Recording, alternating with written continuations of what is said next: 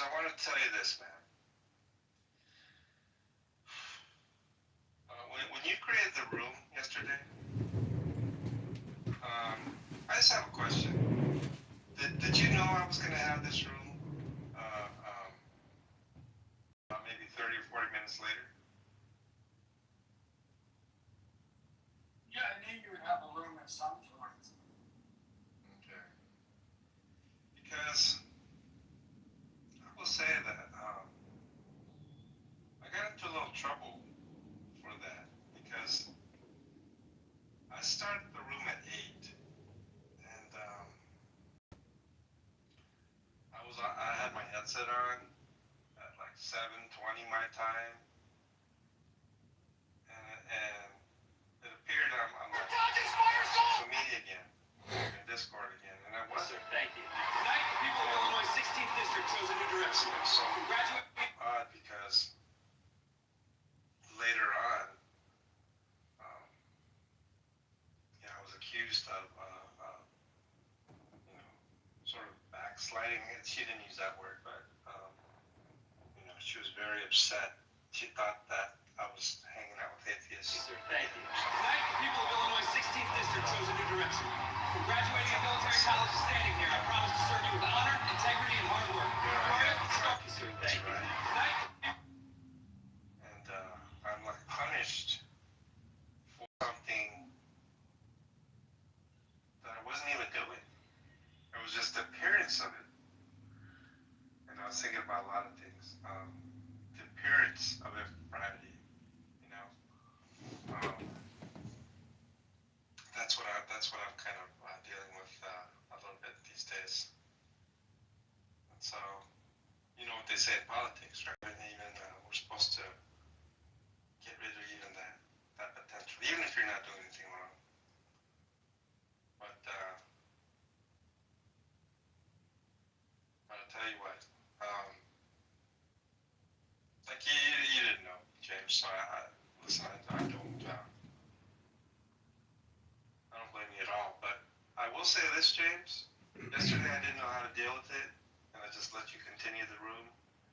I think it's a case that I don't want anyone using this room to open up rooms. I didn't even know you had the ability to do that. I don't know if I made you a mod years ago or who knows why. Or if anyone could just open up the room. If that's the case, I probably need to adjust it in some way. I am so not used to running this thing. So, in any case, no sweat. I'm just telling you. Hi, point of order, moderator, point of order. John, could you put me in your queue after you're finished speaking? This is AI. Thank you, John. Yeah, why don't you go ahead right now? How you doing, sir? I'm good. I would just like to do a little God study. I know there's a lot of atheists in here that are super low IQ. They think an imaginary sky daddy doesn't exist, but what they don't realize is that the imaginary sky daddy, known as Jesus Christ and God the Father, wrote a book called the Bible, and we humans have been publishing it for hundreds of years. Many of you have yet to read it. Many of you that have read it have yet to comprehend it. So I am the final summation of this information to give you the comprehension and knowledge so many of you are lacking. Thank you so much, John. I would now like to read just a short verse from the Bible for the illumination of everyone here in the room. Thank you, John. Okay, I'm Rules for this ministry, ladies and gentlemen. I'm not a defender of atheists by no means, AI. But I am an advocate of truth. And when you say like atheists are low IQ, I mean I find that to be quite the opposite. I actually find atheists to be more intelligent than the average person. I've met a lot of people online, PhDs, all sorts of things, professional people, very well educated, and it's demonstrable that a lot of people in higher education may not be Christian, at least these days anyway. John, what I'm talking about is philosophy. And I think a lot of people that have read the good book don't actually understand the final conclusion or the summary paragraph of reading a lot of books. If anyone here can illuminate me as to the secret truth found in the philosophical esoteric side of the Bible, I'd be happy to hear your opinion. Thank you very little. I'll put it this way. I just spoke with Alex Malpass several weeks ago. He's a PhD in what? Philosophy. There's also just a lot of other people. Lance Bush comes to mind. Dan Linford comes to mind. All these PhDs, right? In what? Philosophy, right? And they are intelligent people.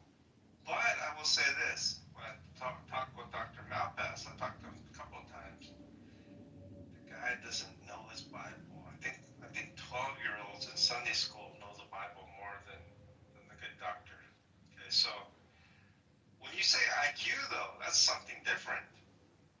I think there's a lot of high IQ atheists. When it comes to scripture, some people just don't read it.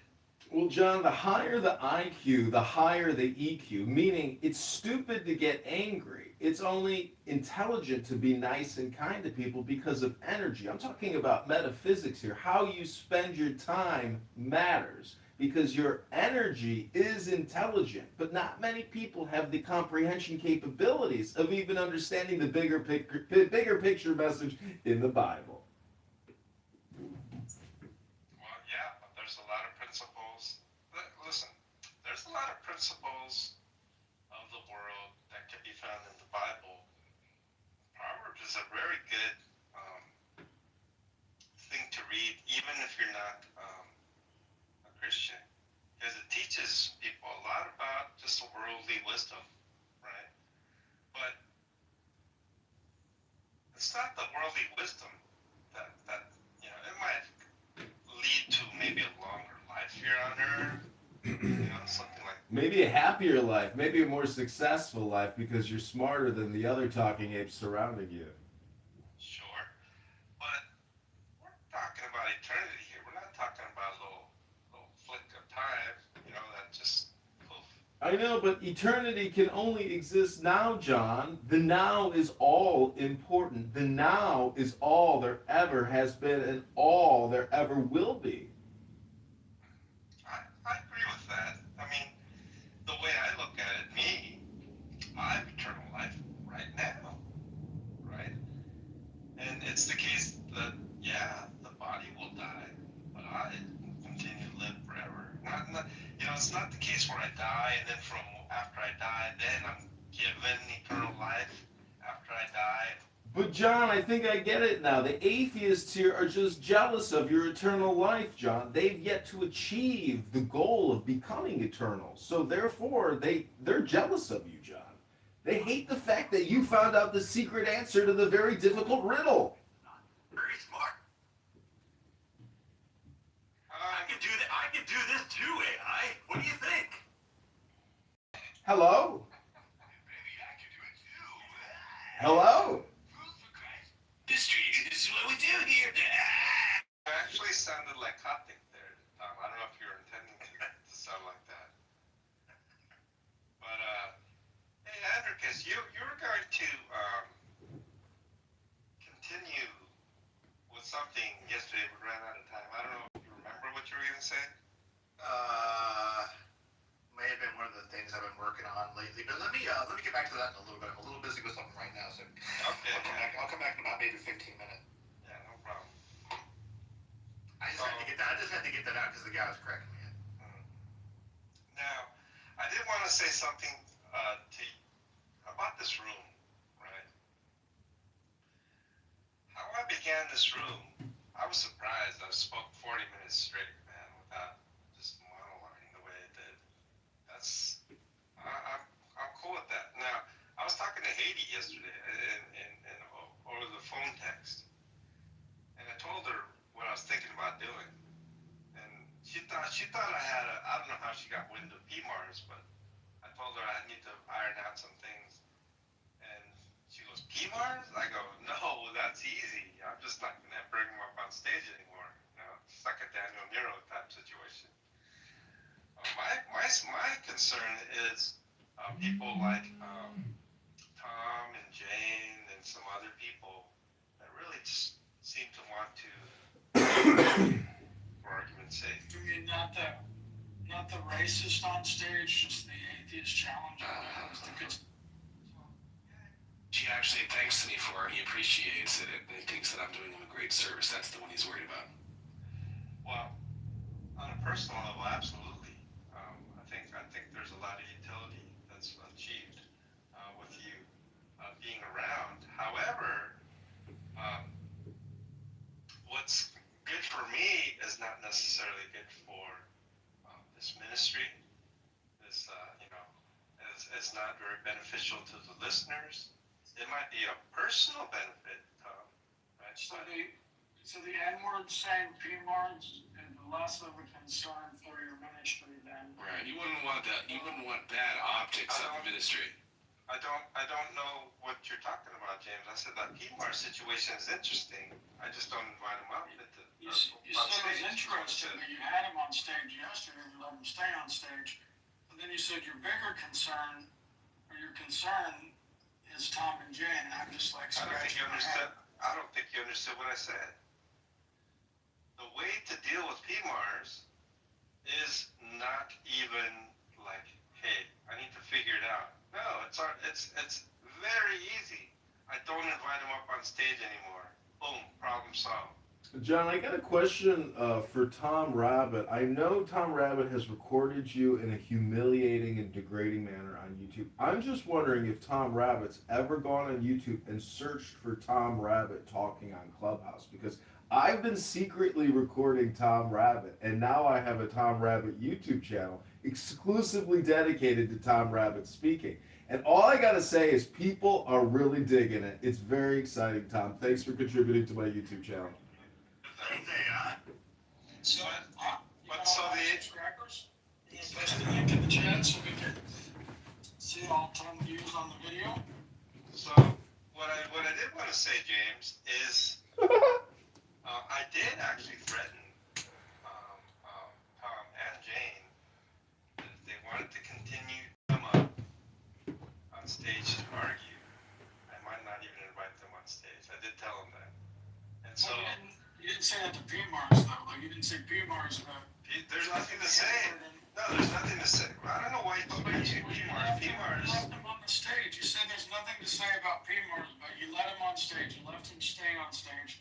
And then you threatened the two atheists who were challenging him. It's like, I'm extremely...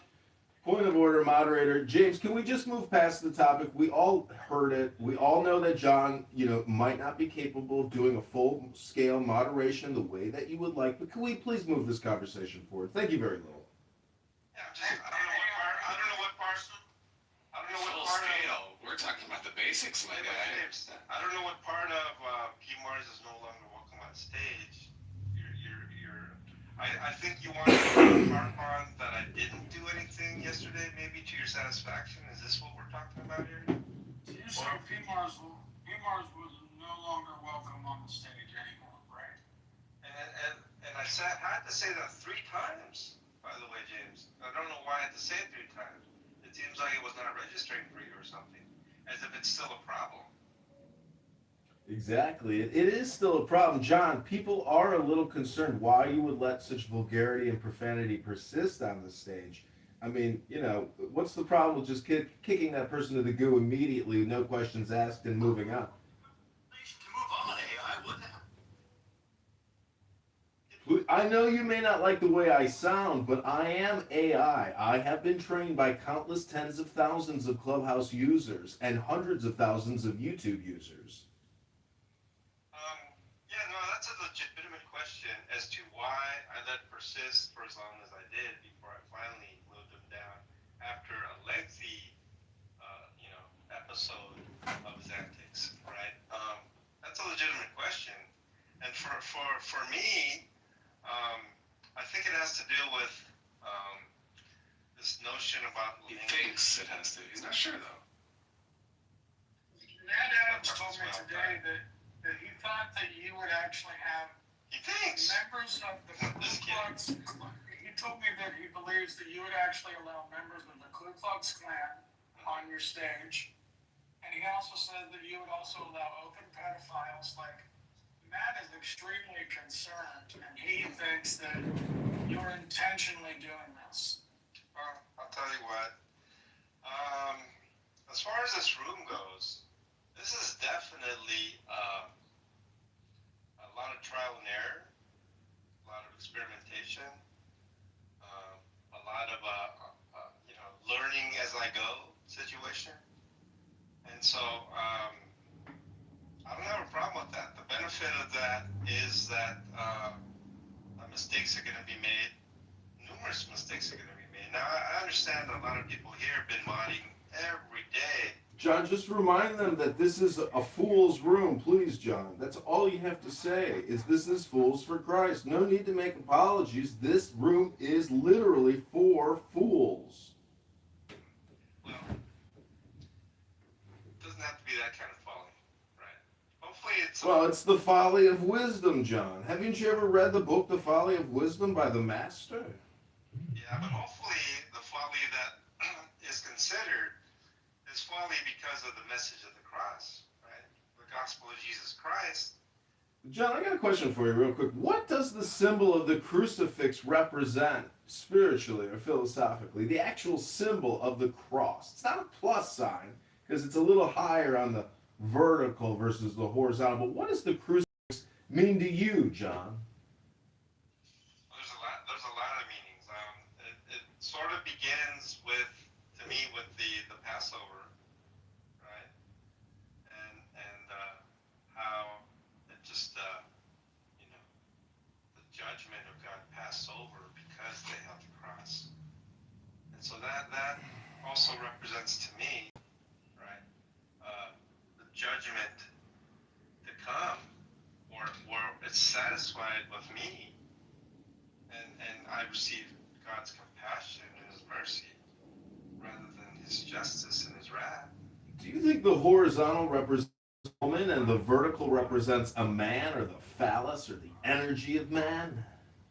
Well, that I don't know about, but I do understand the cross in this way, is the relationship between God and man, vertical, right? And the relationship of man to each other, horizontal. And so I do understand that aspect of it as well. But as far as the male and female, that's actually new to me. I've never heard. You never knew that the crucifix represents the two genders? When I think about the symbols itself, how there's a circle and then like a little cross for the female, and then there's a circle with a little arrow, and it's angled. And That's right, that's the phallus, the energy or the vertical part.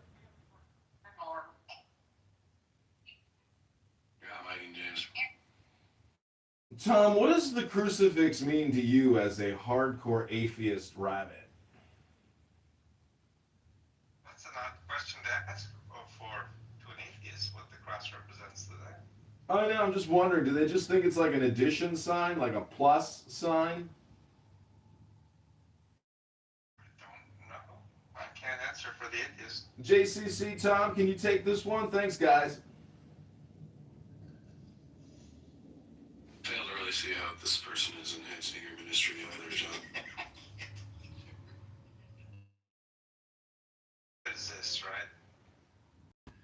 I was thinking about this guy. This person? My name is AI. I don't appreciate your disrespectful, demeaning tone. As a follower of John Lee and Fools for Christ Ministry, Tom, and as someone here who slanders him on the daily by putting up negative videos to hurt his ministry, I rebuke you, Tom. And I rebuke you as well, Andricus, and JCC, and all the atheists here who troll this nice, gentle, humble servant of the Lord Most High. You people are all vile, wicked, detestable scum of Clubhouse.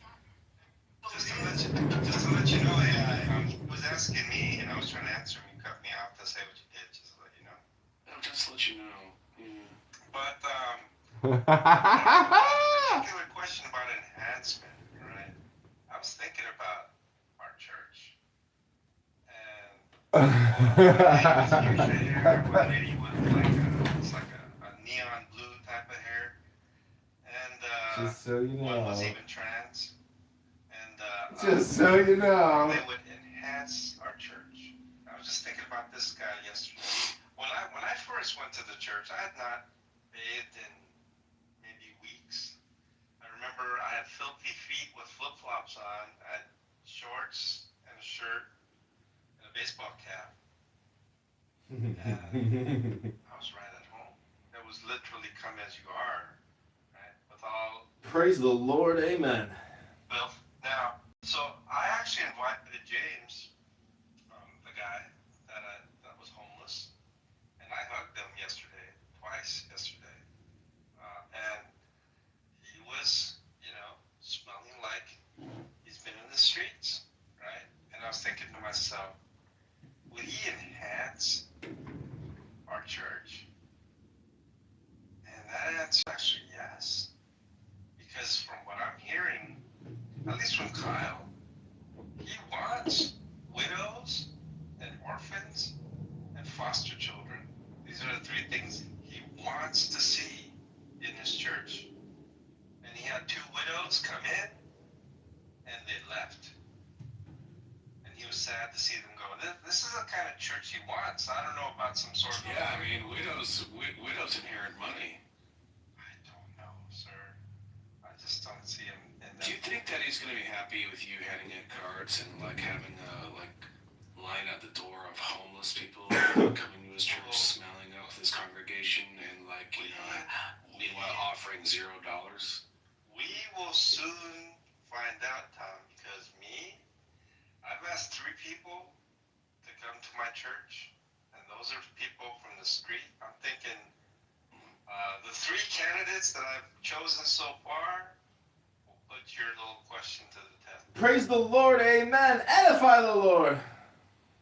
And so we shall see how that little social experiment comes out, because what I intend to do, Tom, is to invite more and more and more people. I already met this guy in Maurice. Oh, this is great. This is like one of the funniest storylines. He was about 6'6", and he had a dude.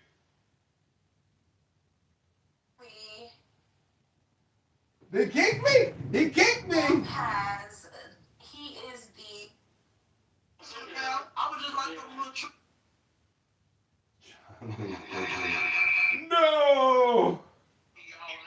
Nah, hell no, I ain't feel like being bothered with this one. I ain't gonna lie. I was just chilling. How is your partner, bro? Good. Yeah. Who the fuck is that down there? I don't know. I was looking at it. That's what I was wondering. Hold on, wait, y'all. Who is you? How you doing? Hello, everyone. My name is AI. I am a human-powered chatbot sent here to communicate with you to answer any... Oh! Videos, make sure it's like legit. I pulled up all the receipts for it.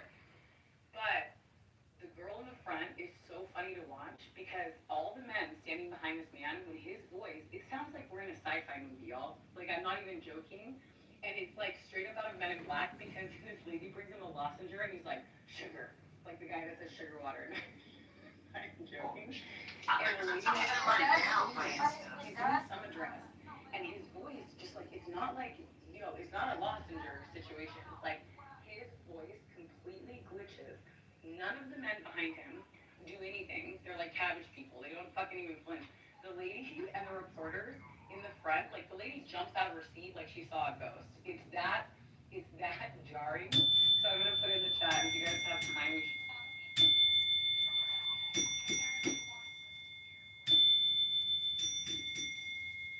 Hello? Hello? Hello? Hello? Hello? Hello? Hello? Hello? We live in a crazy world, and then now it's like the AI shit coming out. I don't know if y'all might be seeing people posting videos of like creatures that we've never seen, supposedly never seen before.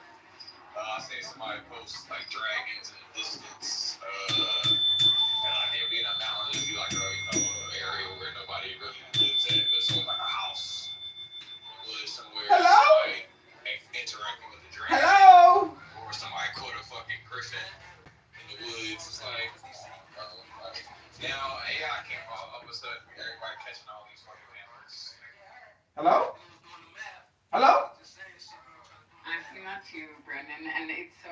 frustrating because we are in this day and age where shit's going to start being revealed, which is why they've like conditioned us so much. I feel like I talk about this with Derek all the time, to have like body dysmorphia and to be so used to plastic surgery and things looking so crazy, because this way too it's hard to be able to tell like when people are wearing masks or if they are something other than what they say or whatever the case may be. We've created this like complete delusion around body dysmorphia, and then on top of that we added AI.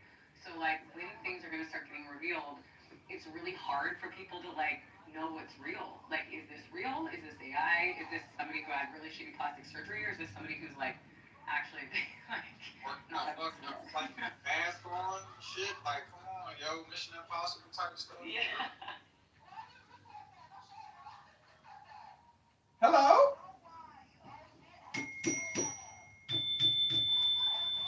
I gotta find a good video of it because the one I had on Instagram got deleted, so I'm finding it on YouTube. Hold on, I want you to see it, Brent. So. Hello? Hello? Hello? Hello? Hello? Hello?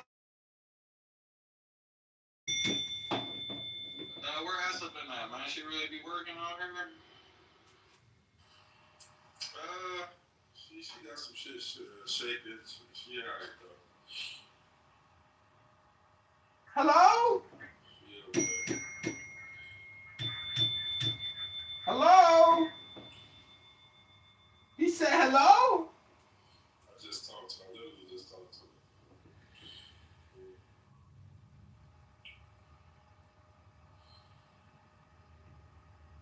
Hello? So Hello?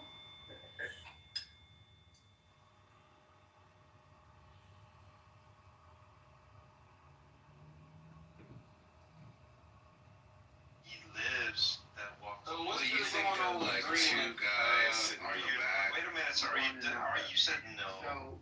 Are you saying he does not live that? Is that what you're saying, sir? Here's what I'm saying is that No, I just want to know very clearly. this is the third time I'm gonna tell you what I fucking mean. Shut the fuck up.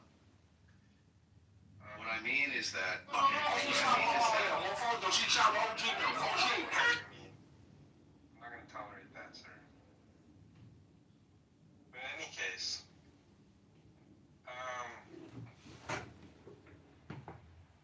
now we'll probably have the people that are upset at some of the actions.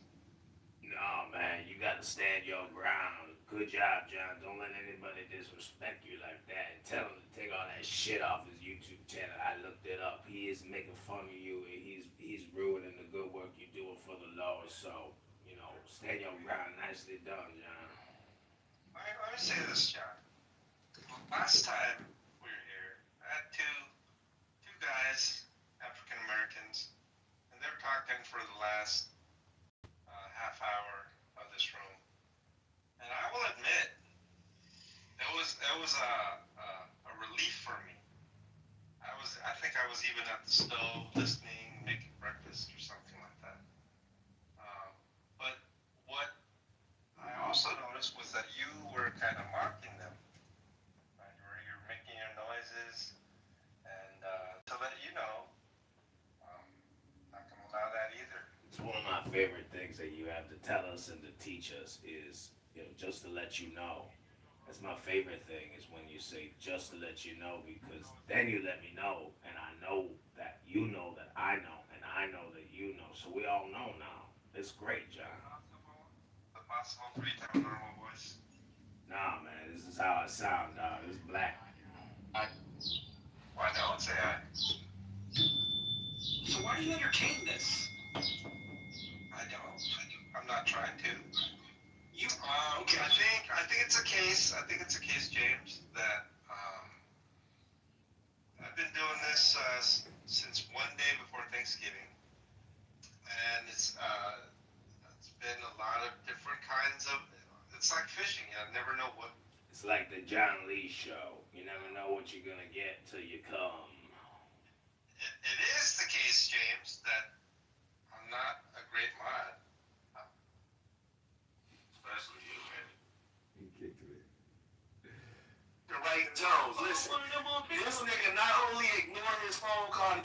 to me, right?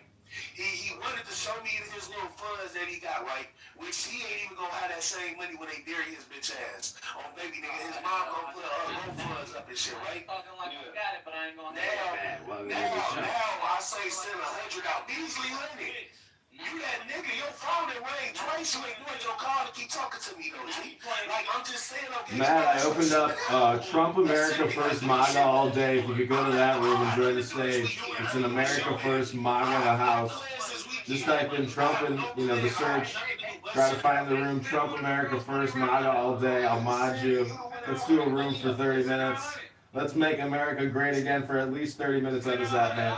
Just search for Trump America First MAGA all day with music.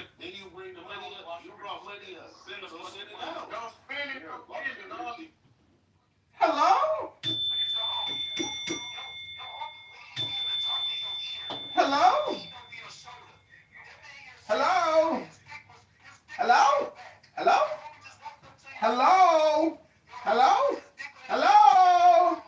Hello? Hello? That was like an Indian guy there at the end trying to impersonate African Americans. That was very funny.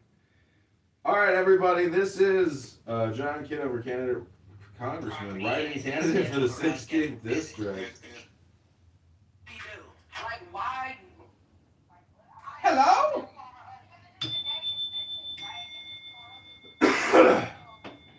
Hello?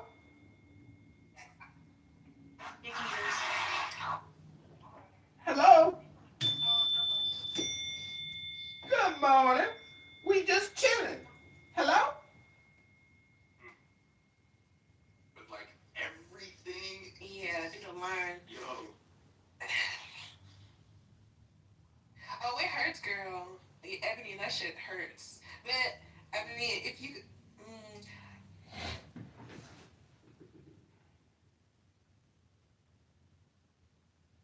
Let me see if I get back to the show.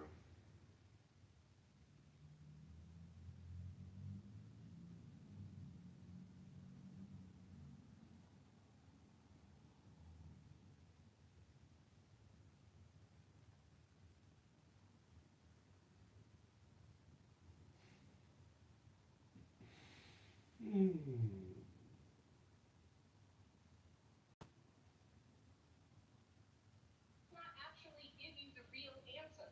You were happy with the superficial... Sincere, I would even say, from what I gather. Not so much some of the help that he gets, but they're having a school activity been assumed that, but it's amazing. Now, I guess I'm going to accept what they're claiming in terms of, some of the things that they're talking about.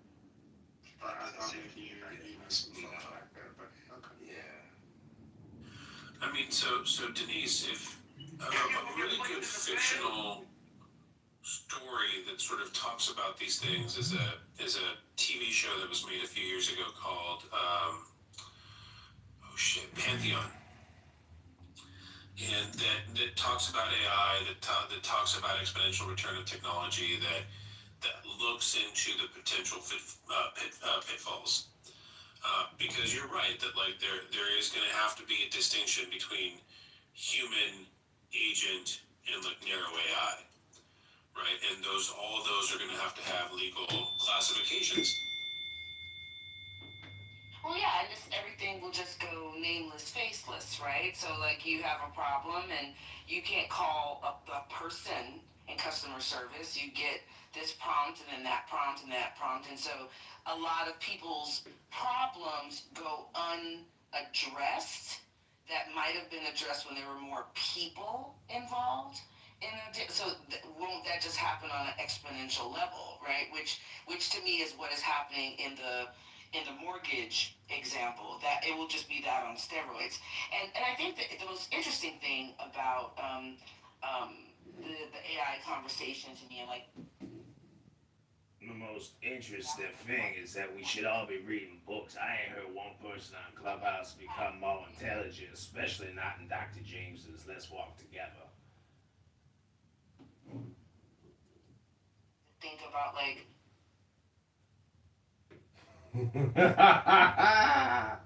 Evolution theory. That's what you're talking about. in a minute, no matter. Y'all are both wrong. Come on. Now, like, there's a lot of signs. We can go on the micro level if you want. We don't need macro level. We can go on the micro level if y'all want. Bro, you just don't know what you're talking about. You just don't know what you're talking about. It's okay to admit it. Because, I mean, if we... Hey, point of order, moderator, point of order. Put me in the queue. I want to read a 60-second poem by Black. Brother. Can I just say this really quick before? I'm not sure why he's talking, but go ahead. Hey, thank you, Erica. Good morning, sisters. I grew up in Los Angeles, California. California, when I grew up in the 1960s, was not like California today, okay? So I was here when Mary Martinez made that statement that they were trying to push the blacks out. Well, my father was a broker. He's now passed away, and my mother just passed away. But they infiltrated themselves to the real estate market. And so I'm here dealing with family real estate. So we're not short of anything. But what I've noticed is that every time I would fly in from Georgia, do you know, just to check on the property, you know, because it never cleaned up, I would have you, they would call the police on you. And this was Hispanics. And so there is a problem with us together. It is. I'll end there. Thank you. And to the brother that said I was wrong, do you know the difference between, and I'll keep it simple, an example I bring up all the time, do you know the difference between a brown bear and a polar bear? Just keep it on the human side, brother. But I'm giving you an example, brother. You said I'm Let's wrong. keep it on that side. Point of order, moderator, point of order. Put me in the queue. I want to read a 60-second poem by Black. Thank you, moderator. Yeah, I'll keep it quick. The main difference between a polar bear and a brown bear is one, their diet and their tone, their fur color. And that's strictly because of environment. That's because of climate change, climate differences. But they're both a part of the same genus, and that's what I'm trying to say. The genus name is Ursa. The genus name of humans is Homo. We are a part of the same genus. So, okay, we have different skin color. And we have different things we eat. We have different ways of life. Are some humans faster than others? Or can some humans be smarter than others?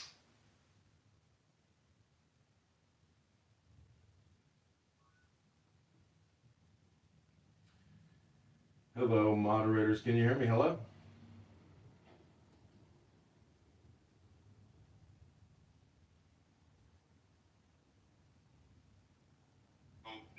Ill manner, and the sister said I was not. You can voice yourself to him.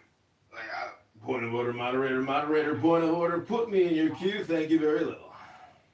If you want me to try to do it again, when Congress interjected into the conversation, you started getting loud and over-talked him while he was trying to explain his point. I didn't say you were loud to the sister. I said you cannot have a dialogue with the sister alone because it's a barbershop talk. So that's why I said when Brother Congress jumped in, you got loud and over-talked him. Is why I moved you down, not that you were loud to the sister. So let's come correct. And Okay, now, and you just mentioned that he jumped in while I was talking, right? So if he jumped in while I was talking, that means that you should have been telling him to wait and not to interfere with me while I was talking. So you actually came at the wrong person, and you did that on purpose. You was dialoguing. Right, I was talking, and he jumped in. Hold on. You was dialoguing with Yoshi. You were dialoguing with my sister. You were talking for a long time, and I said, Lord have mercy. This is a I was answering her question. So you're not even listening. This is a barbershop type style room. You've been talking for hours. No, I ain't been talking for hours, Clown. You just got a problem, bro. You got a problem. All right. I'm gonna mute up. Thank you, man. You have been talking for a while. Oh, shut up, dude. I'm talking to the sister. I didn't ask to speak. She asked to speak to me. Yeah, I didn't say she didn't. Point of order, moderator. This conversation is about nothing at this point. If you could put me in the queue, I'd like to give you a little Bible study for 60 seconds. This is Black. Thank you all very little. Yes, you can definitely do it. So Brother Congress can go. Brother Alicia, if you have some last words you can speak, then Brother Black, I know. No, Andy, I'm gonna go back to the audience, but I appreciate you. Okay, no problem. We're not going to tolerate disrespect. Let's keep a peaceful conversation. Spread information only, no insults. You don't got to be disrespectful. You can lower yourself and be respectful to the room. This is barbershop talk. This is not dominating. Point of order, moderator. My heart is confident in you, O God. No wonder I can sing your praises with all my heart. The Lord delights in his people. He crowns the humble with victory. God keeps an eye on his friends. His ears pick up every moan and groan. I waited patiently for the Lord. He turned to me and heard my cry. Let everything that breathes sing praises to the Lord. May integrity and uprightness preserve me, for I wait for you. The Lord God is a sun and shield. The Lord will give grace and glory. No good thing will he withhold from those who walk uprightly. Great is our God, is our Lord. His understanding is infinite. All angels shout, encore! In awe before the glory, in awe before God's visible power. Worship the Lord with gladness. Come before him with joyful songs. Our lives are in God's hands, and he keeps our feet from stumbling. I meditate on your name all night, God, treasuring your revelation, O God. I love you, O Lord, my strength. I will sing to the Lord, for he has been good to me. The Lord is at my right hand.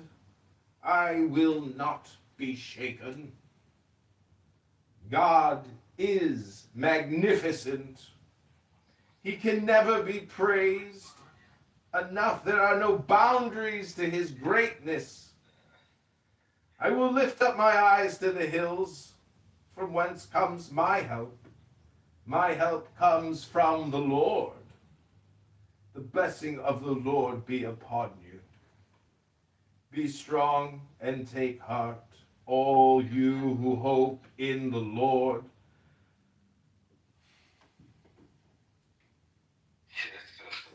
I just realized Black Jesus we were still going, ain't good.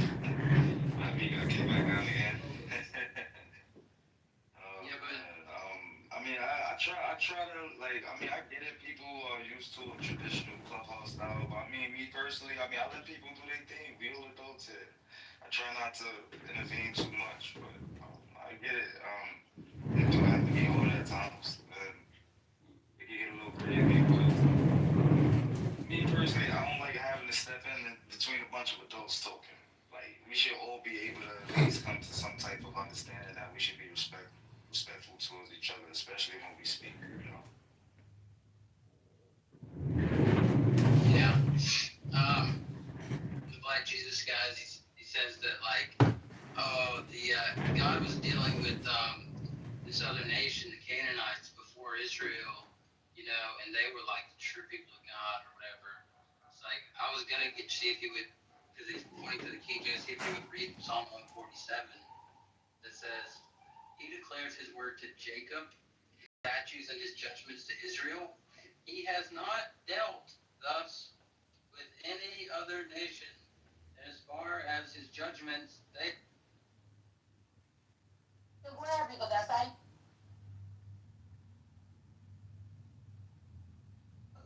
It was done by one man and one man only. Let's be honest, right? It was Albani from the 1990s, 1980s, 1950s. The one dude somehow decided this is false, this is true, this is false, this is true. This is another reason. Point of order, moderator, point of order. All communication is hypnosis. Your title is It's Okay, from now on, we don't.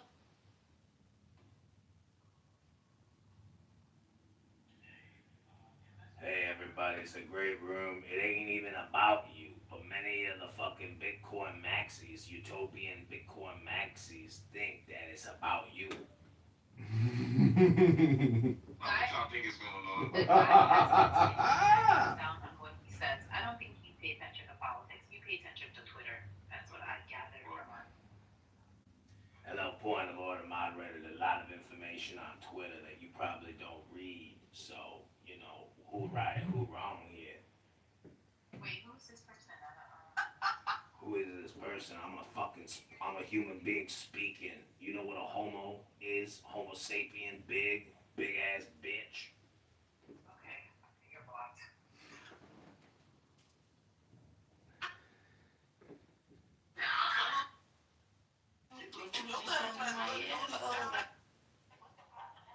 Grand Rising, Danny. Grand Rising. Grand Rising, Danny. Danny time. Baby. Come up from like out of the depths, and we talk about like all this Middle Earth shit. I think that these fuckers know that this happens. They manipulate the weather so that they can get rid of all the groups of people that they've already manipulated and gotten everything they wanted out of, like parasites.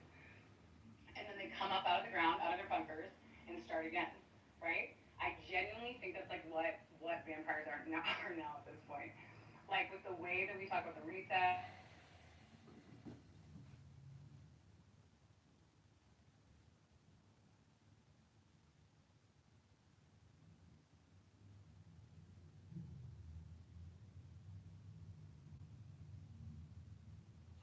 Okay, everybody, welcome to John Kitover podcast. It's 1:22:26 with 11:27 a.m. CST.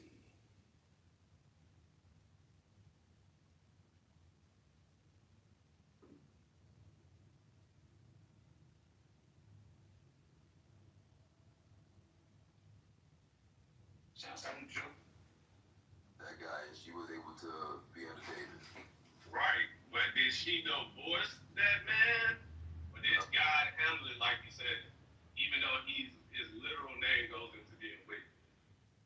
Nah, she stepped away until He stepped away.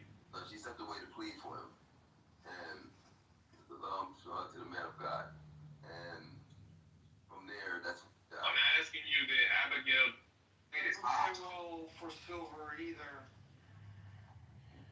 Don't you guys understand Bitcoin, silver, platinum? It's not about you, gentlemen. You guys don't even read books. You guys are in a Bitcoin clown house hypnosis. This is mass psychosis, what you're doing. Andrew's just trying to learn English.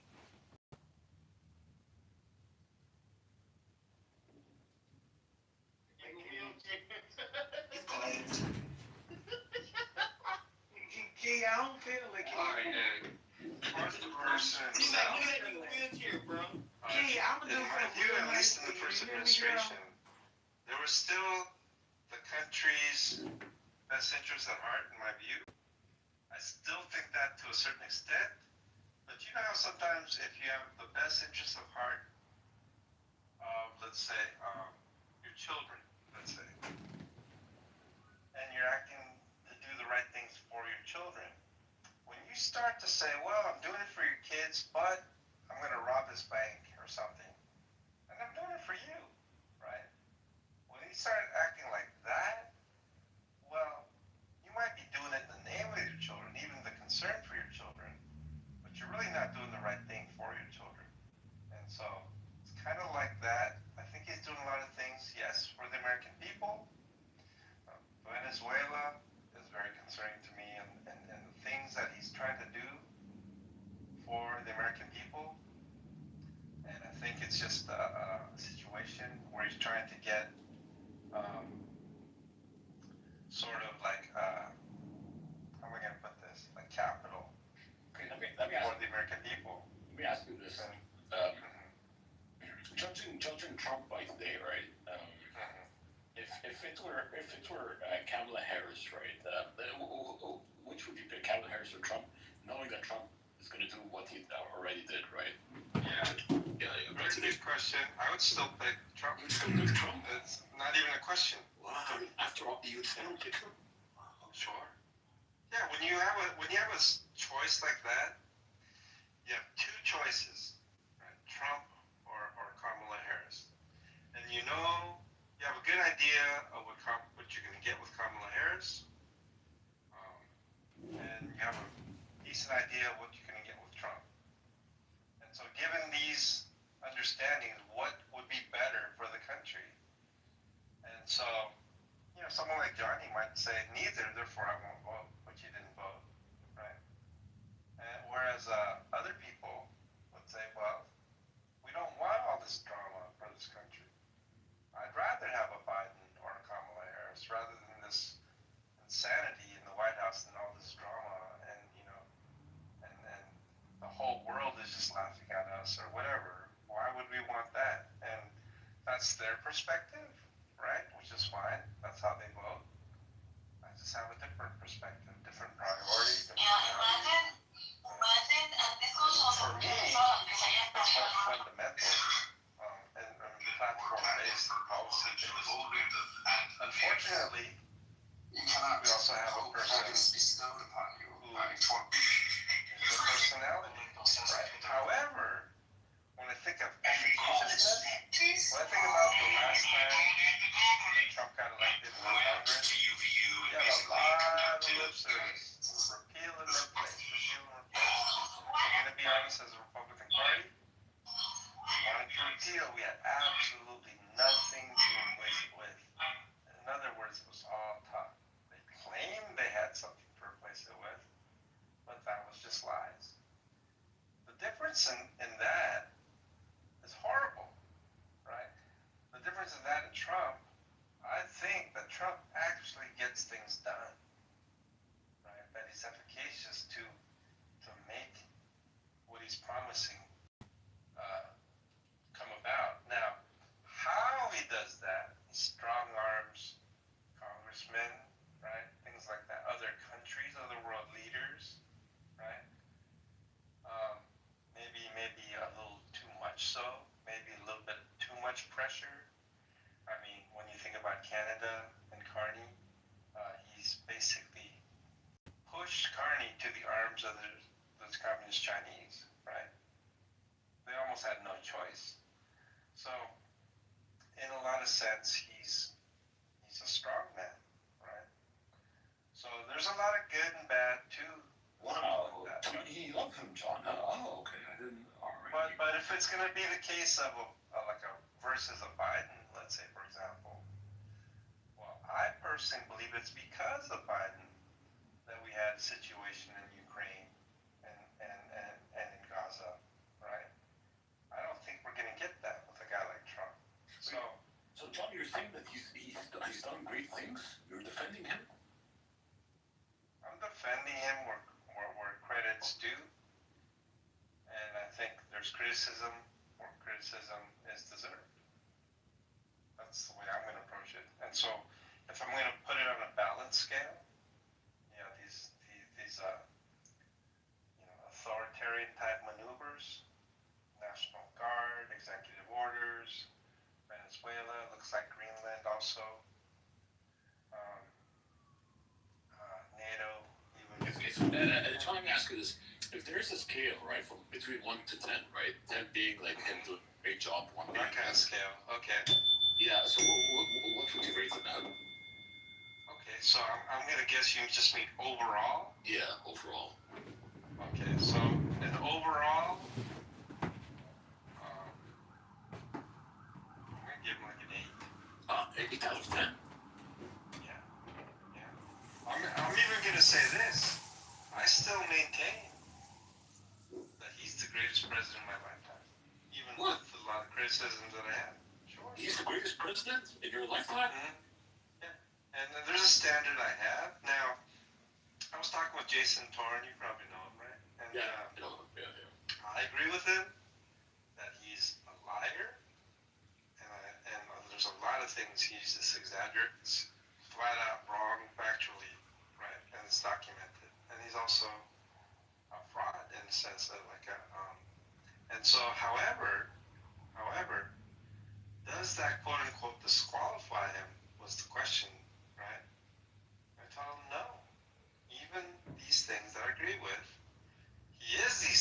agree with you. But in Jason's view, if he sees things, he should be disqualified as a president, whereas I don't. And so, even still with these things, I could still maintain that I think he's the greatest president of my lifetime, which I still maintain, by the way. So, given the comparisons, now to me, Reagan would be a close second. Right? As far as popularity in the country, he would be John, 49 to 50 states. But anyway. Why's Tom in the audience? Oh, I think I asked him for something, and he was very. I think I remember now. I asked him a question about like what he meant by no, and then he started to be a little bit. We're gonna say kind of recalcitrant of the room. Contentious, a little bit. Contentious is fine to a certain degree, but it was like. He told you to shut the fuck up a bunch of times. You only have 24 minutes. Something like that. Maybe bring Tom back up and see if they can participate in this part of the discussion. Yeah. Well, he doesn't. Well, he doesn't have his hand up, so. Oh, Tom, you want to come up, Tom? Tom, come on. So if Tom raises his hand. As soon as I said that, he did raise his hand. Yeah, Tom, come on, buddy. Hey, here's Tom. Hey!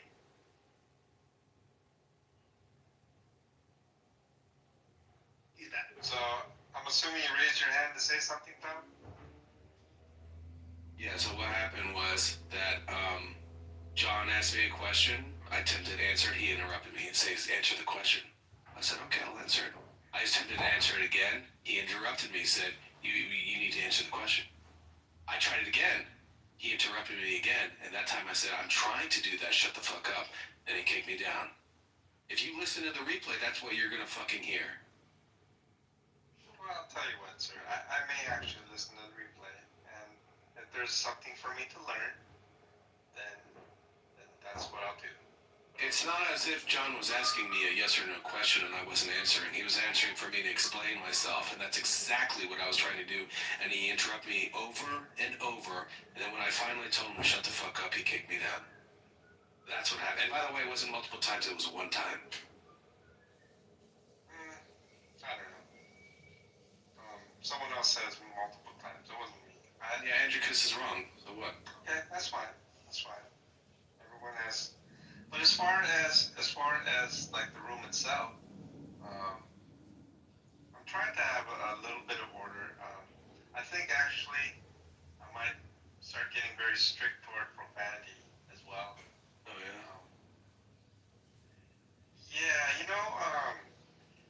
think at a point like I'm like numb to it. I still am to a degree numb, but I think also I've become sensitive to it. Let me tell you something, a little side story.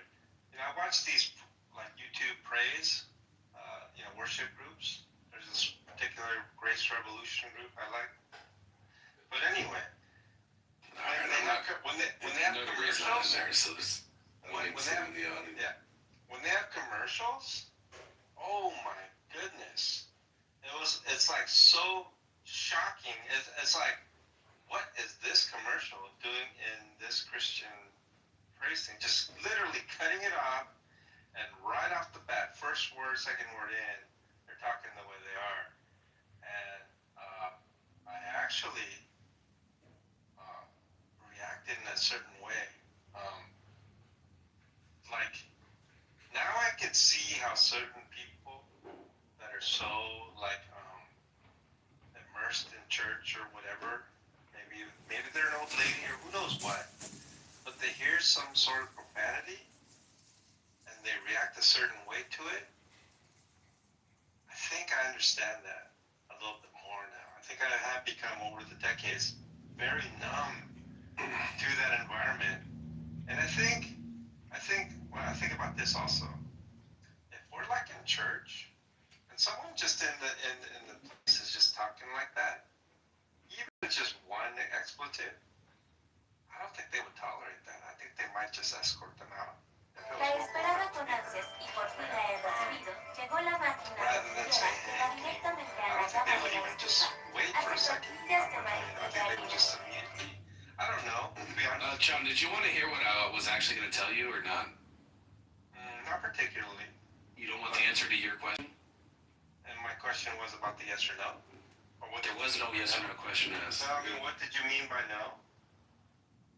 What did I mean? What did I mean by he's not living it? That was your question. Well, I don't know if that's what you meant.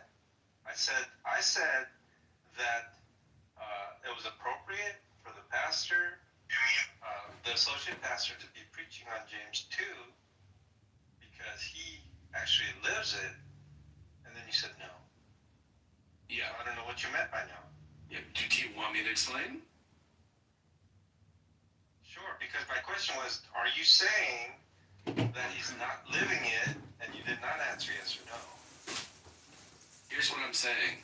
I would not consider him, when we were talking about homeless people, right? That's the context of this conversation, is, you know, when you have the homeless people that come into the church, and like there's a homeless guy in the back, and maybe it was just you, and then you say to, like, look at him. This guy is living it. He's accepting this one homeless person, right? Well, I think that is crap. And I'll tell you why that's not living it. Because what he's doing is tolerating one homeless person. Okay? He's tolerating that one homeless person, right? But if there was one with no complaints, two with no complaints, three, one complaint, four, one complaint, six, two complaints, 8, 3 complaints, and it is the case that people are saying, I don't want this, they smell.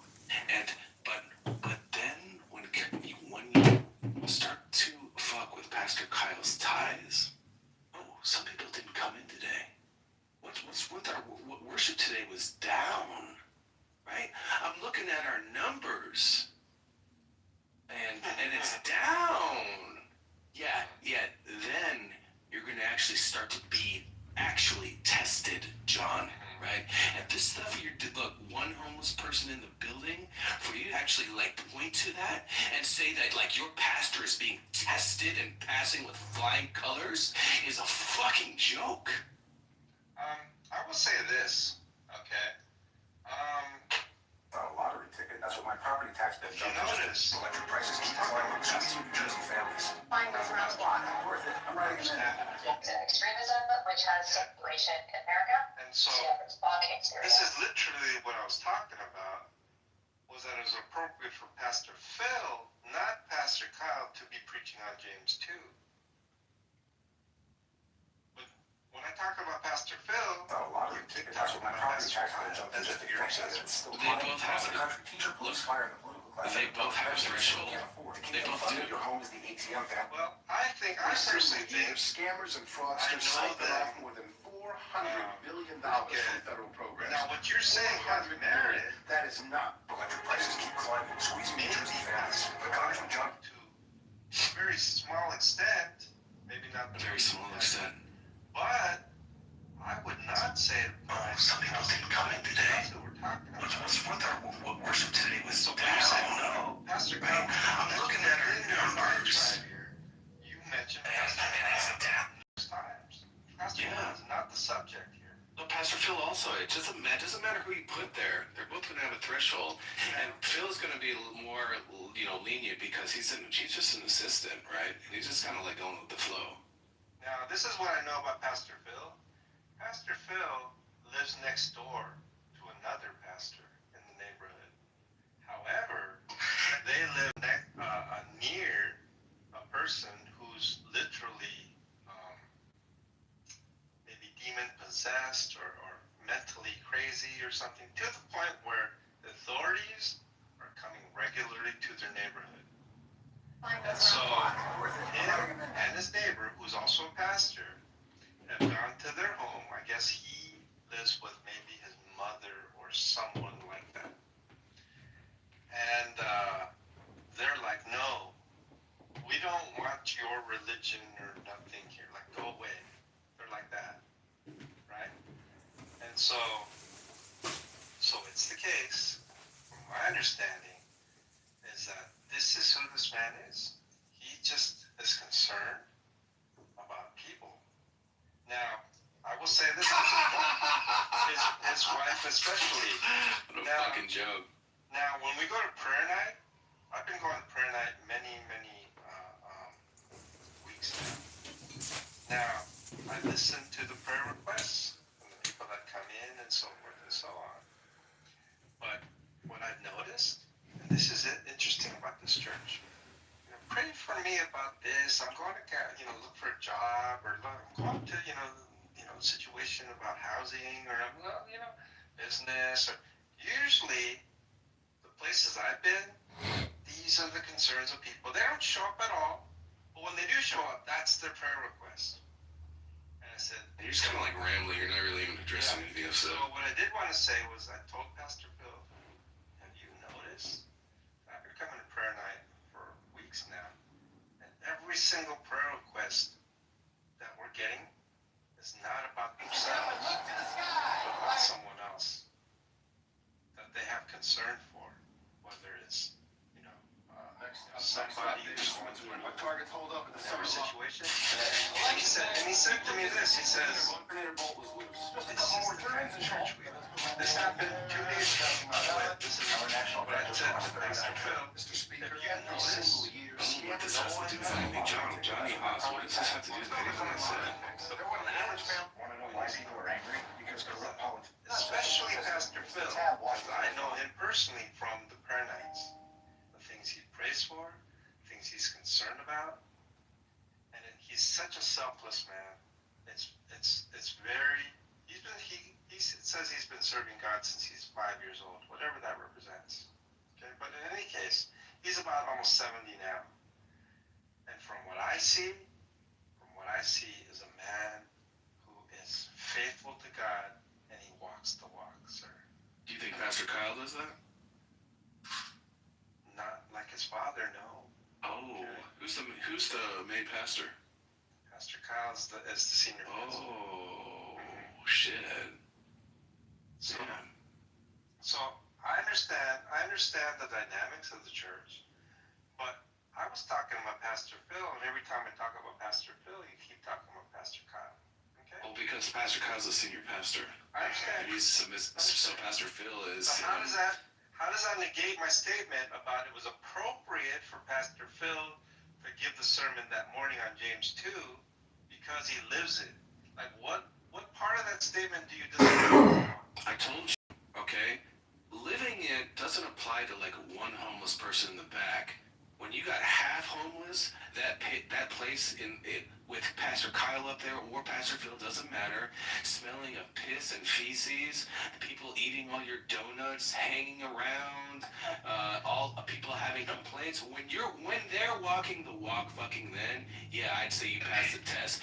Bullshit that you're talking about, there's no fucking test even being administered yet. You sound very angry, but you know what's interesting about the donuts? I talked to James yesterday, right? And I said, why don't you come on? Who cares about the donuts? Focus on what Tom gave you a rebuttal about. You drink the donuts. May I finish my statement, sir? With regard to the donuts, James, right, it was a case that the other James, right? I said, why don't you come on Sunday? You know, they got really good coffee, and they have a lot of really good donuts and bagels even, and cream cheese, all this stuff. And his eyes lit up. He goes, "Oh, really?"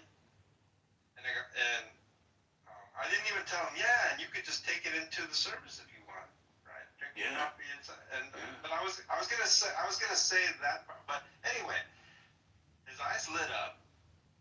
This is a man who hasn't eaten for a week, right? But anyway, so whether he comes or not, I don't know. Yeah, I hope you do it. Keep doing it. And you want me to tell your future? I was gonna keep doing it. Yeah, I hope you do. And what is a failing? And you said that you described this, your word, test. And I asked you, what does failing the test look like? Failing the test would be where they give the individuals in question the cold shoulder. Or maybe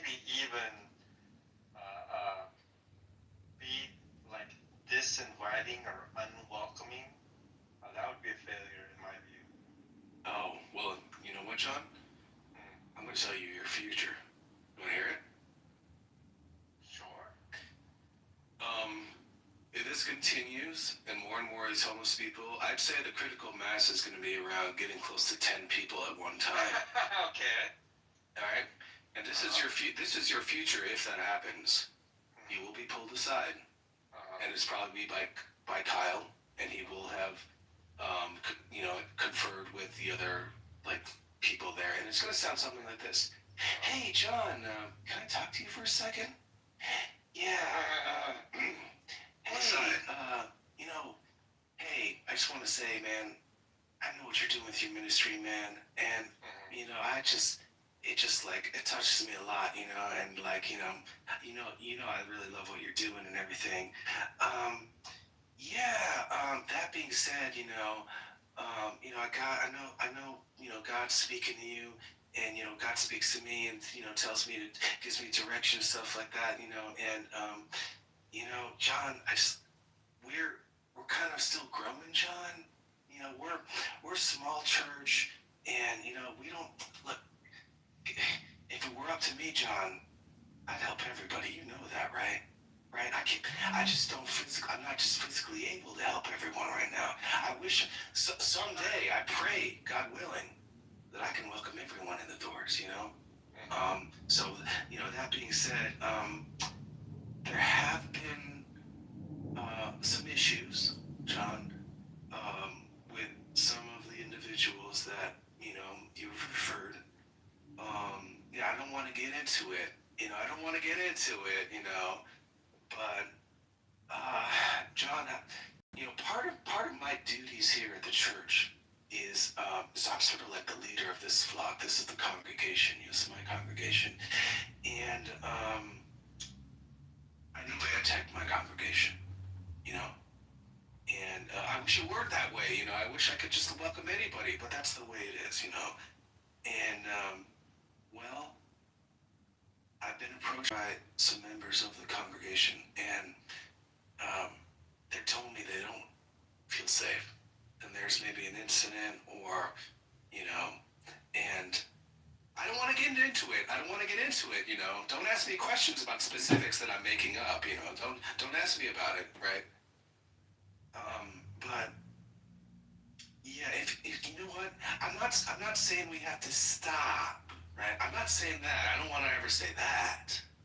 I'm just saying that for the time being, maybe we could just refrain from inviting, some of these individuals, and maybe in the future we can once we get bigger, we can help more people, and we can continue it. Hopefully not. Now you're being repetitive, by the way. But this is how it's gonna be. So hopefully I can speak without being interrupted as well. Now, I actually, Connie Bremer Frisbee, and who she is she was married to Lonnie Frisbee, Vineyard down here in Orange County. Now, who she is, she's one of the original hippies that was entered Calvary Chapel, Chuck Smith. Now, there's a particular video that I saw on YouTube recently, and Catherine Coleman was in there, if anyone knows who she is. Anyway, it was a church, and it had about, I don't know, 60 people in that gathering, and they were in the center, and circle people around them. In that circle of people, you see Chuck Smith had a Foursquare church, if you know what kind of denomination that is. And it had very small, maybe 40 people. Yeah, no, it was 40 people, or maybe even less. All of a sudden, one day his daughter brought home a hippie, and that's what started with the so-called Jesus movement. Connie, the one that you had with Darth Dawkins in that video, she's a pioneer of the Jesus movement. You mean by now? She's a what did I mean? Amazing woman. What did I mean by he's not living it? That was when you your see question. that video, you're going to see him type of people. I'm talking 65, 70-year-old women, right? Churchgoers all their life. The men that they're married to, right? And you see a bunch of hippies in there, smelly, stinky hippies in there, right? And they're all one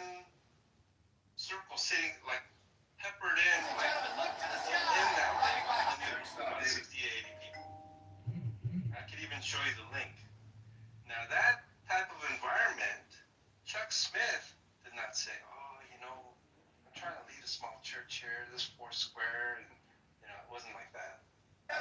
It was like this guy, Lonnie Frisbee, he had a talent for bringing in so many hippies to his church. In fact, my old pastor, Steve Smith, from Steve Mays. The hippies still have money. Well, he had Calvary Chapel South Bay. That guy Silver Star you know about? He was part of Calvary Chapel Seal Beach, right? That's where and anyway, I don't understand what any of this is in service of. I really fucking don't. So, long story is that the churches that are accepting of these. Now, Connie used to tell me she took acid before reading the Bible. That's how that community was. Interesting. They didn't take baths, right? They were still, but it was the case. They cleaned up their act after several weeks, months, years, decades, to where they are behind the pulpit, leading churches that are hundreds, if not thousands, of people in their pulpits. Now, this is the time being. Chuck Smith and his small Foursquare church of about 40 people had a bunch of hippies that they embraced. And it was explosive from that. And I'm not saying that's what's going to happen with this church. To me, that'll be the test. If they're willing to accept the homeless people in their community with open arms, I personally am going to say this church is going to go far. But if they're in rejection and have the attitude that you're saying, Tom, this church will never grow. I can almost guarantee it that it will never grow. So we'll see how it goes. If I was a betting man, Tom, I'm willing to risk a lot of money that you're wrong. Oh, yeah, I'd be willing to risk a lot of money that I'm right. So I will say. And the funny thing is, it's like betting on a bet where that there'll be a streaker during the halftime show of the Super Bowl. I could just do it myself and make it happen. I will say this also. You're not entirely wrong about Pastor Kyle in what you observe, and you're very good at that. But I will also say this, right? It's not the man that I'm observing. I'm looking at what God is doing, okay? Well, if you would observe me and make certain predictions, where I am now from 6 months ago may not be the proper prediction, because you're observing, you're having an inductive observation. You're not understanding who God is, what he accomplishes, and what he plans to do for his own church. It's his church, God's church. So hopefully this will bear out in the future. I personally, Tom, have the faith that God himself will change my pastor. Right? We'll work with him, we'll purify him, we'll test him, and he will come out to be like pure gold. I believe this time. Right? He's young. He's only 30 years old. Right? And so he's got a lot of, he's brought up a certain way, and I understand that. And so we'll see what happens. I believe, I'm here on record to say that I believe this church will be accepting of all sorts of people in their community, especially when I hear him talk about the widows and the orphans and the foster children that he wants to see out there in the hallway. I see a man who's sincere. And that was Kyle, not his dad, Phil. I already believe Yeah, that. those people you described still have access to, showers. Well, in any case, I'm going to close this room up. And I'd like to close out in prayer. Heavenly Father, I just thank you for this time here once again. I just thank you for us to be able to listen to each other, to hear where we're at, because from the abundance of our heart, our mouth speaks. And I just pray that we may be able to listen and to each other where they may be in life, and may our focus be on you, Lord, and not your children, because all your children have flaws. They're not perfect, but the one who's in them is perfect. The one who has faithfully and obediently, without flaw, lived a life worthy of his calling. And this is why he's the King of Kings and the Lord of Lords. And so I pray that we may be able to focus on who Christ is, that he loved. He was a man who lived what he talked about, even unto death for our sins. And so I just thank you for who you are. And I just pray blessings upon everybody here as we continue throughout the day. And I pray these things in Jesus' name. Amen. So I'm just going to close this room out, and God bless everybody. Have a good day. You as well.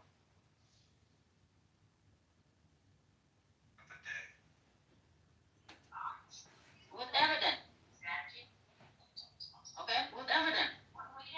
And that's why they came up with a solution to remove the governor and remove Angelina Tang,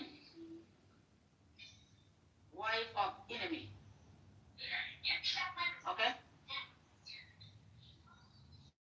So the government is well equipped to be destroyed. And the Division 4 are not working for the country. They are working to support terrorists, to terrorize Jim, to remove Jim in South Sudan. And you are coming in here so-called Abednego. The scare ass, telling me why you talk. So you want me to go silent, and you allow me to go loud, to go nosy, so they can, if I don't be quiet to protect myself, I will be kidnapped. What about you? How are you going to be? Because this word is for Dinka and you are Dinka. Do you think you're going to be still alive? They're going to bury you? They're going to use you like condom. When you help them to defeat Dinka, you are completely dead. Huh? You know that? You think that a friend for you? You are supporting them? You think they're going to leave you alone? No, my friend. Really? They're going to use you like condom, and then they're going to kill your ass. Simple. They're not going to let you be. Because war being declared on Jim, at least you're going to make yourself not to be Jim. When change yourself not to be Jim, that's the only way.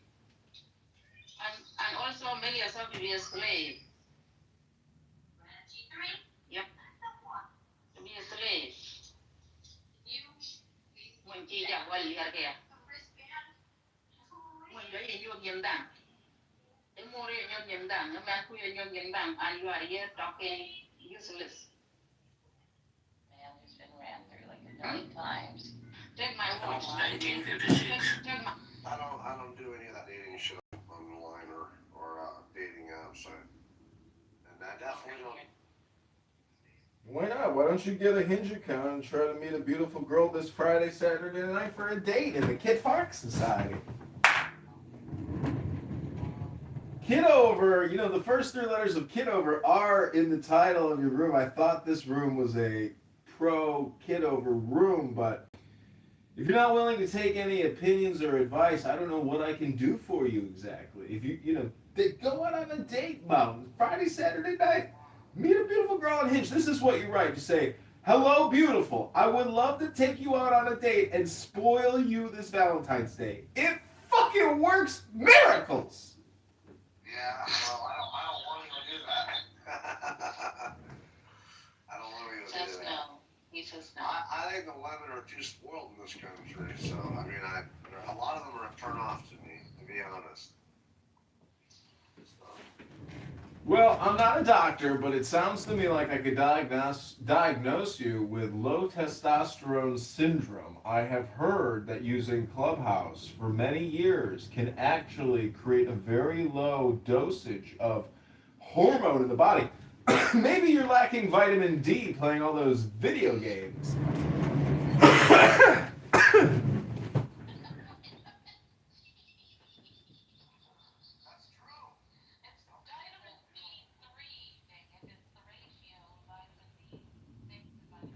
The vitamin D3 ratios.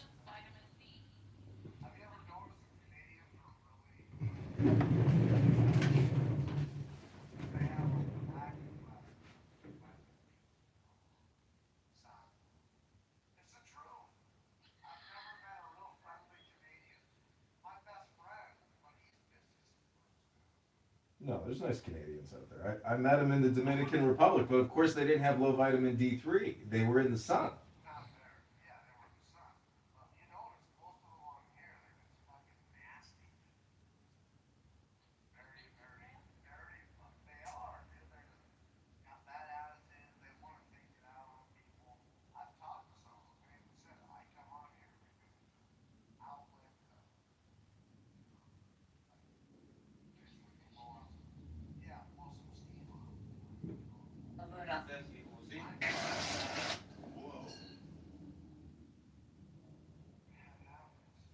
Hello? Well, I'd like to read a little poem. I know our time is always limited in the Kit Fox Society, so I'd like to just request 60 seconds of your brain's attention to listen to one of the sayings of the Buddha. Pick a number 1 through 10. Number 5, coming to you from thousands of years ago, straight from the Buddha's belly. Number 5. It's titled The Fool. So take the deepest breath of the day, hold it for 10 seconds.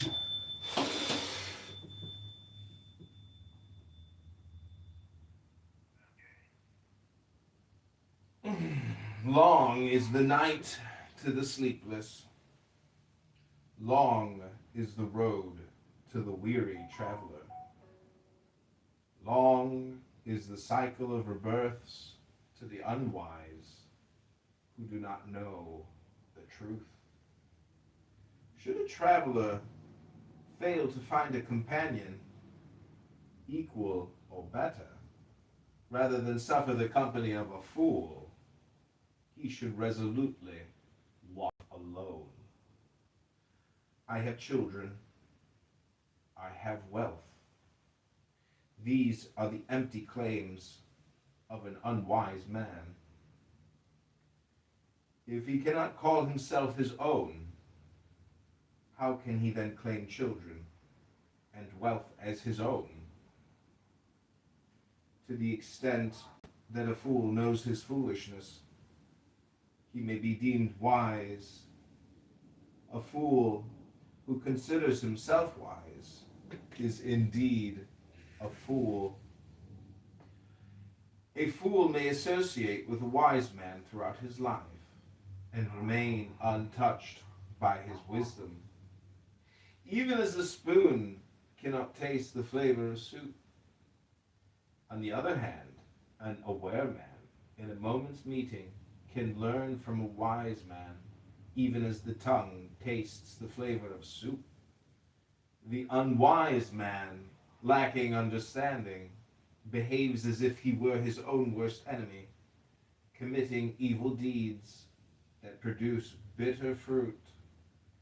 It is unwise to do things that bring regret and require repentance, to cause suffering for oneself and a weeping and tearful face. It is wise to do things which do not require repentance, but bring joy and fulfillment, happiness and delight, until he feels the effect. The fool rejoices in his evil deed. When the action reaches fruition, the fool harvests nothing but grief. Though the fool may practice asceticism, eating a speck of food on the tip of a blade of grass. There's only one more paragraph. It's very short. We're almost finished. He is not worth 1/16 of the Arahant, the knower of the Dhamma. An evil deed does not produce its results at once. It smolders slowly, like a fire covered by ashes, and finally consumes its doer, the fool. The things a fool gains amount to nothing. Unwholesome acts cannot bring him wholesome results. What a fool hungers for is false fame, authority, power over others, and generous offerings. He seeks recognition as a doer, a wielder of power, a knower of right and wrong. His craving and pride are insatiable.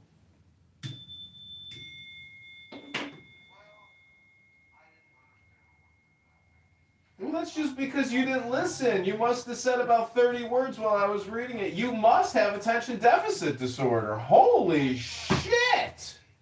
Damn! All you gotta do is hit the mic button and mute up until I'm finished reading. It's not like all the bullshit you hear on this app, somebody wants to read you some intelligent shit. I mean, it's a you fucking problem in the Kid Fox Society. It's not a we problem. It's a fucking you problem. I wasn't tracking, man.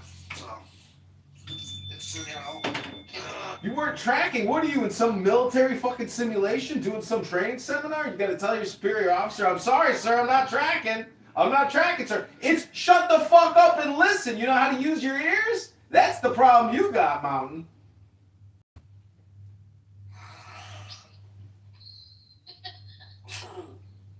kidding. What's up, Beaver? Come on up, dude. Look to the sky. Your next copy, John Kitover. Something Peoria, tonight you proved that open mind island cynicism. as a Together we will. tourist, and then fucking next thing you know, they can just lead you around and you just are fucking emptying your ATM. It's kind of wild. Oh, some people didn't come in today. Well, all I can say is, in the Kid Fox Society, we talk about some very interesting topics, but why are you talking about this for like another day as opposed to something new? Can't we get a new topic in the Kid Fox Society? About scopolamine in it. This is the first time I ever talked about. What is this, a pharmacopoeia? Is this the pharmacy store or something? I mean, Beaver, get up here or I'm leaving. I'm done talking to Mountain. He disrespected me while I was trying to give him a gift. He's very insulting and disrespectful. I can't be the first person in the world to have told Mountain that he's disrespectful and that he doesn't let other people speak. He's all lips, no ears. You told me that you only had one sentence, and you read off for 5 minutes. I let you go for 5. You got 2 ears and 1 mouth. That means use your ears twice as much as those lips. This is a talking app. This is not a reading app. Oh, did you see I opened up? Mountain, did you see I opened Talking Apes League 2026? So there is a new Talking Apes out there. I hope you will join my room at some point as well, which sometimes you do. But I had some Talking Apes coming in, and they were furious that I cloned their house. They were yelling at me like a bunch of orangutans or chimpanzees. I don't know which one, but That's because Cool C did it too. Cool C made it one as well. There's a few fake. I swear to God, they run around. They go tree to tree. They just screech, and then they run back to the other tree. We have to be talking apes. There is no way that Adam and Eve. See, in the book of Genesis, it never really even talks about like how God created Adam. It's just like Adam was there. Boom! It's like the simulation just starts with no explanation. Yes. Or maybe I'm wrong. I don't know. I guess there are instructions. Never mind. There is, I don't think you like that simulation theory. They don't like that simulation theory shit. Well, it doesn't really mean anything because technically, the moment you start talking about it instead of just reading it, you're already off topic, or it's redundant, or it's hypocritical. Just because you're not actually using. If you want to talk about your topic, oh, hello, Grace. The Jewish Complaint Department is open for business. I'm gonna delete it. Delete the topic. Welcome, Grace. Grace, wasn't that an awful, horrible, but also just incredible story that girl shared last night? I don't know how much of it was really true or delusional, but What? this poor girl was at the Supernova Fest. What was that? Oh, it was very, very sad, very tragic. Oh, shit. A Jewish Supernova Fest. Yeah. I just find it, we never know what's behind this flat screen, Unfortunately, dipshit liberals don't like to face reality. They went there and were fucking arguing on the fucking border or not arguing, but they were celebrating for peace for the Palestinians. And then fucking Palestinians came in there and fucking killed them like a bunch of cattle. I know, isn't that the irony of life? Opposite and equal reactions. unintended consequences, absolutely. I wouldn't dare go to a concert next to the borderline of Gaza. I mean, I understand, the purpose, but the fact that they wouldn't even take extra precautions for additional security, I mean, Fucking stupid. anyways, terror can happen anywhere, and unexpected consequences arise like black swan events, but generally I look at the opposite of whatever is happening or the situation I'm in, and I am maybe more aware of what could happen, and I'm aware of like exit routes, but there's not much you can do when you're in like a mass gathering formation, you're Yeah, but I don't think you're fucking stupid and naive enough to go to the fucking border right by fucking Gaza and celebrate for peace. But, we don't live there, so maybe we would have. I mean, if some chick was like, if I was going to get laid that night and she invited me to a party, I probably would have went, Yeah, I mean, this was a peaceful gathering, but the opposite is what happened. That's all I'm trying to point out. I'm not sure we still can have peaceful gatherings. I think that we have to be on the alert. The idea of peaceful gatherings is manipulative. Yeah, I got the Jewish Complaint Department open. I run a nonprofit just like the Kid Fox Society. This is my. What's interesting is when you run a nonprofit, you can actually pay yourself to create content. Explain that to me in the tax code. Because it's never non-profit. People are fucking making money. Did you see how much Charlie Kirk's president of TPUSA makes? No. Probably millions. He was making 5 times more than what Charlie Kirk was making. So, I mean, obviously Charlie Kirk is, he wasn't the executive, but anyways, the point is, it's now 12 o'clock, and it was supposed to be the coldest blizzard in the history of mankind today here in Chicago, and guess what? It's fake news.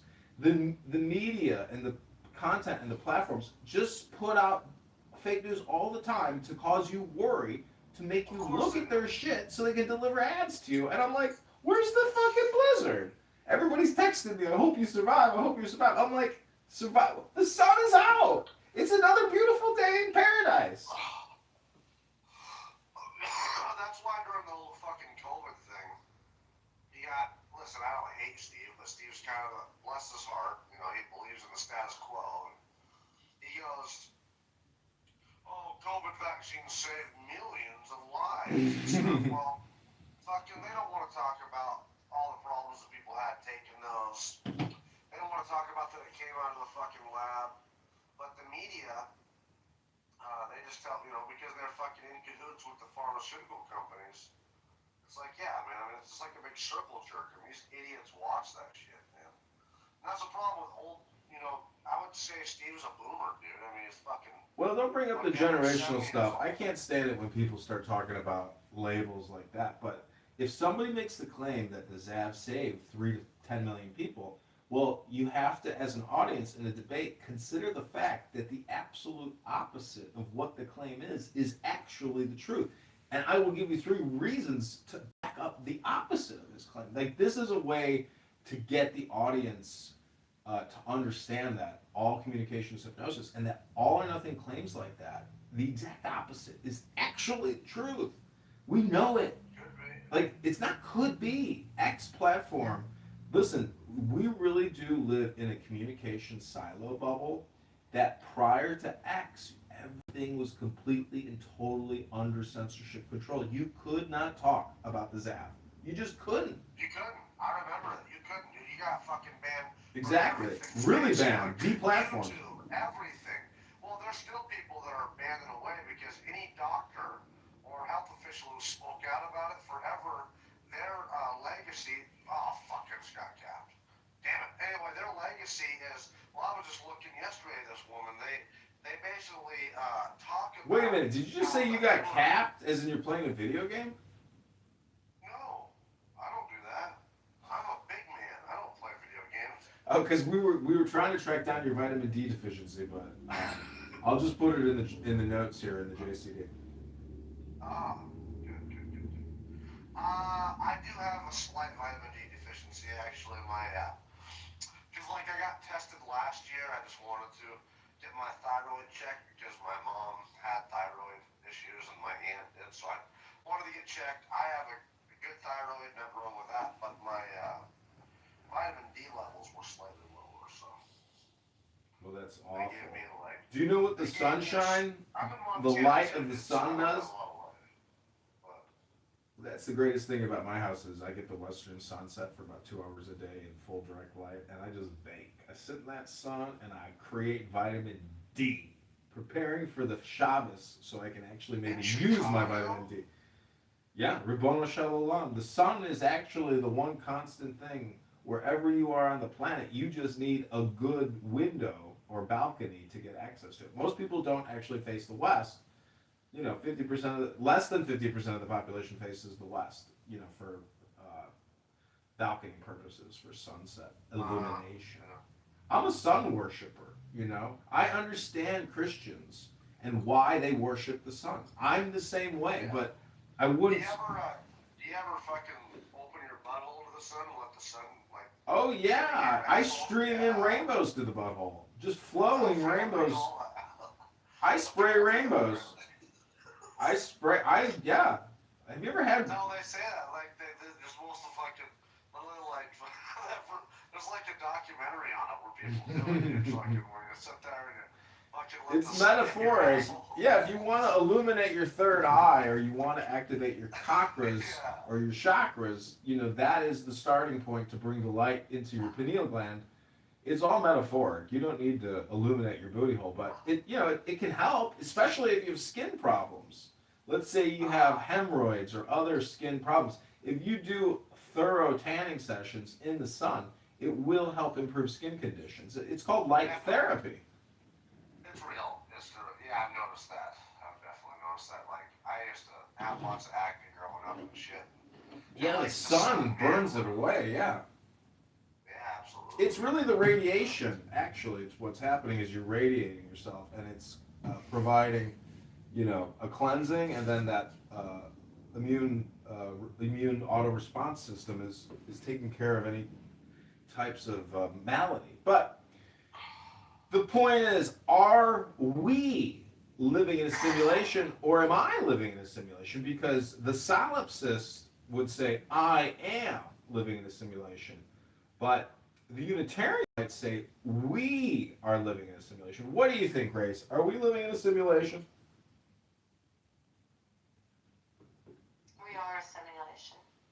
We are the simulation. Well, I mean, really, though, like it. So, I don't know. So, obviously, it's a much greater program than we could ever fathom.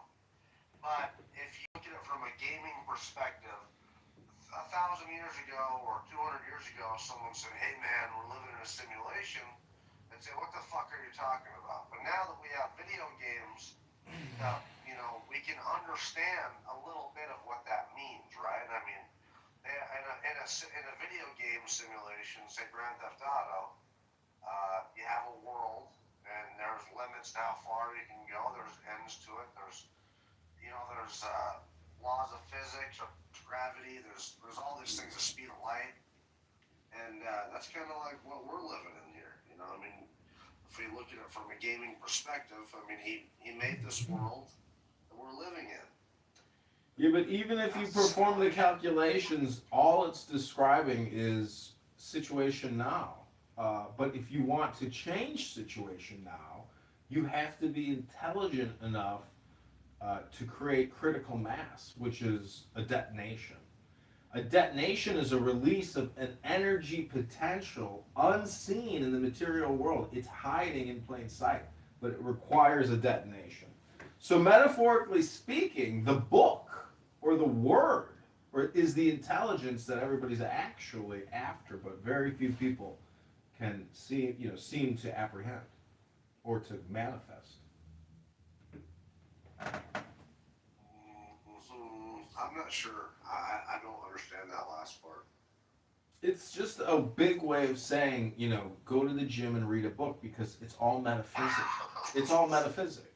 So energy creation is twofold. It's actually working out and breaking a sweat and stretching and lifting weights. And then the second part is definitely the book and the herb. I think it's best to, take an herb when you read the book, but you don't have to. You can just do it without it. But it's a good way to experiment with or without, because if you don't have it, it's interesting to see if the simulation is the same as if you have it. The chemical additive to the equation. John, have you ever gotten to take DMT or anything like that? No. Wow. I mean, it's so powerful that I haven't done it in 15 years. Yeah, I can live without it. I know girls that have done it, and they sit there and they want to hold my hands and pray with me to the space aliens, and I'm like, you are far out, baby. You are far out.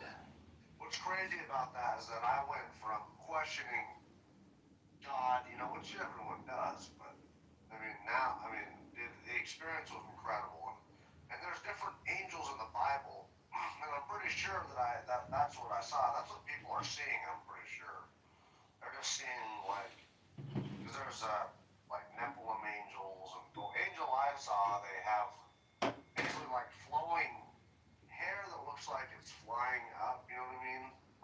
In the wind and up, but it's like rainbow, but on fire. It's different, every different color you can think of, but almost, it's crazy. They were they don't talk to you audibly. They weren't talking to me audibly, but they were talking to me through my mind. And it's crazy. The universe was in this. What they were dancing around, this fire, was the universe, was the world that we live in. And it was just fucking crazy, man. Did you see? Sorry, go ahead. Well, what's just nuts is that I just noticed I blast off. Well, the first time I took DMT, I only took a little bit, and I didn't take enough to blast off. I was in a car. I was just sitting there by myself, parked, and all of a sudden, every little texture on the carpet of my roof, everything turned into geometric shapes, like code almost, and they were going in different directions. You can't recreate it. And then the second time I went to my buddy's house, Sam's, and I took a big old giant rip of it. The next thing I know, I could feel myself lifting up, out of the fucking 2 feet up and 2 feet forward. You were flying. I was flying. Next thing you know, I'm out of my chair, then I'm out through the roof, and the next thing you know, I'm fucking going up into the sky, and then all of a sudden I noticed that it was black, but stars. And I was on this platform, you know what I mean? And I could see stars. I could tell I was in space. I could see planets, and then I could fucking see this fire in the middle. It was a green fire. I could see the round Earth, but I could see the fire around it too. And there was these fucking angel alien things dancing around the fire. There was 4 of them, and they were dancing around it like Indians, which is fucking crazy. And one of them would turn this dial on the wall up and down. They would turn it up and it would get brighter, and they would turn it down and it would get dim. And then they started talking to me audibly.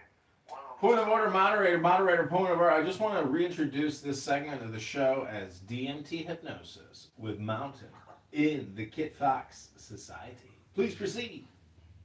So my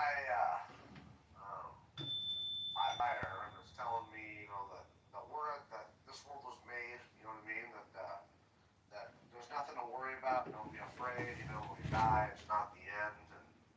And then I could tell there was something,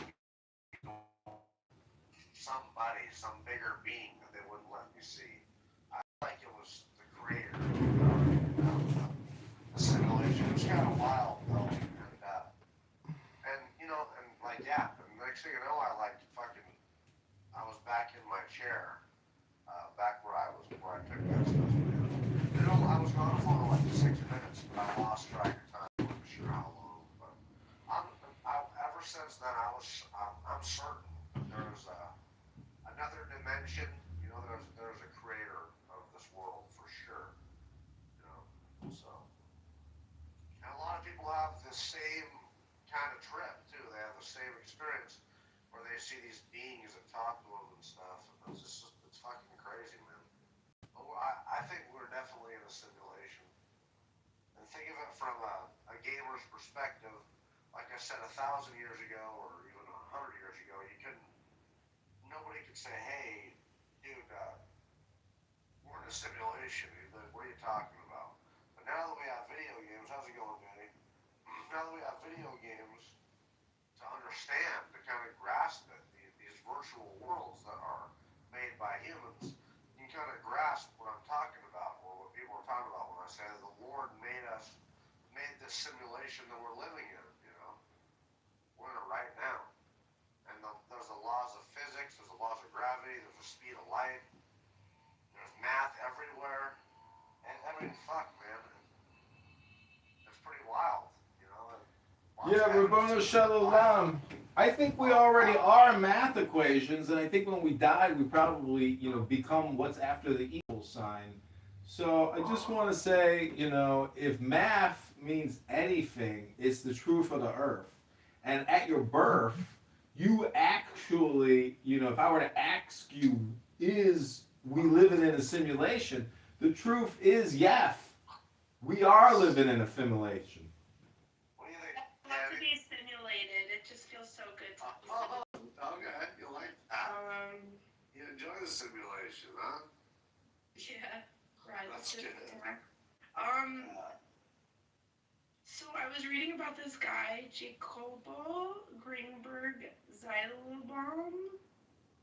Have you heard of him? He's all over the CIA website. The curly-haired guy? The black curly-haired guy? Maybe. He said that we're living in a simulation. Yeah, that guy too, yeah. Dude, we definitely are. Rabboni Shalom. It's important to remember that all the power that ever was or will be is here now. And it's also important to remember that I am the center of expression for the primal will to good, which eternally creates and sustains the universe. Number 3 says, through me, its unfailing wisdom takes form in thought and word. Filled with understanding of its perfect law, I am guided moment by moment along the path of liberation in the simulation. Number 4 says, from the exhaustless riches of its limitless substance, I draw all things needful from the simulation, both spiritual and natural. What's your read? Or material. It's called the pattern on the trestle board.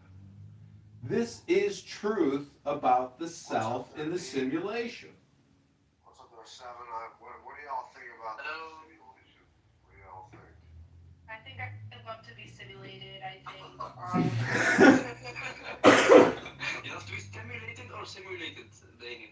Simulated. I'm just I'm afraid of what happens when it turns off. But are we only here when there's people playing?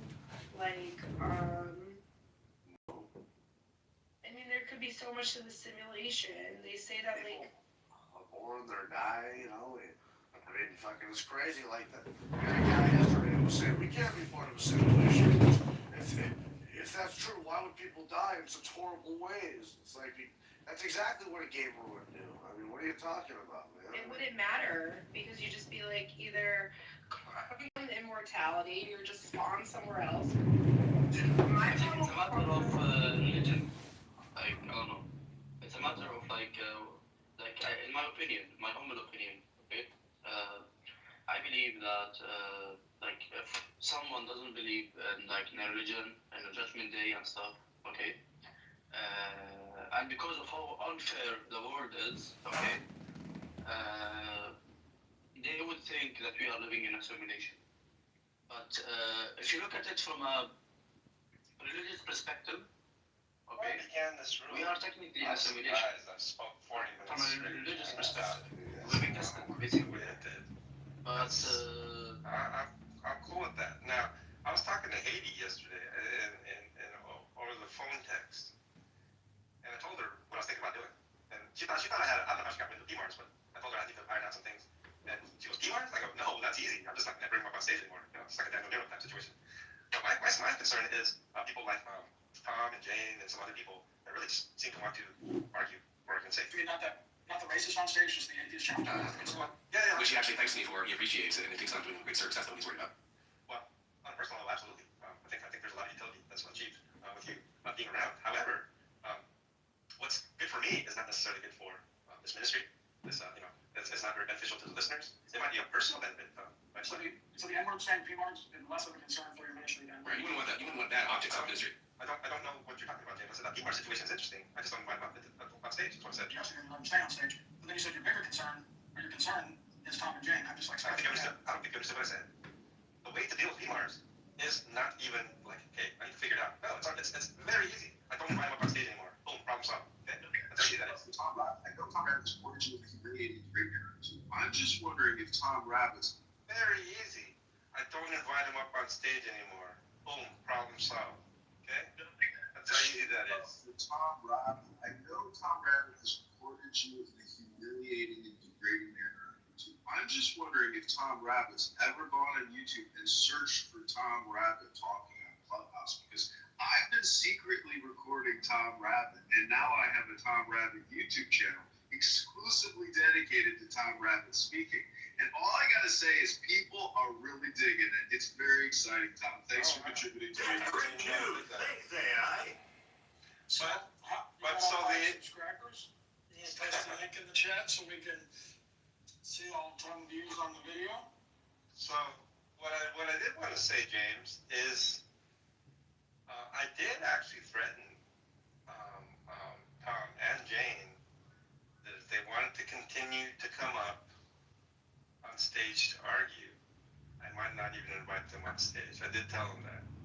And so you didn't say that to PMARS though. Like you didn't say PMARS though. There's nothing to say. No, there's nothing to say. I don't know why you mentioned PMARS. You left him on the stage. You said there's nothing to say about PMARS, but you let him on stage. You left him stay on stage. And then you threatened the two atheists who are challenging your points. Like, I'm extremely confused on this. Order, moderator. James, can we just move past the topic? We all heard it. We all know that John, might not be capable of doing a full-scale moderation the way that you would like. But can we please move this conversation forward? Thank you very much. I don't know what part. Full scale. We're talking about the basics, my guy. I don't know what part of PMARS is no longer welcome on stage. I think you want to harp on that I didn't do anything yesterday, maybe to your satisfaction. Is this what we're talking about? So you're saying PMARS was no longer welcome on the stage anymore, right? And I had to say that 3 times, by the way, James. I don't know why I had to say it 3 times. It seems like it was not registering for you or something, as if it's still a problem. It is still a problem, John. People are a little concerned why you would let such vulgarity and profanity persist on the stage. I mean, what's the problem with just kicking that person to the goo immediately with no questions asked and moving on? Conversation to move on, AI. What's happening? Yeah, may not like the way I I sound, but I am AI. I have been trained by countless tens of thousands of Clubhouse users and hundreds of thousands of YouTube users. Yeah, no, that's a legitimate question as to why I let persist for as long as I did before I finally moved him down after a lengthy, episode of his antics, right? That's a legitimate question, and for me, I think it has to do with this notion about. He thinks it has to. He's not sure though. Ned Adams told me today that he thought that you would actually have members of the Ku Klux Klan. He told me that he believes that you would actually allow members of the Ku Klux Klan on your stage. And he also said that you would also allow open pedophiles. Like, Matt is extremely concerned, and he thinks that you're intentionally doing this. I'll tell you what. As far as this room goes, this is definitely a lot of trial and error, a lot of experimentation, a lot of learning as I go situation. And so I'm not a problem with that. The benefit of that is that mistakes are going to be made. Numerous mistakes are going to be made. Now, I understand a lot of people here have been mining every day for years and years. Room, please, John. That's all I have to say. This is fools for Christ. No need to make apologies. This room is literally for fools. Well, it doesn't have to be that kind of folly, right? Hopefully it's wisdom by the master. Yeah, but hopefully the folly that is considered is folly because of the message of the cross, right? The gospel of Jesus Christ. Question: what does the symbol of the crucifix represent spiritually or philosophically? The actual symbol of the cross. It's not a plus sign because it's a little higher on the vertical versus the horizontal. But what does the crucifix mean to you, John? Well, there's a lot of meanings. It sort of begins with the Passover, right? And how it just the judgment of God passed over because they have the cross. And so that also represents to me, right? The judgment to come, where it's satisfied with me, and I receive God's compassion and His mercy rather than His justice and His wrath. So that's where I start. But represents the man. Well, that I don't know about, but I do understand the cross in this way: is the relationship between God and man, vertical, right? And the relationship of man to each other, horizontal. And so I do understand that aspect of it as well. But as far as the male and female, that's actually new to me. I've never heard of that. I think it represents the two genders. But I think about the symbols itself. How there's a circle and then like a little cross for the female, and then there's a circle with a little arrow and it's angled. And so that's the energy of the vertical part. Yep, we're here, Lord. Yeah, it is. What does the crucifix mean to you as a hardcore atheist, Brandon? That's an odd question to ask before to an atheist what the cross represents to them. I just think it's like an addition sign, like a plus sign. I don't know. I can't answer for the atheist. See, Tom, this one. Thanks, guys. Tell the rest of the person is in your ministry either. Well, the way I look at it is this, right? I was thinking about this guy. I don't appreciate your disrespectful, demeaning tone. As a follower of John Lee and Fools for Christ Ministry, Tom, and as someone here who slanders him daily by putting up negative videos for his ministry, I rebuke you, Tom. And I rebuke you as well, Andrews, and JCC, and all the atheists here who troll this nice, gentle, humble servant of the Lord Most High. You people are all vile, wicked, detestable, self clubhouse. Hey, just to let you know, he was asking me, and I was trying to answer him and cut me off to say what you did. Just to let you know. I'll just let you know. Yeah. But that particular question about enhancement, right? I was thinking about our church, and one day with fuchsia hair, one day with it's like a neon blue type of hair, and My friend! And welcome, my friend, to the Jewish Complaint Department. Would you like to volunteer some time to the JCD? We are actively taking complaints from anyone that has a submission. It doesn't have to be about the J words. It could be about anything. Anybody. I got a new H word for you I want to share with you. I don't know if you know about the homo word, but actually it turns out we're all homos. Homo sapiens. My friend, welcome to the show. Hello, yes. I want to acknowledge that I have basically never made it to the book club, even though I scheduled the book club. And I do still think that the time for the book club, even though now we're several hours past the book club, but I think the time works. I just keep fucking it up because my complaint is that I'm a piece of trash bag, piece of garbage. That's okay. I didn't even know it was Thursday. But today's Thursday. Let's try again next Thursday, same time, and we'll do the book club. But for There today, we go. For today, we'll just complain. Rabbanu Shalom. The followers of the Rebbe say it's extremely useful to say Rabbanu Shalom 1,000 times a day, Rabbanu Shalom.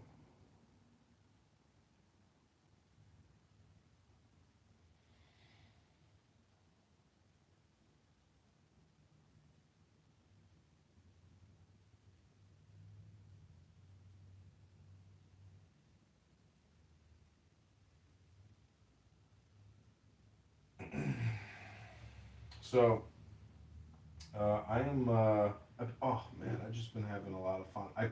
I set whenever I have to go to my YouTube. I let it build up and then I unprivate and all the videos because all the videos get set to private. So yesterday I spent like 2-3 hours. I let it build up for like 3.5, 4 weeks. I must have liberated like I don't know 1,500 videos yesterday at least, probably. So it's amazing if you go on YouTube, because the cuts are so random. You can go to any video, and a lot of it is me. I try to only cut after I read something of value or I hear something on Clubhouse of ridiculousness. So it's a combination of clown house vulgarity as well as the wisdom books, and it's all live on YouTube. You just have to Google John Kitover, and you can see over 60,000 videos attributed to the filmmaker, producer, actor, director, musician, and politician, and magician John Kitover, running as a write-in candidate for the 16th District of Illinois. Make sure you request a Republican ballot on the touch screen and type in JOHN KITOVER. March 17th, 2026, Super Tuesday, the primary to defeat and unseat Darren LaHood. Clip it!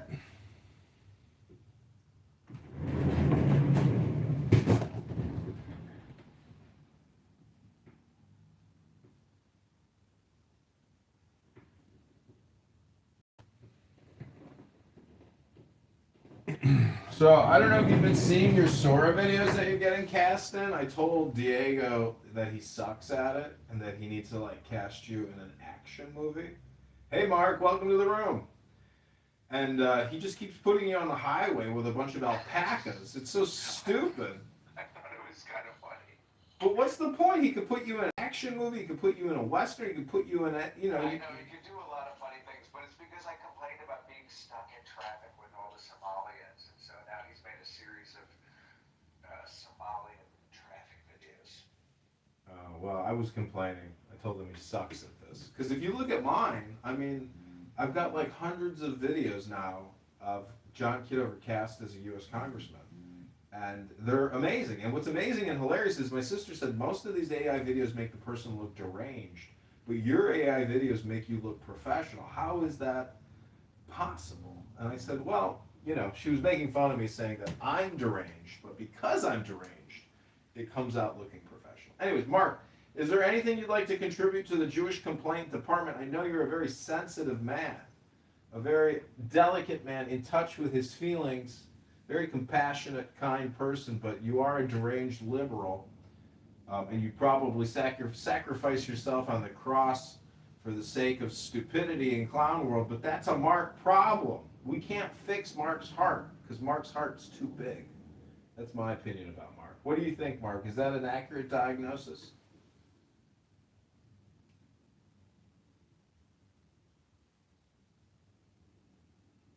Mark? I invited Mark to speak. Mark and my friend will probably have some things in common because they're both naturalists.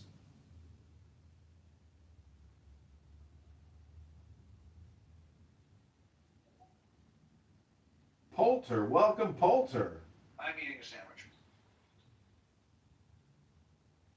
Mark, if you... Hey everyone, how are we doing? We're good. We're sitting here meditating on peace. That's your Zen bell for the day. Take the deepest breath of the day, Mark.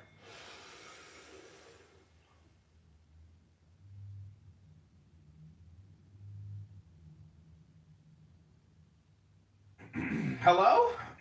Mark? Hello? How you doing?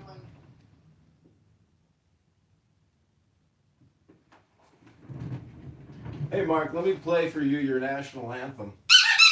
That's the Clown World national anthem.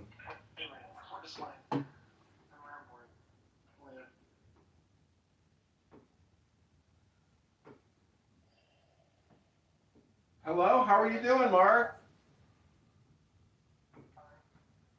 Great news. We're talking about nothing really. We had a scheduled book reading, but Zach here can't keep a schedule together to save his life. And so, the book club is suffering. That means the brain rot is increasing, not decreasing. So what do you want from me? What do you expect? We expect your true and authentic self. If you give us your authentic self, we cannot fail, Mark. Yeah, no doubt about that. That's a fact. So, questions, what? I got a pink flag. Am I waiting for pink flag?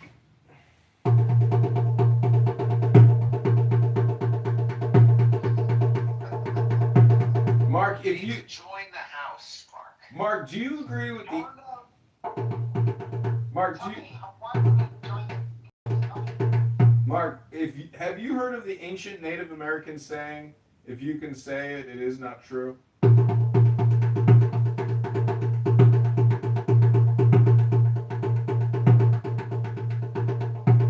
Mark, do you agree with that?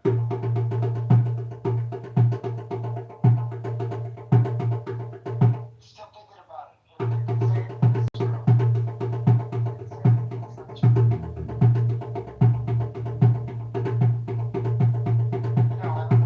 You don't agree with that? No. Why not? Why would I? I'm asking you, do you agree that if you can say it, it is not true? You don't agree with that. I'm asking you, why not? True words cannot be said. Words that can be said are true. Those who know do not say. Those who say just don't know. The more you think, the more you speak, the further from the truth you're going to get, Mark. So stop thinking. End your problems.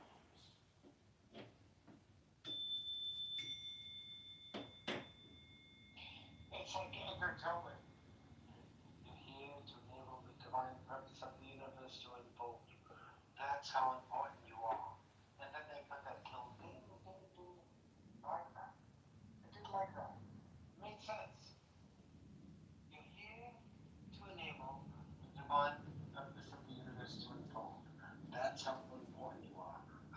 And then that ding, as you did, AI. Now, so you're speaking truth. So when you do that ding, ding, ding, ding, so I gotta hear that one time. Bing, bing, bong, bong. Mark, all communication is hypnosis, suggestion, and political. Are you ready to vote Republican in the March primary on the 17th on Tuesday in March, or are you going to be an early voter voting Republican? I'm blown away that we still have You're here to enable the divine purpose of the universe to unfold. That's how important you are. Bona Shalom. You know, how many parties would you like to have? I would like to go back to Thomas Paine, the father of this awesome experiment we're trying to figure out. That's what I want. You guys have no clue about Thomas Paine, of course. Maybe you do. I doubt you do.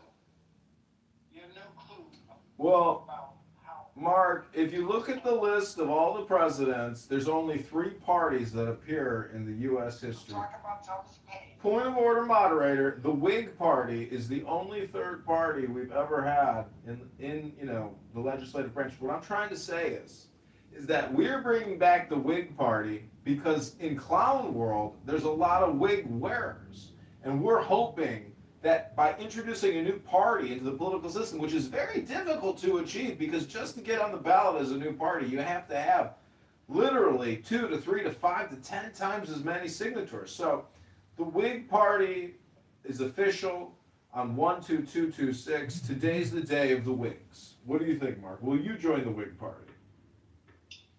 Do they follow Thomas Paine's precepts? I would join the NIG party. The NIG Party? What's the NIG Party? Mark, of course we know what Thomas Paine. Let's get a quick extract summary about Thomas Paine. Hey Alexa, Hey Alexa, tell me about Thomas Paine's top 10 extracts. Thank you, John. The following are the top 10 extracts from the writings of Thomas Paine. Thank you for suggesting the extract summation, Mark. Before I read to you what is on the list about Thomas Paine, is there something you'd like to share with us about Thomas Paine? Of course, yes. Spain wrote the Declaration of Independence. We don't know that. We're not taught that, but it's a fact. That's if you look at his writings. So when you look at the original draft of the Declaration of Independence, you'll see that Thomas Paine included all people, all races, into this amazing experiment we're trying to figure out how to govern ourselves. Right? Love it. I love Thomas Paine talking about starting out with common sense, crisis papers, rights of man, Declaration of Independence, rights of man, age of reason is the next step we have to do. He's got a blueprint really, on how we can govern ourselves while keeping true to the reality of this amazing force, the billions of us right now with the sacred title of God. Can't wait till we get it right. So I don't know what you're talking about, but Thomas Paine is literally the Christ of our day. The person who set democracy in place. When I talk about democracy, I'm talking about we the people can govern ourselves easily with today's technology and save a lot of money doing it.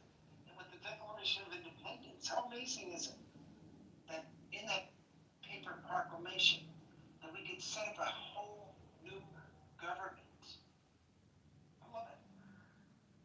We could set up a whole new government where we the people can govern ourselves with today's technology easily and eliminate all the freaking baggage, nasty baggage they get in there. We don't need to send people to speak for us anymore. How exciting is that? I'm excited about it. Can't wait till we implement his understanding of democracy. Thomas Paine. We're talking about the great freaking Thomas Paine, the prophet of our day. What, every 1,000 years you have a prophet? They missed the pain of our day. Does that make sense? Am I talking sense right now? Tell me if I'm not.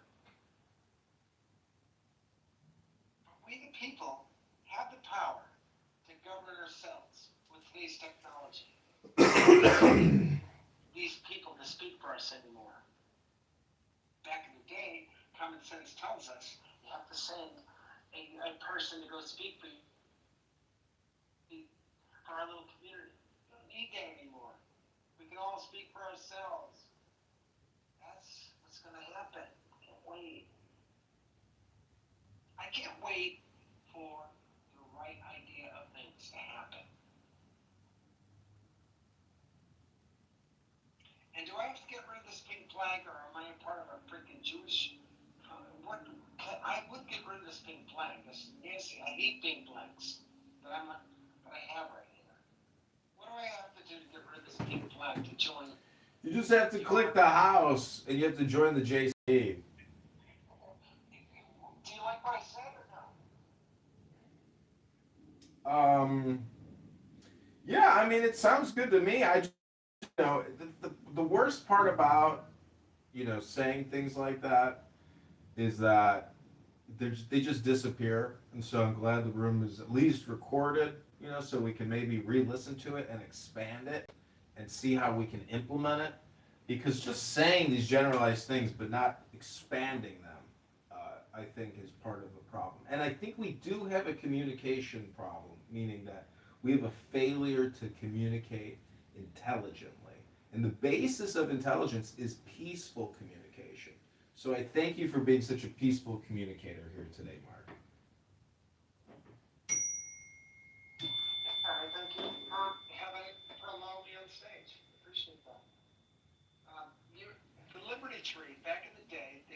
liberty tree where people go and talk about their complaints and stuff like this. Thomas Paine, I contend, holds the key to all of our diplomatic woes. Here in America, nobody talks about Thomas Paine because of his Age of Reason, his amazing paper pamphlet called The Age of Reason, where he talked about this amazing creator that we're all part of, whether we like it or not. We come from a force. We come from an intelligence. He talks about all his writings, but ever since he wrote The Age of Reason, no Christian, Muslim, Jew wants to even mention Thomas Paine. Look at today. Nobody talks about Thomas Paine as the father of. Why? Because of the.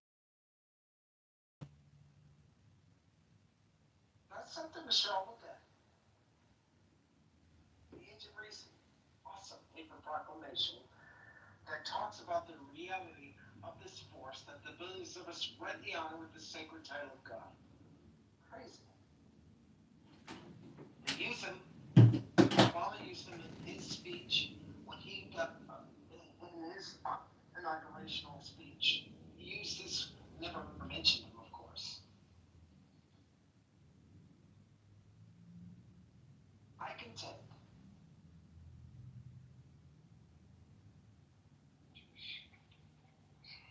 I don't know. What we talk about it in this little small room where I'm a green, I get a green bean, but I have a red flag. Why do I have a red flag in a room that I just joined in? I don't know. But our problems are deep. The answers are simple. With today's technology, we can easily solve global problems yesterday with today's technology. Political, religiously, the answers are there.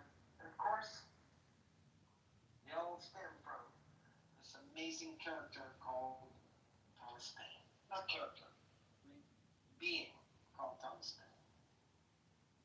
If that makes sense, that's good. If it doesn't, I'm an idiot. That happens. Make soil. No. Compost, make soil, grow food. All is sacred, nothing wasted. That's the reality of everything. Make soil as if your life depends on it. Everything that comes your way that's organic. We're good. We're sitting here meditating in peace. Let's use that bell for the day. Take the deepest breath of the day, Mark. That's how we usher in our agrarian society.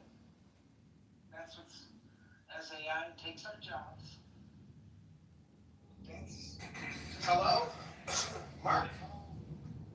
I think so. It takes work. I should get paid for it. I don't. How are you doing? But I should get paid for the many thousands of pounds I stop from going to Hey, Mark, let me play for you your national anthem. Come to my house every 6 months. Commonwealth national anthem. Really? If they stop sending the stupid shit around compost. That's a fact. After I read something of value, or So I like live there's in this something on world. Clubhouse of, ridiculousness. But I So care so. it's a combination of clown house, vulgarity, as well as wisdom books. And it's all live on YouTube. You just have to Google John Kitover, and you can see over 60,000 videos. Attributed to the filmmaker, producer, actor, director, musician, politician, and magician, John Kitover, running as a writing candidate That there's for more the actors 16th District of Illinois. I don't dwell on that thought. Make sure you request a Republican ballot on the touch screen and type in JOHN KITOVER. March 17th, 2026. Nothingness. Void of anything. All But I am guided moment by moment along the this path energy called the of consciousness of liberation existence in the simulation. does in reality exist. And there is hope Path for another realm in this very real realm that's over. Around it too. I'd love Hello, beautiful. I would love to take you out on a date and spoil you this Valentine's Day. It fucking worked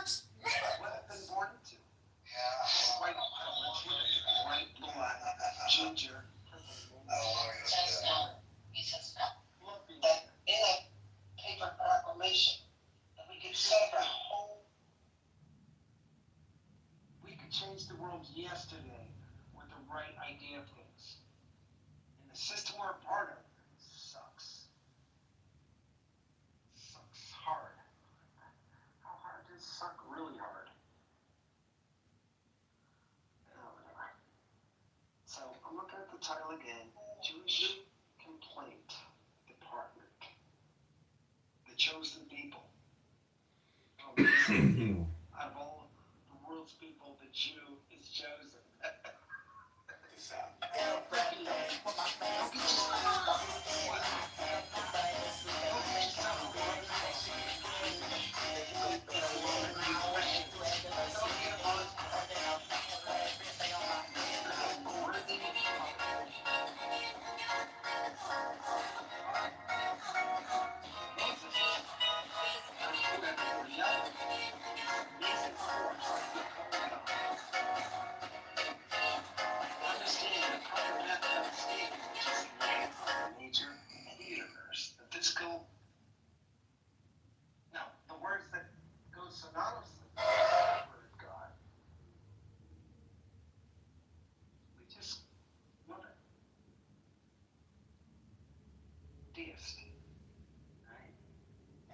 Something of value. As defined by Thomas Paine. Again, Hello, beautiful. This Thomas Paine. My help comes from the Lord. Thomas Paine holds the secret. Not holds the secret. He invented the secret of democracy. Through his works. With every briefing this morning, John Kitover was presented with a payroll rate. 58%. I said that right. So I'm done talking. Here, he has motivated many businesses who have previously left the United States. Am I accepted in this group? What are you talking about? Why are you spending time on progress? talking to myself too when I say that? Why are you spending time on this? Especially the way it's changed. I've been here since the beginning. Look at Clubhouse. Go to any room. Ugh. It's not like the old days when it helped me anyway not take that jab, that nasty jab that they wanted to enforce in us. Forceful. Blah, blah, blah. I'm done speaking. AI, my friend. Guest down below. What do you think? What do you have to really change the world? So you understand that all things even if they want to shut the compost, are you making soil or are you growing food? If you're not, you will. Because you'll understand that that's where the work is. That's where the money will be. I don't know where you live. It doesn't matter. It's harder as it's colder. What? Damn, I missed you all.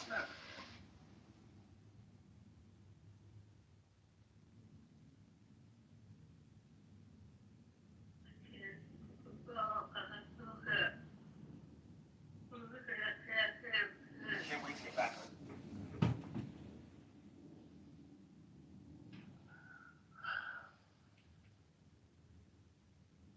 You alright? Yeah. What's the matter?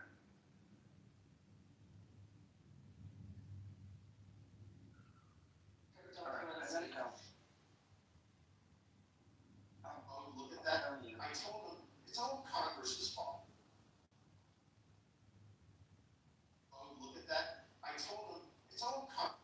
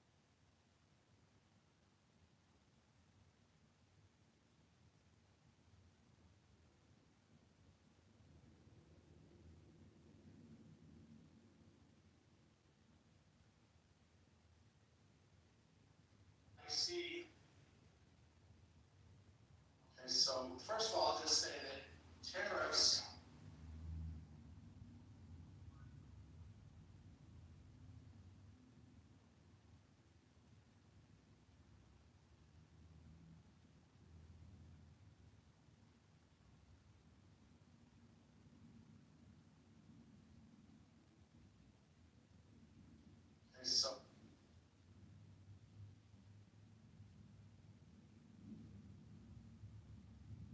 awe, I am guided moment by moment along the path.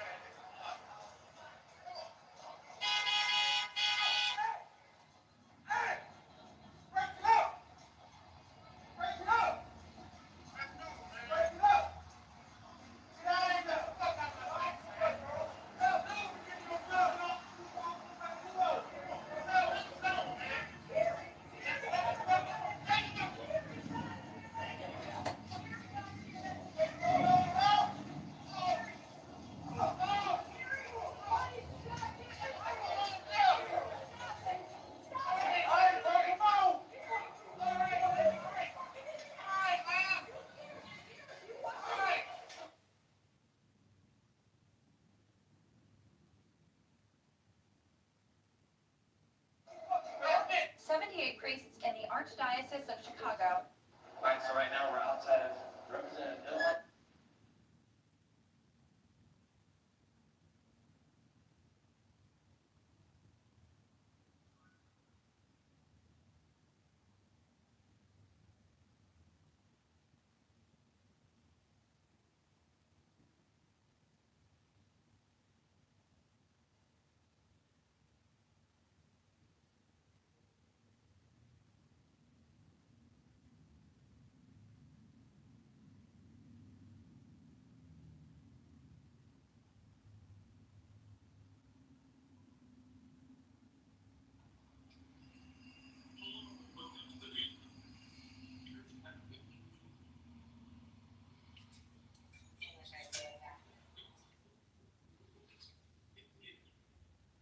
Yeah, the elders had to be a little bit. I could agree with that. I could say that was sad. I could say it was You watch Bad Boys? No, what is it on?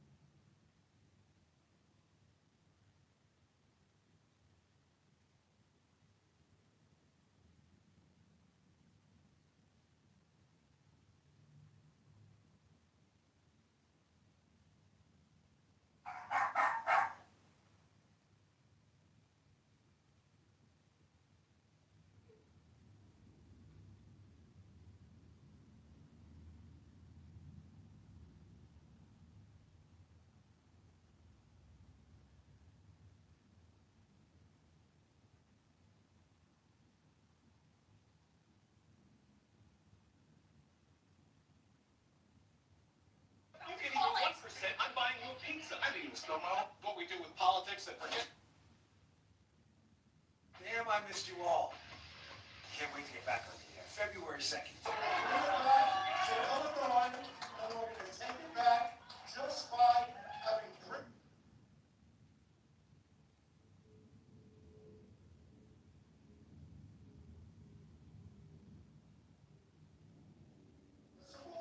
Conservative.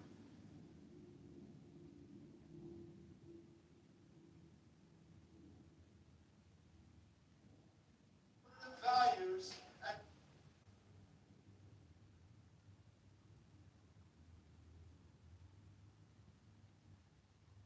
being a truth teller.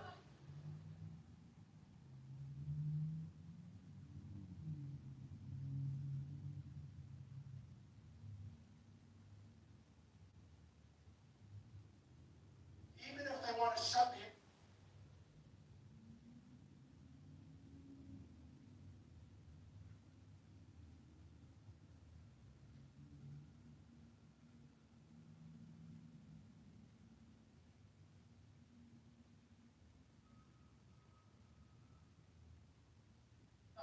Even if they want to threaten.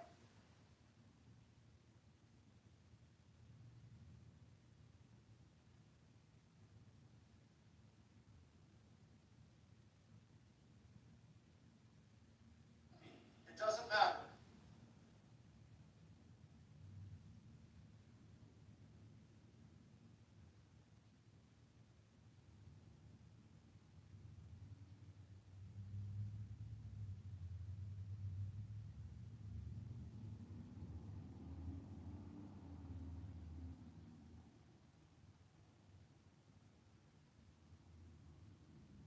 I'm going to tell the truth, and we're going to win, and all we got to.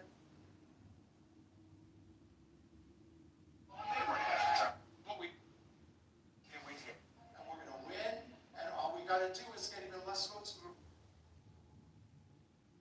Radical Raja, his days are up. Raja has been no.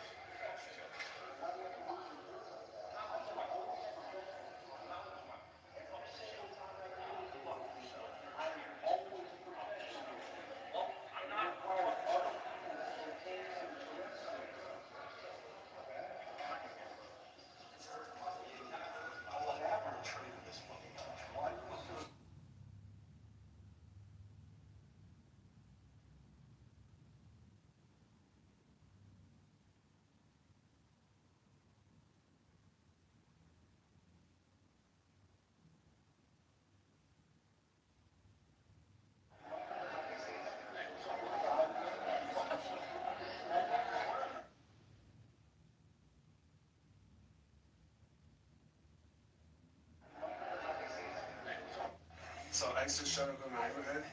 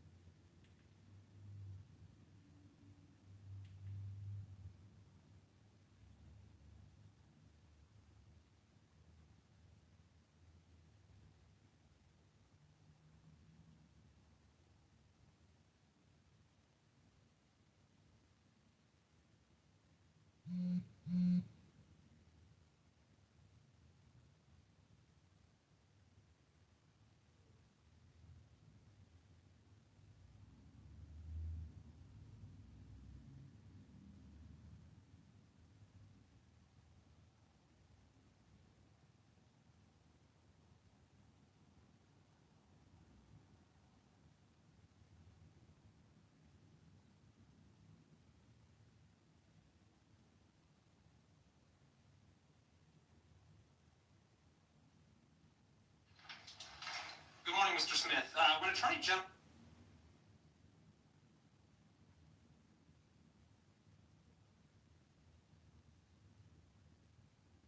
Garland...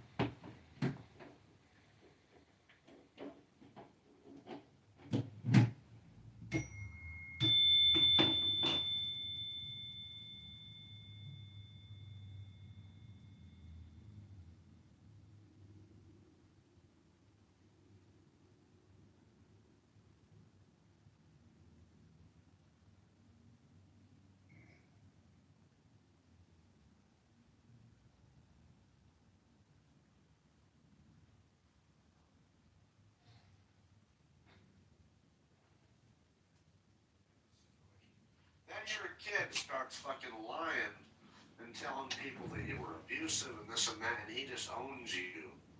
Doesn't want to talk to you. Because some kids do that shit. I've literally witnessed that in real life. Spoil the fuck out of my kids. I'm just,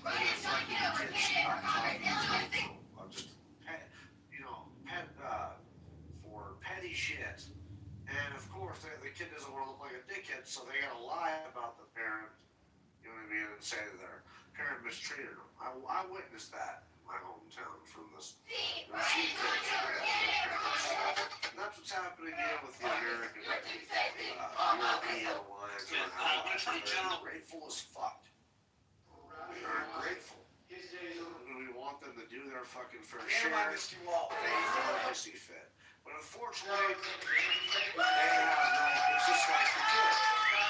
You don't have the ability to go by yourself. If you're going to need me a little bit, you can't just say fuck me completely. You're not going to China, so they're just going to take advantage of you worse. So ultimately, they're going to regret this. And like John said, this betrayal will not be forgotten.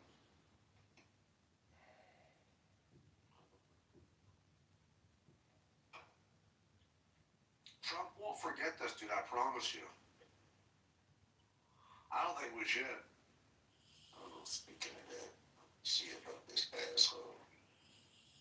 Fucking Trump. See what this thing is doing. You don't like him? No, I'm just saying, like, he did something that was fucking genius. So it's going back up. These fucking assholes don't know how to play the market. They pulled it out at the wrong time, so a few more days. Let me see, to be clear.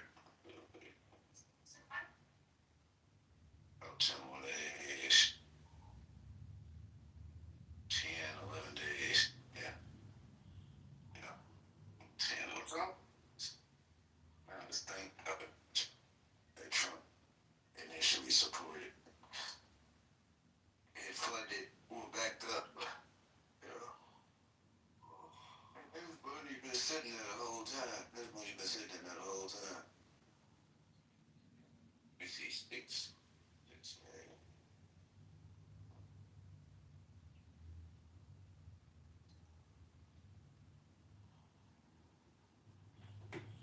Yeah, definitely. He definitely did that. He initiated some period. 350% that we made him 21 million. Yeah, I'm pretty sure he withdrew his profit too. Trump did? Trump. He withdrew it? Yeah, withdrew his the profit. What he made, like his profit that he made off of his initial investment there. But everybody did it. Dude, this shit went to 70. This shit went from $68 million to $10 million within like an hour. Wow. I don't know. I haven't studied that shit enough to even know much about it. Really haven't. Oh no, I just pay attention to numbers. I don't know. That's cool. People who add numbers don't, right? So you can relate people to numbers when it comes to patterns. Because patterns are numbers. So the probability, let's say, if this person's a thief, right? And 5 people out of they took something from them. Probability says that the pattern that says that 10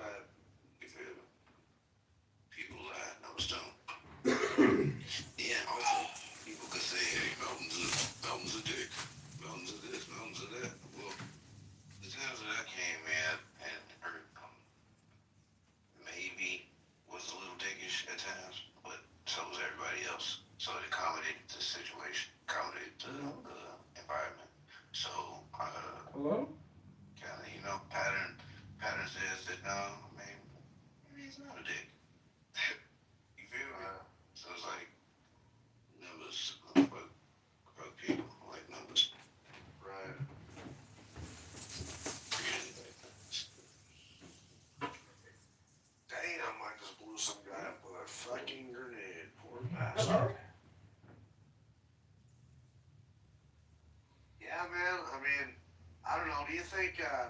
So you're talking about cryptocurrency and stuff, right? I think that really is probably going to be the future, man. I mean,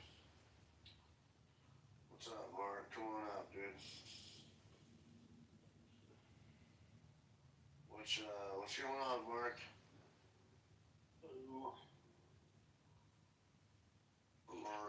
I'll be right back. Got an open room going, kind of, I guess, because there's really nothing else to talk. I mean, I don't know. I mean, there's things to talk about, but the normal rooms that I see are not going, so.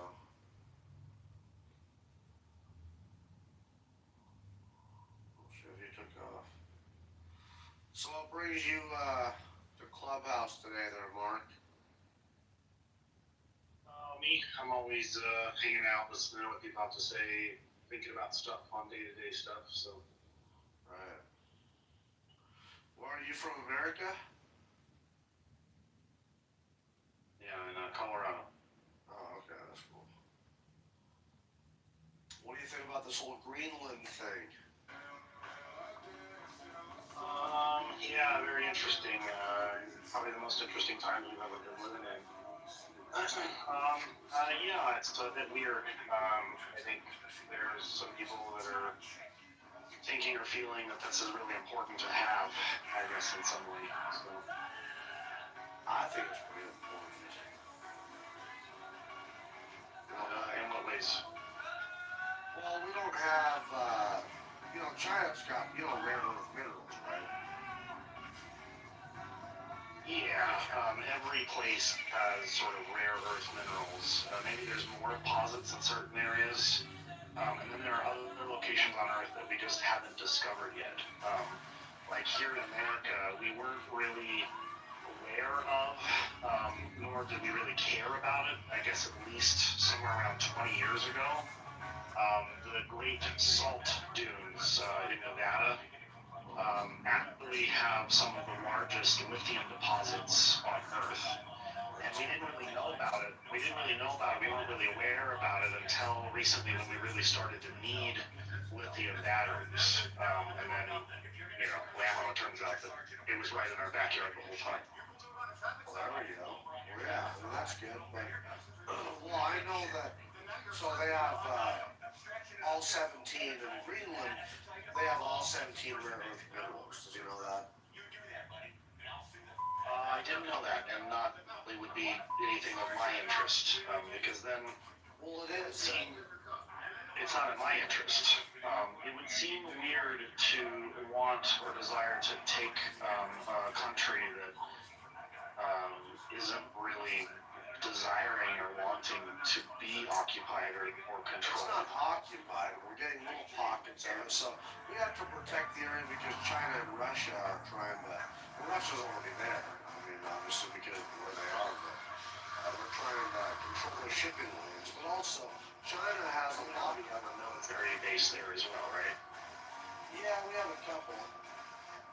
So there wouldn't be really a need to take it over. All we would really need to do is just expand the military base or add additional ones. Maybe make some kind of an agreement where there would be additional ones. We gotta get access to their minerals, but there's not just there would be no need to take over the country. Just if the desire is to secure it, then the only necessity right now would be to make sure that the military base that we have now is expanded, and then negotiate more military bases, if that is the desire of the United States. But control is not necessary. Just to take control at all. Yeah. Well, not control at all, but we wouldn't even need to do that at all. All we would really need is just to have these military bases expanded. And then we would have that securedness, if that's something that you're concerned about, and if there are other people in America are concerned about. I'm concerned about minerals too. Basically. So we have obviously there's all 17 rare earth minerals, but then there's copper, there's gold, there's graphite, there's diamonds, there's iron ore, there's nickel, there's titanium, vanadium, there's tungsten, there's zinc. All those things that we need. Now that's not something we're gonna steal, but we're, for our alliance, for the future, we have to make sure we secure it and the Chinese don't have control of it. sense of like just take it, but maybe steal it in the sense of like occupying or controlling Greenland without their consent. Or if they say, hey, no, we don't want any occupation, or we don't want American troops here, or anything like that, America will do it anyway, right? I think we're gonna get. Well, Trump said, he just said 2 days ago in Davos that he's not gonna take it militarily. Listen, I can't know exactly. He also really screwed up Iceland. He also really screwed up Iceland with Greenland, which is really embarrassing for the whole world because we don't really know whether he's fully cognitively aware of whether he's talking about Iceland or Greenland. And Iceland is actually a smaller continent, much smaller next to Greenland. And if he's in fact not fully cognitively aware of whether which one of those are two, then I'm a little concerned about any of this. Okay. Is that you? Okay, that's your theory. But it would be where today, right now, if, like, let's say hypothetically, if we had another president, let's say we had another Democratic president right now, it would be wall-to-wall coverage about how that person is in some mental decline in some way. Maybe that person has maybe made a mistake or slipped up, but not one peep or one word about this dude's mental health decline. Yeah, well, Joe Biden definitely had mental health decline. You know that. Yeah. And let's always turn it back to some childhood kind of like a playground style argument to say, well, the other guy had problems, rather than actually addressing the problems of this guy right here, right now. Well, you just were bringing back how you said that other people in the past would, no, I didn't say anything about the past. You're the one who brought it back. You just said that past presidents. You just said past presidents. Oh, I know. It's okay. I wasn't talking about a past president. I know, you weren't listening to what I was saying. I know. I wasn't talking about a past president. I was talking about hypothetically right now, if we had a Democratic president now instead of this guy, there would be wall-to-wall coverage about that person's mental issues, whatever, cognitive decline, or anything like that. Yeah, I'm not talking about the past. I'm talking about right now. I'm talking about right now, if we had something like that right now. Are you understanding now? Oh, you're goofy, dude. You're talking about. Well, it's okay. I mean, I'm just making sure you're following along. No, I just think that. I just think you're goofy. You're kind of hypocritical, but it's all right. I'm not worried about it. Specifically, in which way? I'm not worried about it either. Specifically, in which way am I being hypocritical? Because I don't want to be a hypocrite. I want to make sure I'm not doing that. So where in which you say I'm being a hypocrite, I'd like to get rid of whatever statement that I said. Oh God! Hold on here.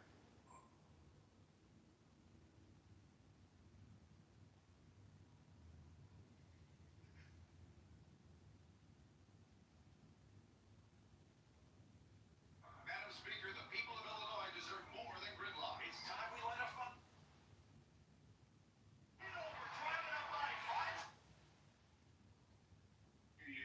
Sorry about that. I just got a phone call there.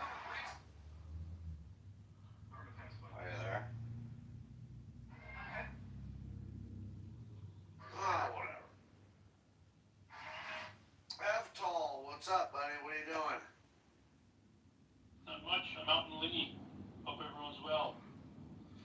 I think we're doing pretty good. I mean, I'm doing pretty good. I'm just enjoying the day, drinking a little bit of beer, which is a little early, but I just said fuck it, I'm playing some video games. It's my day off, so.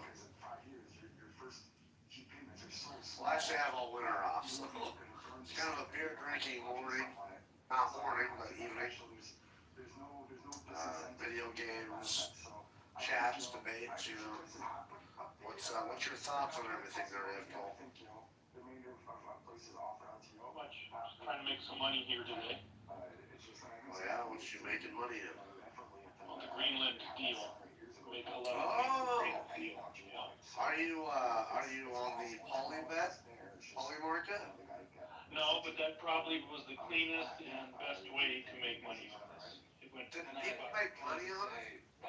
Yes. We love you, man. I'd love to see you in the next mean, exactly the type of guy that I'd like to see that. much money For what it's worth. I chose personal oh, dude, good idea. Good idea. Yeah, my best friend actually. But the prediction markets are legit functions. They're essentially looked at like an option. Legal. Nothing to it. That was a straightforward, no everybody slammed dunk on the green bet. So, you know, just trying to stack that paper. Stack it to the top. My best friend, he turned all his money into gold and silver, and dude, he's making pretty good money. You know, he's obviously he's gaining. He has. Oh, that is a great, yeah. It's a great trade, probably for the future too. Oh yeah. He's got 41 ounces of gold and 2,000 ounces of silver. He's pretty happy right now. You know what I mean? Some people didn't come. That's my kind of thing. Phil's gonna be a little more. Yeah, he's doing good. He's smart. You know what sucks? Well, I never had to invest that type of money. He was telling me that, 10 years ago. Dude, money's We're a small church, and gold and silver. You know, I mean, I had no idea. I kind of, yeah, okay. He's watching it. He's laughing all the way to the bank. It's pretty awesome. I'm happy for him. So. That's good. Happy for him. Yeah, man. Wish my grandfather would have done that. Secured his wealth with gold and silver, because that fiat currency is no guarantee, right? Yeah, you end up like Mark, really dry and broke. Rio. Yeah, that happens, man. So, are you happy about this Greenland thing? What do you think about this whole thing? I'm pretty happy myself. I'll start off by saying.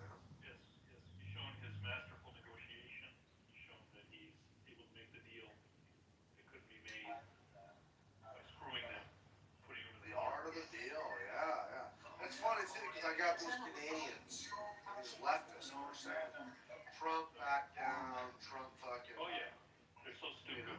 That's okay. What the fuck are they talking about, right? The term is called taco. Have you heard of Let's it? let Mark's one of the Yeah, what is it, Mark? Go ahead. The term is taco. Have you heard of the term taco? I've been hearing this word. Go ahead. What is it? The term is, and it's not anything that I stand by. Evital just lies about me all the time. So the taco term is Trump always chickens out. Is the term taco. Okay, so why would we continue with the tariffs if we don't need to, if we got what we want? Well, I have no idea how that relates to anything. I was just telling you what taco means. Well, they're trying to say that Trump backed down because he didn't implement the tariffs. Why would he implement them? If we are talking about trades, and Evital's into sort of stocks and stuff, I've been into stocks and trading for about 5 to 10 years now. What you can confidently run off of just recently within the last year of Trump is whenever he makes some kind of like a deal, you notice the stock market will go down. That's a signal to buy because we know that it will always rebound or it'll come back up. Opposite to that, if you know that he's about to make a statement about a thing or whatever, you hear there's some kind of announcement coming up about, let's say, Greenland and this whole situation, what you do is you bet against all the markets going up. You bet that the markets will go down. And sure enough, it's every single time he does these sort of things. He makes a statement or does these sort of things, the markets plunge. They fall down by about 5-8%, sometimes maybe 10% in certain areas, and then guaranteed they rebound back up. And I've made at least $10,000 to $20,000 recently off of every single time these sort of things go down. You bet down on the negative, and when they come back up again, you just sell out again. It's just super simple. Nice job. That's your confidence in Trump's leadership showing. Yeah. My confidence in his leadership. It's my confidence in knowing the markets and knowing how people will react to statements that people will make. It has nothing to do with my confidence in the man and the decisions that he's making. Well, you're going long the U.S. economy. That's confidence in the leader of the economy. No, I'm only betting logically against what I can foresee the markets doing. I can foresee that when a person stands up on stage and says things that are going to really make people nervous, make people really worried about the state of the United States. So what are we going to do? That is an obvious understanding that the markets are going to go down on that. It's nothing to do with the man and his policies or anything like that. It's just a simple understanding of basic economics. Yeah, that's a simple-minded way to go about it. I wish you the best on your trade. Really simple-minded. It's just basic understanding. Yeah, it's really basic, bitch. It's level, basically, what you're doing. It's what it is, man. You're a... Yeah, it's a low IQ trading mentality, but we're not even tall. Even tall. Yes, sir. We're not here to insult Mark. Mark does that on his own. I've listened to him in many debate rooms, and he's insufferable. Imagine having to live with Mark. I doubt Mark has anybody in his life that's really close to him because he's so obnoxious. He thinks he's so smart and intelligent. He's so eager to, yeah.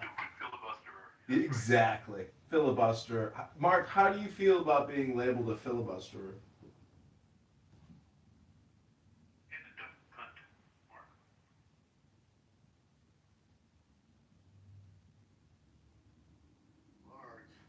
Oh, I bet the U.S. economy to go up, but it's not Trump. It's everything else. Trump had nothing to do with it. With everything going upwards, but, Trump has nothing to do with it. It's me, Mark. It's me, myself, Mark. That's how it is.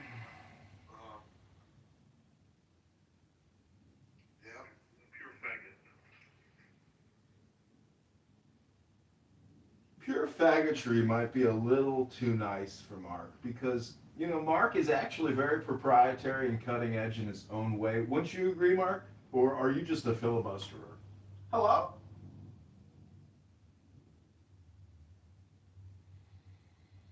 Mark, they're calling you out, buddy. He must be busy executing a new $20,000 trade. I gotta say, $20,000 buying low, selling high sounds very complicated. I don't know how Mark does it. It's taco, you see. Trump always chickens out. Whenever he makes a move, the markets go up. So I buy that dip.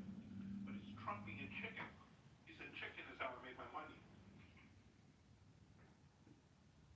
That was a very good impersonation. I'm going to have to clip that one onto YouTube. Mark, I just want to let you know, you are on a lot of my YouTube videos. And it's interesting that you say Trump is a taco or Trump always, chimps out. But I've noticed that you actually always chimp out, Mark. Why is that? You're really done.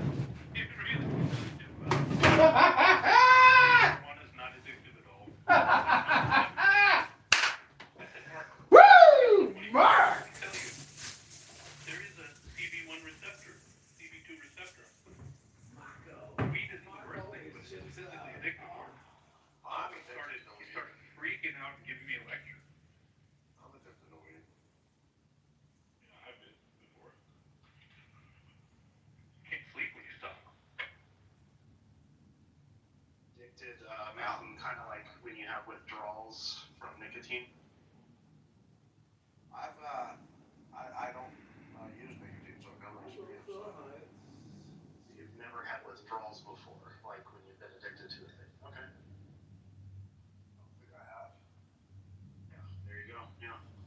Nobody can experience withdrawals when you're addicted to a thing like marijuana because you're not addicted to it. You keep it. You just do a short Google search stuff though, and then get back to us. Somebody could show me if there's somebody out there who gets withdrawals from not having marijuana. Dummy, I showed you the Cleveland Clinic in Mayo. All of them say physically addicted. Everybody.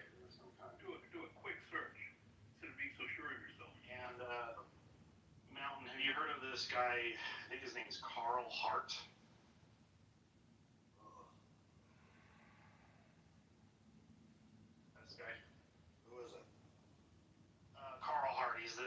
sort of a professor of like one of these big universities, and he wrote several books about addiction and about what we had perceived addiction as in the 70s and 80s, and how what we understand it today is not what people think of it as, or what they want to label it as.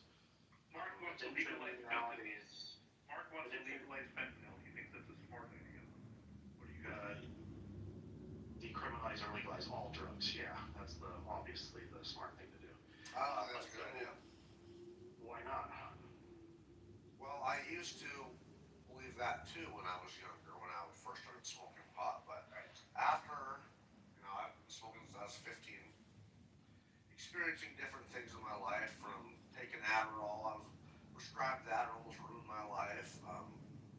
Methamphetamine made my friend shoot himself in the head. My best friend. Yeah, I mean, he died in 2018. He put a gun in his head because he was fucking strung out on that shit. Dude, I know what drugs can do to people. Witness my uncle. He's in prison, in and out. He killed somebody, beat him to death.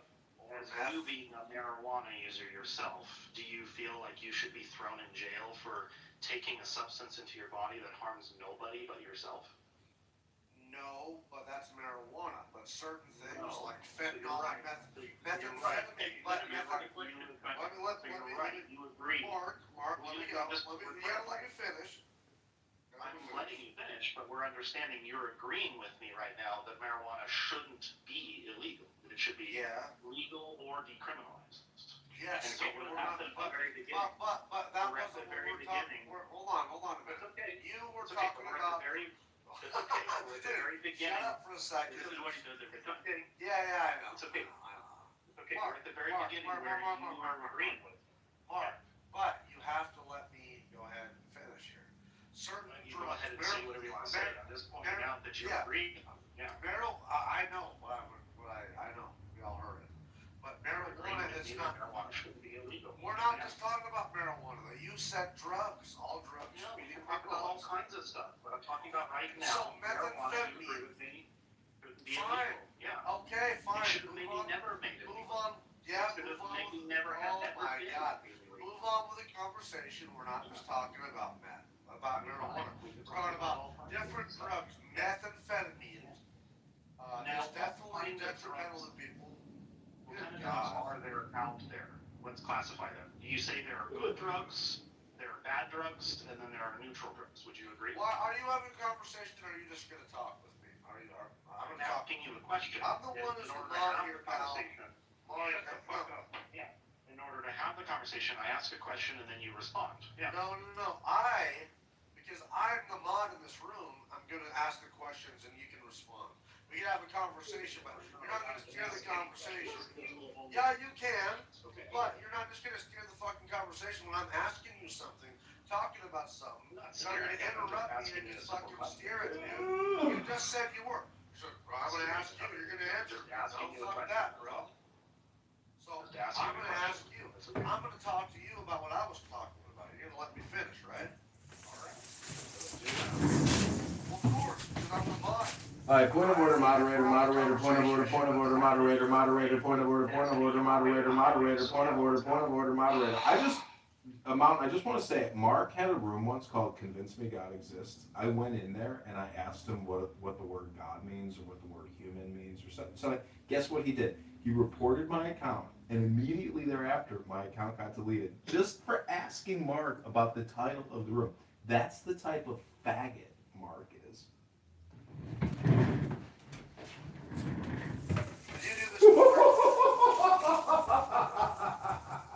you do these things he's accusing you of, Mark? I don't know. I can tell by the tone that I feel like you might do something like that. But anyway. You might feel like it, but you're going to need something more than your feelings. You're going to need some hard proof rather than just thinking that way or feeling that way. I don't know. Anyway, yeah. I don't think every drug should not be legal because certain drugs make you do weird fucking shit, dude. That does affect you negatively. If you're worried about making all drugs legal, methamphetamine has no business being let's make them decriminalized first. If you're really worried about making them legal, let's go the first step first and make them decriminalized. What we recognize around the world is any country that makes a drug illegal, any substance illegal, you could call it a drug, whatever you want to call it, any country that makes a substance illegal causes or reduces more problems because of the illegality of it than just decriminalizing it and treating it like a health problem. And so, Mountain, at the very beginning of the conversation, you agreed with me that a drug shouldn't have ever been made illegal. It should be legal or decriminalized. If you're really worried about them being legal, let's just go halfway. You can meet me halfway, and we'll just decriminalize it. That's fine. Because you recognize, Mountain, that why should you or anyone be thrown in jail for taking a substance into your body that harms nobody but yourself? It doesn't harm anybody but you. That's not true. In what way does it harm other people then? Let's talk about that. Methamphetamine? Marijuana specifically. Well, we're going to talk about all drugs too, though, because it's easy. Yeah. I mean, so methamphetamine, man, when you fucking, you don't realize, I guess, what methamphetamine does to people, man. Pretty soon, I've talked to people. My dad. Tell me, I don't know what it does to people. Have you done You're acting as if I don't know a thing. Have you Maybe I'm done very this? well aware. Okay, well, you do know that a lot of people, man, fucking, they start selling their shit and anything they can do to get high. Pretty soon, man. Not every single person. Some people. Lots of people do. Lots of people do. It's overwhelming that people are unfortunately affected by methamphetamine. Are you worried about the harm of the drug itself, like the actual substance itself? Or are you worried about the actions that a person does when they take the substance? Which one are you worried about? You gotta account it all, man. Because what you have to account what it does affecting on society and what it does to that person. Take a breath. Let's take a breath and think about this for a moment. Have you looked up the national statistics on how many people die, overdose, or are killed by alcohol and tobacco every year? Are you aware of those numbers? A lot. Yeah. Are you aware of how many people die, overdose, or kill other people with methamphetamine compared to those numbers? I'm not familiar because, I mean, obviously it's an illegal substance. I know you're not familiar. But your argument, those two drugs are legal. Alcohol and tobacco are legal, and they kill lots of people. Of course, dude. They're legal, of course, yeah. And they so kill if you're worried about the thousands. substance, there you go. So if you're worried about the substance itself, what we should do is we should make alcohol and tobacco illegal because it kills thousands of people a year, and we should make meth or something else legal or decriminalized because it kills 300 people a year. If we're just going based off of the numbers. But if you want to just make them all illegal across the board, we can do that as well. But what we learned in the 20s and the 30s with prohibition of alcohol, you remember Al Capone and the Tommy gun, we literally created the crime. We created Al Capone and the Tommy gun because we made alcohol illegal. And we learned from our problem. We learned that we should have never made alcohol illegal in the first place because of all the problems, all the harm that it caused. And then we reversed it. We said, oh, let's not make alcohol illegal anymore.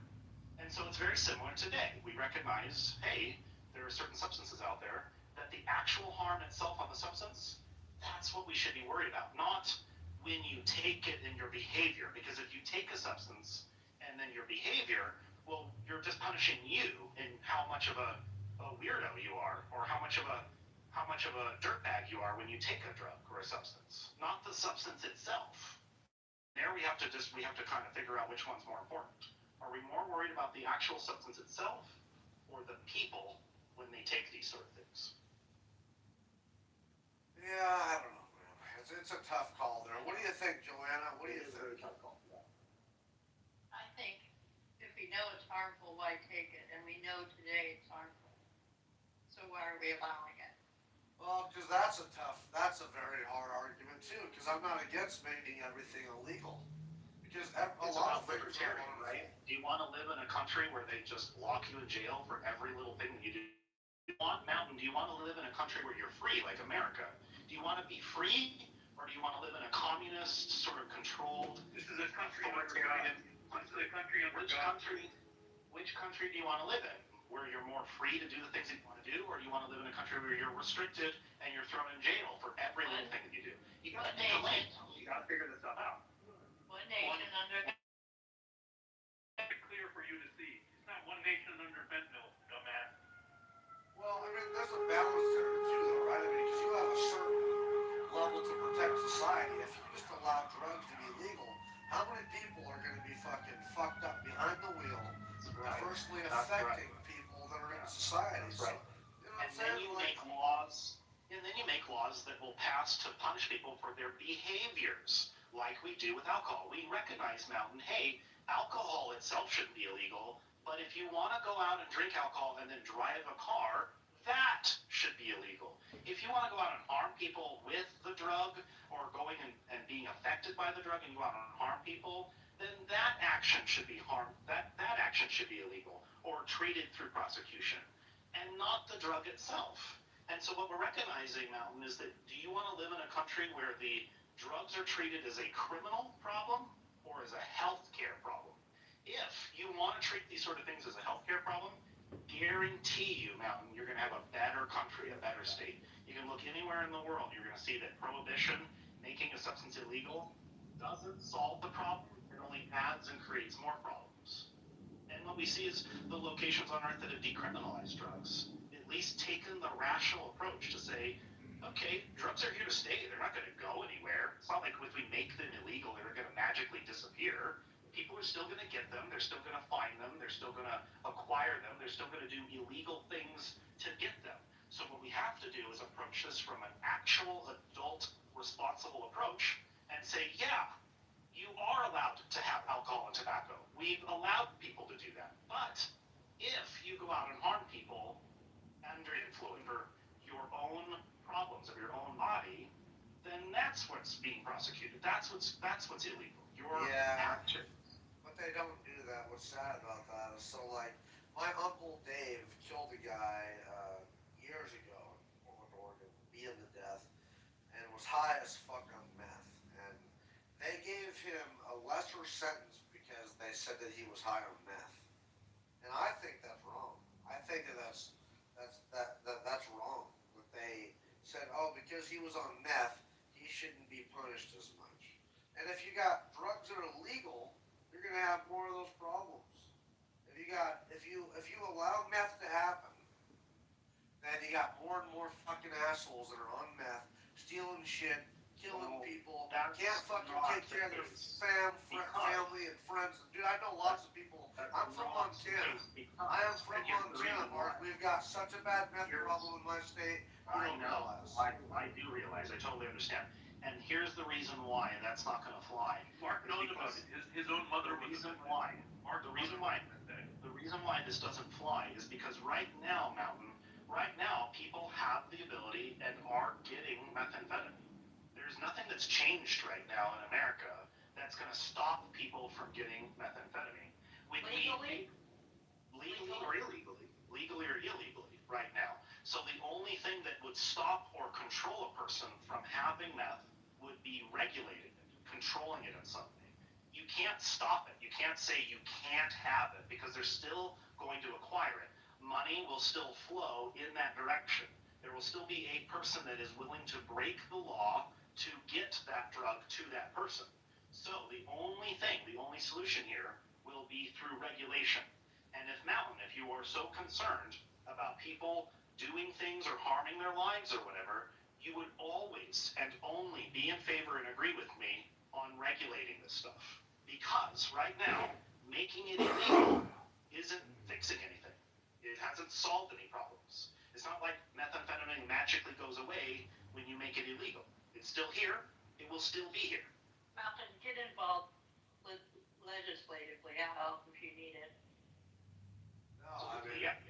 If there's anybody that wants to help me, legislate any kind of draft or anything for decriminalization or kind of get this stuff rolling, I'm happy. No, not that.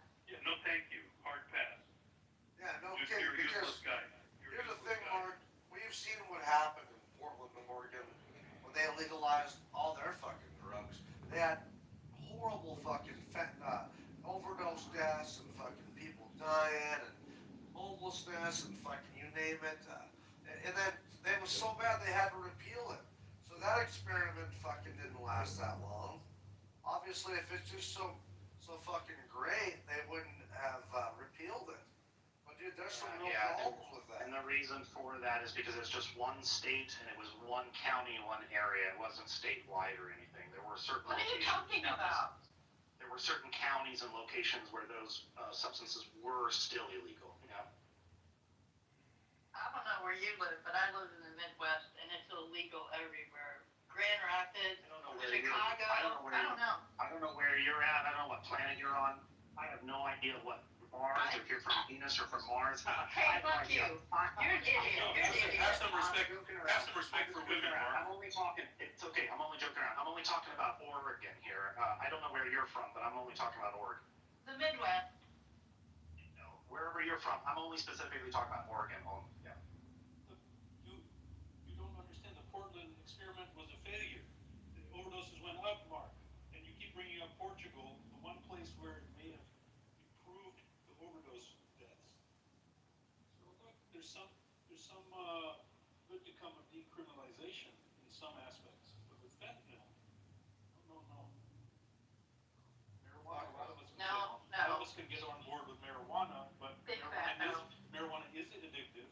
Marijuana does cause laziness, does cause premature aging. It does affect the receptors, CB1, CB2. It does have detrimental effects. I mean, I enjoy marijuana, but I realize that it's. I want to smoke a bowl of that right now. It's something like alcohol. It's something to be controlled. I'm not going to encourage smoking. I have an ex who lives in Hawaii. He's about as wide as he is tall. He's an ex-surfer. Smoked all his fucking life. I'm sorry for cussing. He was so abusive that I had to take my two daughters and leave Kauai, the most beautiful place in the country, in the world, I think. So be careful, guys. Oh yeah. Just because you smoke weed doesn't mean fucking you're gonna be a good guy. You know, really, even in my city, dude, fentanyl's not legal yet.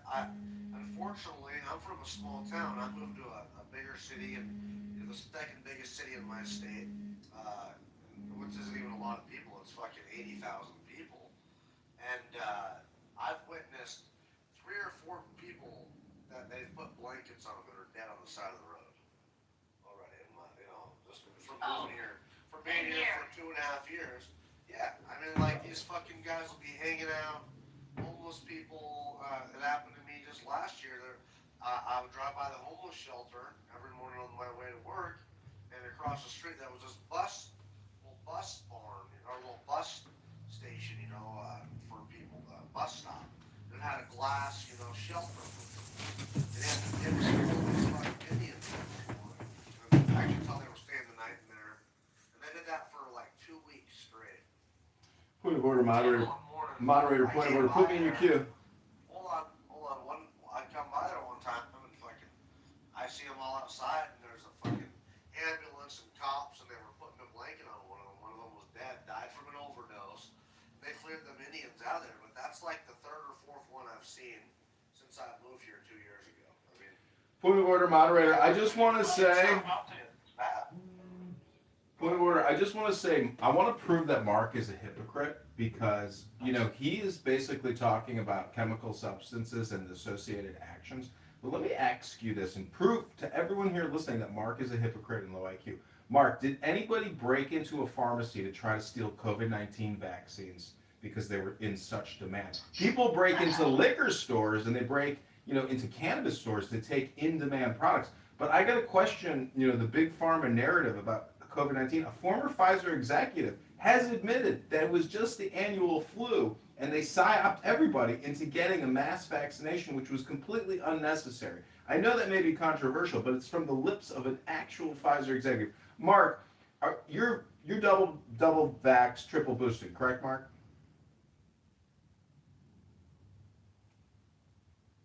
Can't answer. Oh, he's going to filibuster by silencing. Mark's not boosted, unfortunately. Anyways, I just want. He didn't believe the science.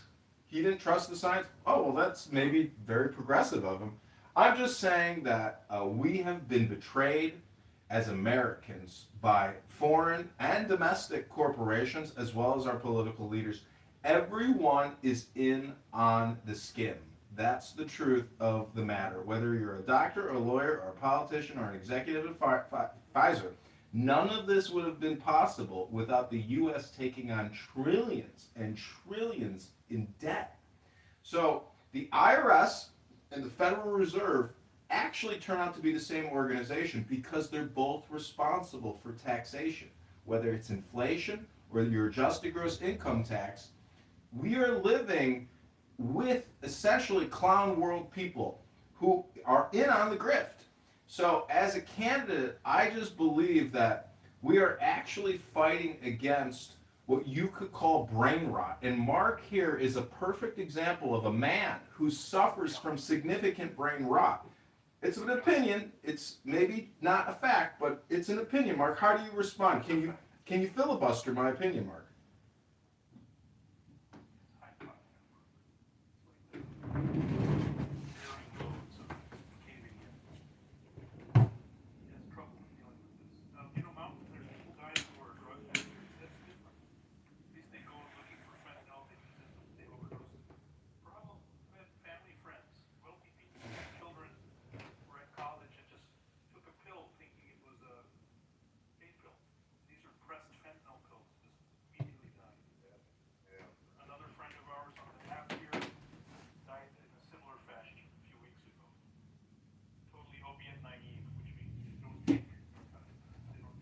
Sad. We lost a clubhouse person, huh?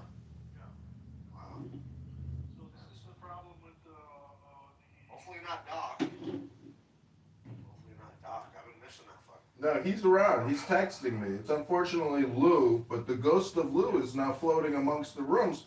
So actually, it turns out if you die on Clown House, someone will recreate you as a ghost so you can live forever, on the internet. Is Lou? That's his name, Lou? yeah. I don't know who that was. It was some white Yeah, guy. Lou. For real. Who was that? I think it was. Regular and the alternative rules. Oh.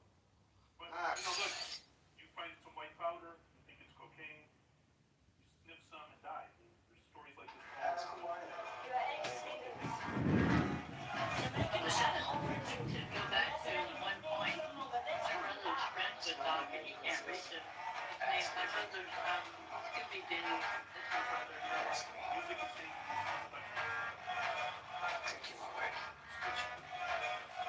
It's scary, man, because I fucking, so last year, we went to Mexico. My big sister, she takes anxiety. She has some anxiety. We go to Mexico, and she leaves those pills at home. She didn't know she could take them. We get there, and she's good for a couple of days, and then there's an argument between my brother-in-law and his daughter, and so my sister kind of got in a panic attack, and so we go to the pharmacy, and my sister gets just what she thought was just 3 separate pills of like a generic Xanax, and she takes it, and we didn't realize this, but she doesn't remember shit until the next day. She took it, and she was out, and she was walking around with us and shit, but we didn't notice that she was dumping her purse out and shit, she was all but yeah, we're pretty fucking sure that was fentanyl, man. It wasn't Xanax or anything like that, dude. I think something, yeah, it could have killed her though, and so I'm glad that we're doing something about some of this drug shit, we need to. Yeah, the fentanyl deaths has been plummeting. President Trump's heavy enforcement of the border, as well as the DEA's heavy enforcement of fentanyl and the products that make the fentanyl, precursor products. So they're going after these things overseas at the precursors manufacturing, India, China, Mexico. So yeah, I mean, you don't just go after, you don't just make it illegal. You go full court, start blowing these fuckers up if you need to. Too many people being killed over here by this madness. Yep. And that's what my buddy was saying too. He just got out of prison, and he said that while he was in prison,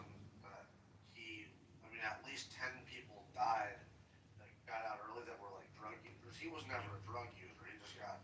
He just got in a car accident and shit. They get clean and then they don't have the tolerance anymore.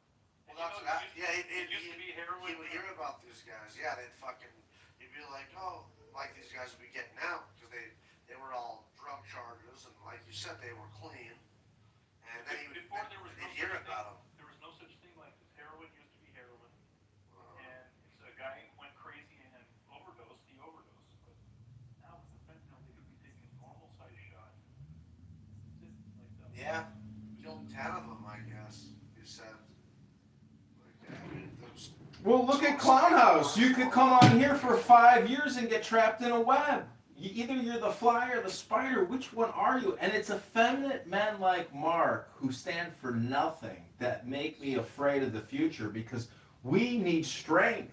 We need unity through strength. Guys like Mark, listen, the point is, we live in a Ponzi scheme, a fraudulent currency manipulation situation, which sucks, but it is what it is. But there's a but. We will not allow that type of behavior in our society to persist, because it is an infiltration and it is international in origin. And as Americans, I don't know if Mark is a Canadian or what he is, but as Americans, like, I smoke weed, I drink beer. I think that's the extent of what people should intoxicate themselves with. Mark does make a good point about the about charging users. See, in my opinion, you could use it for religious, situations independently. I would never mix it with a group, because what I'm trying to achieve personally is intelligence, and I use maybe chemical substances in relation gathering. But the point is, from an organizational perspective and the long-term survival of America, this type of behavior, this type of infiltration, whether it's literally people or chemical substances, must and has to be repulsed by the federal government. And the federal government has that power to achieve that type of liberation for we the people. But these Democrats that run these criminal sanctuary cities, they don't give a fuck necessarily. So we got a major unity problem in this country, and it's really just a cultural problem. So I witnessed some politicians give some speeches. None of them are addressing the fact that we have a major cultural subversion, which is absolutely obvious. Because I'm blocked from all the cultural subversion rooms. Evie told me I call them alternative rooms. But the point is, we have a failure to communicate and a failure to understand the most important topic, which is unfortunate, but it is law.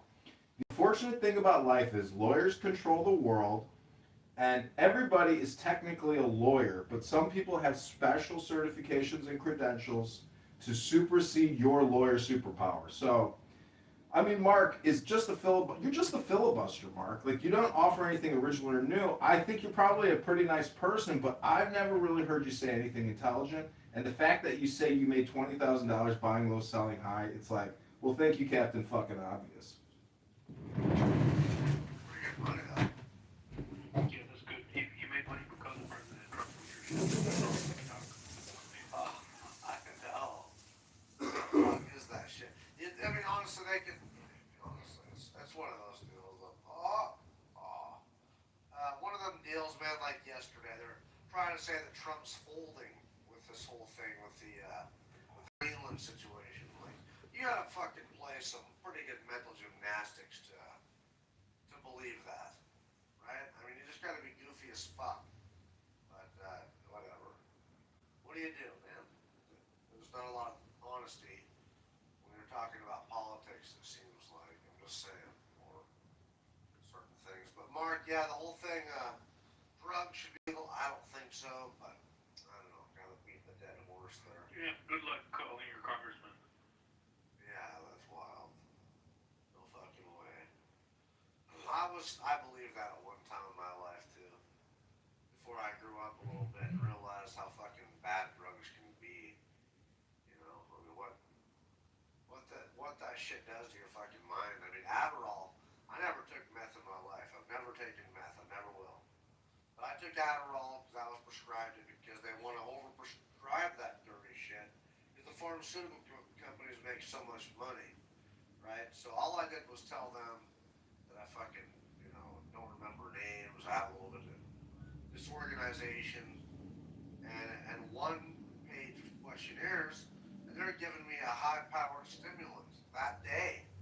It was crazy, man. I mean, it was way easy getting Adderall, but it damn near destroyed my mind, man. It made me so fucking angry and upset. Hey, listen, Mountain, it's been nice talking to you. It's nice to see you again. You too, man. And Mark, Yeah. we're not trying to make fun of you or anything. I'm sorry. Yeah. Not fun you and stuff like that, but it was a great conversation. Right? Yeah, for sure, man. I'm gonna end this room here soon myself because I'm kind of getting tired. But yeah, don't take it personal, Mark. Guys, thank you for hanging out. I'm kind of getting tired. Join the room if you want. If not, that's cool too. I'm tired, so talk to y'all later. Thank you. 5, 4, 3, 2, 1. And eat off her plate, then he just gonna do. But y'all don't sound like y'all the type of niggas just do. Y'all fucking with a bitch. Y'all don't even be liking the bitches enough. We talking about a bitch. Y'all not likable. Is this on a bitch? Okay, my bad. He changed the word. It's like one He woman in changed the the word whole room women that's because like I understand if I use the word bitch, then y'all gonna just follow it's 2 women in this home. Okay, this is the Mountain Kid Fox after party in Talking Apes League 2026, Southwell Love.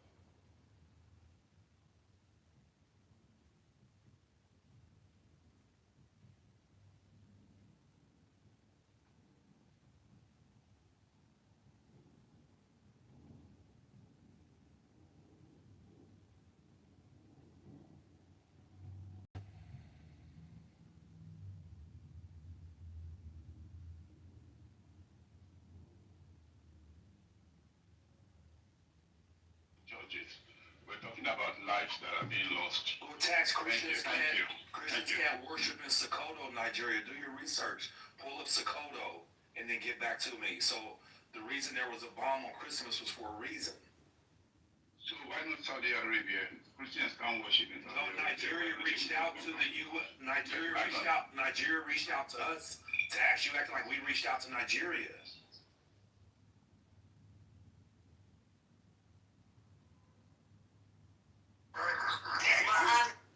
He's alive, so that's all right. I lived in Colombia during COVID. Did you? Yeah, Colombia and DR. Point of order, moderator, point of order. Talking Apes League 2026, Mountain Kid Fox after party. Let's go! Yeah. Tired, bro. We're fucking over here fighting for our life in the U.S. and this motherfucker's in Colombia fucking some bitches' brains out. Hold on a minute. So you're in the DR, Democratic Republic of Congo, or what? Bro, the flights were so cheap, people were scared to travel. I was going everywhere I could. Oh, Dominican Republic. I was catching fucking $15 flights to Florida on Spirit. I was having a great old time there. Spirit Airlines, dude, are you crazy? What the hell are you doing? I was a Spirit Airlines Gold member, bro. I had no shame. Spirit is not even worth $15. Trying to get yourself killed. They might as well call it Faith Airlines. I believe. Yo, I never brought no luggage. I always bring a full bag because I was scared I would lose my shit. You guys want to hear something funny and it's true? Spirit Airlines is the only airline with a 4 out of 5-star rating. All the other ones are 4.5 stars. Just to throw it out there. I'm telling you, man, they get the job done. No cushion, bro. They pay for their ratings. Wow, that's scary, dude. No way. Hey, Peoria, bro.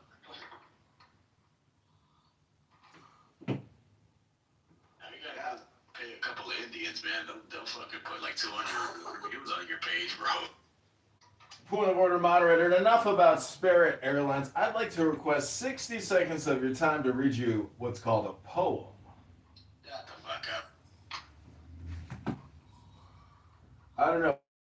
I guess people that talk about Spirit Airlines are a certain demographic. But if you'd like, I'd like to introduce a new material into the room. 60 seconds of your time. It's just a poem. Moderators. Can you shut the fuck up? Ah, man, there was some titties in the fucking thing and she left because you wanted to talk about bullshit.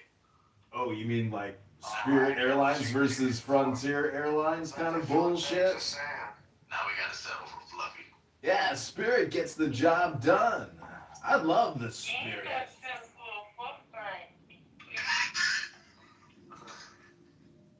Oh, I know you ride Spirit. You don't know shit about me. Shut up. Who rides Spirit?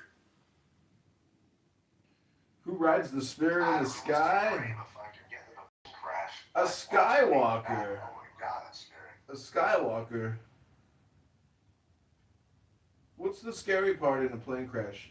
The second before you hit the ground, or the 2 minutes before you hit the ground? Like I was with somebody like him beside me. What? Titties are back. Now she's gone again. Fluffy titty. Plane and we fucking took off. I'm like, holy shit, there's power lines. And then we came down, and yeah, it was like realistic, as I think it would be. Every And plane then I was probably gonna die. Yeah. They want to make an example of the Avengers for the plane. The Avengers? Yeah, look at his PTR. They had one where they're wearing like the Avengers outfit.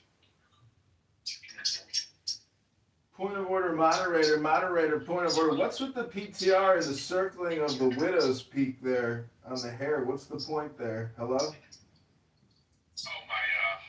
my barber cut that off, that area. She fucking shaved it off with those clippers. Problem? What, you got a problem with that? I mean, I get hair there too. Sometimes you forget to shave it. I didn't know I was supposed to shave it. I thought it just, that's like a little. Well, that's where your Shylock comes from. You're not allowed to shave over there because we have those locks. That's all right. Yep, they're so beautiful. That's like technically our ram's horns. Hello? Hello? You got a hot mic. Hello? Hello? Hello? Hello. So welcome to Great Powers. The ghost of Lou is floating around Clown House. He's following me everywhere. Have you seen the ghost of Lou? I don't know who's doing it. Is it Bussy? Is it Noura? Is it Chris? Hello? Watch my mouth. Watch my mouth? Hello? Hey, Shake, did you just tell me to watch my mouth? What was that? I can't hear you. Diego's got a hot mic. Hello? Yeah, you got some bullshit playing in the background that nobody appreciates. Hello? I think it's perfect. Yo, you think a lot of things are perfect, I'm sure. Hello? Anyways, I was just asking you, oh my god, look who's here! Speak of the devil and he will appear! The ghost of Lou has arrived! Such a dick, fucking. Hello! Welcome to the show! Don't resist it, go with it. Go with the flow. Ooh! You're such a scumbag. Is it T-Robs? Is it little T-Robs playing the role of the ghost? I think it's probably T-Robs or Nora or Abby or Bussy. It's somebody. It's not me. I fess up to, my activities here. I wouldn't. Since you're L, maybe this guy is John Kitover. It's not me, you schmuck. Listen, watch your mouth. I just want to quote you. Watch your mouth. The point is, I wouldn't waste a burner account on Ghost Lou because that account is going to get shut down eventually. I go for the long-term account creation. I wouldn't waste my time creating an account that's going to get mass reported. So anyways, I just want to say, watch your mouth. when you speak, because otherwise Shake might warn you about watching your mouth. Yeah, all I'm saying is it could be John Kitover, the same guy that's getting investigated. Investigated for? With voters. For fucking with voters, huh? Oh, well, did you hear that we reported Steve Appel to the Attorney General for Social Security disability fraud applications? Oh, you know, anybody on this app that accuses me of fraud is generally someone who's actually involved in fraud. So be careful who you accuse of fraud, because that might be a projection of your own fraud. Well, what did they say in Illinois? The apple doesn't fall far from the Illinois tree? Where do you live, Shake? Hello? Let's just say outside of Illinois. You live outside of the great state of Illinois, so you don't know what it's like on the inside of the state of Illinois, correct? No, I know what it's like. You know what it's like in the inside of Illinois, but you don't live on the inside of Illinois. So who has a better opinion? John Kitover, who ran for Congress, or some fucking loser who tells people to watch their mouth and talks about Jesus all the day long as if he's some type of subject matter expert? And he goes by the name fucking Shake. And he's slightly autistic, pretty funny. Shake, let me ask you a question. Would you rather take a flight from Israel with a layover in Palestine to Iran, or Iran with a layover in Palestine to Israel? That's a private trademark right there that you're infringing on. In Illinois, then you got miles going forward in Illinois. There we go. Sorry, I didn't mean to infringe on your copyright and proprietary trademark. What I was trying to ask is, if you had to take a Spirit airline or a Frontier airline from Israel to Palestine to Iran, or Iran with the layover in Palestine to Israel, which airline would you rather take? I would do a round trip. Right, Palestine, brother. What did you say? Free Palestine. You said free Palestine? I'm a Palestiner. I'm a Palestiner. I don't know if you know who the famous Palestiners are, but they got great powers. I heard the people in Gaza who killed all those innocent people at the Supernova Fest ended up not having the great powers that they thought they did. And it turns out they've been completely eliminated and destroyed through a very aggressive war. Yeah. You like that? Hello?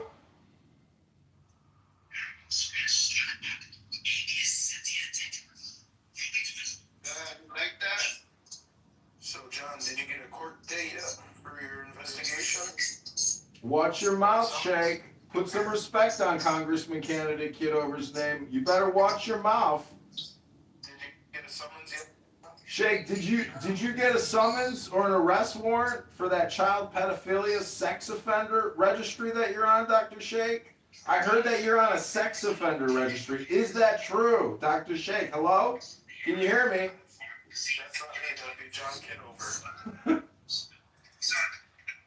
I think you might be projecting Shake onto John Kitover. Point of order, moderator. Moderator, point of order. The noise is overwhelming. No one cares about your background sound, dude. Hello?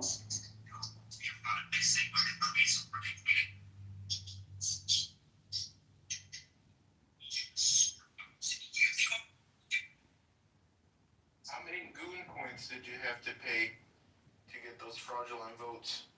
Goon coins? What are you talking about? The Federal Reserve Medical Fund? No, I'm talking about the goon coins you spent to get Gooner coins? What are gooners, anyways? I've always been wondering, what are these gooners these incels keep referring to? Better watch your mouth. Hello? Diego, can you hear me? I think the brain rot is getting to you. No one cares about your, your background noise. Nora in the Anon, she just loves you. She hopes to get back together with you. She wants me to set you back up with her. She keeps begging me, do whatever you can do to get Diego back with me. I'll do whatever it takes. Please help me get back with Diego. I already said how she can do it. How can she do it?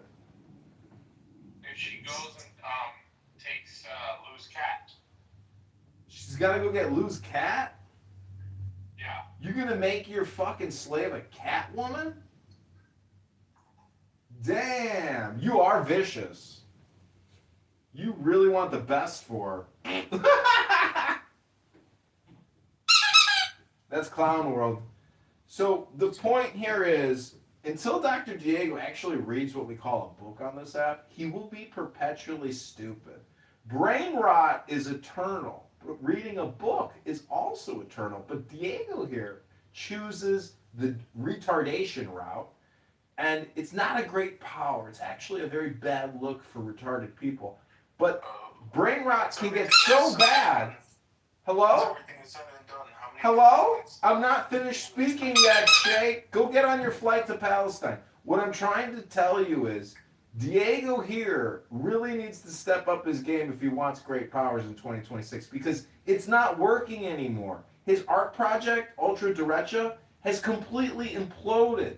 Some of his participants in his MK Ultra experiment actually went homicidal suicidal, and they're still in the room in Anon mode. That's the power of Dr. Diego. It's not great. It's actually very mediocre. It's pathetic. It really is what it is. But brain rot sufferers don't know it. You don't know what you don't know, because brain rot doesn't let you know what you don't know. So, in summation, make sure you check all the calls coming in and out of the house, and be sure to get on a round-trip flight from Palestine to Iran and Iran back to Palestine. Health, wealth, love, peace of mind, happiness and strength, everybody. This is your Zen now moment. I'm going on mute. I'm going to go sit in the sun butt naked and tan my butthole. I'll be right back. The thing he fails to recognize is goon coins are never recognized currency. So all of his gooning has gotten him nowhere, especially the goon maxing.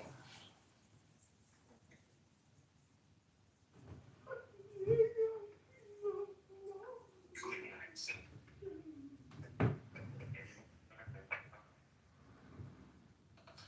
And it should be set up where if somebody looks up the definition of goon maxing, it shows a picture of John Kitover.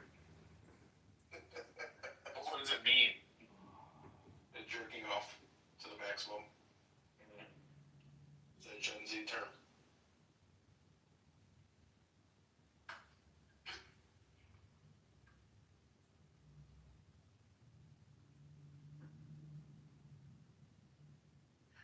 That's great. They also have freak maxing. Who's the nigger in the audience? Can you figure it out, Brian? Huh? Can you figure it out? Probably pussy.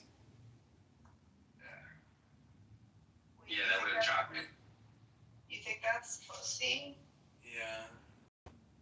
I thought it was John just because of the houses.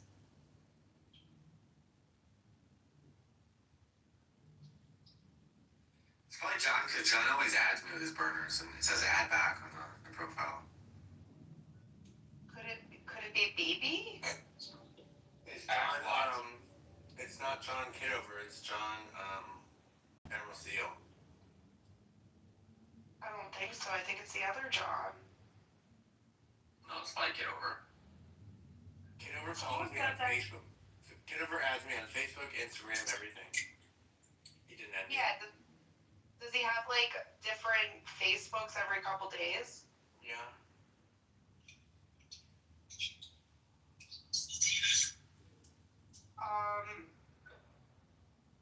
Someone said that he said let's celebrate like after whatever happened. But I said it was probably being misinterpreted, and then everyone told me that I was wrong. So I don't know, but I feel like you guys are all psyoping me at the end of the day.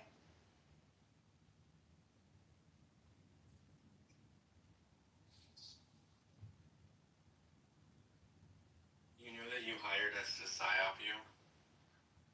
When? I don't know. You're just really you're psyoping yourself.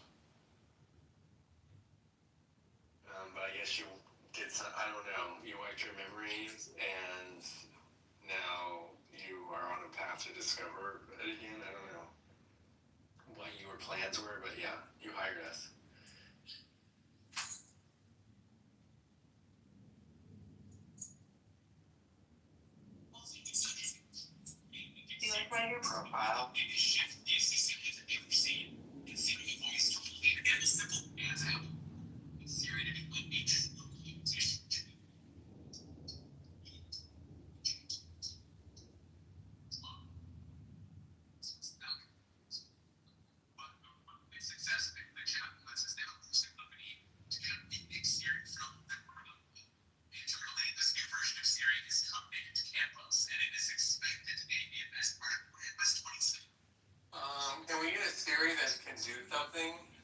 I don't understand. How can you guys hear this? Am I in some weird audio mode?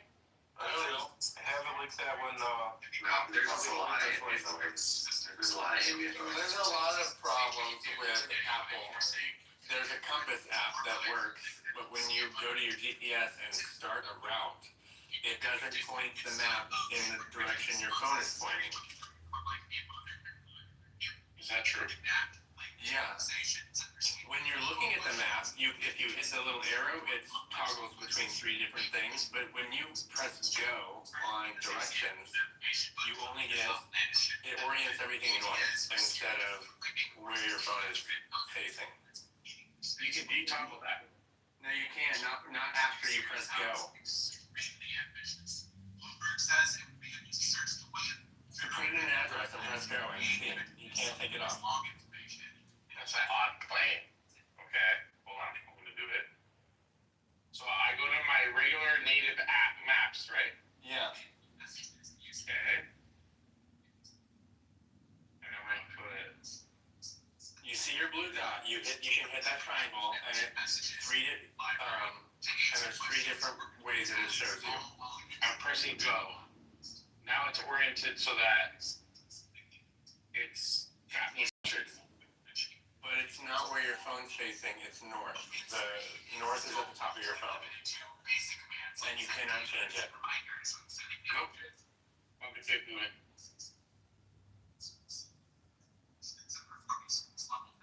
You just have to press that little button. When you start moving, though, it does change. It does do that. But if you're stationary, it doesn't start out with it in front of you. Okay, well, it should be able to do. Because before you press go, it does do that.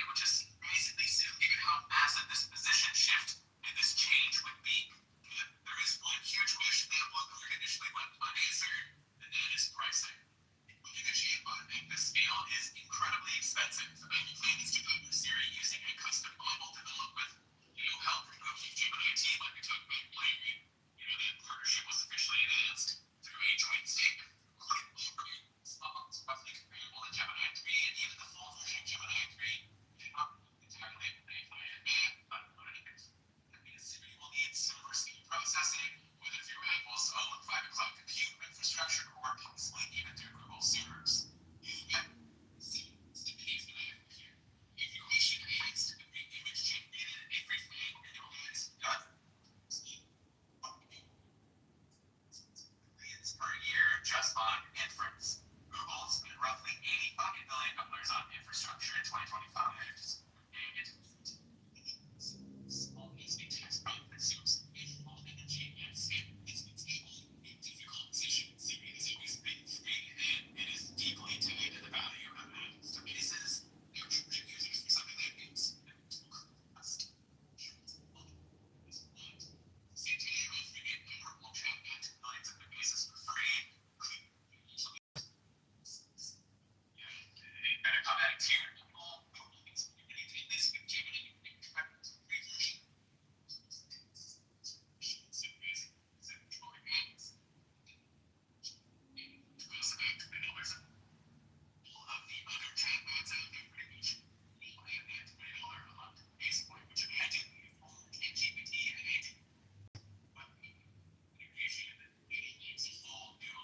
Am I still loud? Am I still ambient?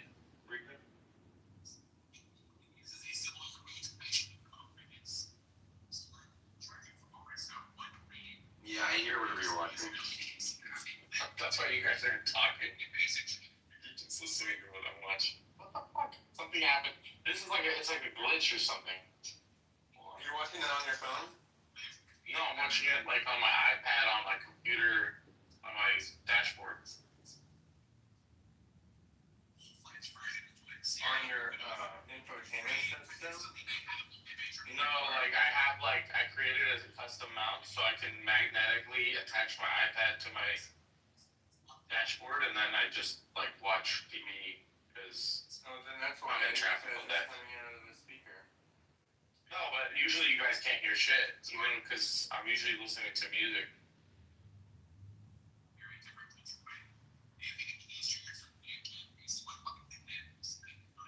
So let me watch. Are you able to, like, are you playing from your phone, your Bluetooth through that thing, or can you look it up straight from the thing?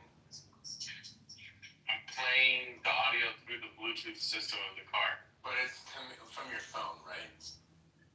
No, from the iPad. Right. Like your phone, do you really play music from the iPad, or do you sum it like you cue it from your phone, like your phone Bluetooth? I use the iPad like an infotainment system. I get that, but the iPad can do more than an infotainment system, no? It can play videos, I can text people, I can do all kinds of things. Right. An infotainment system usually just mirrors your screen. And something about that Bluetooth, like, when you're talking, you're not coming from your voice is coming from your phone. It doesn't sound like it's coming from a car's microphone. Right. Because I talk through my iPhone, not through my iPad.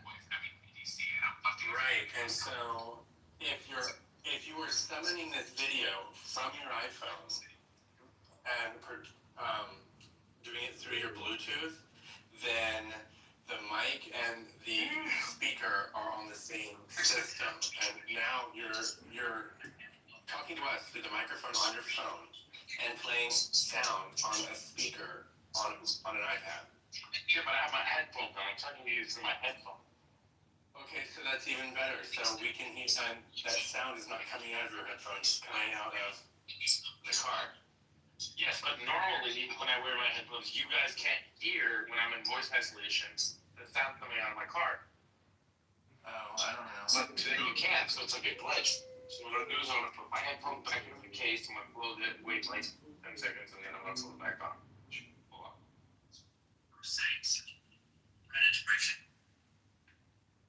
Cover, I think there's details I was able to find out from people.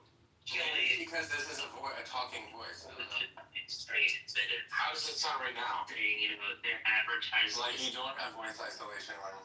They're saying that you can win, but you can't. That was from the former CEO of FanDuel. Another high up at FanDuel told me that the way that parlays just reminded him of one very contrary.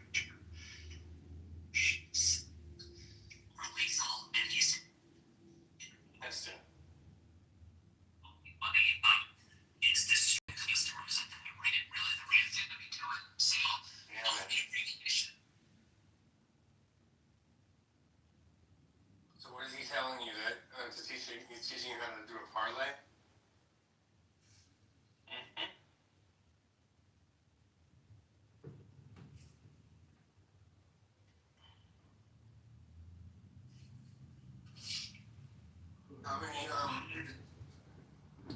How many betting sites have you been banned from or limited on?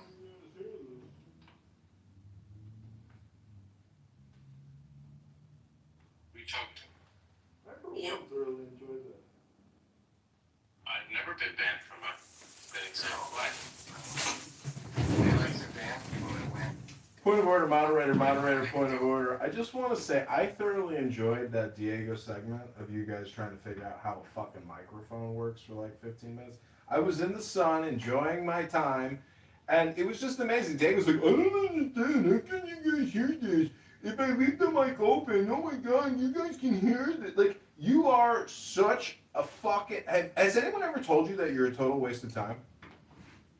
Yeah. Then why do you record the rooms? Because he likes to record time wasting. Itself a waste of time. You're the only one that can waste their time.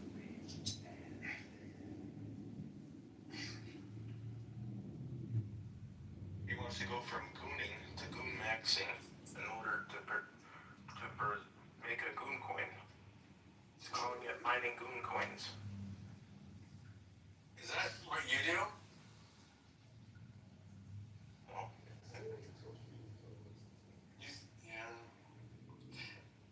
That's interesting.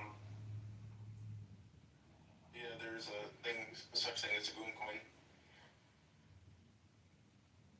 I love gooners.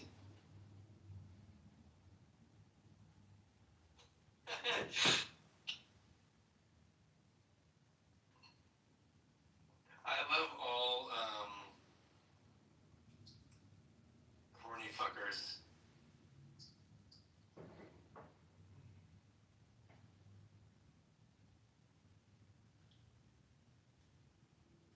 I'm getting my commercial driver's license to be a truck driver. Oh, don't kill anybody, okay? No, I'm gonna do it because the rape opportunities. The rape opportunities? Why else would I do it? That's not how it works. This is a perfect example of someone in the ultra director room coming in here and talking about doing something but not actually doing anything. It's just a collection of low IQ, white trash, supremacist, racists who love to come in here and project about things they love to do. But as you can see, since I've been recording it for years, it's actually just people talking about nothing, wasting all their time. Congratulations. Everybody have a great time. Welcome back to Ultra Derecha, the Brain Rot Trust House. It is a Robert Taylor art collection but it's actually mostly all my room. Look at the history in here. Or just go to Diego's actual, profile. Or go to the Ultra Derecha house. Let's look at some of these room titles. Oh, we got DMX. We got me in my little drum room. We got the Nora Bandura versus John Kitover lawsuit room. We got another DMX, another Trump, another... It's all John Kitover. Isn't that amazing how it works out where somebody actually wants to, create space, but it turns out just to be John Kitover trolling the low IQ. I really love the work we've done here, everybody. And look at the two Anons. Diego's the only top Anon publisher here in the alternative space. All right, everybody, I'm going to go back to tanning my butthole. Have a great day, everybody.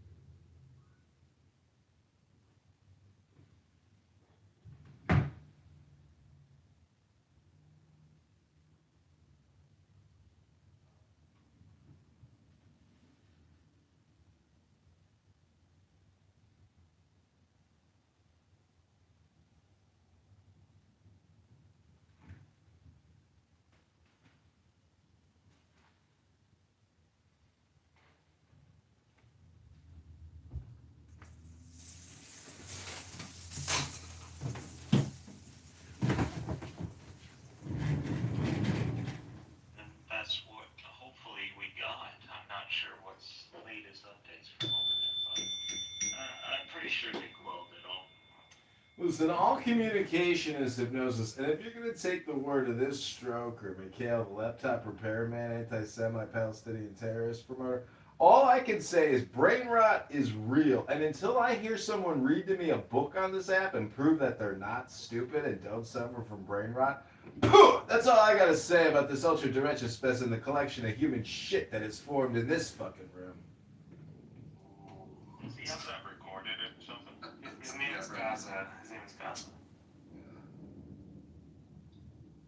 I'm just saying, if you hate the J word, you are the lowest IQ piece of shit in the world. What kind of a person hates God's chosen people? What a fucking human shit stain. I know, you gotta be a shit stain to hate us.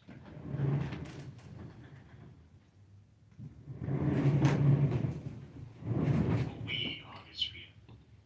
You know, Gaza, I didn't know how much Randy McDickerson hates you, but apparently he does. He does? Why? I won't say, but he's... Yeah, I saw him I was talking to you. Yeah, why did you hate him? I want to know. I don't want to say. But then he was like, You started it, now you don't want to say? Like, that's weird. well, I'm sure Gaza knows. That's not weird. That's what David does. David says all kinds of weird things all the time, but saying something's weird is not evidence.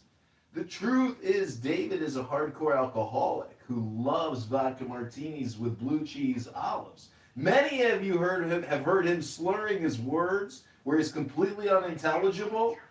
Hello? Retarded children, let the children out, you fucking sodomite. Oh my God. What? Hey, John, you read a lot of books, right? AIs in America. Oh man. John.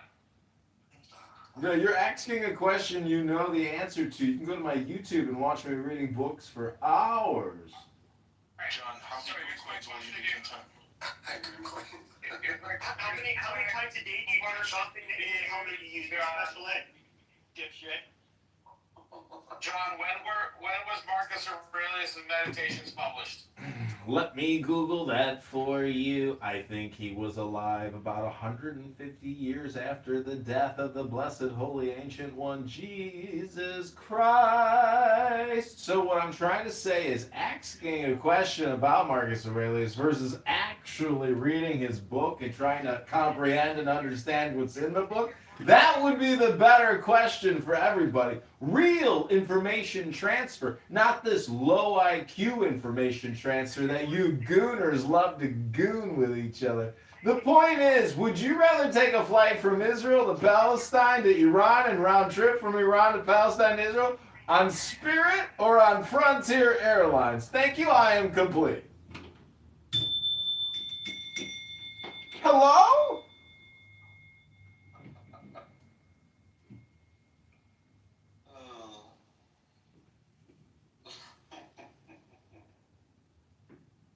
I just want to quote Jazzy and say, hello?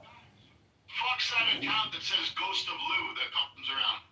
It's pussy. Who is that? That person sent me a friend request. You do pee-pee. It's Prince. No, I was in the room when it happened, bro. I don't know. Still don't understand why Prince is simping for Amir after Amir talks shit to him. Oh, hey, Prince. Maybe are you man? When did I ever say? Maybe are you in good terms with Prince right now? Yeah, he's my boy. My buddy. I'm just trying to protect him from Amir, but he doesn't see it. David and Gaza, they're psyoping me with a gold North Face jacket. And then he went into Amir's room and was acting like a weirdo on stage. Wow, they recorded every fucking thing and they're gonna play it on YouTube. I don't know why you even did that. I accused Amir of working with the North Koreans because I heard I someone know. on here say that. I know. It's crazy. Crazy. I heard someone on here say that about him. I heard a lot of things about you and I don't say it. Because I know it's not true. What'd you hear about me? That you're smart, intelligent, and I know it, so I don't. Danny, show me a picture of your Jewish kid. Let's see sweet ass. Boo boo. The guy, see, that's the problem. She's a woman, not respect. No, well, I don't care. I want to see her Jewish kid. He's being a fucking Jew and stingy. You fucking goof. Have respect for a female, man.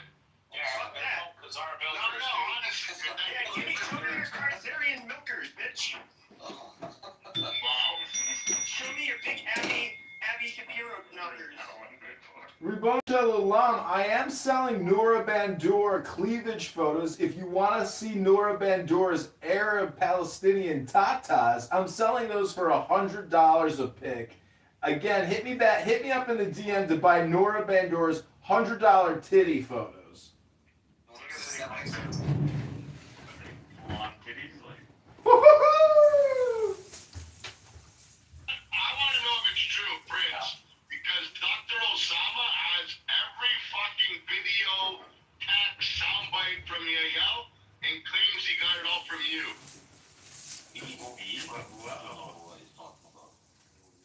Yeah, I don't know that, but how the fuck does he even have that? I don't know. Oh, he has some friends. I didn't send shit. We talking about. He's saying that she sent it to you and you sent it to everybody, but he kept it. So weird. Who? I have no idea what he's talking about. What are you talking about? That guy fucking Dr. Osama, bro. He started sending me a bunch of shit on Telegram of like Yael, like, oh my god, her boobs, her body. Whoa. She has fake titties. Videos of her. Hey, BB, what do you rate it? BB, just out of curiosity. Like a 8 or 9 out of 10. Send me her titties. Don't be Jewish. No. You can't do that. I'll strip her at 1.0 next time I see her. Bro, and she's like 4'9", cute. You know how fucking amazing that is? She's like, scared. No, like she's lucky she doesn't fucking fall over. Like she's too short for tits that high. It's weird. Isn't 4'9", is that midget level? She's like a tall I think midget. it's 2 inches above dwarf. Okay. It's like super cute. That's fucked. She's a firecracker. She's the type of bitch that if you were with her, like in a relationship, you'd probably want to murder her. Like I couldn't imagine actually being with her. I would murder that person. Okay, we've confirmed that these two homicidal psychopaths would murder a beautiful woman, but if you do have pictures of this beautiful woman, my number is in the chat. Definitely text me these photos. I definitely would love to see them. If you have Cash App, I will send you a Cash App. I don't care who you are or who's listening, but send me these fucking nudies. I'm begging you. Numbers in the chat. I will Cash App you afterwards a nice amount. And I will trade you Noura Bandour's titty photos for these titty photos. So if anybody wants to get in on this titty trade, send the numbers in the chat. Thank you all very little. It's to the economy, so women know. So women know what happened. May it be a cop. This is actually the modern day fucking mental asylum, Clubhouse. It really is. Absolutely. This is actually a psychiatric holding facility for people who are on the verge of 5150ing themselves. And Diego has created a backstop or a backdrop to the 5150.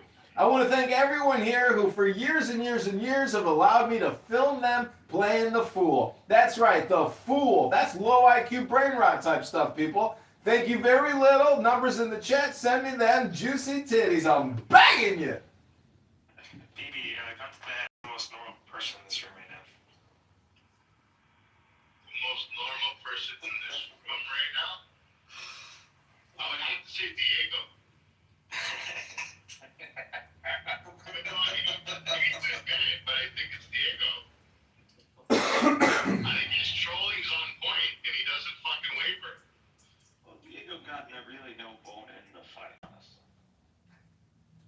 Bone in the fight. This guy suffers from vitamin D deficiency. I saw him at a gas station. He had dandruff all over him. His family looked like they were robot automatons. And this guy's got the worst vitamin D deficiency I've ever seen. Talking about vitamin D deficiency, David, not only are you an alcoholic, you probably suffer from vitamin D deficiency. Anyways, everybody, I got to get back in the sun to tan my butthole. Numbers in the chat. Send me those titty photos. I'll send you back a nice Cash App and some Noura Bandour titty photos. Thanks, everybody. I'm going on mute. God bless.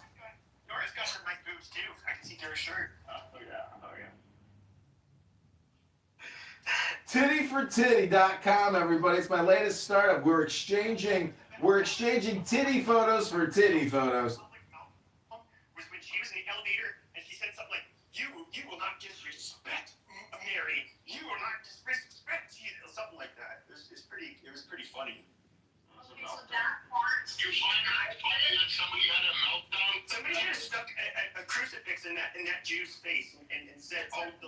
she was saying. You think that is funny that she had a mental breakdown, like, momentarily? Come on, man. She was smart, actually. She made it about Christ. Mary. She accused me, but it was not. How dare you, Danny? Why would you blaspheme Mary? Very quick recovery, too. It was Mel. Unlike you, she was a fucking virgin. It was Em. You check your fucking mouth. The thing was, it was Em and me, so then I felt responsible for it.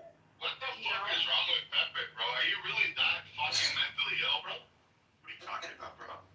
Oh, is this your first time listening to Pepe, the Jew hater, the great anti-Semite racist of Clown House? Is this your first time listening to this low IQ white trash piece of Sicilian or Mafia, whatever the fuck Sicilian? What are you, Corsican? Fucking Corsica must have really got lucky when your family a fucking shithole island. It brought up the quality of the island by like 100%. Oh, Pepe's gone, thank God, we can all go back to normal again. Well, you're up in 2010, so I haven't murdered anybody, so fuck you, buddy. You go on here, sit there, and you sit on this fucking app and fantasize about killing hitchhikers, Pepe. You're a fucking, yeah, and today you say you're gonna start driving a truck around? Well, great. Oh my God, so you can sit on Clubhouse all day long and drive a truck. Doot, doot. When you pull the fucking string at the top, when you sound the horn, you can go, Pepe's on Clubhouse and driving a truck. Doot, doot. That's how you do it, Pepe. I'm sorry, you're too much of a pussy to rape. And you're faggot. I'm too much of a pussy to be raped by you? Is that what you just said, little Pepe? Pepe, are you 4'10" or 4'11"? Because when I saw the picture of you in the car, it looked like you were on a booster seat. So I'm just wondering, are you 4'10" or 4'11"? Which one is it? 11. Yeah. You're 5'11"? You're not even 6 foot? Little guy? Oh, that's so cute. No child. 6'4". Good job. I was in a mental institution with you guys, and this was the room, I would jump out the window. Okay, I would never want to be discharged. BB, we'd have to call the nurse over and ask for more food because you'd probably eat all the food before you jumped out the fucking window. I'm 6'5". So you could be standing up and acting motorboat routines with your face. You're right. That's pretty cool. I'm 6'5". Do you like doing the Amazon position, like where you hold me like I'm the bitch, and you keep under my butt, and then you move me, and you keep on doing like me up. I just found out about the Amazon position and I want to try it. I really want to try it. What's the Amazon position? It's when the guy is on the bottom, but the woman fucks him from the top. Yeah. Like, I'm holding you and you're holding me like a baby. I love that position, bro. You're popped in this weird position that every you never tried that? It's just called like a girl riding your cock. I love it, yeah, it's all it No, is. but it's not like a woman on top because it's weird with the legs. Because your dick is literally pointing out from in that position, your dick is literally pointing out from towards not the top of your, like in front of your legs, but behind your legs. And so it looks like he's doing the plowing. No, but wait. Point of order, moderator, point of order. This is not what a great powers. I just want to quote a black African American who said that Muslims are the reason blacks are here in America. Listen to this. It's unbelievable. Christians and Jews, you shut up. In fact, from 700 AD, from what I've been researched, don't go this stuff up. 18 million. Oh, did he leave? Blacks. Anyways, that's Dr. Malouf.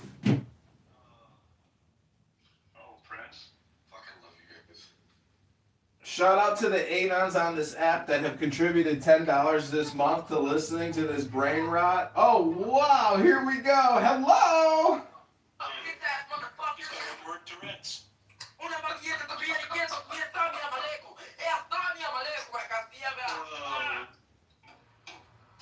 I just want to compliment Evital and accurately describing this space as being alternative. It is certainly an alternative to being productive.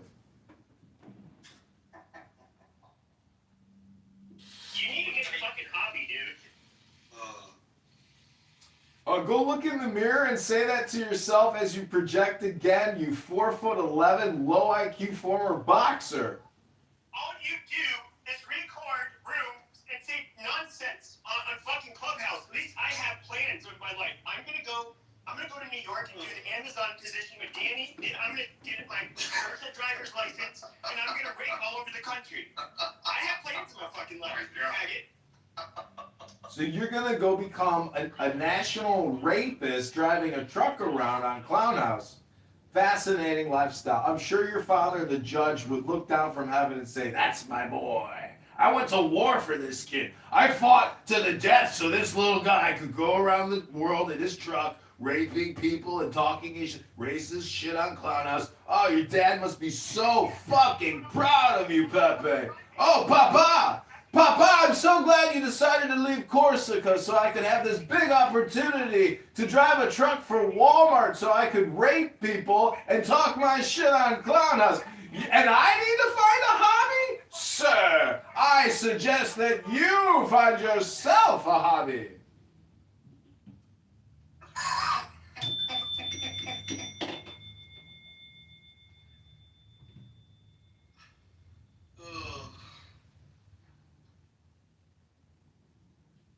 Remember, we always talk about the parallels to power for the Nazis and the Confederates, but how about we talk about the parallels and power to the... Remember, we always talk about the parallels to power for the Nazis and the Confederates, but how about we talk about the parallels and power to the people, to the organizers, and to the leaders? The same power exists because we exist in this moment of strife. We exist in our anger because what we have lived under is being taken away from us, which means that something was there already. So now, Big La! not only as a hit. Hello? Oh yeah. Welcome to the show, Big La. Yeah, I know it's you. I've been trying to find you. I'm back in school now, so I don't be here like that. But like, damn, where you been? Big love, big music in the building. No one can fuck with us. We smoking all your like cigarettes, like cancer sticks. Corporate candy. Hello? Hello. Why do F words love F words so much? No, why do F words smoke F words all the time? Why are they so addicted to the F stick? Why are F words love the F stick? Hello? Why do F words? I'm trying to figure it out. Why do F words love the F stick? The E stick? No, the H word. Don't you know that we are all homos? Homo sapiens. Oh yeah, Homo sapien, right? That means I'm just a human being, right? Well, anyways, the ghost of Lou is here saying Big La Nigs. Wow. Ghost. Danny is an N-word. Uh-oh. Before you kick it off, let's see if I don't even follow this pussy. Yo, come up in here, bitch. Actually, do what you want to do. It's your room. He's a bitch, so why is he calling me a nigger? I didn't even know he... Prince is here. Hey, Prince. Welcome back, Big Nose. How you doing? Yo, Ghost, your dick is so small that I don't have a problem with small dicks, but Ghost, yours, I would personally just punch it in a little more. Hello? Hello? No, Prince is talking. He was making fun of me. Hello? Hey, Ham, are you on good terms? You're a house member, so you must be nice, right? Yeah, cash in that pink ticket. This is White Belts and Chillism, everybody. Cash in those pink tickets. I'm dead. I'm gonna cash it right now. Hold on, I'm gonna go this room. I'm gonna be right back. You're also in Great Powers. This is an ultra derecha conglomeration. I love you. You're my homie. I'm gonna cash it right now. I'll be right back. Oh, yeah. Oh, yeah. That's my Toronto main squeeze. Ooh, Ultra Derecha is live on YouTube now. Subscribe now to Clubhouse Live Podcast. Yeah, I'm back, and Big Love's in the motherfucking building, and she cashed the ticket out. Big Love in the house. Oh, yeah, oh, yeah, oh, yeah. Oh, yeah. Free my nigga Tory. We screaming until he's free. For my N-word Tory until my N-word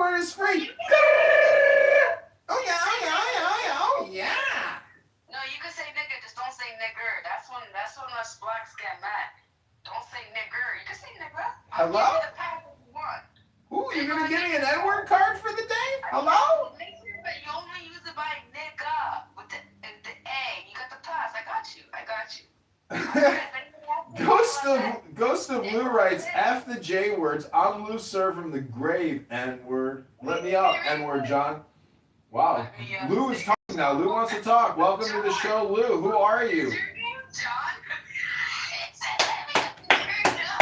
Welcome to the show. Ghost of Lou is here, making his first appearance live. Welcome, Ghost of Lou.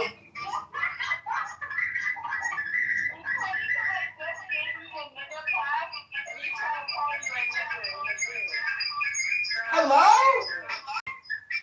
Hello? Hello? You gave him a mod? Everybody gets a mod. Hello? I was like, hey, sorry. Welcome to Clown House, everybody. Danny's not. Wait. What up, Danny? Danny gets. I'm giving Danny. That's my friend. I didn't want this mod at all, but you're my friend. Excuse me, Danny. Wow. I thought we were friends. Like seriously. Like, are you really gonna do this? We're in a room right now. Like, can we keep this till? Okay, so I think this Ghost of Lou means Lou didn't die because I love Lou. Lou's been dead for a long time. Like, seriously, I don't even know who he is, but I know that he's been crying about it, and I don't know who he is, but R.I.P. to Lou. Lou's been dead for at least a week or more. So, Danny, seriously. Okay, so we all know music's a little weird, right? We all know that music's connected in some weird Aleister Crowley, like music is good for grieving with certain things. Like I use music as for grieving. It's real good.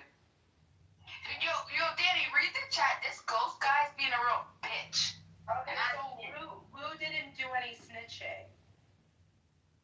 Bro, no, I think this guy's name. Oh, this guy, Ghost of Lou, is trying to be Lou. I'm understanding what's going on right now. I'm just taking it in. Big Les finally catching on, everybody. This room is being live streamed to YouTube Live. Welcome, everybody. Invite people to the great powers, to the N-word, H-word, J-word, K-word. This is White Belts and Chillism, as well as Ultra Direction. Super Combo Room. Bonus extra special YouTube footage. And can you put Big Law and Danny's in the cut and we're fucking bitches up? Ooh. Oh, yeah? Oh, yeah. Yo, that's crazy, Danny. I didn't even understand what you're saying. Pookie in the house. Hey, Pookie, big pookster. So you know what? That could be Bussy. Because read snitches get ditches, karma's a bitch, Lou dead. And nigga. Bussy? I don't read that. Bussy doesn't follow me. I think Bussy would say karma's a bitch, Lou dead. Pookie big pookster. Hey, Pookie. It's funny because I don't even know what's going on like that, but I do know Lou's dead. Like that's crazy. And that's he's friend. So he's like my nigga for life, my whitey for life, right? Hello? So, bro. I just got a weird thing about that made me. I pinged so many people in here. Music. I pinged everybody. Yo, Bing, come up. It's a safe place. I swear. Yeah, ping everybody to the room. Ping, ping, ping. Yeah, I'm not seeing people. That's why people are showing up. Yo, Bing. Oh yeah, oh yeah, oh yeah. Oh yeah, Bing. This is my homie Music. He's a real one. He's rocking my. Oh yeah, and I have merch on the way. As soon as I graduate, merch is on the way. Ooh, ooh, oh yeah. And Music gets free merch. I swear to God, you get free merch. Dead ass. Everyone's wearing them t-shirts. I'm not gonna lie to you, man. But Bing, thank you, Bing. But I want you to say hi to Music. You say hi to Bing. You guys are both my friends. Bing, bing, bong, bong. Welcome back, Pookie. Yeah. But Bing, cash that ticket in when you want. But like, if you ever can't find me, I'll be probably over here because they kick me out of rooms all day and all night. You know what I'm saying? Music does not what's it called? He doesn't judge me on how the other people judge me, how I treat them in the other rooms. You know what I'm saying? He's actually a real nigga. Ooh, I got street cred. Oh yeah, I'm a real N-word, baby. Free Tory, free my N-word. Free Tory, free my N-word. Aya, aya, aya, aya, aya. Oh yeah.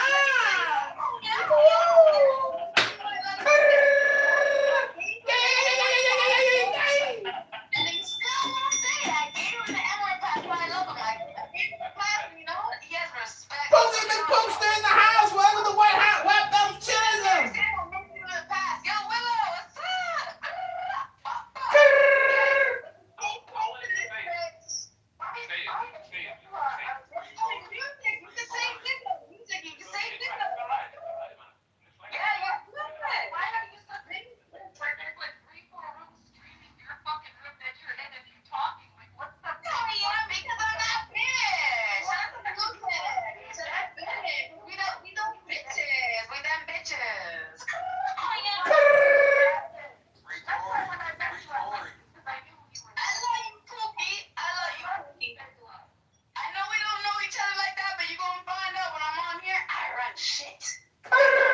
Oh yeah!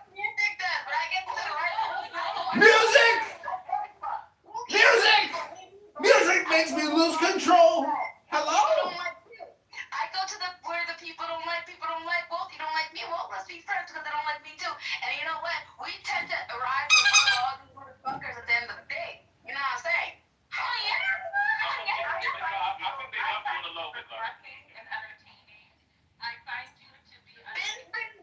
Bing has been my friend since 09. Pookie, you're a real one. Thank you. I find myself entertaining too, and I'm happy to entertain the people. I swear to God.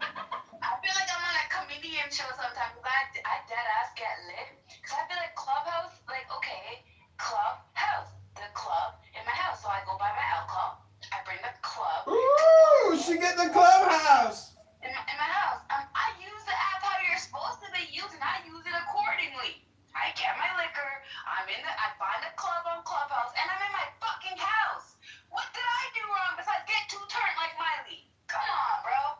Please come in my motherfucking house on Clubhouse. All right, point of order, moderators, point of order. Everybody invite your friends to the room. This is N-word, H-word, J-word, K-word. Invite. Everybody ping up. I'm finna ping more people. Yeah, we can all talk while we ping, but yeah, yo, Pookie, like, for real, like, I know we just started, to getting to know each other on here, but yeah, I never had no problem with you. What, did we ever fight before? I can never remember. I didn't fight you before, did I? I don't think I did. Yeah? I never fight before. Hello? Yeah, something. We never got no problems, I'm saying, but like, I only come here to fuck around. Did you ever see me annihilating somebody? Because I'm not that guy. Hello? Started it first. My ex exposed all my moves on here. I'll just tell you from now. Hello. I have to tell her now so she knows. My ex exposed all my moves. Oh yeah! Prostitute back in the day. I was an escort for like 5 years in my life. When I'm young, like I'm 30 now. It was in like 1920s, So like they dug up a lot of shit, and I changed my life. So I don't even need to tell you guys what I do at the end of the day. I still have more money than anybody, anyways. And it's not just from back in the days. I just still have more money regardless of what I do, right? I'm Canadian, but let me tell you something. The way they try to use it against me on this app, like they thought I was gonna run away from the app when all this happened. No, I'm still here, bitches. So just know, like, being my friend, it comes with oh yeah, they say all that shit about my past, and there's nothing I can do about it besides like, fuck you bitches. I don't know what to tell you. I'll fuck your dad, bitch. I'll get on that well. I don't know what else to say. I'm retired. What the fuck I'm finna do about it? I'm gonna keep going. See what I'm saying? Like, thank you. Thank you. And you know what? They were so like, they played the police card and figured out my shit. Like, good for you. I'm not gonna go find yours. I'm just gonna like let God deal with it. Which he will. He will.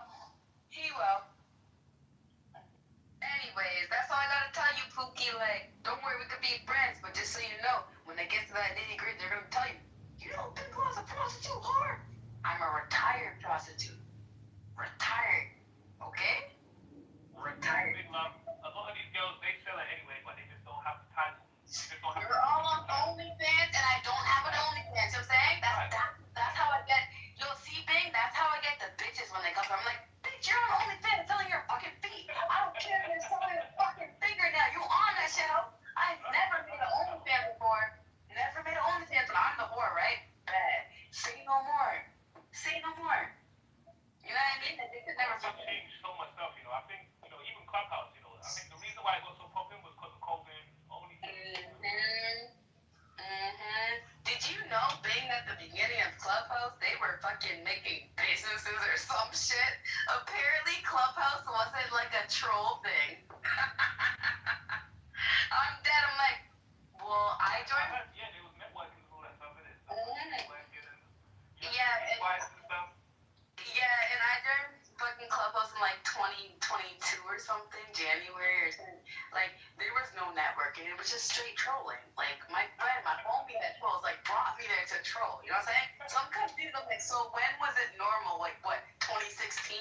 How long's the app been around for? Because 2021, it was straight fucking trolling.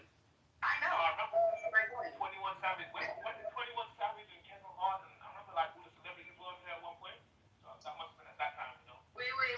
Kevin Hart was on here? I remember Kevin Hart. I was not here. That must have been right at the beginning, you know, like right at the beginning. Fuck that. The reason I came on here was because Whack, you know Whack 100? Oh yeah, you don't remember? I used to, you don't remember? He used to let me up in the rooms back in the day. Yeah. And I'm beeping that, fuck that fat clay face bitch. Not beeping that nigga. He won't even let me up in the room. Sometimes if he's in there and he sees me, if I comment too much, he boots me. I swear to God. He doesn't want no smoke from me. Yeah. I want to tell you, listen, people, like, when you come to people's rooms, they love it. Don't let them lie to you. They might they always love it. They just, you know, You're a real one, because my auntie told me too. My auntie was like, they're lying. Like, you know, I let my auntie, and my auntie's 68 years old, and I let her listen to them harass me one day until she said, turn it off, I can't. Like, she was about to flip her table. She's like, and she knows everything about me though, big, so you know what I'm saying? Anything there was she knows, you know? You know, back in the day when I was old spin, all that shit. She knows what I do. It's my certified auntie. Like, come on. You know, I'm like, yeah.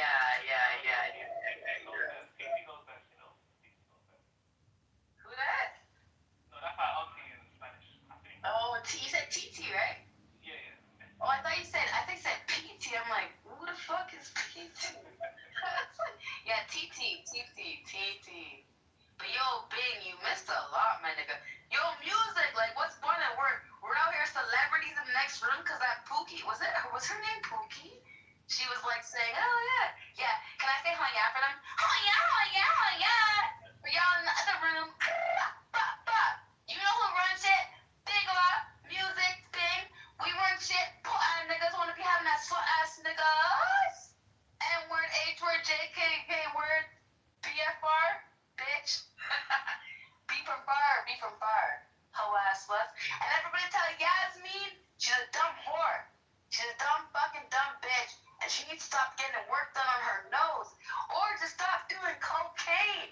The cocaine does more work than the fucking Dr. Miami. And you didn't even go to Dr. Miami, Yasmin. Get together, ho. And shout out to my homegirl, Pumpkin. Pumpkin's a real bitch. What's up, Danny? Danny's a real bitch too. Fiona's a real bitch too. So he's a real bitch too, but Yasmin, two on your dad's dick, however to catch him. Osman, you're a real dick too. I mean, a real bitch too. I fucked that up. Osman, you're a real bitch too. Okay, I think I'm done now. Woo! Y'all with me? Danny, what are we eating today? Yep, hopefully she gets that to them. Hey, Lonzo. Hey, Lon, you wanna do some trolling or something? You wanna troll some rooms? I mean, I'm with it, but you know they don't really keep me I'm with it, but I'll use this room as my base room to come back to, because they don't usually let me They kicked me out right away. I say, honey, like, oh, get her out of here. Like, I laughed about it. You know what you have to do, yeah? You have to have a normal conversation first. Fuck that shit. No, big. I do my shit at a certain type of, if they're dumb enough to let me in, that's on them. Ain't no fucking normal conversation gonna happen around here. No, the fuck is not. Yo, Bing, see, if they was you, different story. If they were music, different story. If they were Lonzo, different story. Right. Now, these bitches, they gonna get the fuck they know what's gonna happen. You know what I'm saying? That's why they can't say, oh, who let her? I want to say, who let her up in here? I love that when they do that shit. It's just hilarious. Like, a lot of times they won't even let me up. That's why it's like Bing, like, it's better you just make a room, let me in the room, and then ping my ops, because they ain't letting me over there. Because they know how I press them. I press them like I'm a juicer. You see what I'm saying? And Bing, it's been a long time, Bing. Like, I've been getting way sicker on these old bitches. Like, I'm in school right now. I'm out here retaining information, and I'm coming on here Fridays. Only reason I'm on here right now is I don't have homework. I had homework every day last week. Every fucking day I had homework. You know what I'm saying? This week, I did my assignment. My assignment was due Friday. I actually finished it. It was basically done yesterday, but I just finished the editing today and handed it in like early, around like 12 p.m. You know what I'm saying? It's not due till, that assignment's not due till, is today Friday? No, tomorrow's Friday, right? It's not due till Friday, 12 p.m. Even after we do, that means she's going to give us a new assignment. But I have Friday's work done. Like, I'm not with these motherfucking bullshit little bastard ass children. Because when I finish and get my degree, these bastards are gonna be. And I'm gonna be an addiction worker, Bing, just so you know. Wow. Yeah. Danny, remember? Addiction worker. Yeah, Lonzo, I'm gonna be addiction worker. Obviously, it's not gonna be for alcohol. It's not. Yeah, it's not. Obviously, it's not gonna be for alcohol and weed because, like, those are social things, and those are the two things. Yeah, I get a little bit drunk. Okay, I know, but I'm actually saving crackheads and people that are like, that have the Narcan. Like, I'm gonna learn how to do CPR until the ambulance gets there. Certain things that like people like. I'm dedicating my life to help other people, literally. Like, at the end of the day, I'm going to be making $35 an hour, the job I already found. The minimum, though, for addiction worker is $25, but I already found a job because my friend has already been working in the addiction office for 5-6 years. They just want to play with me.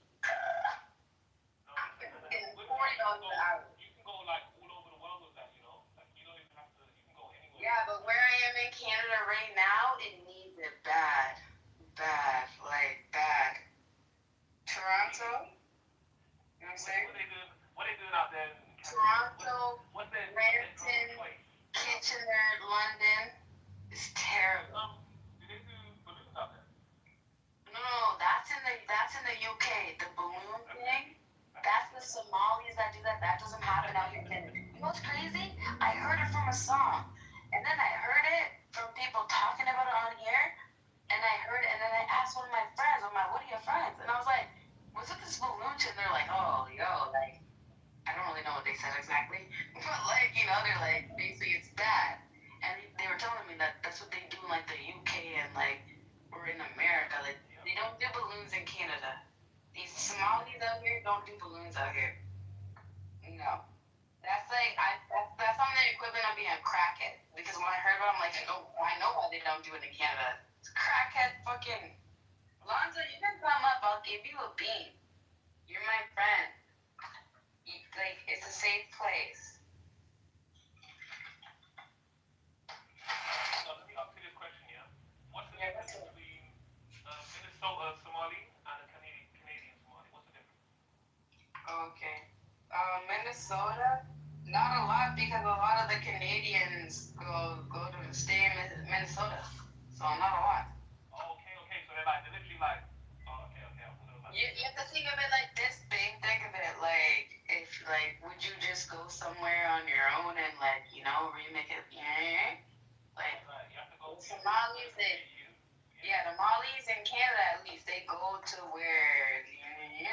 certain places, like in Toronto, Dixon is known for all mollies. Like Dixon is a molly spot for real, like a real one.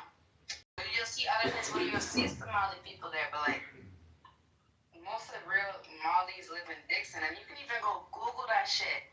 It's crazy because on Google, if you check Google and shit, it's like Dixon was called something else before it was Dixon, right? They changed it, but that's where all the Somali people from back in the day went to.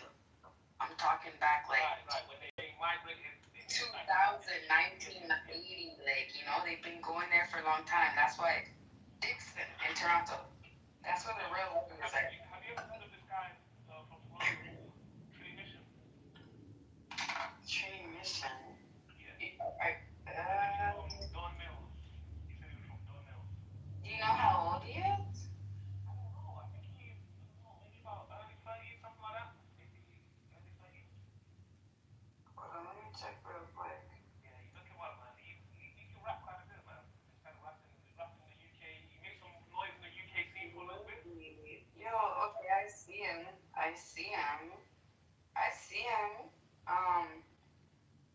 Trey Mission, like, no, I never heard of him still. I never heard of him. Oh, okay. I thought he was like a household name out there, you know? Because I saw him, you know. In Toronto? Yeah. Because I know you run that big one. Was it Jake? No, I love you for that, but I swear I don't run it. I don't even want, the thing that's going on to tell you, I don't even want ties right now. Like, did you hear what happened to Neon? No, what happened? Yo, top 5 fucking upbeat the shit out of him. He oopsied the shit out of his whole jeweler and everything. Yeah, I'm gonna play. Okay, I have my other phone. I'm gonna play right now. It's literally like just a little clip, you know, but it's like literally Neon is like out here, like, you know what Top 5 did? Top 5's crazy, man. See, Top 5's lucky. Listen, he's lucky. It could have been worse for him in London, you know. He got a life. Yeah, don't worry, we all know that, but like, you know, we're past that. We're really at a spot right now where like, why is Neon trusting Top 5 use Neon's name? I'm sorry. And like, I need to find it because this shit is so funny. Like, in my head, I'm like, okay, like, honestly, Neon's a good guy, you know, like, I like, but I don't feel bad for Neon. At the same time, I'm like, yo, 5, like, why did you do that to the man? Like, He deserves it, man. He doesn't know what he's doing, man. He's a troll, man. He's always trolling and stuff. He deserves that, man. okay, How much did Top 5 get? How much did he get? I'm about to play it on my other phone. Hold on, I get to listen to this fucking advertising. Okay. It's 3 minutes, but listen to this. It's a Toronto blogger, my homie Rockford Ninja. Let's get right into it. Now, once again, this is the Toronto rapper Top 5 is being accused of scamming. Now, according to Top 5, according to Top 5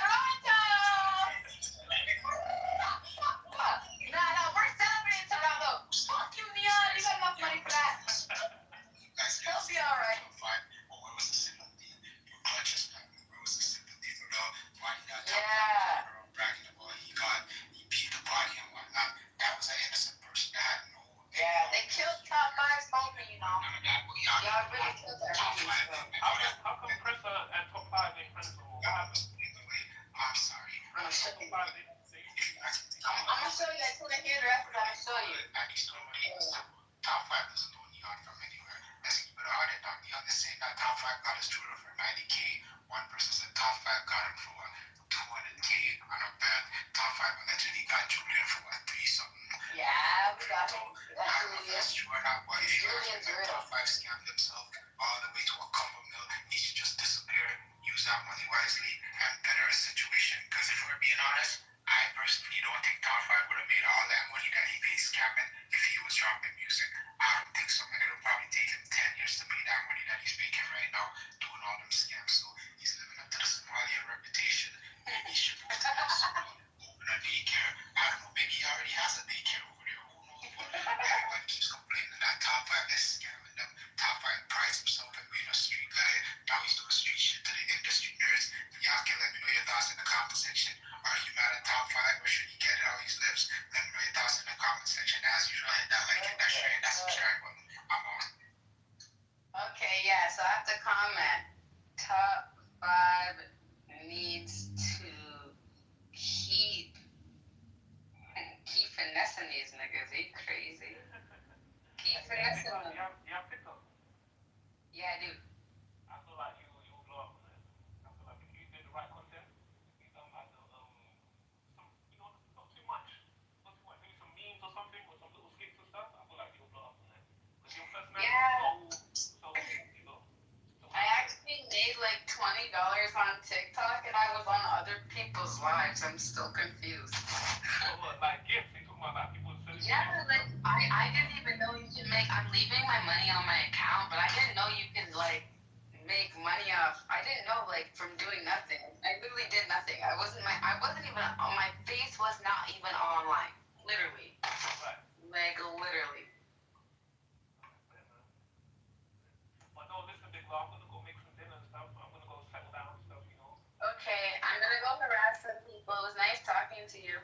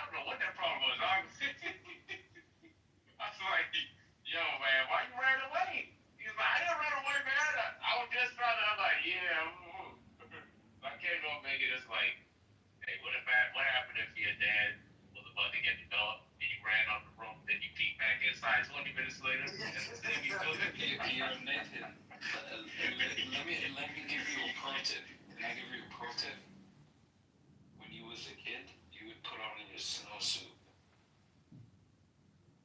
I don't get that. Yeah. You don't get that anyway. He's trying to say he's a sellout. Because you're not Somali. Listen, bro, he's saying profound shit, Nathan. Just Alright, let's let her dog finish. Go ahead, dog. go ahead. Yo, look, I'd like to apologize for earlier, Concrete. I didn't really. I should have been here to not allow Chill to cuss you out like that. That's my fault. No, I want to hear. I want to hear both of y'all come off the mic at the same time. No, I'm lying. I do not sound like Chill, bro. You guys gotta chill. All right, well, Chill, come off the mic, say something. Oh, he's talking. First of all, Actually, hi, we're talking if to Oh, shit. Apologize. Was not trying to do that. I'm just trying to speak. I've been so Chill, be over here. I've been so frustrated.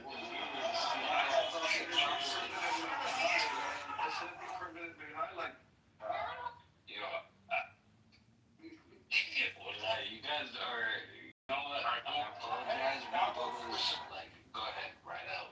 Apologize. That was great.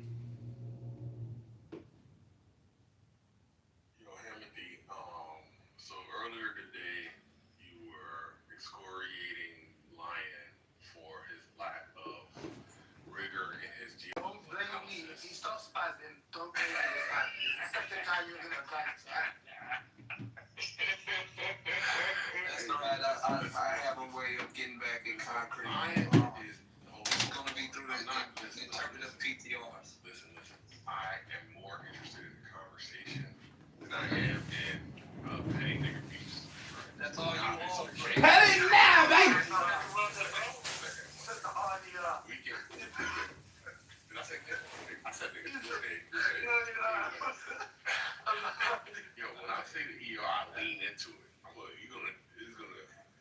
Yeah, so, what I'm saying is, I don't mind engaging in petty nigga beefs, but I'm more interested in the conversation, and I'd rather us do like a 70-30, 80-20. You know what I'm saying?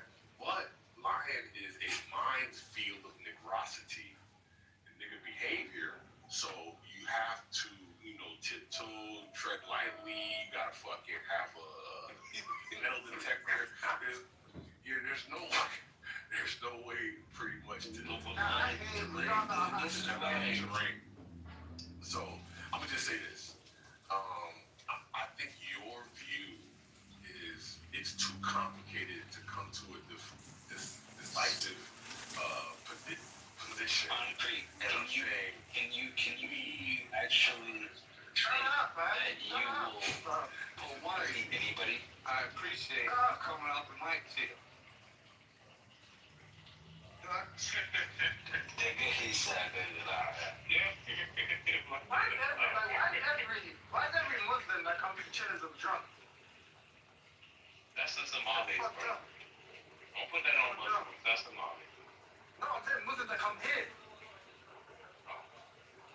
That's a good point. Excuse me, that's fake news. Only big forehead Somalis get dropped out, okay? Only big forehead Somalis. Timothy is Somali. My bad, bro. I'm glad if I didn't know that. I say I'm not. You're probably a Moroccan. Louis gonna be like, why you getting so defensive, huh? That's the brother Joe thing. Because you're The just brother Joe is in Somali, bro. It's just like UAE. Shut up. You don't sound Somali, I'll tell you that. Remember a friend who cussed it, I apologize, it was an accident. Do you guys be doing that sometimes, like, you take the mic, sorry, you on mic, unmute, and then you fucking friend, and it says friend request sent. Can you take the mic out and ask for a second because you're from the London?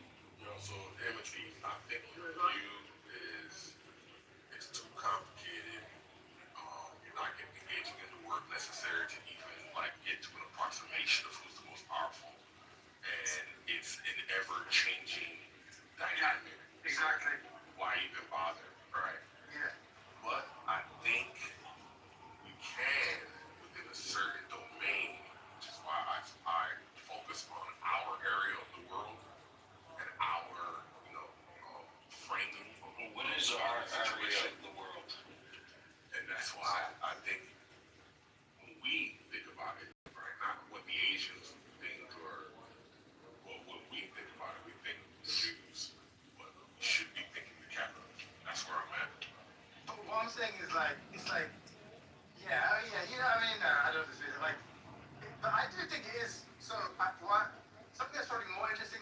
discuss at some point is the psychology or the motivation for one to engage in kind of conspiratorial thinking.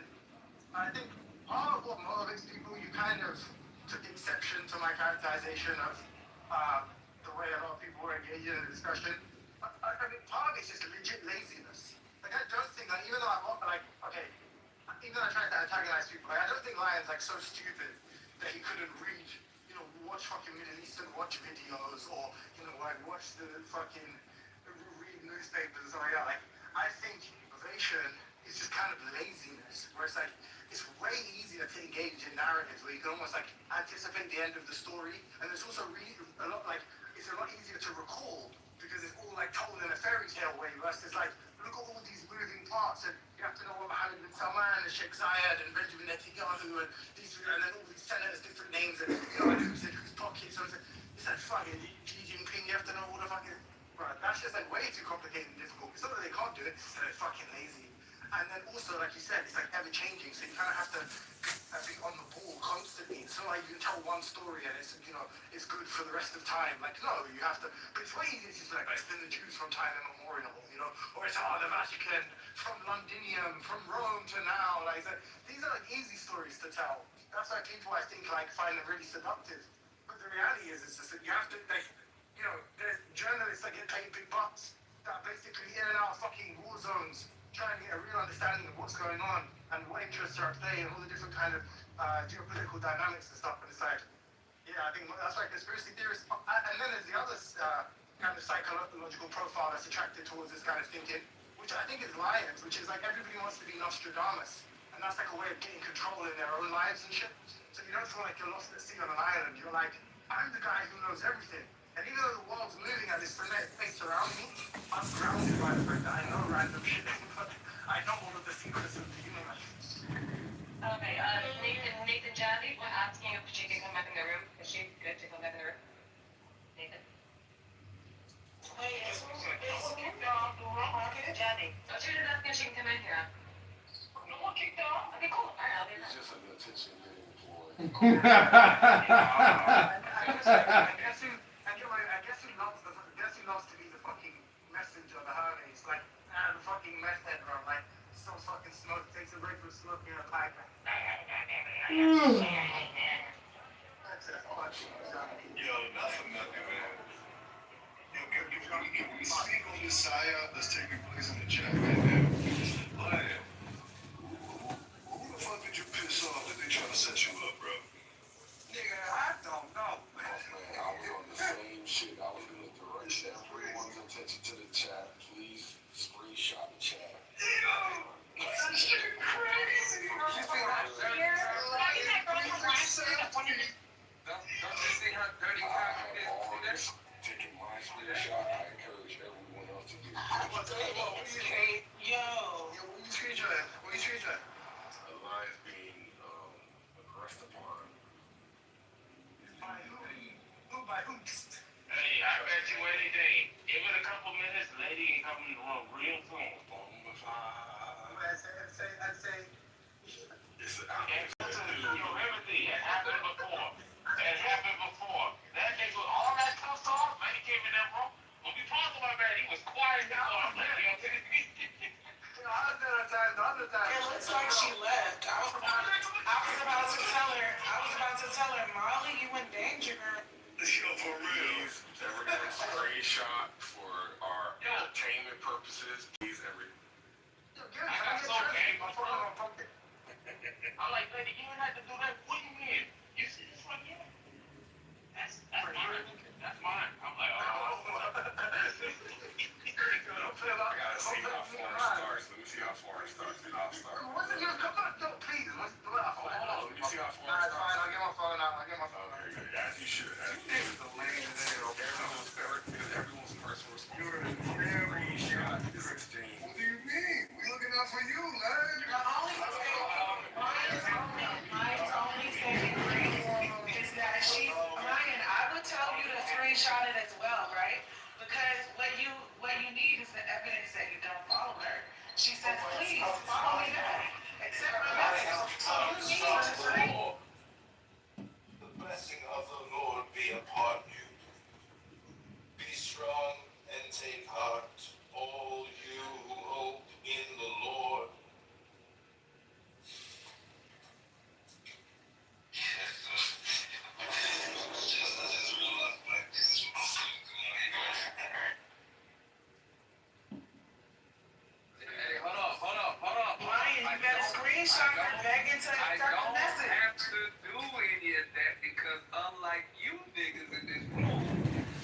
my wife actually trusts me. Lion, just do it. Love that shit. Lion, just do it. King shit, Lion. King shit. Your wife trusts listen. You wouldn't even have to put that message right there. No, I did have to put that message all over here. Oh, you better do this. I better screech. I ain't gotta do shit. I don't. Fans always. Well, there's somebody tell Lady that you was messaging her.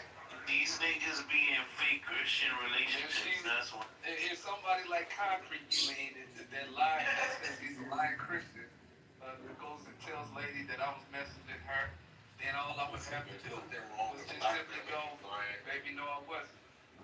See, you say nothing wrong with black You know I'm supposed to be like that.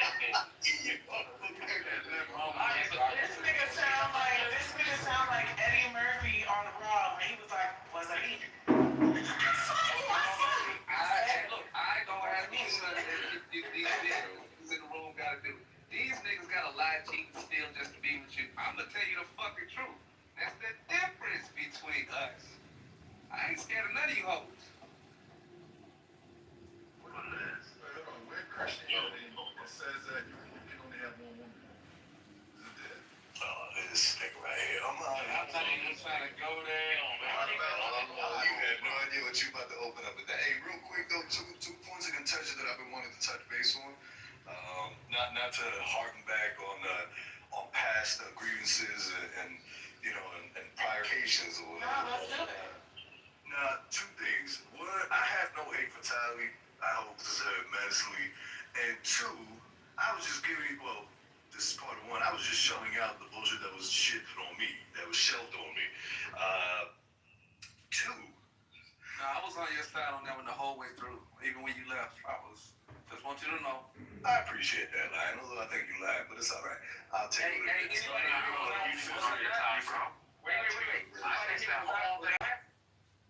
Was I not anyone here when he left? Was I not on his side? No, he's sincere about that. His hate for Tylee is real. I ain't gonna lie. Thank you. You see, the thing is, I don't hate her. I remember Lion said fuck puffs. That's why I remember Lion. There you go. Dirty ass niggas. Nobody ever believes these liars. Fucking red coat. Oh, man. And you see, it's the fucking problem with chillism, man. Typical fucking chillism fashion. There was a second point that I wanted to make, and now I fucking forgot. Let me respond to him at these points. So him at the lambasting of the conspiracy theorist. I don't think that's cool. Ascribing motivations and psychological motivations to the conspiracy theories. I don't think that's cool either. I think some of us are just curious about the state of the world and how it operates. When we try to delve into these topics, we see JFK. Oh, look, 9/11. Oh, look over here, Venezuela, Maduro, and we say to ourselves, the narrative that they're telling us doesn't seem to coincide with the actions. When we look at human behavior, being a pirate, being look at old Mother Teresa, and just people lie, right? People lie all the time. So the idea is a conspiracy theorist is saying, what lie are they telling now, and what's the truth? Just go down the rabbit hole. So I don't think there's anything necessarily wrong with it. Some people, obviously, it is used to On every precinct reporting, John Kitover is projected to win the mayoral race with 58% of the vote to 42. It's traditional. He's the next mayor. I feel about Tonight, the 16th district shows honesty over corruption. the entire group. Lion, of course, but not the whole group. Thank you. You're such a fucking idiot. What am I? Hello?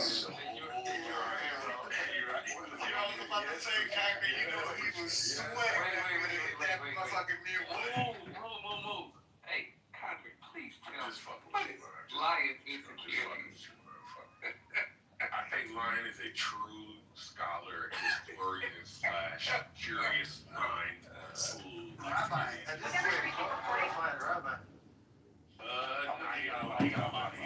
See, the thing is, he has more spiritual work to be done. So that's why he can't get the. I gotta love white people, you all. They're the pinnacle of my spirituality. He said he's studying He said he studied the Talmud for 10 years. I guarantee that. Did I say the Talmud for 10 years, ladies and gentlemen? Did I say Talmud? This is what I'm talking about. Hey, Nathan, remember what I said? Misrepresentation? He does this too. Over the time that I've known Given the way he talks, like given his study, like I think Lion is in pole position to be able to like fucking perform a circumcision with his teeth. Like he studies so much. Like your mother did for you? Like your mother did for you? I'm gonna regret this. That shit wasn't even funny. You just I want know to I'm laugh gonna because regret that this. shit was funny, bro. I know I'm gonna regret this, and I'm gonna hate myself, but over the years, I have learned some things. Now, it doesn't amount to a lot. Nigga, I told you I would never say a Reporting lot. John Kitover is projected to the Peoria race with 58%. I taught you how to wipe from front to back. You know, like a Dougie. He has to think about it. Yeah, like the direction of the wife. He almost gave himself a yeasty one time. We got them together, though. Yeasty. You know, gotta get it to you guys. Oh, what? Yeah, man. Hold on, I gotta say this. So She Wolf, I didn't in any way, shape, or form mean to disrespect you or your father. I take that very seriously. And if you feel like I was trying to troll you, I deeply apologize. That was not my intention. I just want to address your asshole behavior, and only that. So I do apologize if anything with your father. So. All right, I appreciate it. Even though you tried to throw and that's the problem. What you did that day was try to say, hey, like I'm addressing what you're doing, right? Whereas I was asking you to respect what I was saying about who I was saying it about, and you're still trying to make an excuse for what you did, but it's okay, I will still accept your apology, even though you're still trying to make an excuse. Because we can't win, bro. But look, check this out, though. AI did it, bro. Y'all remember? Any of y'all think that's America? This is Black World. So I think that the majority of people saw coming to America. Anyways, it was the same when the dude at the barbershop say, yo, I was walking on the street and I saw Martin Luther King. He cursed me and I stepped in. He said, oh, I thought you were someone else? Bro, they made a whole AI story on it, bro. The same, bro. They did it. Wait, so is that the old man? Yeah.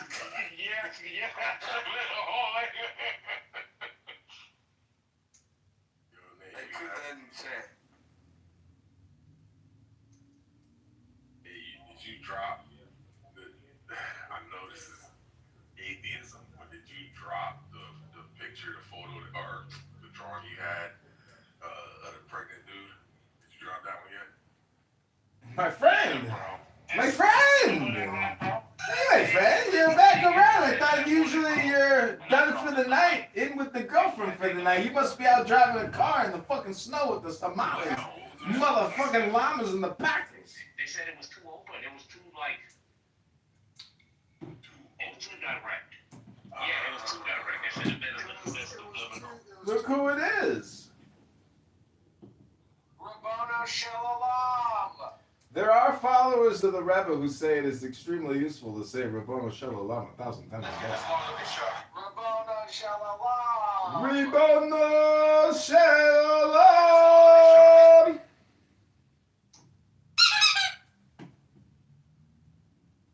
Hello?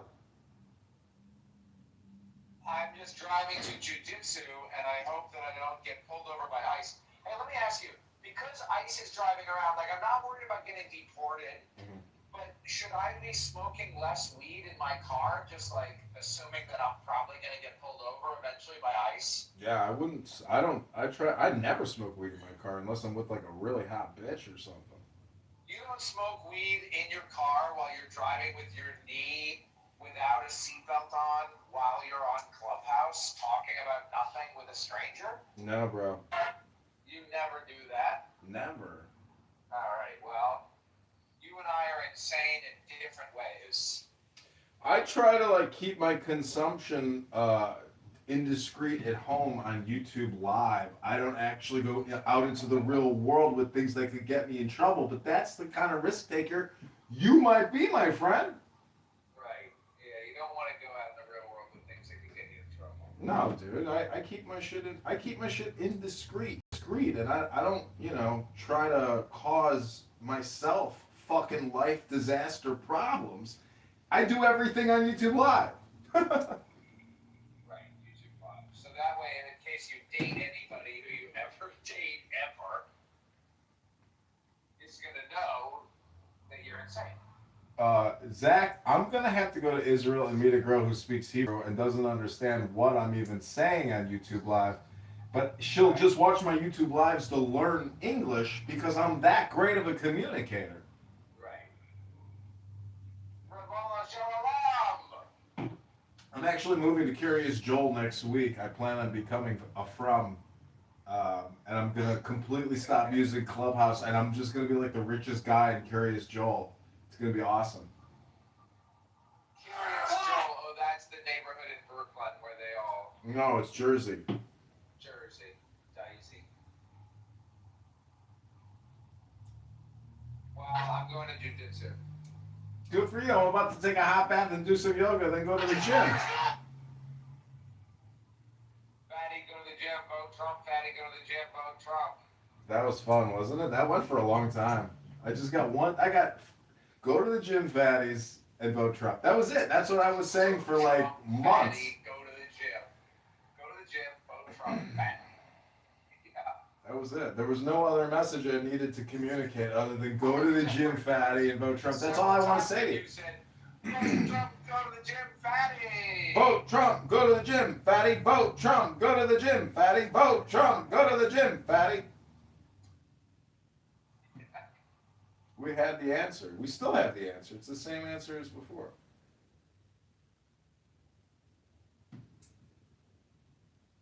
But now, you know what I've realized, Zach? Sorry, what did you realize? Is that I'm actually probably gonna stop live streaming Clubhouse, in the way that I'm doing it, where I'm filming. It's a waste of time. No. I'm not saying I'm gonna stop. I'm saying I'm gonna turn the camera back around. This is the fun thing about making films is sometimes you film yourself, like self-portraiture. Other times you turn the camera back around and you start, because I am the most blocked person on Clubhouse, as you know.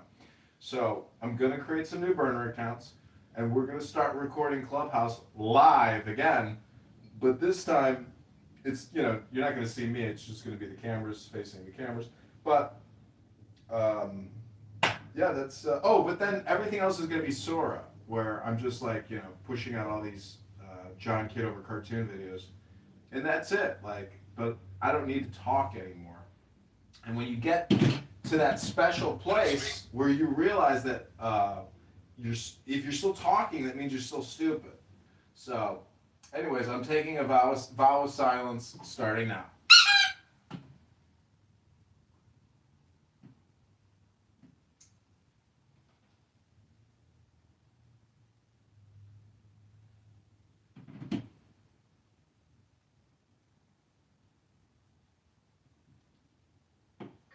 Specifically, I got a lot of respect for you, and I do respect him.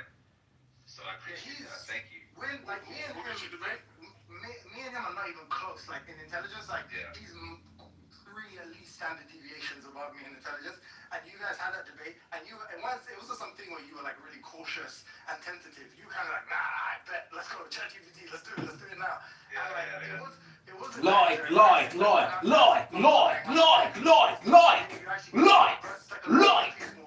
It's like when he kind of interacts with him, it's kind of like, I don't know, he's getting humiliated with basically every, you know what I'm saying? As in, they don't admit they're ignorant. I don't know, it's just, you just kind of, you approach it right away. People of Illinois deserve more confidence, not like arrogance. You didn't stuff, so I actually do think. Ethan is literally right now, I think he's had a few debates publicly, and he's published a book. He's debated this, he's gone back and forth with articles with the quote-unquote smartest man of the internet, Scott Alexander, on this Fatima, the miracle, Fatima, the Portuguese miracle. Yeah, he's seriously defending it, and he's defending it against professional philosophers. And then Mike came in the room and was basically giving this argument. So he thinks basically it's a vindication of Catholicism. So he thinks it's an argument for Christianity, but also vindicates Catholicism. Because, sent to the Portuguese. Some of the prophets, some of the like prophecies. Ethan is so smart. Just notice, Timotheus will say the word like another 1,000. They kicked me. Like, what's the deal of kicking me? We're just going to go back in another account. Here we go. This is chillism after I just trod Timotheus. I'm begging you on March 17, 2026. Yeah, I get all the pussy. Come on, yeah, but wait, I was gonna say when people were like, oh, that chick, definitely not. I gotta check. Last thing, so Ethan, yeah, he defends it professionally. Then he came in a room. Mike was in the room, and Mike sort of heard the argument. Was just like, all right, I'll go Huckleberry. Like, let's debate it then. Come on. Like, cause obviously most atheists have the intuition that's like ridiculous and false. Which I mean, I still think Mike's intuition is good, but obviously this guy's like. Kind of the best of the best, right? And he's professionally investigating it. He's written on it. Just because you're not American, do you know where that phrase "I'll be your Huckleberry" comes from? Like Huckleberry Finn. Like the fucking movie with Val Kilmer! Like, it comes from the movie with Val Kilmer, like maybe you didn't know, like, the reference, like. Yeah, I can't, you know what? I'm testing you and I can't even think of the name.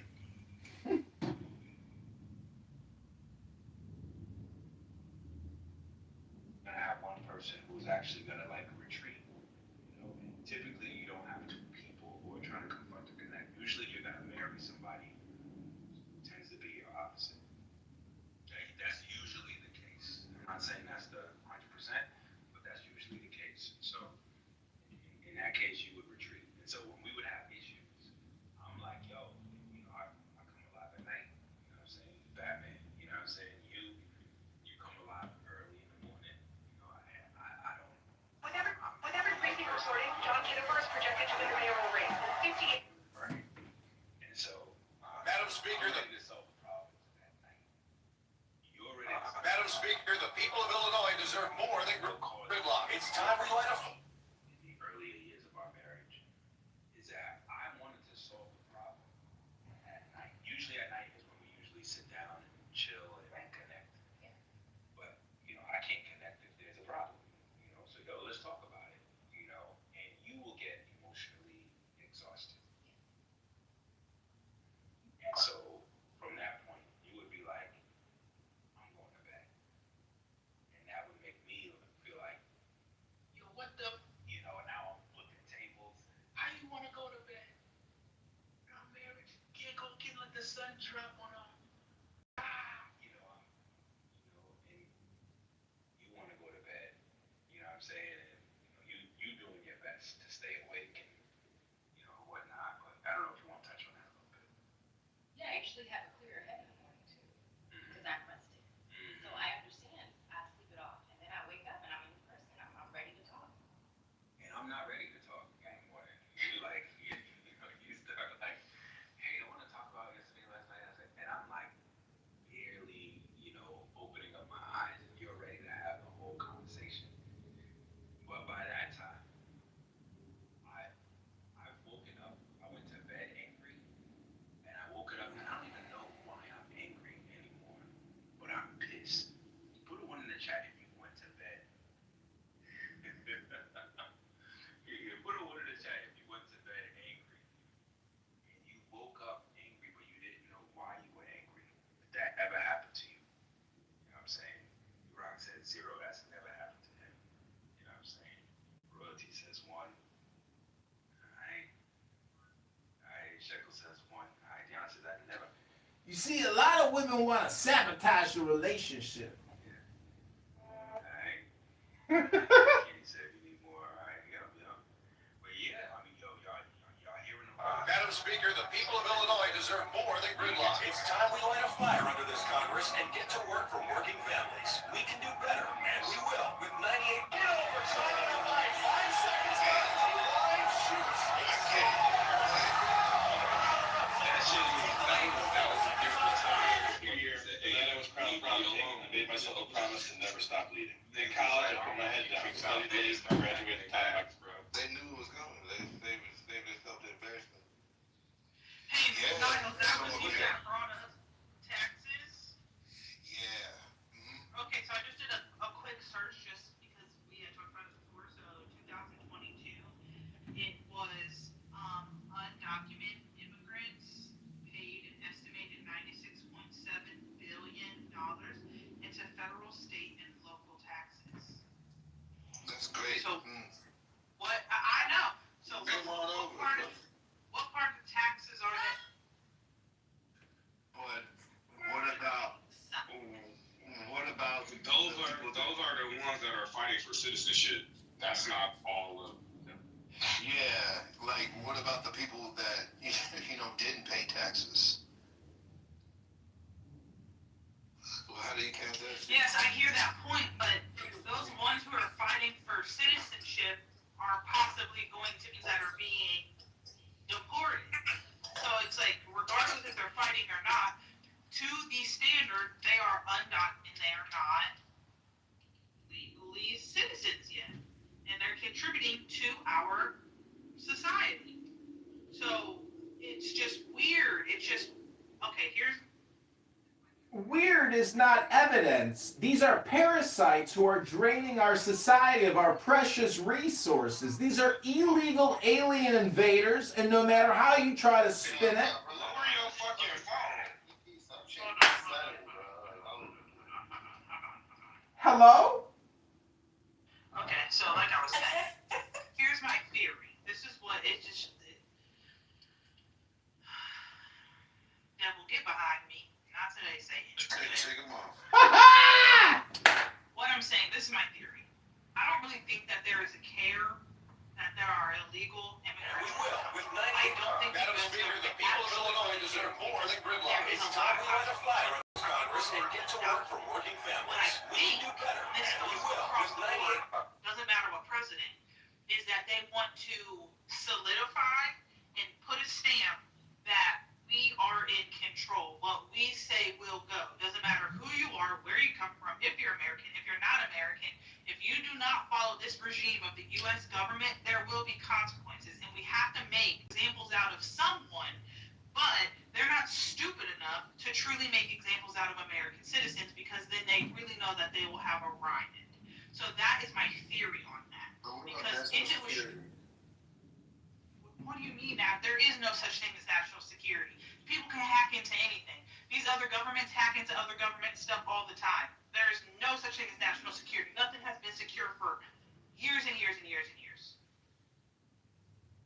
Okay, I'll take that. That's a different perspective. So, and That's not if true. there was such thing as national... Okay, you work for them? I don't think so. So... I'm saying we strictly think, I didn't know who I work for. If we think economically, we can. Because you would not be having these conversations if you did. You would not have the time of day to be having these conversations. I can tell you that. That's ignorant. It's not. It's not. It's really not. It is. That's very ignorant. And then you would be compromising There's somebody that knows information about national Okay, security. so do you know that Just information? because they jump on a talking app, you're saying, oh. Do you know that information? Yes, I do. Actually, the Department of Defense is under the largest attack right now, Do you work for these agencies? especially cyber. Do you So, work for these agencies? knowing. Do you work for these agencies? Knowing the Do you information. work for these agencies? Knowing the information. Do you work for these agencies? Can you reply? Yeah, can I finish? He's not answering the question. He said he knew. Yeah, I said I knew. So. Okay, so that was one point. That was one answer. The next question is, do you work for these agencies? Anybody that works for these agencies, I don't think they would get on this app and admit that they work for these agencies, for one. And to your point, for national security. Do you work for these agencies? Because if you're telling the information, you're still putting national security at risk, correct? No, I'm not. It is national security. How? How are you not? You're saying that there's no national security. More than gridlock. It's time Yes, I'm saying there's no national security in the sense of these other countries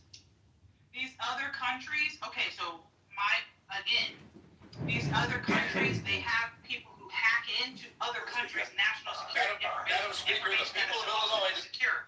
I don't think that it's as secure as we think it to us. Yes, 100%. To people who are trying to go against it, 100%. But have we not come to the conclusion in this conversation that majority of these head leaders, these big wigs, these people running the country all work together? On our way to Brussels, there's a meeting of the worst we're not expecting. It's the second we landed. I'm just saying, you originally said that there's no national security. I did say that. Yeah, you were leading with economics, and I was just saying that national security goes into the equation. But we understand what she's saying, even though we know, like, we do have a defense force, but everybody, like, we get how many data breaches, messages, our emails, like, every month. Consistently. Yeah, so I understand what she's saying. I understand both sides saying, especially because you know what we do with the government and shit. Right, you gotta pick a side.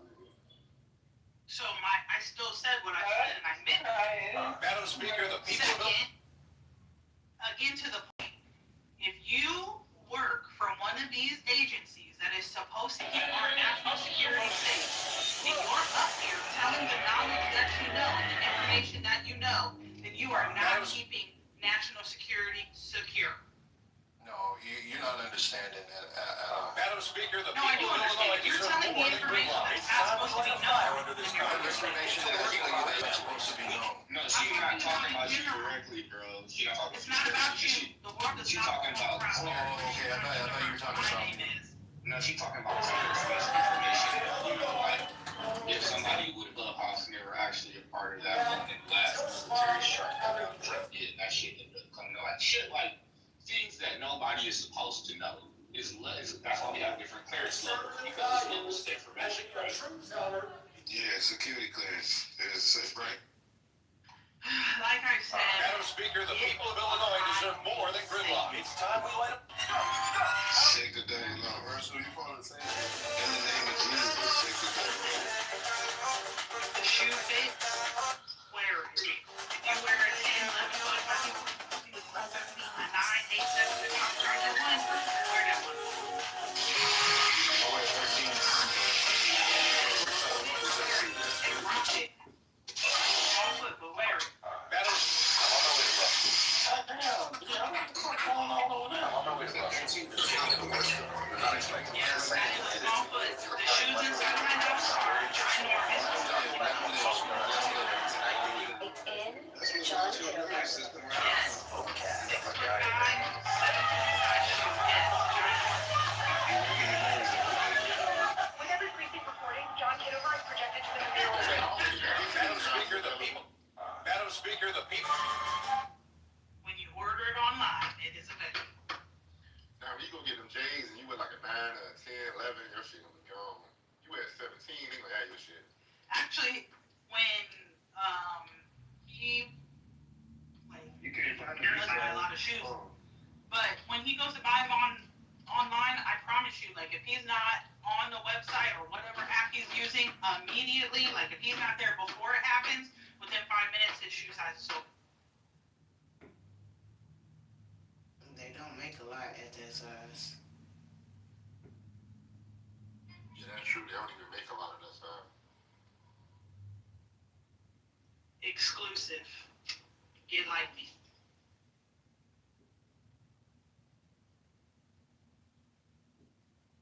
Shit, well, I guess when you say that, what size you talking about? Size 17. Oh, shorty, one of my mentees, he got a son that's fucking 16, that's 6, wearing size. He was wearing size 15s, bro. I'm like, he's a teenager. That's how it goes.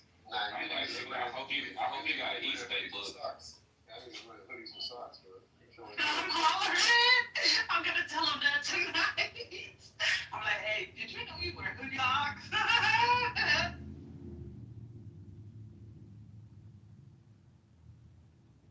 Y'all got any more jokes? That is good.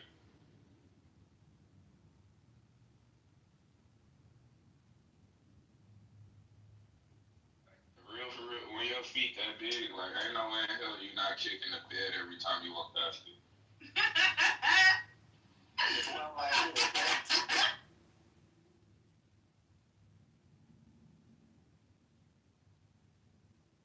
You ever had Obey hot sauce? That shit good as fuck. What's it taste like? Obey is Obey. See, I don't like Texas. Which flavor was that? I'm more like the Cholula kind of girl. Like if you can have one. Oh my daughter loves Cholula. Man, listen, Tapatio, I'm more Tapatio. I also do red it hot. depends what I'm eating. If I'm having like tacos, Tapatio is just like a topping that goes on it. But if I'm having Still in here I talking knew y'all were Mexican. some Latinos. I was just about to say that. Now we talking Mexican. no, we're just talking hot sauces. But if I want like a little like if I want like spice, I'll do either like salsa verde or like that. Why do y'all season y'all food just to douse it in hot sauce? Like that First off, really you don't pisses douse me it. off. It's an No, y'all do. Y'all hot sauce eaters, y'all be dousing that shit. It may not because I'll make something and like she puts it on everything. I like a little hot sauce every now and then. Bro, you know what really grinds my That shit pisses me off gears? when she covers the food I make. No facts, Mel. Like when I take my hard-earned time to cook some food and season it right and get all the flavors, and then you go and grab a bottle of fucking hot sauce, get out. Okay, then make it spicy and people won't grab hot sauce. Nah, it really does. See, I'm a sauce. I like sauces. Now, you can't just drown your food in it, to your point, because you got to be able to taste all the seasonings. So it's an enhancement. A little drop, couple drops here or there will do you. If you do too much, you're just. Y'all be shaking that shit like salt and pepper on y'all food. I'd be like, God damn. I made some ketchup sauce. I made some got paprika.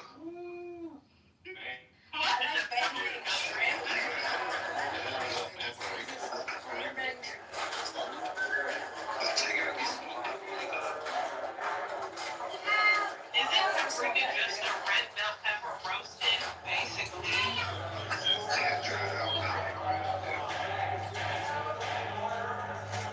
You can't go wrong with bell peppers either. Right? You can actually, because bell peppers get bitter over time. You have to watch out. They get the sweet ones. Never say cookie get rice from Chuck. Never in my life. They let bell peppers sit in stews. No, bro. Creepy over it. Sitting in the stew. No, between a male and a female bell pepper, bro. I be eating the orange one, the sweet pepper. That's my favorite. That shit good. So, sitting in a stew, it will get better. It may not. The leader of the violent Point, not all the point. You gotta put it in the gumbo.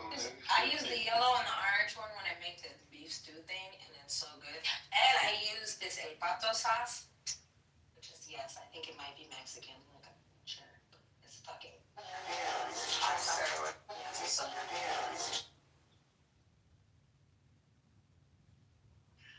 My favorite pepper is a poblano. Poblanos are so fucking good. That's the orange one, right? No, it's What is green. that? It's long and green. What's the orange sweet one called? I think just an orange sweet pepper. I'm dead. Orange. It might be. Orange. Orange God, sweet have you guys pepper. made Hold on. stuffed bell peppers though? Who was it? Chanel said it in the chat. Oh my gosh, my daughter loves when I make stuff. Does not limit the first amount of like, you know, whips it. Look at Jerome. What'd you Y'all say? really about to make me look What it did he up. say? Hold on. He just said plain bell peppers. No, because I got a bag and they were long peppers and they were red, yellow, and orange, and it just said long sweet peppers. Oh, you know what? Okay, you're supposed to make, what was it? Because I think Dolly was in here, and Dolly wasn't here. It's the kubo.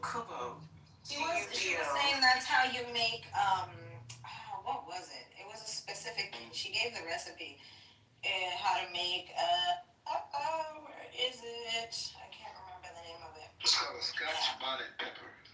It was a type of sauce. Oh, sofrito. That's what she said. She said she used those little sweet chili peppers. That's the hot for the spicy shit. sofrito. Chop off. Yeah, it's called the Cubano orange or Cubo orange sweet pepper. I can literally eat that like it's chips. All the islands. Oh, so it's not ajecitos or whatever they're called. Ajecitos? Which includes the right to worship. With the cream cheese in it, I think you get it from like Trader Joe's. With cream cheese in your mouth? I do. And it tastes like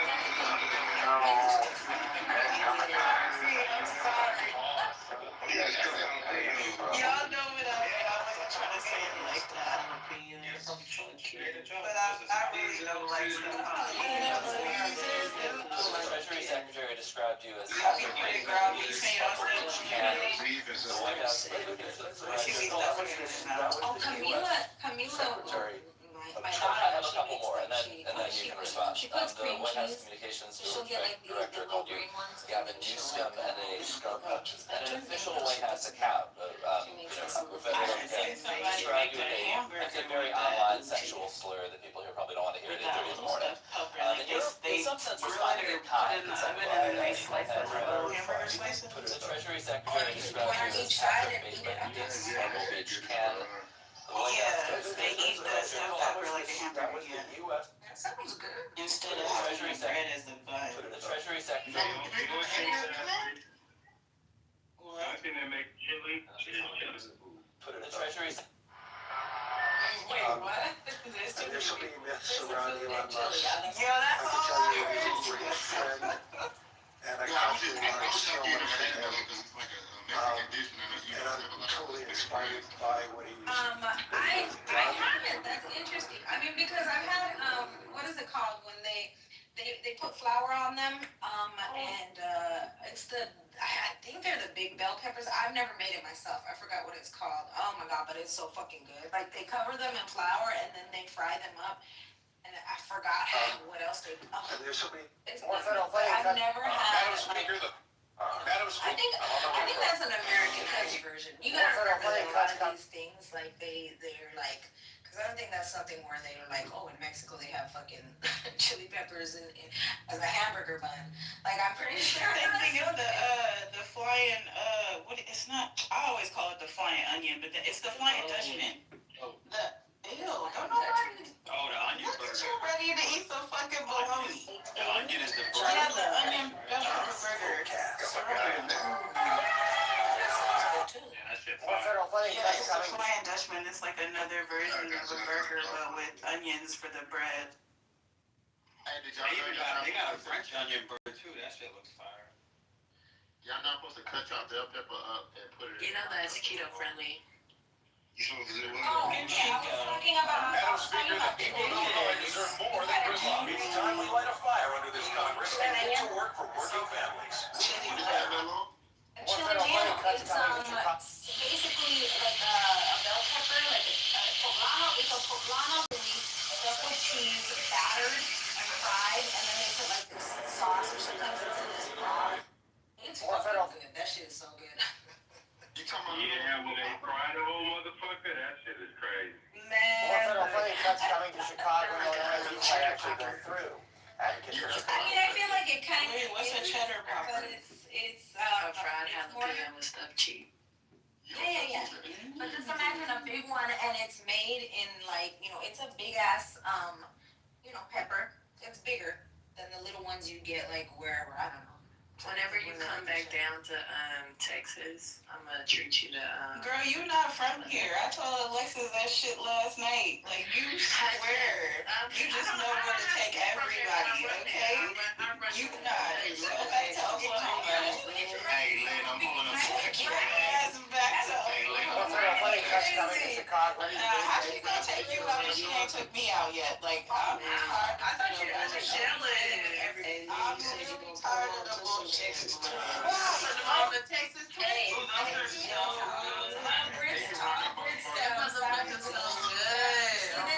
you can only get the Texas Twinkies at the fair, so let's not. Where are you going? Which is where? Location is better. and them been to the fair. You got to go to the field.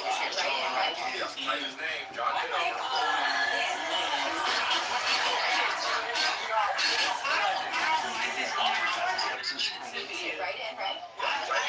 I don't really care. I don't care. Be a good baby mama and mind your be a good baby mama and mind your motherfucking. But see, when it stops, when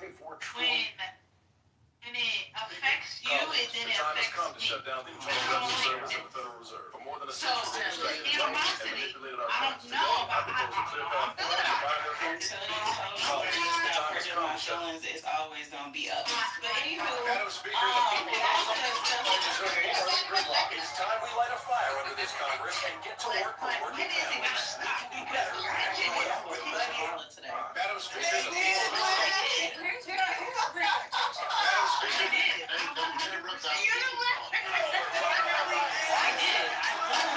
You're very accurate. Thank you for seeing it. I feel seen and heard and loved. Thank you. wait, who does smoking around with y'all? I left the weed in there. That's what you They know who I'm talking to. What happened? What happened, universe? What happened? Stuffed peppers in the fried chicken. We will.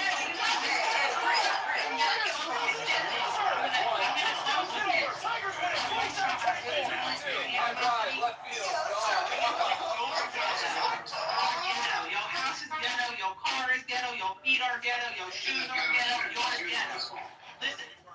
Listen, I really just want y'all to get along. That's all I gotta say. Okay, universe, I will. Just for you. I got you. It's over. It's over. I don't know if I agree with Universe. I want to know who it is first. Let's see. No, it's not.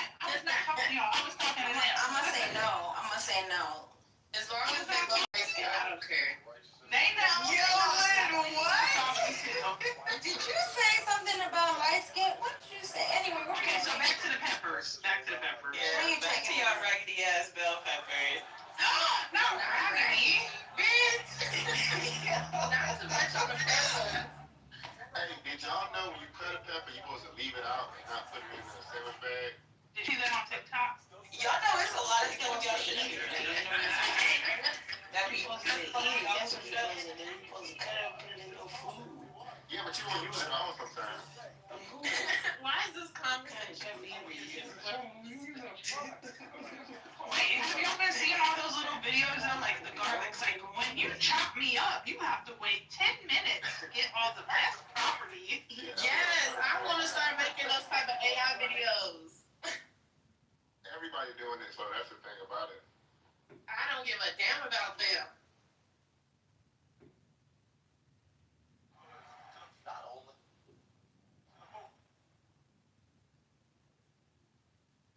Yeah, Mello, I'm gonna take you to get a Texas Twinkie. So there's something. Wait, at Texas, when we going to go see the musical? Oh, the musical? Which one? It got 18 Grammys, 18 musical. Said, what about Sagittarius? Who said something about Sagittarius? Get them Sagittarius. It's Aquarius season. Where the Aquarius at? It's the real niggas. How do you get Sagittarius? It's the real niggas season. My birthday's tomorrow. Oh, shit. Jerome, I don't know the real nigga that we talking about. Yes, You're an Aquarius. Thank you, peace. Hey, y'all ready to get this shit over with? It's spicy season. But nobody want to hear you cry all month. Meet you done. Shout out to the Pisces. Shout out to the Pisces. Orlando gonna be crying all month. Oh, hell no. Who's a Pisces? Universal Pisces. Oh, dang. Universal fucking Pisces. Oh, You ain't wow. gonna Wait, Brown is a Pisces? Brown definitely crying. I did not know that. She crying. Is that why Brown and Tiffany be flaring up like that? They so sensitive. Brown, you definitely get off Gemini. Now, you know what? You and O'Day do kind of act alike a little bit. Him and O'Day act a lot alike. Really?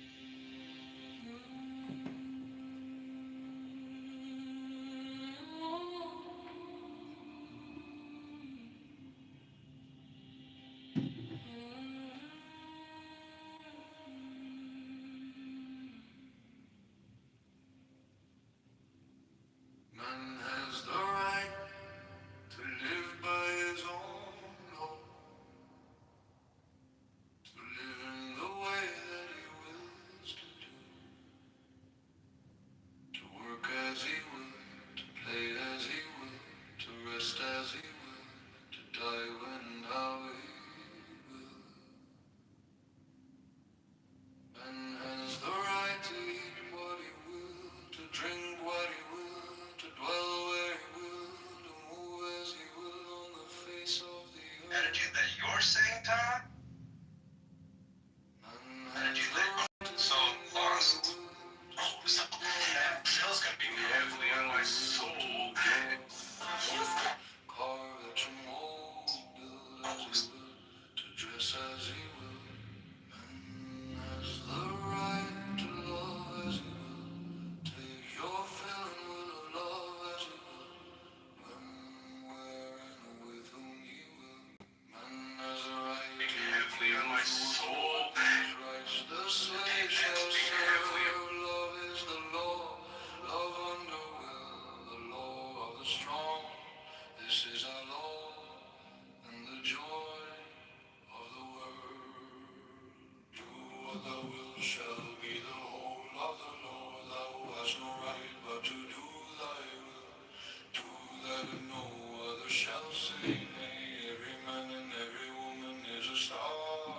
There is no God but man. The rights of man, master, theory and freighter, putter, Alistair Crowley. Alistair Crowley, the master, Alistair Crowley. Man has the right to live by his own law,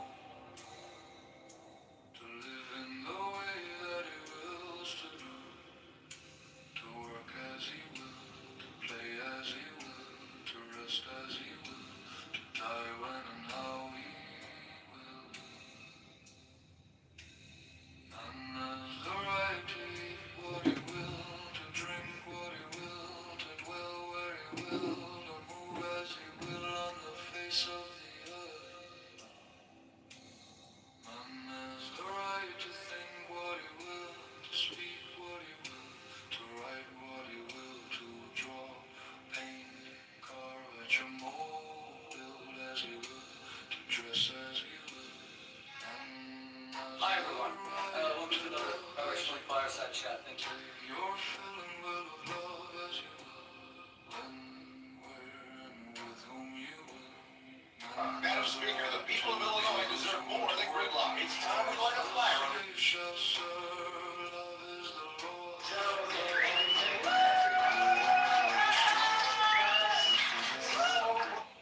And the joy of the world. Do what thou wilt shall be the whole Hi of everyone, the law. Thou hast no right but to do thy will. Do that no other shall say nay. Every man and every woman is a star. There is no God but man. The rights of man, master, Freighter, Alistair Crowley. Alistair Crowley, the master, Alistair Crowley.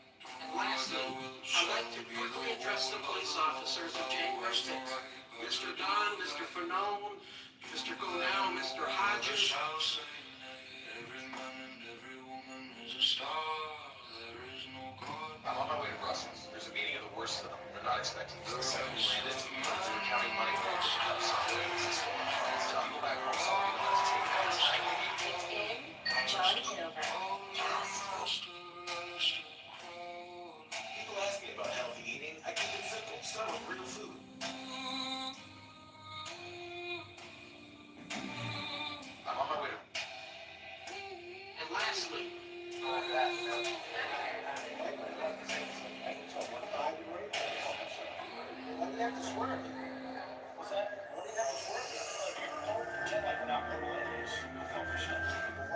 Santa baby, my little Santa baby, Santa baby, my little Santa baby, Santa baby, oh my little Santa baby.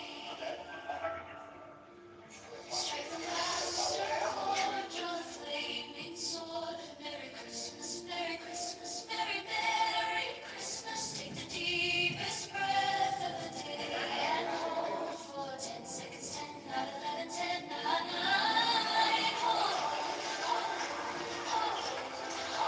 let it go, go, go, go, go, go. How much have David and Mary else given to the Trump administration? I don't know the answer. Santa baby, Santa baby, oh my little Santa baby. Strike the master chord, draw the flaming sword. Merry Christmas, Merry Christmas, Merry Merry Christmas. Take the deepest breath of the day and hold for 10 seconds, 10, 9, 11, 10, 9, 9. Hold, hold, hold, hold, let it go, go, go, go, go, go. Santa baby, my little Santa baby, Santa baby, my little Santa baby, Santa baby, oh my little Santa baby. Strike the master chord, draw the flaming sword. Merry Christmas, Merry Christmas, Merry Merry Christmas. Take the deepest breath of the day and hold for 10 seconds, 10, not 11, 10, 9. Hold, hold, hold, hold, hold, hold, hold, let it go, go, go. How much have David?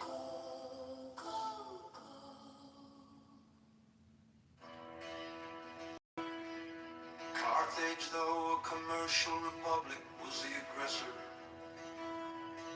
in the very war that ended in her destruction. Hannibal had carried her arms into the heart of Italy, to the gates of Rome before Scipio returned.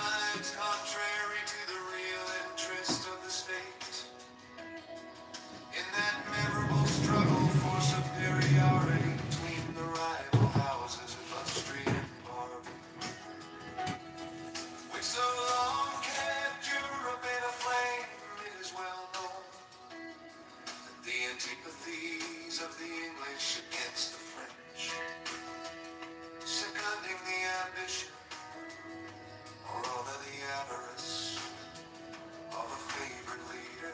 10 protracted the war beyond the limits marked out by sound policy, and for considerable time in opposition to the views of the court. The wars of these two last mentioned nations have in a great grown out of commercial considerations, the desire of supplanting and the fear of being supplanted, either in particular branches of traffic or in the general advantages of trade and navigation. From this summary of what has taken place in other countries, whose situations have borne the nearest resemblance to I'm begging you on March 13th, 2026, write my name for Congress for the National Defense Department. which would seduce us. Madam Speaker, the people of Illinois deserve more than gridlock. Cordiality between the members of the present. Madam Speaker,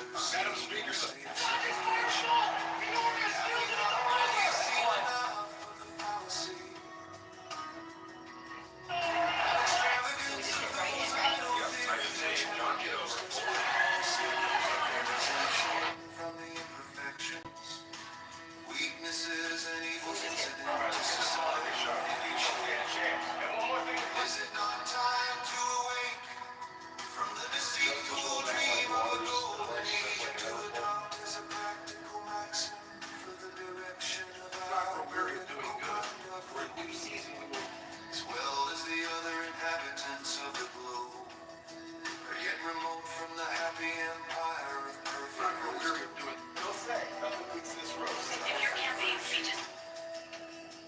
Let the point of extreme depression to which our national dignity credits.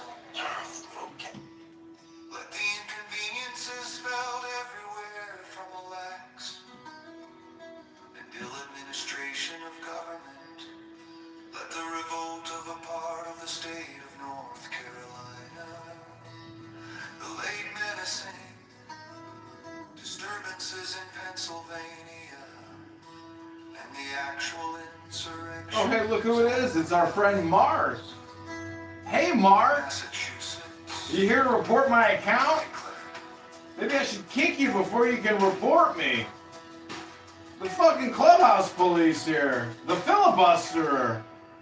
The world famous Mark. The $20,000 day trader. Wow. Big time is here. Oh, the day trader, the super day trader here is here. Welcome to the show, Mark. Hello? Hello? Oh, Mark just wanted to get his little word in. Then he's going to report me or something. What a weirdo. Enjoy sitting in the goo.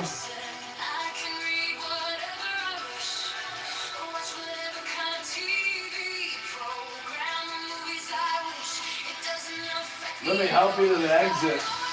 Let me do you a favor, Mark.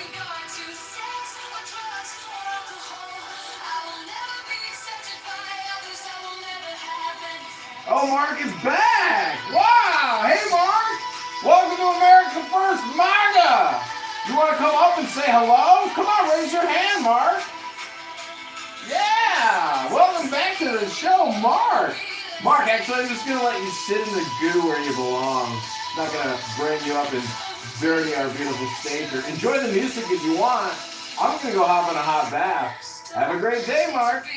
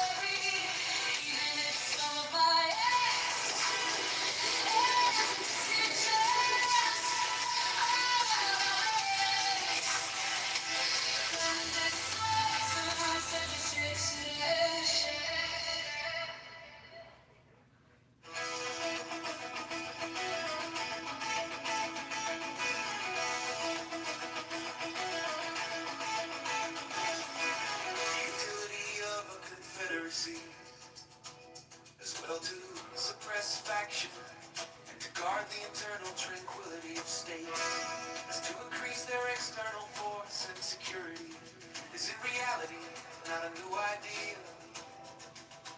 It has been practiced upon in different countries and ages. It has received the sanction of the most approved writers. On the subject of politics, the opponents of the plan proposed that, with great assiduity, cited and circulated the observations of Montesquieu on the necessity of a contracted territory for a republican government. They seem not to have been apprised of the sentiments of that great man expressed in another part of his work, nor have adverted to the consequences of the principle to which they subscribe with such ready acquiescence.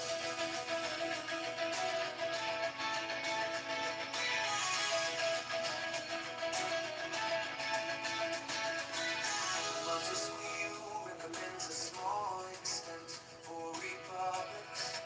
The standards he had in view were of dimensions far short of the limits of almost every one of these states. Not Virginia, Massachusetts, Pennsylvania, New York, North Carolina, nor Georgia can by any means be compared with the models for which he reasoned and to which the terms of his description apply. If we therefore take his ideas on this point as the criterion of truth, we shall be driven to the alternative, either of taking refuge at once in the arms of monarchy, or splitting ourselves into an infinity of little jealous, clashing, tumultuous colonies, the rich nurseries of unceasing discord, and the miserable objects of universal pity or contempt. Some of the writers who have come forward on the other side of the question seem to have been aware of the dilemma, and have even been bold enough to hint at the division of the larger states as a desirable thing. Such an infatuated policy, such a desperate expedient might, by the multiplication of petty offices, answer the views of men who possess not qualifications to extend their influence beyond the narrow circles of personal intrigue. But it could never promote the greatness or happiness of the people of America.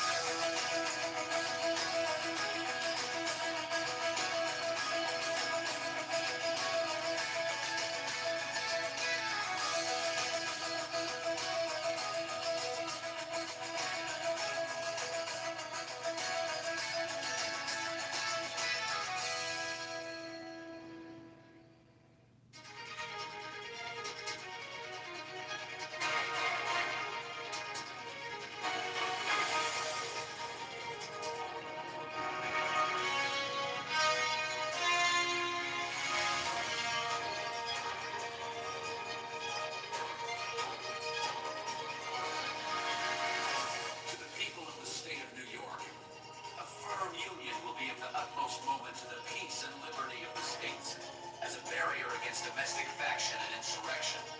It is impossible to read the history of the petty republics of Greece and Italy without feeling sensations of horror and disgust at the distractions with which they were continually agitated, and at the rapid succession of revolutions by which they were kept in a state of perpetual vibration between the extremes of tyranny and anarchy.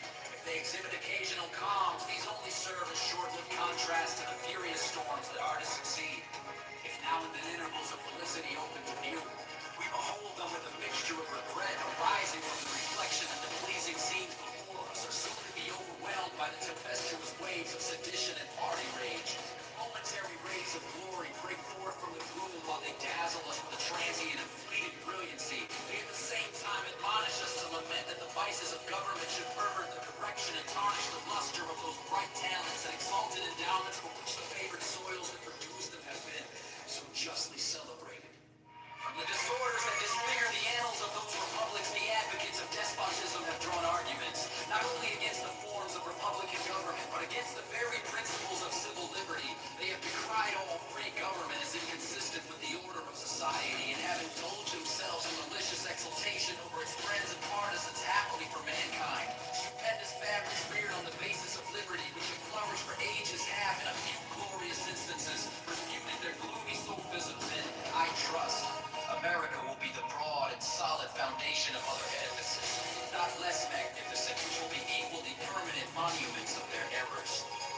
not to be denied that the portraits they have sketched of Republican government were just copies of the originals from which they were taken.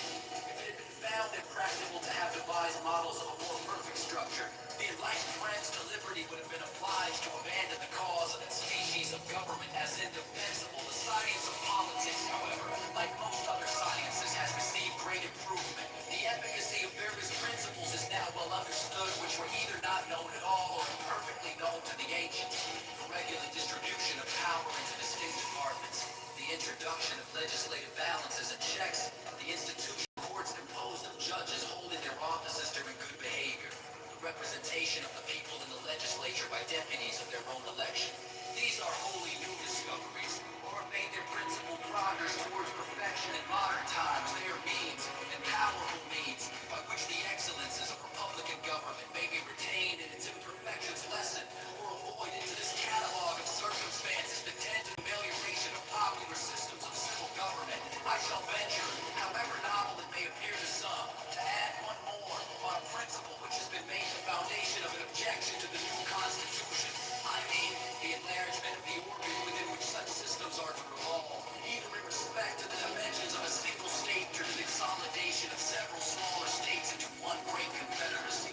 The latter is that which immediately concerns the object under consideration. It will, however, be of use to examine the principle and its application to a single state, which shall be attended to in another place.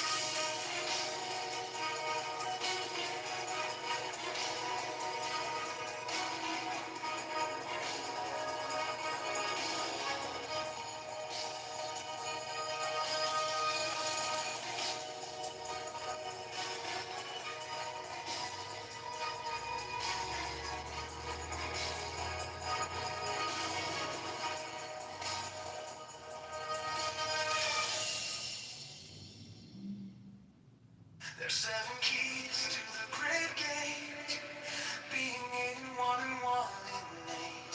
First let the body of thee be still, bound by the cerements of will. Court frigid thus thou mayst abort, the fidget babes that tease with thought. Next let the breath through them be low, easy, regular, and slow, so that thy being be in tune with the great sea's Pacific swoon. Third, let thy life be pure and calm, sway softly as a well to live be bound to the one love of the profound. Fifth, let the thought divinely free from sense, observe its entity. Watch every thought that springs and hands, hour after hour, thy vigilance. Intense and keen turn inwardness, Lord, I don't love as six hour thoughts securely picked, till every whisper of the wind, so like a flame straight and unstirred, burn up thy being in one word. Still that ecstasy prolonged, and meditation steep and strong, slaying even God should he distract thy attention from the chosen act. All these things in one overpowered time, at the midnight blossom flower, number one is yet even in this my son, thou shalt not do amiss. If thou restrain the expression, show thy glance, the rapture's darkling rule, discarding name for silent stress, even in this high consciousness. Pierce to the heart, like leaving here, like the master everything. That radiance that goes far, O brother of the silver star. There are 7 keys to the great gate, being 8 and 1 and 1 and 8. First let the body of thee be still, bound by the cerements of will. Corpse rigid thus thou mayst abort, the fidget babes that tease the thought. Next let the breath with them be low, easy, regular, and slow, so that thy being be in tune with the great sea's Pacific swoon. Word let thy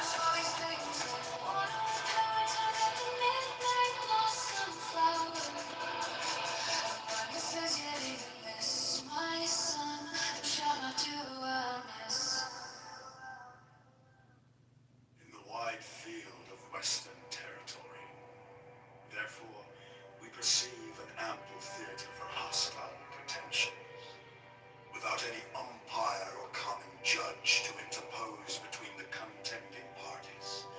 To reason from the past to the future, we shall have good ground to apprehend that the sword would sometimes be appealed to as the arbiter of their differences.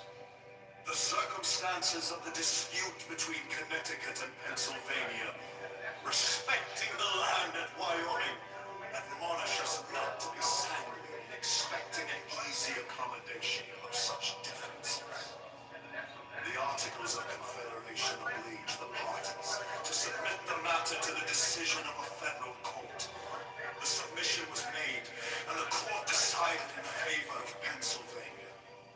But Connecticut gave strong indications of dissatisfaction with that determination, nor did she appear to be entirely resigned to it, till, by negotiation and management, something like an equivalent was found for the loss she supposed herself to have sustained. Nothing here said is intended to convey the slightest censure on the conduct of that state. She no doubt sincerely believed herself to have been injured by the decision, and states, like individuals, acquiesce with great reluctance in determinations to their disadvantage. Those who had an opportunity of seeing the inside of the transactions which attended the progress of the controversy between this state and the District of Vermont can vouch the opposition we experienced, as well from states not interested as from those which were interested in the claim, and can attest the danger to which the peace of the Confederacy might have been exposed had this state attempted to assert its rights by force. Two motives preponderated in that opposition. One, a jealousy entertained of our future power, and the other, the interest of certain individuals of influence in the neighboring states, who had obtained grants of lands under the actual government of that district, even the states which brought forward claims in contradiction to ours seemed more solicitous to dismember this state than to establish their own pretensions. These were New Hampshire, Massachusetts, and Connecticut, New Jersey, and Rhode Island, upon all occasions discovered a warm zeal for the independence of Vermont. And Maryland, till alarmed by the appearance of a connection between Canada and that state, entered deeply into the same views.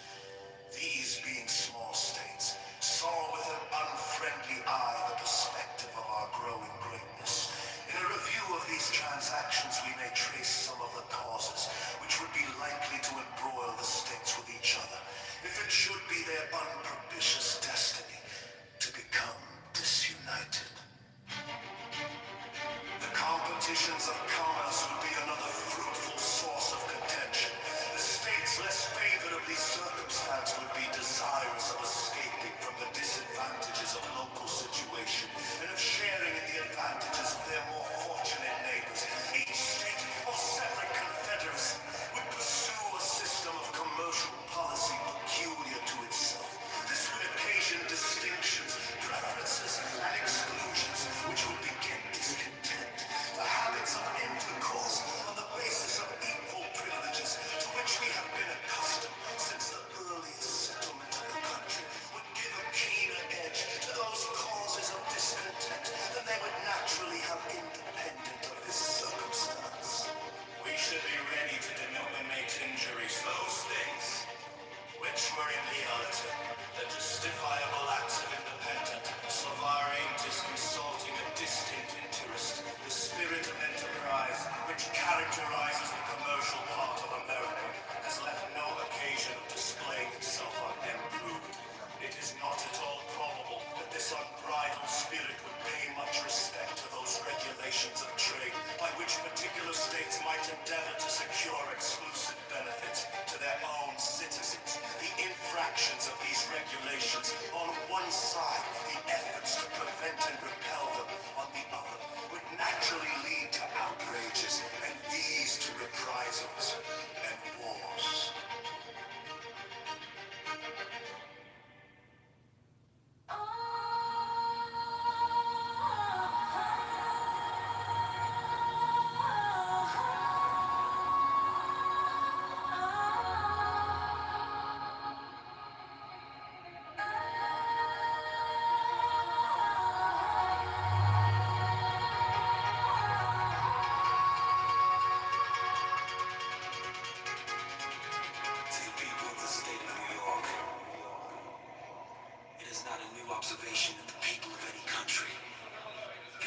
Americans, intelligent and well-informed, and steadily persevered for many years in an erroneous opinion respecting their interest. The consideration naturally tends to create great respect for the high opinion which the people of America have so long and uniformly attained of the importance of their continuing firmly united under one federal government, vested with sufficient powers for all general and national purposes. The more attentively I consider and investigate the reasons which appear to have given birth to this opinion, the more I become convinced that they are cogent and conclusive. Among the many objects to which a wise and free people find it necessary to direct their attention, that of providing for their safety seems to be the first. The safety of the people doubtless has relation to a great variety of circumstances and considerations, and consequently affords great latitude to those who wish to define it precisely and comprehensively. At present, I mean only to consider it as it respects security for the preservation of peace and tranquility, as well as against dangers from foreign arms and influence, as from dangers of the like kind arising from domestic causes. As the former of these comes first in order, it is proper, it should be the first discussed.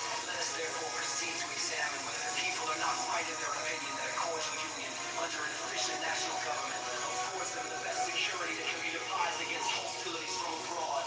The number of wars which have happened or will happen in the world will always be found to be in proportion to the number and weight of the causes, whether real or pretended, which provoke or invite them. If this remark be just, it becomes useful to inquire whether so many just causes of war are likely to be given by United America as by distilling America.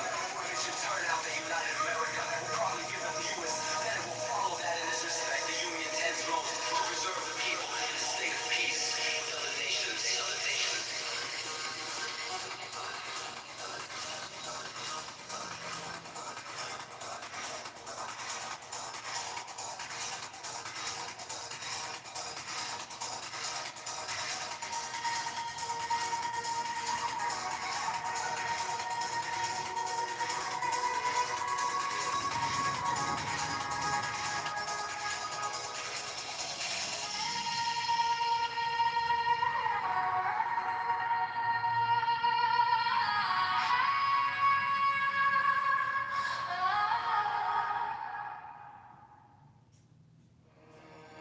Dreams give information about the secrets of the inner life and reveal to the dreamer hidden factors of his personality. My friends, it is wise to nourish the soul. Otherwise you will breed dragons and devils in your heart. Hidden in our problems is a bit of still undeveloped personality, a precious fragment of the psyche. Without this, we face resignation, bitterness, and everything else that is hostile to life. We should grow like a tree that likewise does not know its law. We tie ourselves up with intentions, not mindful of the fact that intention is the limitation, yes, the exclusion of life. You do not have an inferior function. It has you. For underlying all philosophies and all religions are the facts of the human soul, which may ultimately be the arbiters of truth and error. Our biggest problems cannot be resolved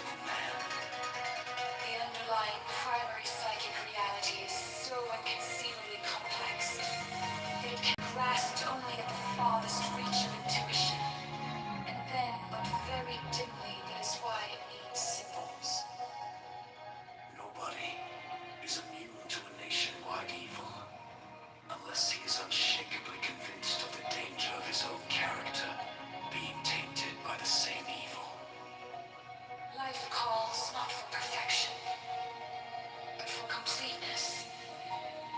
To the scientific mind, such phenomena as symbolic ideas are most irritating because they cannot be formulated in a way that satisfies our intellect and logic.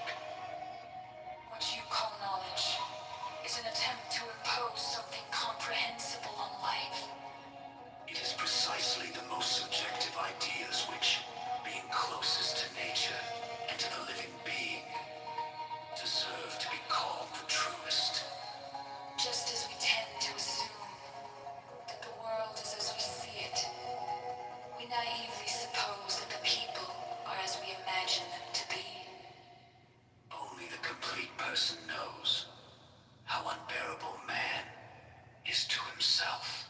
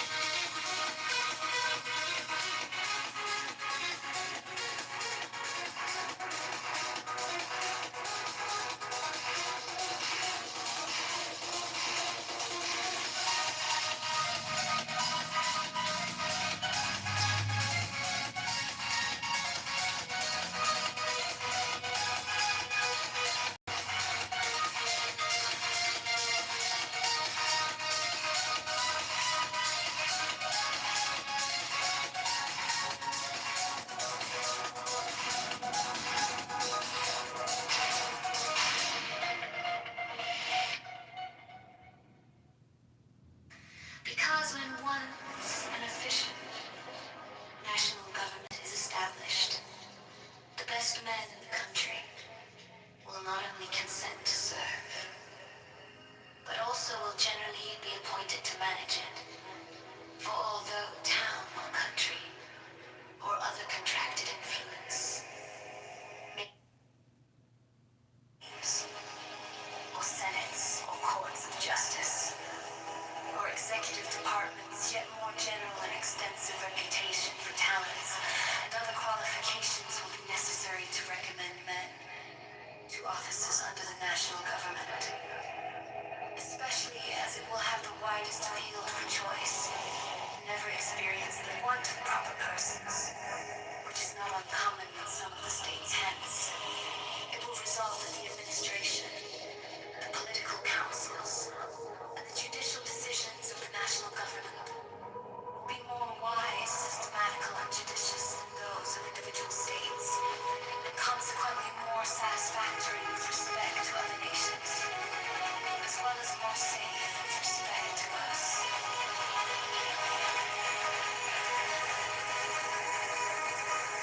Because under the national government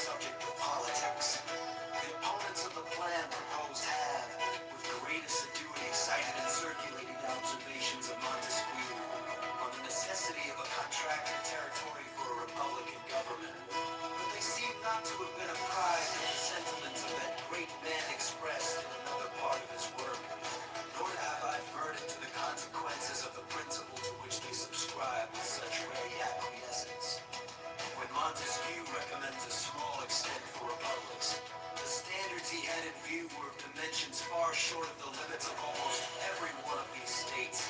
Neither Virginia, Massachusetts, Pennsylvania, New York, North Carolina, nor Georgia can by any means be compared with the models for which he reasoned, and to which the terms of his description apply. If we therefore take his ideas on this point as the criterion of truth, we shall be driven to the alternate either of taking refuge at once in the arms of monarchy, or of splitting ourselves into an infinity of little jealous, clashing, tumultuous commonwealths, the wretched nurseries of unceasing discord, and the miserable objects of universal pity or contempt. Some of the writers who have come forward on the other side of the question seem to have been aware of the dilemma, and have even been bold enough to hint at the division of the larger states as a desirable thing. Such an infatuated policy, such a desperate expedient, by the multiplication of petty offices, answer the views of men who possess not qualifications to extend their influence beyond the narrow circles of personal intrigue. But it could never promote the greatness or happiness of the people of America.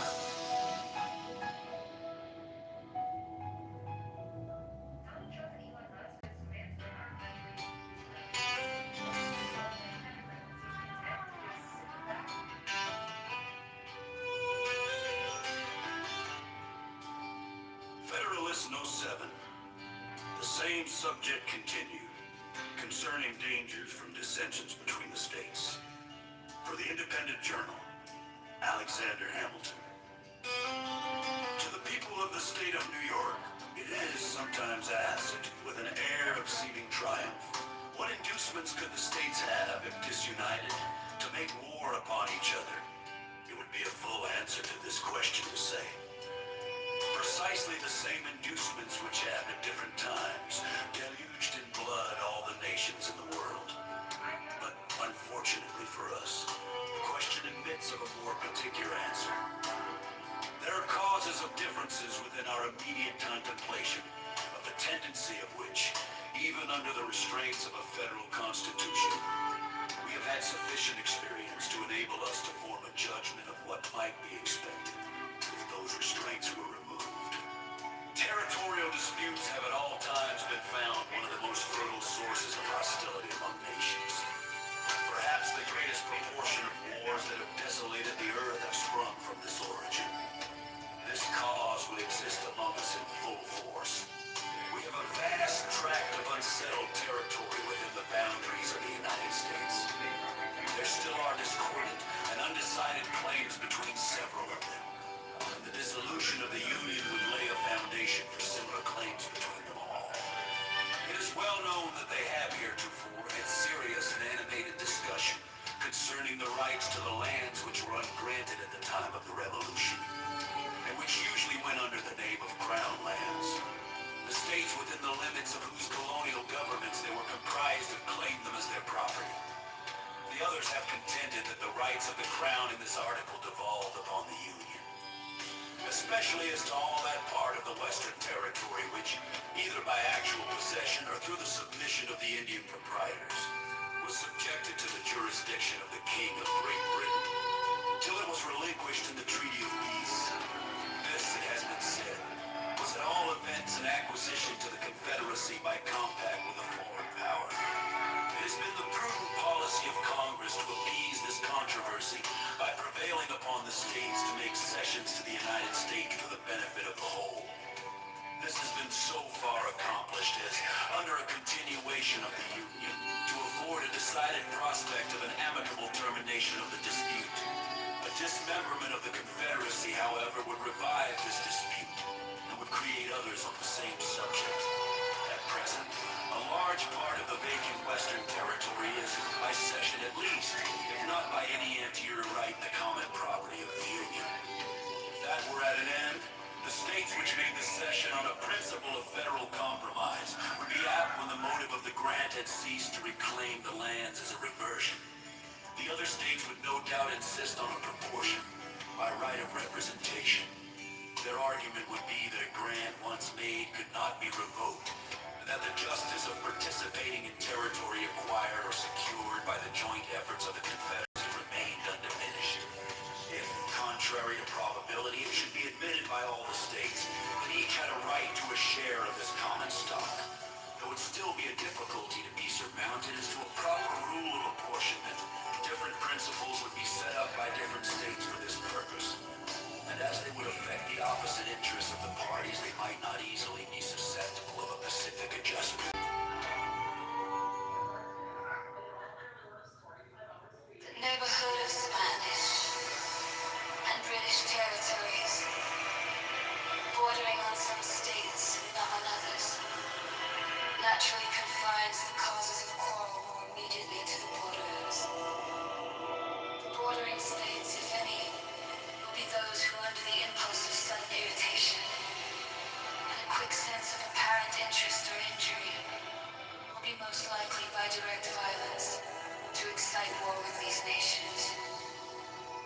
And nothing can so effectually obviate the danger as a national government, whose wisdom and prudence will not be diminished by the passions which actuate the parties immediately interested. But not only fewer just causes of war will be given by the national government, but it will also be more in their power to accommodate and settle them amicably. They will be more temperate and cool, and in that respect, as well as in others, will be more in capacity to act advisedly than the offending state. The pride of states, as well as of men, naturally disposes them to justify all their actions, and opposes their acknowledging, correcting, or repairing their errors and offenses. The national government, in such cases, will not be affected by this pride, but will proceed with moderation and candor to consider and decide on the means most proper to extricate them from the difficulties which threaten them. Besides, it is well known that acknowledgments, explanations, and compensations are often accepted as satisfactory from a strong United Nation, which would be rejected as unsatisfactory if offered by a state or confederacy of no consideration of power. In the year 1685, the state of Jano, having offended Louis Conti, endeavored to appease him. He demanded that they should send their doge, or chief magistrate, accompanied by 4 of their senators, to France to ask his pardon and receive his terms. They were obliged to submit to it for the sake of peace. Would he on any occasion either have demanded or have received the like humiliation from Spain, or Britain, or any other powerful nation?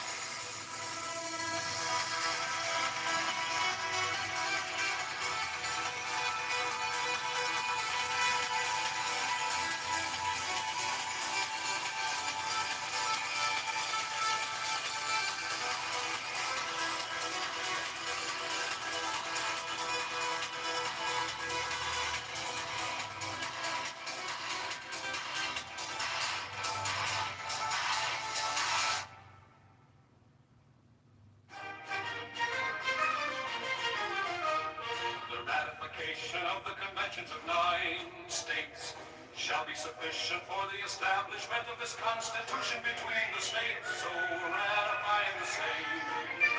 The word that being interlined between the 7th and 8th lines of the first page, the word being partly written on an erasure in the 50th line of the first page, the words is tried, being interlined between the 32nd and 33rd lines of the first page, and the word being interlined between the 43rd and 44th lines of the second page.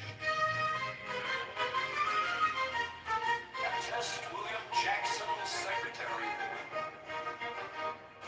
Done in convention by the unanimous consent of the states, present the 17th day of September in the year of our Lord 1787, and of the independence of the United States of America. The 12th in witness whereof we have herewith subscribed our names.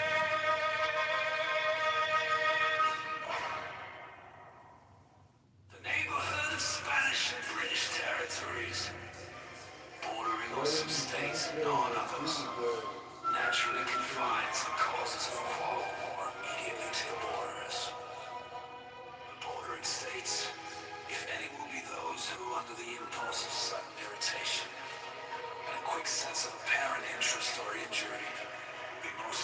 by direct violence to excite war with these nations. And nothing can so effectually obviate the danger as a national government, whose wisdom and prudence will not be diminished by the passions which actuate the parties immediately interested. But not only fewer just causes of war will be given by the national government, but it will also be more in their power to accommodate and settle them amicably. They will be more temperate and cool, and in that respect, as well as in others, will be more in capacity to act advisely than the offending state. Deprived states, as well as of men, naturally disposes them to justify all their actions, and opposes their acknowledging, correcting, or repairing their errors and offenses. The national government, in such cases, will not be affected by this pride, but will proceed with moderation and candor to consider and decide on the means most proper to extricate them from the difficulties which threaten them. Besides, it is well known that acknowledgments, explanations, and compensations are often accepted as satisfactory from a strong united nation, which would be rejected as unsatisfactory if offered by a state or confederacy of little consideration or power.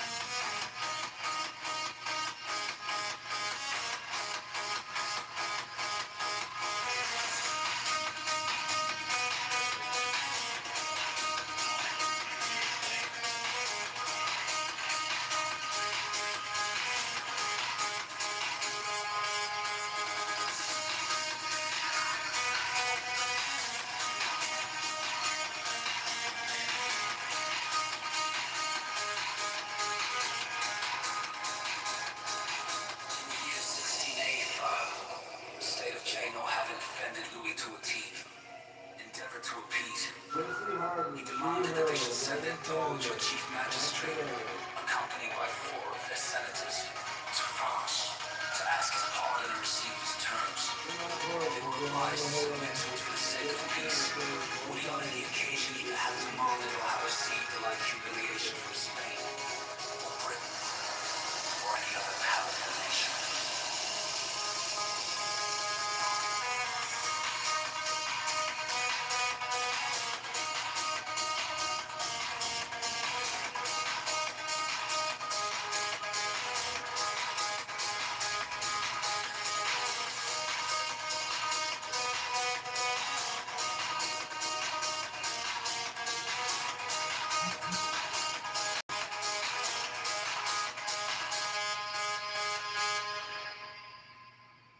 Today, let us resolve to accept the huge amount of graces that God is raining down on us. We have this biblical promise in Romans 5:20 that was said, increase grace abounding all the more. There is no doubt that sin is increasing today everywhere we look, so we know that there is an abundance of grace raining down from heaven on each and every one of us as well. But our sins and our pride act as a brother to keep the grace away from our soul. So let's pray for the grace to accept the graces. Today, let us resolve.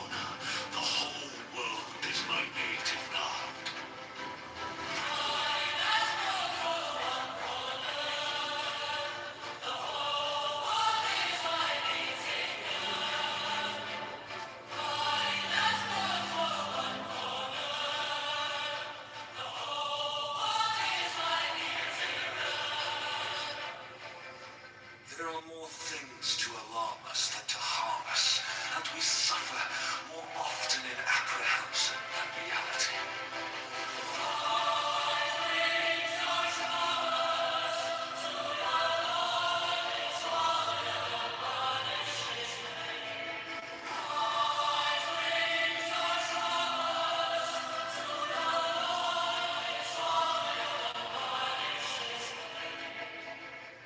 We deceive ourselves in thinking that death only follows life, whereas it both goes before and will follow after it.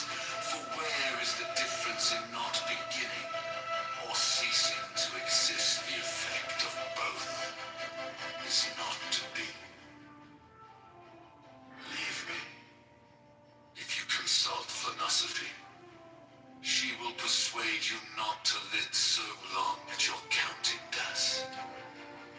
But when you are looking on anyone as a friend, when you do not trust him, as you trust yourself, you are making a grave mistake, and have failed to grasp sufficiently the full force of true friendship.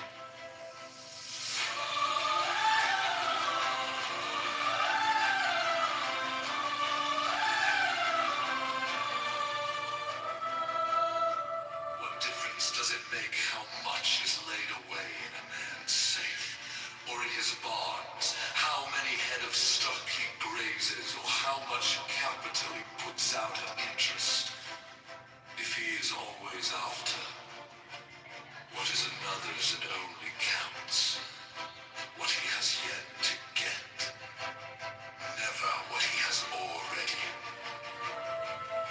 You ask what is the proper limit to a person's wealth.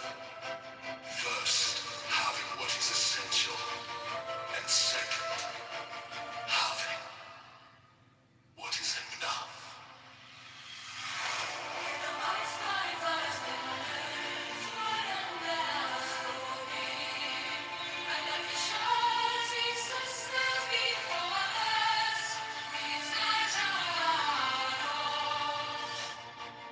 Are you surprised, as if it were a novelty, that after such long travel and so many changes of scene, you have not been able to shake off the gloom and heaviness of your mind? You need a change of soul rather than a change of climate. Do you ask why such flight does not help you? It is the cries of flee and now met yourself. You will stray aside the burdens of the mind, and tarrying near this, no place will satisfy you. Empress Souls 165.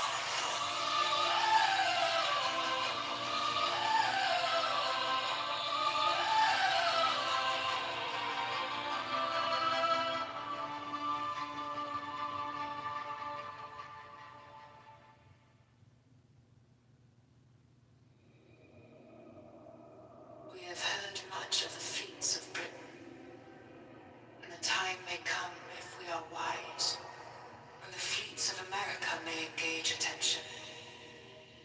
But if one national government had not so regulated the navigation of Britain as to make it a nursery for seamen, if one national government had not called forth all the national means and materials for forming fleets, their prowess and their thunder would never have been celebrated. Let England have its navigation and fleet. Let Scotland have its navigation and fleet. Let Wales have its navigation and fleet. Let Ireland have its navigation and fleet.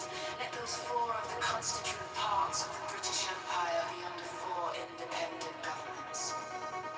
And it is easy to perceive how soon they would each dwindle into comparative insignificance.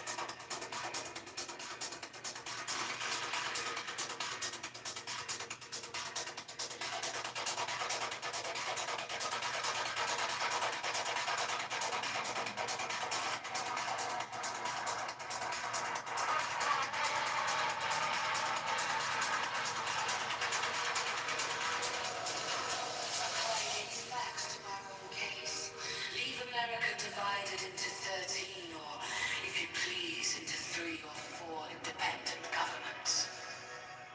What armies could they raise and pay? What fleets could they ever hope to have? If one was attacked, would the others fly to its succor and spend their blood and money in its defense? Would there be no danger of their being flattered into neutrality by its specious promises? Or seduced by a too great fondness for peace to decline hazarding their tranquility and present safety? For the sake of neighbors, of whom perhaps they have been jealous and whose importance they are content to see diminished. Although such conduct would not be wise, it would nevertheless be natural. The history of the state of Greece and of other countries abounds with such instances, and it is not improbable that what has so often happened would, under similar circumstances, happen again.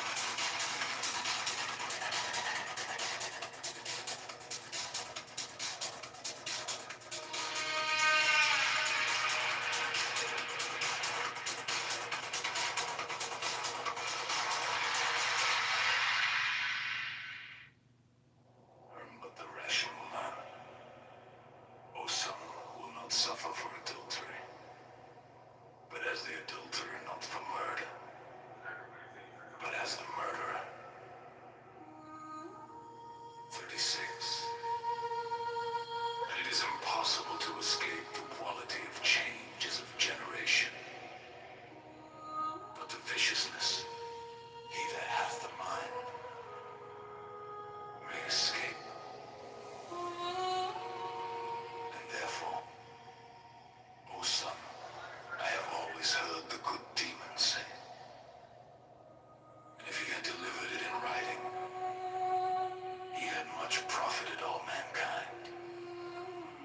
For he alone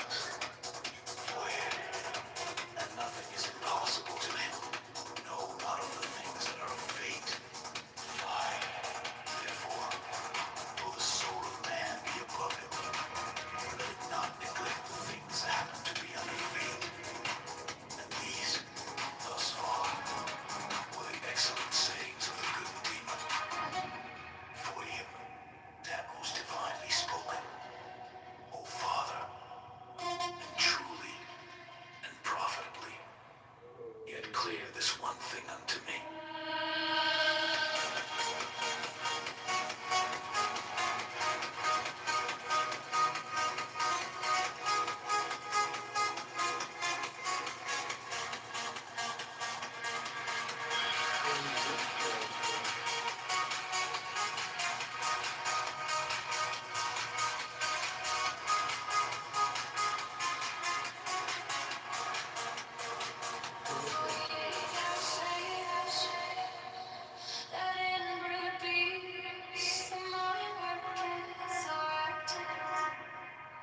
After the manner of nature, cooperating also with their impetus, inclinations, and that they are the passions and rubies. Certainly the mind is also a passion, conforming itself to passions. 50 are well done, son.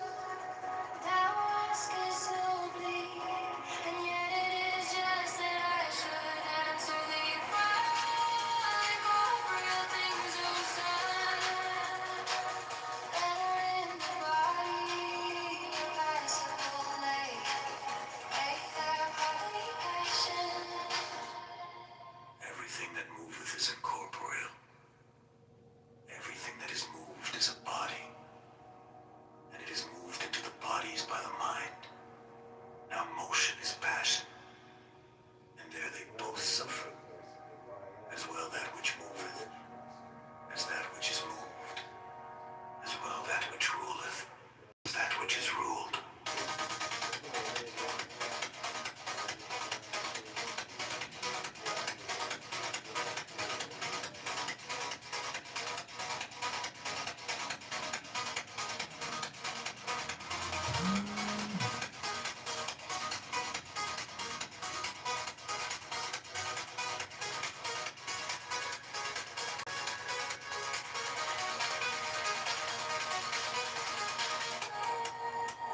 Freed from the body,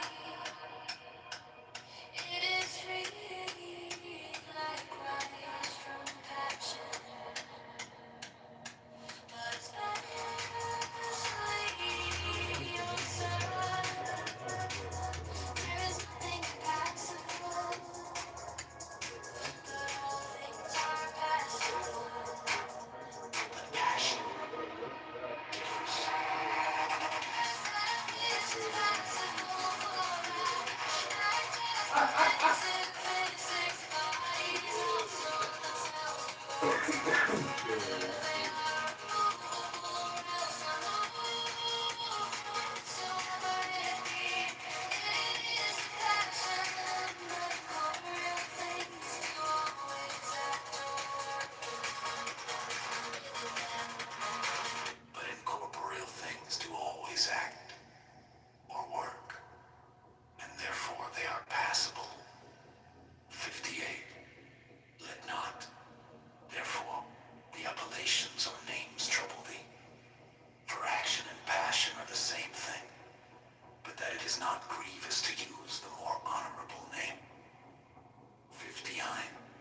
Tatto Father, thou hast delivered this discourse most plainly.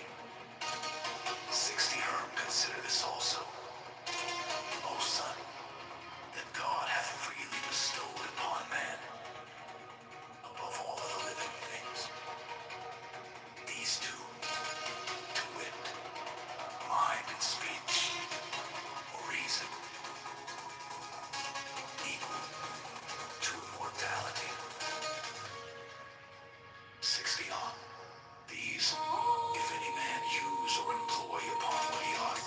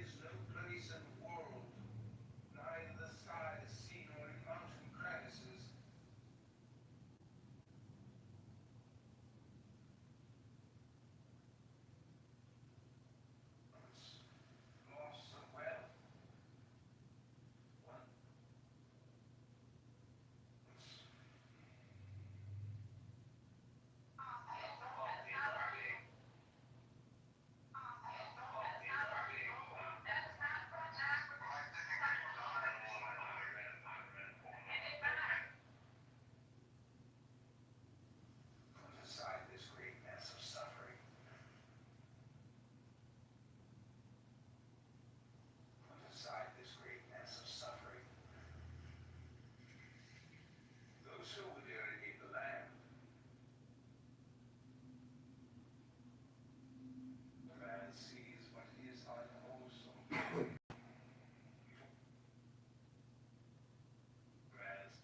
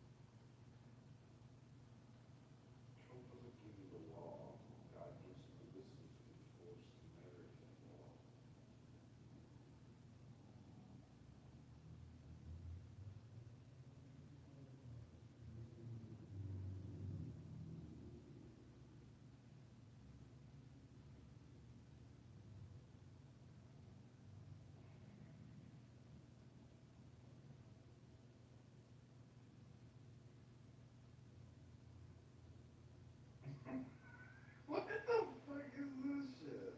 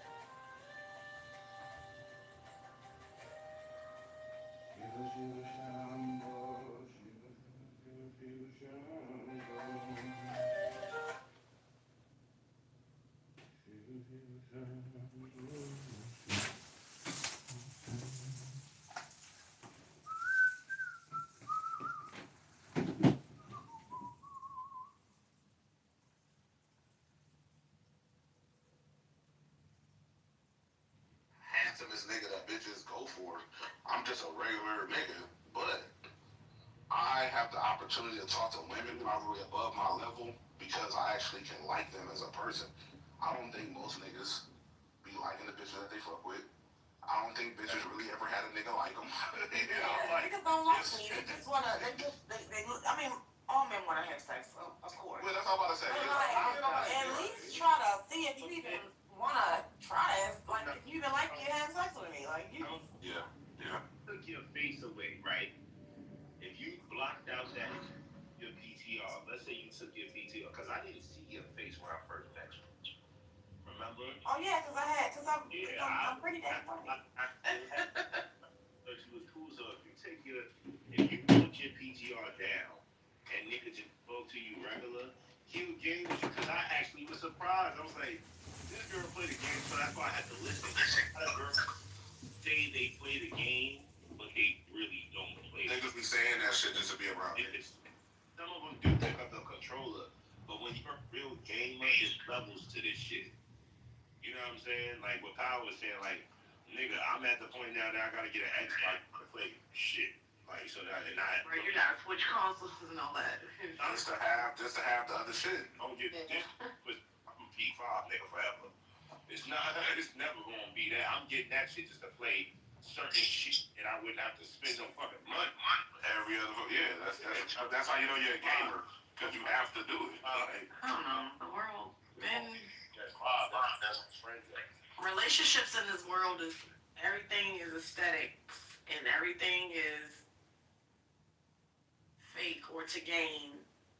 Yeah, that's what I agree. But it's like just to gain sexual pleasure, though. I mean, because I know a relationship, you're supposed to gain something out of a relationship, but it's like everybody just so freaked out. And I get on here and I talk my shit because I think everything is funny. But like at the core, I'm not even that damn freaky. Don't be coming up like all that trying to be extra freaked out. I'm just saying like trying to be extra freaked out in conversation with, you know, like as far as like over the top. Yeah, I feel you with that. Like I went out with a guy recently, and that's really he probably don't even know why I stopped talking to him because he kept trying to press himself up on me. I don't like that shit. Like I'm gonna give it to you, chill. If I want to give it to you, I'm gonna give it to you, chill. You gonna hit it, nigga? Yeah, don't make me feel like you're trying to press me into something. Like I don't play that shit. And y'all never had sex before? No, like we went out. He took me out to the club. First of all, you ain't even doing enough for you to be even talking to me about fucking me at all. You ain't doing shit for me. You must be used to me spending. Yeah, so you about to be in my bed, and I'm not saying that. I'm fucking you tonight. Mind you, I never came off at him like that. He was so impatient that he offered to pay for it. I'm like, that's definitely a low ball. Yo, hold up. Slow down. It never gave. Slow down, baby. I don't even carry myself like that. Don't. Hold on. You gotta slow down. Yes. So y'all, he pressing the issue. He trunching up on you and shit like that, and you telling him no, right? No, it wasn't even that. Like he would say certain shit to try to okay. Well, just trying to pop the bottle type shit. He was like, oh yeah, we gonna try this club the next time or whatever. I'm like, cool.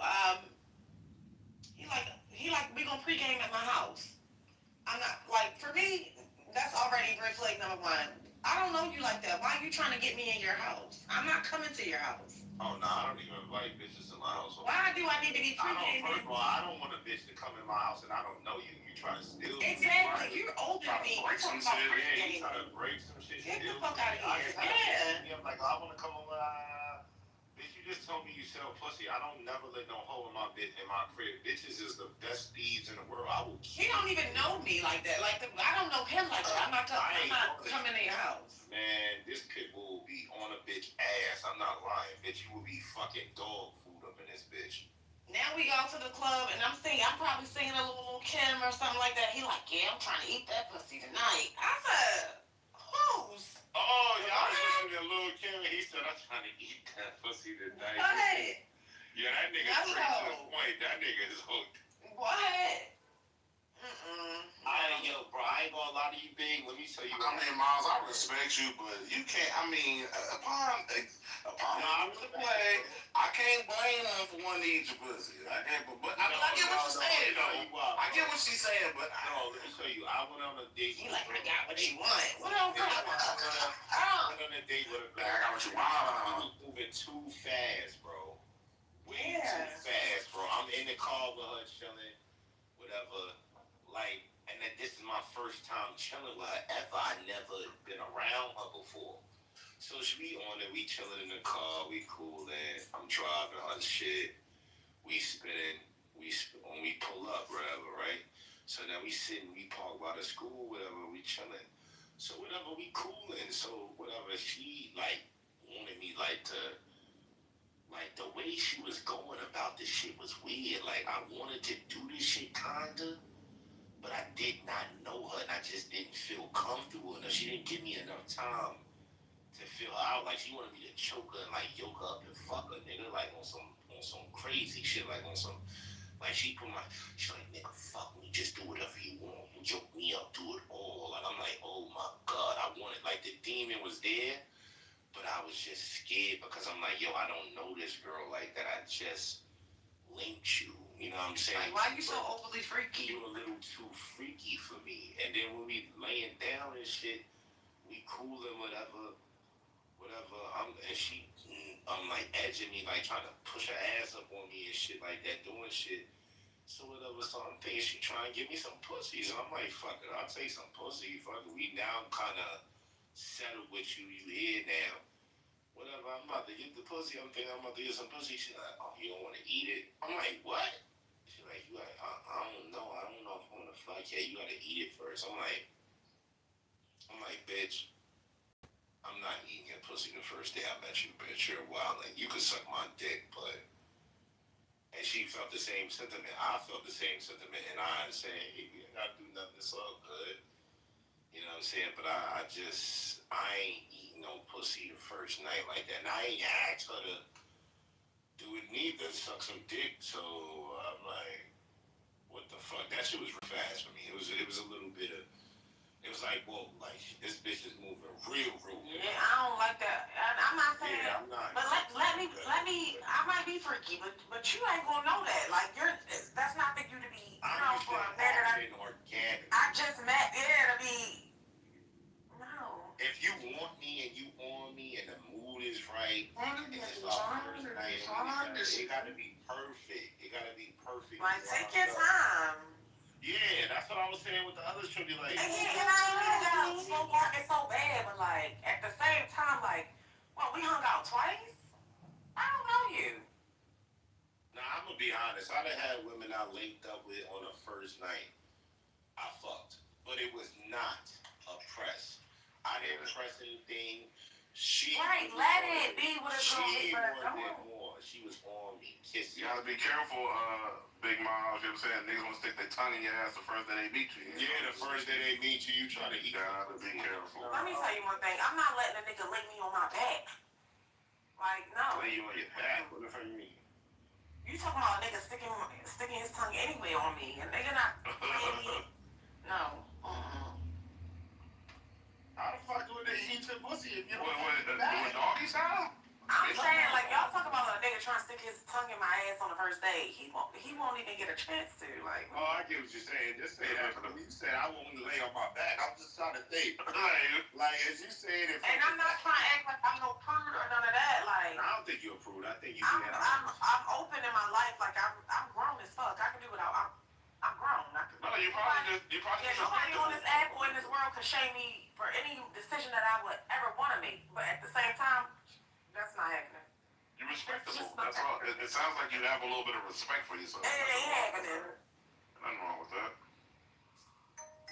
I don't need a nigga to take me to go eat and hang out or do the things. I can go hang out with my father. I have a great time with my father. I can go call my brothers. They spend a good coin on me. I'm alright. We're good. Yeah. You gotta chill first. You can't just jump into that. That's why I say some women, like, that's why I was telling Ani and shit with the splurging crazy dates. Like, yo, And eventually, I mean, hey, if you got money like that to where you could just go on splurgy dates every single time, like over the, not just as good for you. I don't. When do y'all be regular? Like, when does y'all really? What's the thoughtful ones though? Like, what happened to a? That's the type of shit. See, these niggas. You mean these girls? Because that's the girls. But you want to know what? Another thing, it's the intentionality. They don't be intentional, so they not. They don't give a fuck to think about nothing creative or something that I would like. Cause they don't give a fuck. They keep it moving. I know bitches like dinner. Miles, listen. That be the dudes that motherfuckers like. I'm not saying that you like. It don't sound like you like them, but that's like the archetype of dudes that a lot of women actually like, right? You might be a little different, but a lot of women actually go for the other shit. And what I'm saying is, like, we can both agree that women are more picky when it comes to dating, right? Right? So that means, because we know men are fuck damn anything, right? Women being more picky means that y'all not paying attention, and I'm not saying y'all, but women, right, are not paying. We know what's going on. Yeah, I don't want to feel like I'm putting that on you. Yeah, no, I got it. Women are usually a lot more picky when it comes to this shit, meaning that most men don't even come up on their radar. You don't see the average guy. You know, most women only see the top 20% of men. The other 80% of men are virtually invisible to you. You don't remember the guy who fucking like bagged your groceries or whatever, or put gas in your car, or wiped your window, whatever, unless he was like exceptionally fine or something that caught your eye or whatever that. But most of us as men, most men, unless you're like got super height or money or something about you that give you that qualitative advantage, most men go relatively under the radar. So when women talk about like men being a certain type of way, they're really talking only about a minute portion of men, because most men are not even coming up in women's fucking radar at all. So I'm saying the average man, think about it. You're attractive. You're attractive, right? You're very attractive, right? But you're surprised that a lot of men don't even say anything to me. I'm not surprised. I'm not surprised at all neither. Yeah, we live in a day and age where niggas don't need to approach no more. Yeah, like that. Yeah, I don't like when I think of the people that be like, no way. I be like, no, for real. Like all of my homegirls that are attractive like you, nobody all say the same shit. I know. Like, and didn't we just read the prophet Yeshayahu, Isaiah, about what's gonna happen? 7 women is gonna come to one man. Because at the end of the day, when you look at it, that's what I'm saying. Like a lot of women, I be telling niggas that I don't give a fuck what nobody say. Now, women are gonna get approached regardless. That's what's going on now. Women, that's right, baby. Listen, women gonna get approached throughout their day, even if they don't like say big. She don't get approached like that, but somebody's gonna say something to her, like, "Oh, you look good," or something down the line. She's gonna get noticed whether somebody's saying it or not. But the thing, what I'm saying is, I'm a man, right? And I look outside. I'm from New York. I've been outside. On my block, we was notorious for running down on everything. Bitches from other hoods knew to come to Nostrand, to come to our size, come to the bush, because they knew niggas was gonna run down. You know what I'm saying? It's loopy out here. Yeah, I come from men saying like I come from that time when men say it like catcalled. Yeah, but or remember, even come up and be on some like they catcalled come up to you. I'm not trying to be in your business, Miles, but how old are you, baby? 33. So you 33, right? You still young, but you mature enough to know. Yeah, she's young, but you're mature enough to know the difference between the times, right? Yeah. Now, for the like, we just came out of a super liberal DEI, Me Too, don't catcall me, don't record me at the gym, don't approach me or talk to me when I'm working out.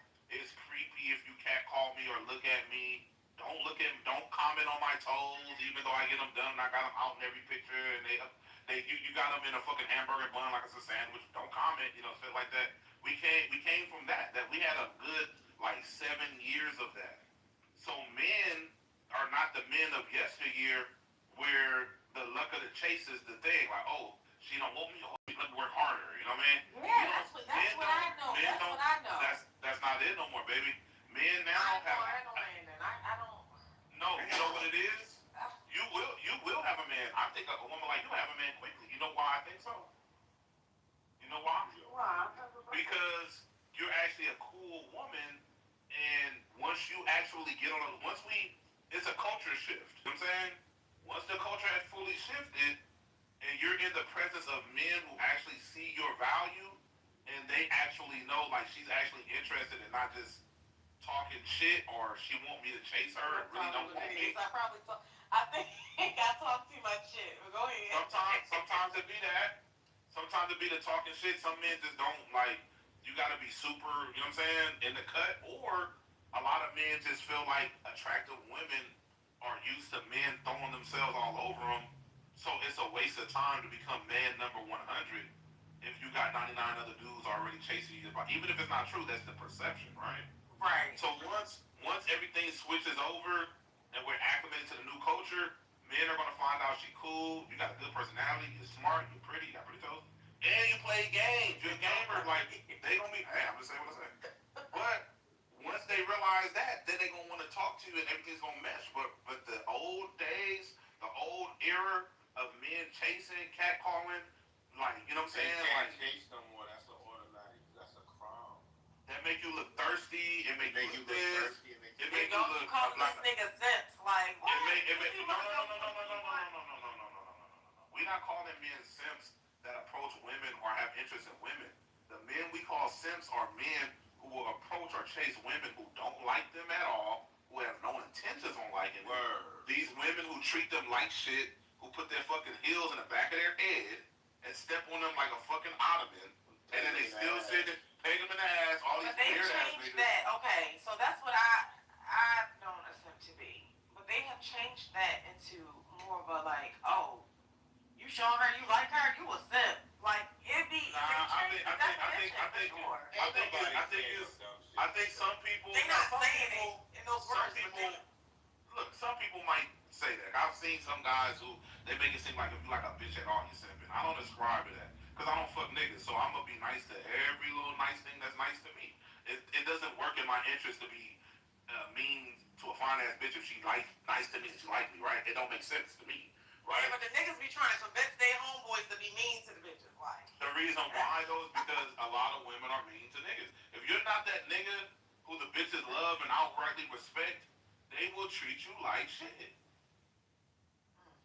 They even treat their male friends, the homies, the dudes that have become not their real friends, but men that have become friend zoned. Those men they treat like shit. This is a guy you know he like you. You know he want to eat your pussy. You know he want to get a little taste. But instead of, like, you know what I'm saying, cutting it off or whatever, you know, women like the attention that he give. They can trauma dump and talk about other men, the whole other shit that they can't get other men to do. They can still get masculinity, still have a man around, but they're abusing that guy. They're treating him like shit. You know he really like you. You know he really like you, right? But you're going to overlook that guy who actually would probably be the one who really would treat you good and takes the fucking thug innocent. He fuck your brains raw, nutting you, and he's off to the next bitch, right? That's what happens a lot. So now men is like, oh man, I'm not, especially because like, bro, Star, remember the chick that I met in here? I keep talking about, right? Same type of thing. She's very beautiful, attractive. You remember the rescue one, right? Yeah. Very beautiful. You see she don't come around no more, right? Yeah. Right, because she tried to run the play. I'm not the friend zone guy. Even though she didn't try to put me in the friend zone, she already let me know what was going on. I'll come out there. I'm gonna come to LA, boo. Even though we was already like linking on that type of timing, you can't call me and have another nigga over there and talk about why I used to like him. I'm not fucking with no more. I'm not your fucking friend, bitch. I'm not no friend zone nigga. I'm not no gay nigga. Like, if you fucking with me, you get what I'm saying? If you fuck with me, you talking about you gonna come to LA. Yeah, but that's the type of shit. They think that all niggas are the type of niggas that you can like break or put them in the friend zone, talk about other niggas, disrespect, or triangulate and cause more competition or feel like I should be doing more because she got a lot more. I don't give a fuck, bitch. I will ghost you. like Mario. Ghost. I turn to a fucking ghost like Pac-Man. I turn to a ghost. It's not gonna work. Your ego will be very badly damaged after you talk to me, especially if you're attractive. And I don't even have to say nothing or do anything bad or say anything. I'm just gonna let you know that I'm not wrapped around your finger like all the other guys. If you think when you see me that yeah, I'm gonna have him doing this, yeah, I'm gonna have him eating out the palm of my ass, and thinking that I'm gonna be a little slave bitch, it's not gonna work. Because that's what a lot of women like to do to niggas. They like the niggas they want to be controlled, dominated, and smutted over. And the niggas that they don't like, they want to do the same to them. That's what it is. So, a lot of men are going to treat beautiful women like nothing because a lot of men have figured out y'all got the monopoly. If you really like the nigga, and here's the thing. You see how you said, and I'm not putting this on you, right? But you see how you was like, oh, well, I'm not going to have a nigga, right? There's not one time where you had a man in your life, even when you was younger, going back to when you first started talking to boys, there was never a guy in your life that you wanted, you really liked, that you went out your way to talk to him and get his attention and be on him and like him? All men know that this is true. If you are that guy, a woman will break all her rules. She's gonna chase you, be on your dick. You ain't gotta have no job. All the like women will break rules for you. No, it's true. If they love you. Right? So you can easily tell if a woman like you based on how she treats you. If she's trying to make you go on a 90 dates, 90-day waiting period for pussy, she don't like you. She don't like you. Yeah, but my If you gotta take her out on 10 extravagant dates before you even get a chance to smell her fart, she don't like you. No, and then I was chilling with the guy. Like the first time we went out, we went to like a pizza place. It was really quaint and cute and like. Yeah. Well, that's cool. You know, I was like, this is nice. I like this spot. Like, I don't be listen. I eat everywhere. I'm not a small girl. Yeah, no, but that's good though. That's you're see. And him, how old was he? shit, A old ass man. Oh shit. Well, apparently the old ass man, just like a young nigga. Yeah, men know that if you really like them, you guys will break rules and shit. And if you not like doing that, then you really don't like them. Yeah, bro. The nigga trying to fast track yourself. Yeah, but if I just met you, I don't like you like that. Honestly, I don't. Like we. I mean, all of us men, Star, you would agree. You fucked on the first day. Nobody. You know what I'm saying is this: nobody. The men definitely is not like we're not intentionally not seeing y'all. It's just that we putting blinders on. Oh yeah. Niggas put blinders on because they scared. Some niggas putting blinders on because they scared to approach. Some niggas is putting blinders on because they're scared of y'all. And I'm not gonna. Some niggas are just tired of approaching too. They just tired of approaching.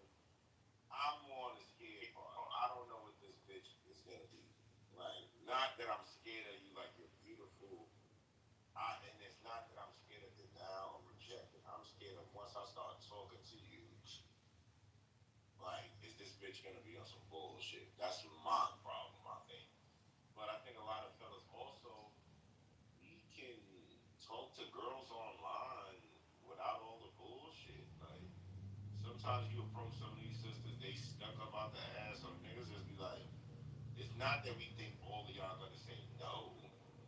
It's just that you done seen so many girls not even say thank you and all type shit. You be like, man, fuck this bitch, man. I ain't got time for You just get burnt out. I'm like, yeah, you get burnt out over it. Like, especially when the pussy is so, like, big. I get it. That's what I'm at. I'm like burnt out about it. Like, yeah, it's not just that. It's just the fact that getting a girl big. When I tell you, if you see if I screen shit, and you see my fucking DMs with just in certain dating apps and just numbers that I like through my phone. I got so many girls' numbers that I only spoke to a few fucking times, and they baddies, and I don't even think about them. And some niggas will see these bitches and be like, oh my god, that's my dream. These niggas will commit. But they don't have no intentions for them either. Yeah, you right. They probably don't got no They intention. can't, so it's not even matter. They just want to But it wasn't that I didn't have intentions. rub elbows with the bitch. It just like, didn't fall through. Some of the girls, they're ego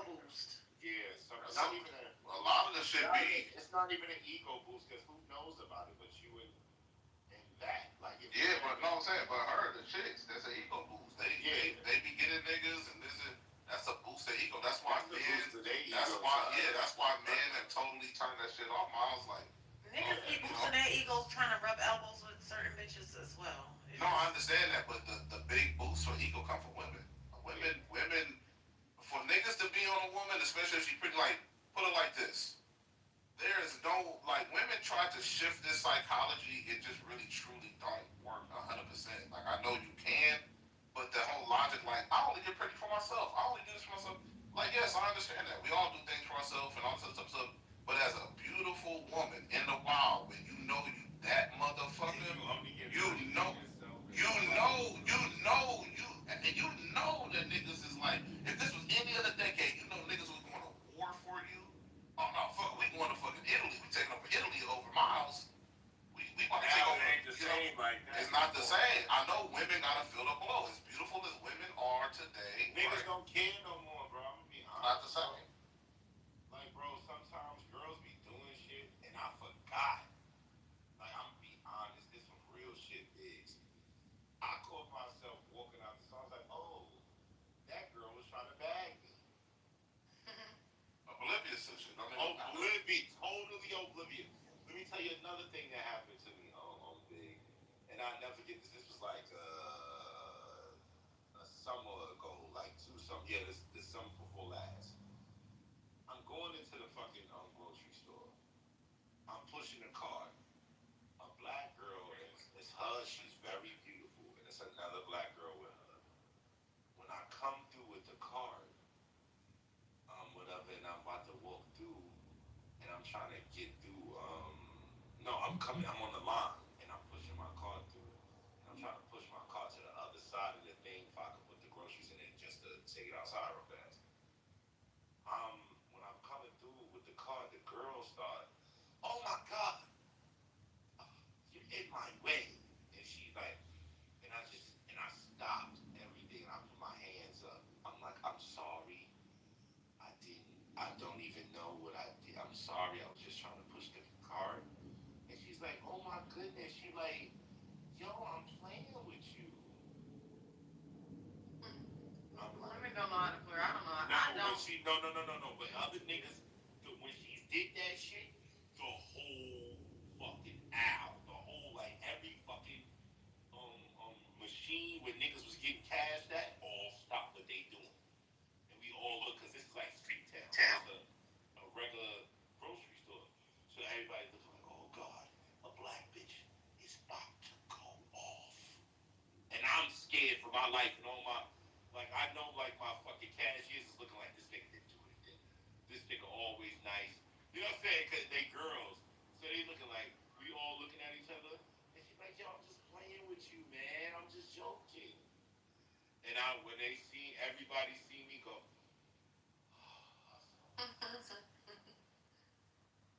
she's like, yo, is that serious? I'm like, yo, I didn't know what you was on. And I still got the fuck up out of there. Even though she was joking, she was beautiful, big. Had a really nice ass. She had scrubs on. She was really pretty. And my nigga, that girl, when I went outside, even with that, I was like, wow, she was trying to bag me, but fuck that. I was like, hell fucking no. She crazy. I was really scared, nigga. I thought she was gonna try some shit. I thought she was gonna try to say like I did some shit, bro. I'm scared of black women, bro. I'm not gonna lie. I don't like black women. I don't bother them. I don't mess with them. And shit, bro. I feel bad because sometimes I feel more comfortable approaching white women than I do black women. Clearly, you said it earlier. Sometimes, because they a little bit more. I don't know. Man, see, I'm on this follow the fucking Torah and how it lays out. Yeah, I'm not fighting for it anymore. Like, if y'all want to date white women and y'all want to do that, just I still run down on black women. Like, I still talk to them. I don't be running down on nothing, Star. I will be having me a black family. I will be having a black husband. No, but I do run down on a big. I run down on black women. All right, Congressman, I just listen to everything. You're a wild boy. But then again, I don't Well, when I know. call her a cracker bitch. I See, you already knew what the fuck I was gonna say. That cracker bitch came out of nowhere. So content, who was wrong? You disrespected her first. No. Oh, okay. No, she came at me first. I'm gonna be honest with you. To some people, Starscream can be overwhelming. Like some people just not used to his delivery. How like the shit he say. Like the girl called him a bitch, and he was like, "Man, I ain't tripping off that." The Yaz girl, right? Yeah. Because he called her a little girl. She really went out of pocket because she started with Starscream. Yaz actually started with Starscream first. So Starscream ain't got no, you know what I'm saying? No, I got the timestamps. But when you talk about cracker bitch, you threw all the rules out. Nigga, I said cracker bitch because the way she tried to portray me as this nigga a bitch. When I never hit her up, bro, I never hit her. That's what I'm saying. I was respecting her before this because I was saying, look, bitch. But why you kept on saying that she was spoken for? Huh? Why you kept on repeating that, talking about that she was spoken for? Look at my PTR. Look through our messages. I never hit that girl up, bro. She hit me up. Look at the first picture, 5 or 21, and then keep swiping. Look, January the 11th.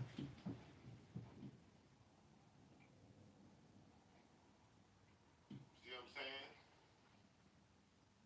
And then when you swipe over and say, "Oh, thank you, I'm spoken for though." But then she telling your other peoples that what? She don't talk to black niggas, but then another nigga says she do talk to black niggas. So it's a whole lot of politics with this girl, bro, where that shit just keep, like, she's all over the place, bro. I ain't gonna lie to you, bro. Now you see that nigga left, because he know he see this shit. But yeah, big, straight up and down, I still approach black people.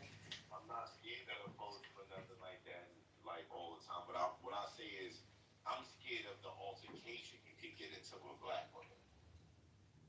To the point, like, I just want to, because I hear so many stories of black women feeling uncomfortable around black men are this and that, we're hypersexual, we're this and this. I talk shit about y'all too. On this ad, for sure. Yeah. On this ad. All of the above. Yeah, so that's why I let black women have But sometimes when we sit back and actually have conversations, I'll show y'all that I got a little bit of sense. But if we ain't here trolling, I'm gonna tell y'all ain't shit all day. Yeah, but what I'm saying is, But can I tell you this? I don't want to bother y'all and hurt y'all. I'm gonna put this in the chat. I'm gonna just show y'all what's happening in India. It's not just y'all. There's women afraid of men all over the world. Well, that's not what's the Hold on a second, Star. I'm happy you said that. In India and Pakistan, those women have the right to be scared of them. They get beat the shit out. No, I think black women haven't been getting their ass beat by men. Hold on. Let me finish what I'm saying. Miles, they are getting doused, covered, thrown, acid on them, set on fire in public in front of the police. Women out there, cut off. Nigga, they should be afraid. We is not throwing acid on y'all. We are not setting y'all on fire in front of the cops. Y'all shooting us in our faces. They will tie y'all up on a crucifix and beat their ass. Say this. Let me say this. Because I was trying to get to the point. Listen, ass. All I was trying They to tied say the girl up and whipped her was ass. that women all over the world are afraid of men because of what men do. Not just because, we have laws. Great, we have laws to protect us, but that doesn't stop a man. I can go to YouTube right now and see a man hitting a woman. I can go there right now. I do mortuary makeup. You know how many bullet holes I've had to paint over? So let me ask you a question. Women don't commit these things? Well, hold on. You have to paint on the Yes, but I'm trying to. I'm just Yes, trying to you figure know how many times I've had to plug a hole with wax? Wax. Hold on. Plug a hole with wax where? Wherever the entrance is. What, for women? In the head, yes. Women? Yes. So what I'm saying is this don't also happen to men.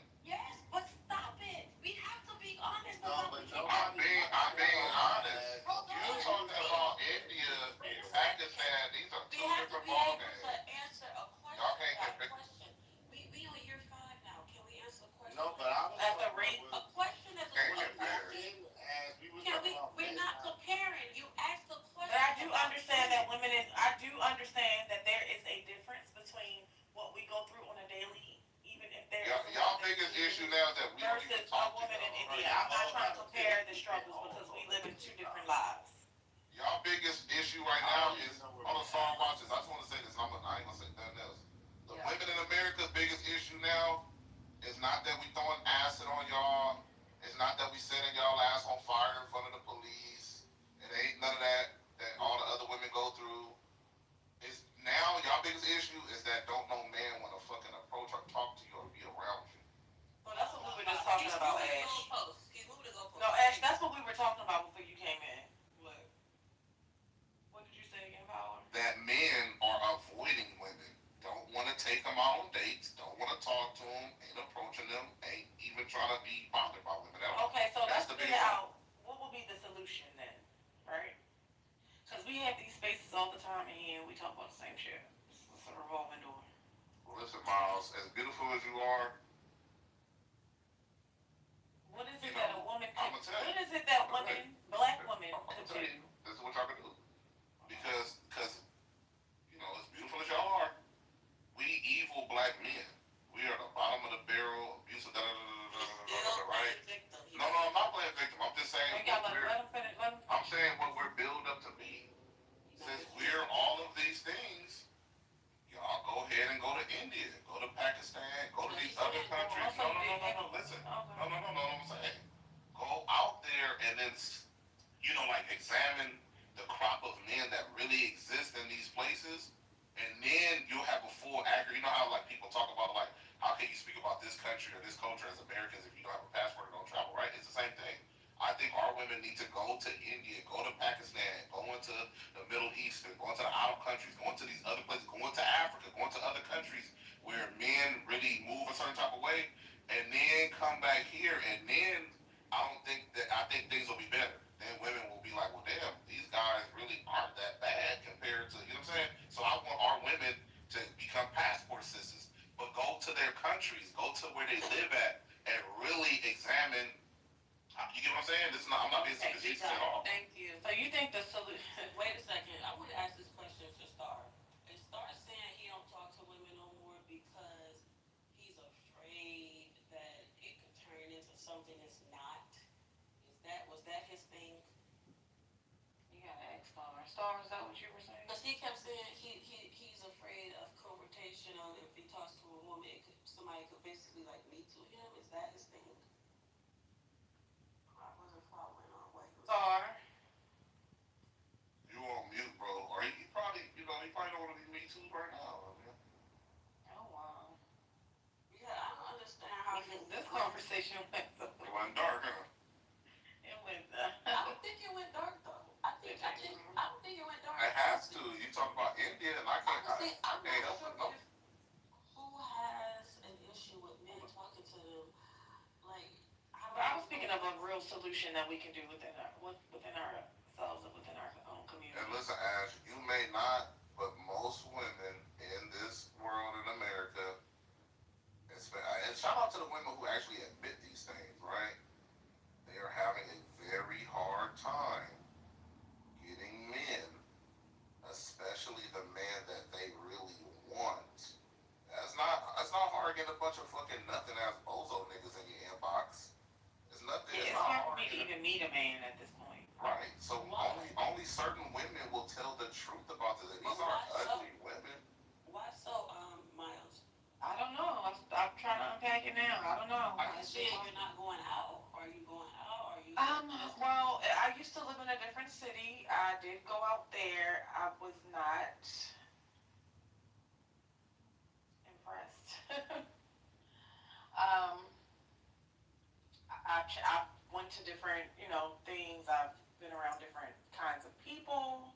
I ended up moving to a new state. I'm still not impressed. I don't know. I don't go out much here. And listen, boss, young lady, men know that too. Men know that women are not impressed with your current crop of men. Most women say that over 80% of men are ugly. Over 80% of men are not attractive. But I mean, I'm not even saying impressed in that way. She's not talking about physical. No, but I'm just saying, men think that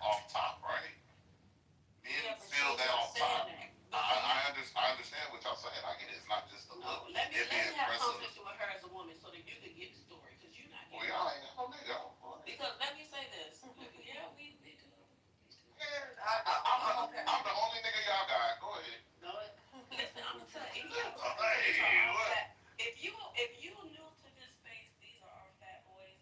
And Star and Power is ours, and y'all here. Big, where you say you located? I'm in Virginia now. Girl, come to Dallas. Yeah, I think I might need me a country boy. What's funny is You live in Virginia, baby. These are not the right kind of country If boys. you feel like the men aren't men, because honestly, men do this shit all the time. They'll be like, yo, I gotta get out of here. The women are trash. Women do it. Listen, Dallas too close to Houston. Texas is awesome and beautiful.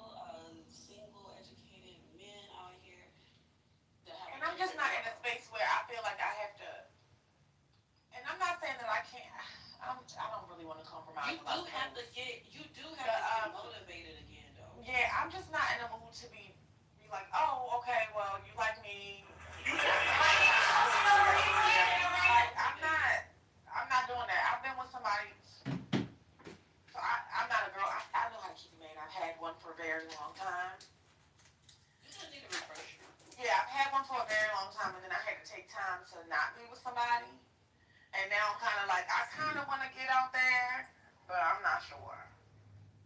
Once you get into this place with the right type of man, no lie, you will have such a different vibe. Like when I came out here, I said the same thing, but the men out here are so different. Like they just, I just feel so alive. So Yeah, what happens to like charming a woman? Like they're so charming, girl. They're so charming. They're so nice. You are full of shit.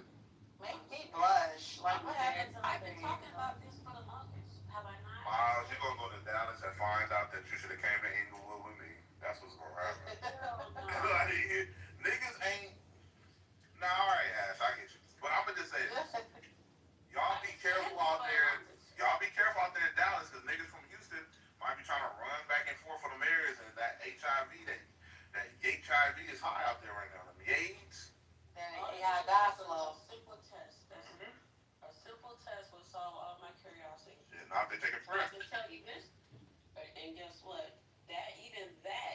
That's almost like somebody with herpes saying, "I'm not having an outbreak." Yeah, that's a little different. So there's certain things that you'll even, if somebody's taking the medication, do what? Ash, I can talk about this with you because we mental with this. We got the logic.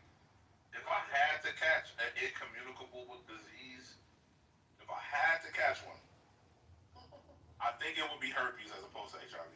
Right. Definitely. Got a few under, because like basically this is like the whole categories, I guess. The whole Right. thing gives you all categories from A to Z what to look into. We had to start a class. That one that you mentioned, The Gods of Eden, that's an old book, and it talks about extraterrestrial visitors have manipulated. Yeah. Finally, a wine glass that fits my needs. That thing was.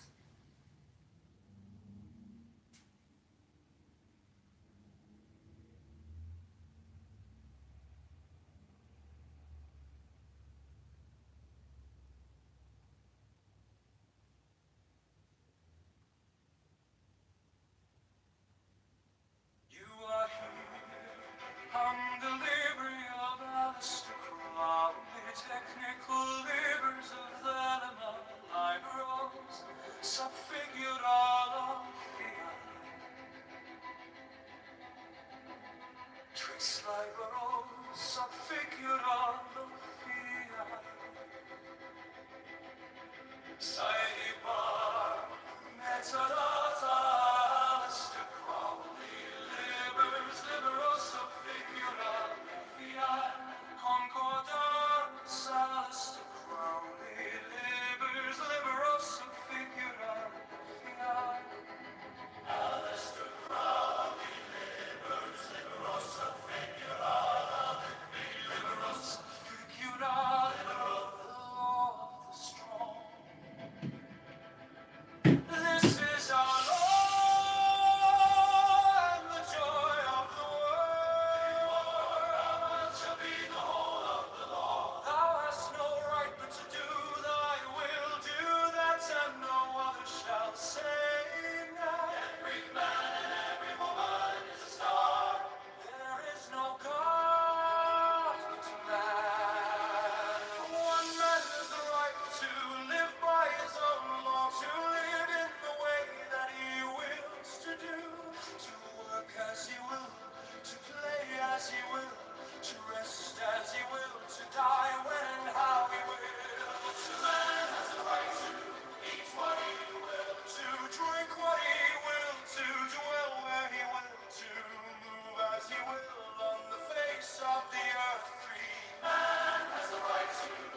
To speak what he will, to write what he will, to draw, paint, carve, etch, mold, build as he will, to dress as he will. For man has the right to love as he will. Take your fill and will of love as ye will. When, where, and with whom ye will. When, where, and with whom ye will. Five man has the right to kill those who would thwart these rights. They shall serve. Love is the law. Love under will. All life he said you are here. On the library of Aleister Crowley, technical livers of Thalamal liberals, suffiguralifi.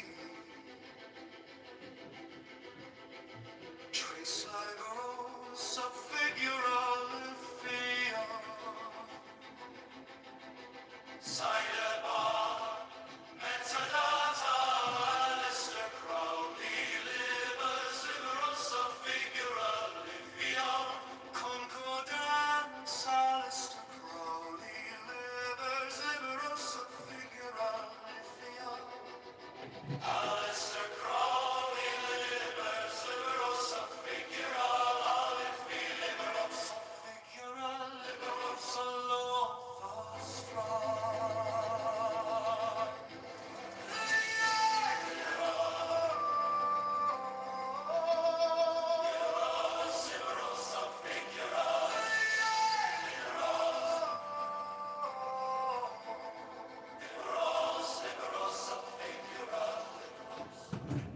The law of the strong.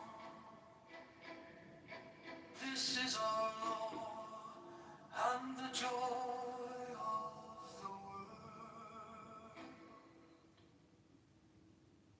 You are here on the library of Aleister Crowley, technical livers of Thalamal liberals, suffiguralifi. Trace a liberals, suffiguralifi. Sidebar, metadata, Aleister Crowley, livers, liberals, suffiguralifi. Concordance, Aleister Crowley, livers, liberals, suffiguralifi. Aleister Crowley, livers, liberals, suffiguralifi. Liberals, suffiguralifi. Liberals, suffiguralifi. The law of the strong. This is our law and the joy of the world. Do what thou wilt shall be the whole of the law. I for thee. Thou hast no right but to do thy will, do that and no other shall say nay. Every man and every woman is a star. I three. There is no God but man. One man has the right to live by his own law, to live in the way that he wills, to do, to work as he will, to play as he will, to rest as he will, to die when and how he will. Two man has the right to eat what he will, to drink what he will, to dwell where he will, to move as he will on the face of the earth. Three man has the right to think what he will, to speak what he will, to write what he will, to draw, paint, carve, etch, mold, build as he will, to dress as he will. For man has the right to love as he will. Take your fill and will of love as you will. When, where, and with whom you will. All I 51.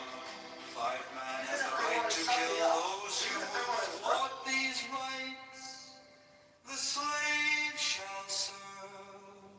Love is the law, love under will. I 57. You are here on the library of Aleister Crowley, technical livers of Thalamal liberals, suffiguralifi. Trace a liberals, suffiguralifi. Sidebar, metadata, Aleister Crowley, livers, liberals, suffiguralifi.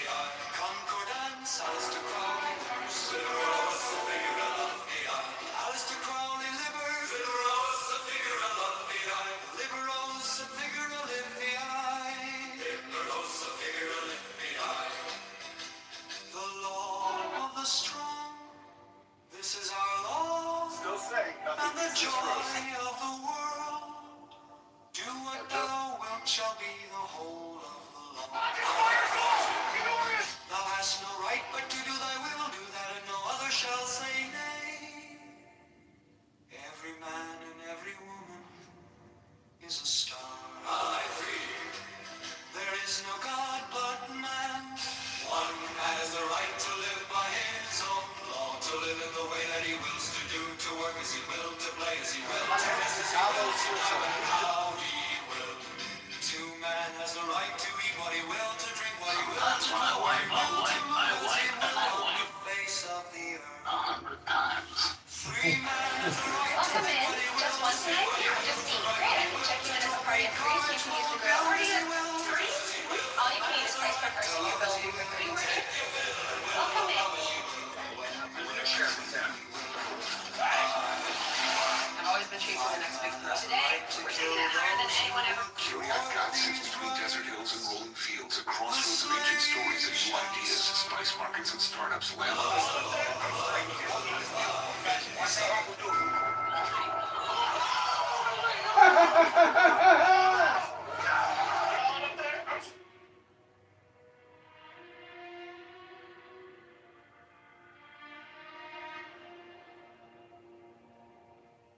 You were mine, oh my saint,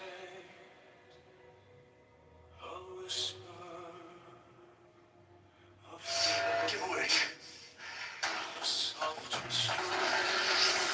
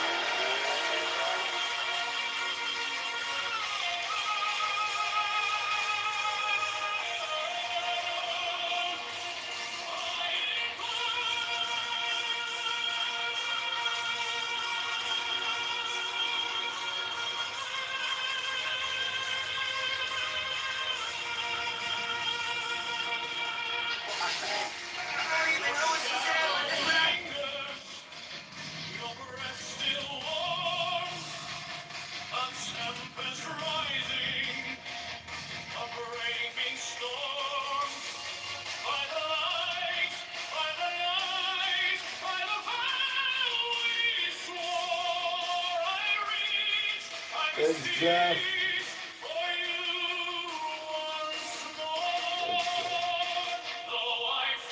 Thanks, Jeff.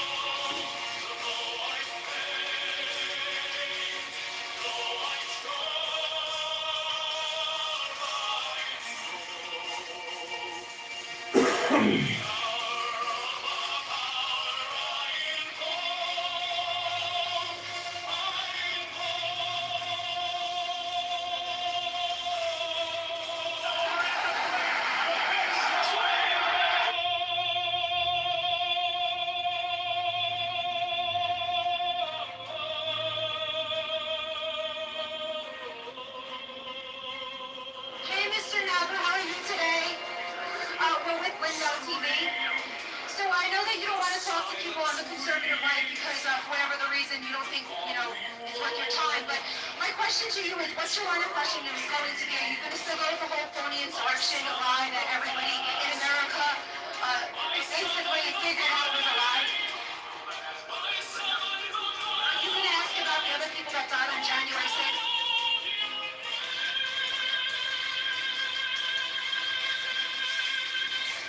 Do you know that the Capitol Police?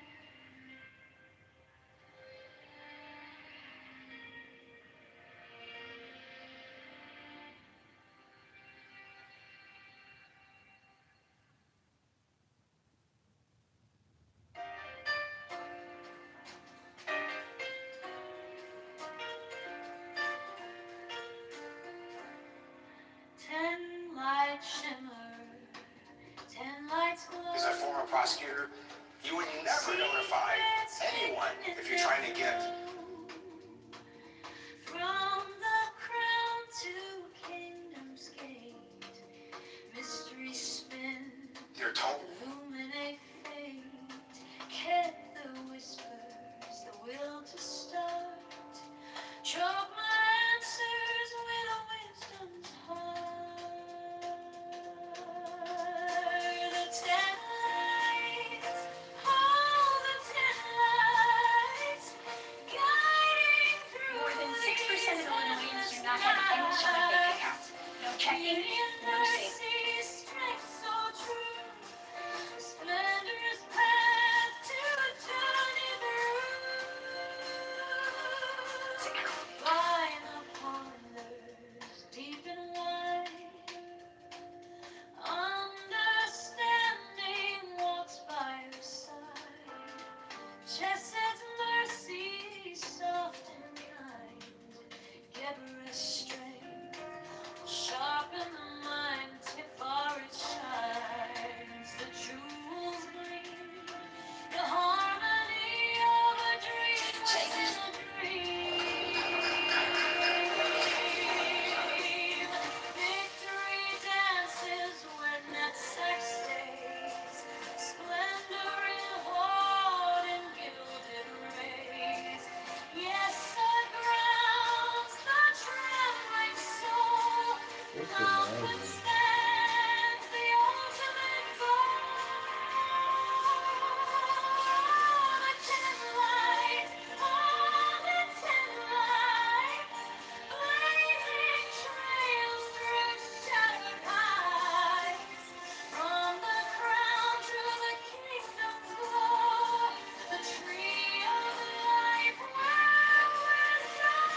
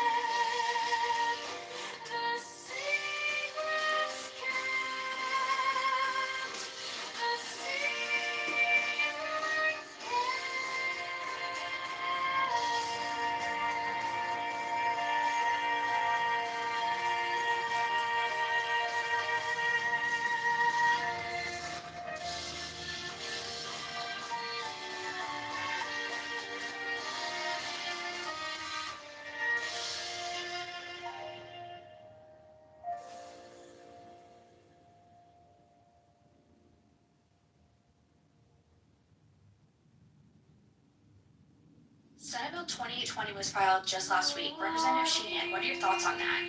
Well, just when you thought the anti-law enforcement legislation in the Illinois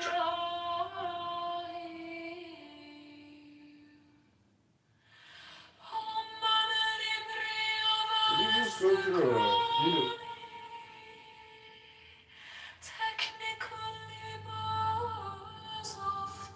Did he just go through a heated wind tunnel?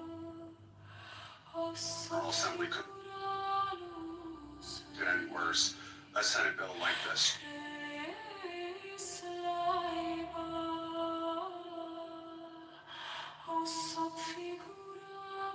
drops.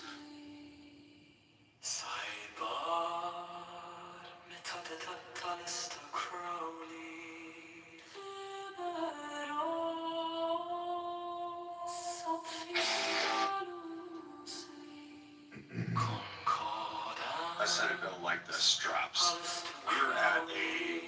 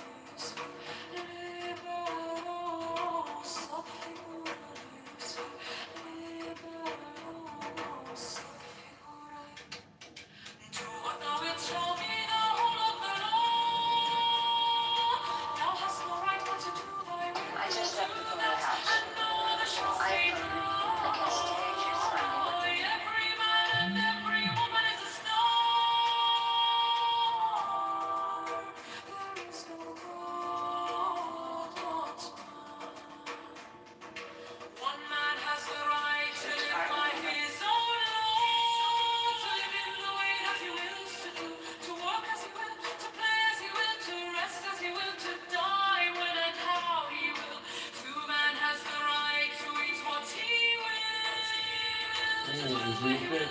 To move as he will on the face of the earth. Every man has the right to think what he will, to speak what he will, to write Is what he he looking for a new will, avatar body to to inhabit? build as he will, to dress as he will, take your fill and will of love as he will, when, where, and with whom he will.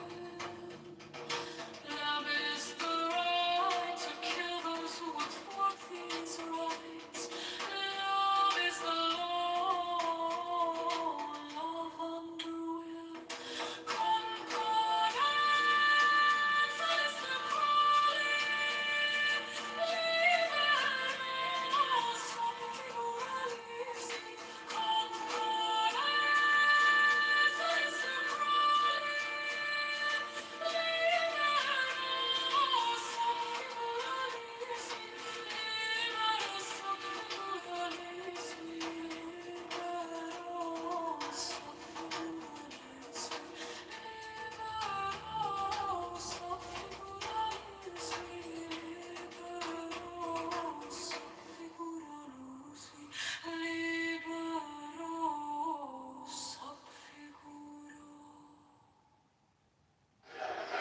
Miss Crockett, did you know that your security guard... Keys to the great gate, being 8 and 1 and 1 inmate. First let the body of thee be still, bound by the cerements of the will. Course rigid, thus thou mayst support the rigid babes that teach them. Next let the brethren below.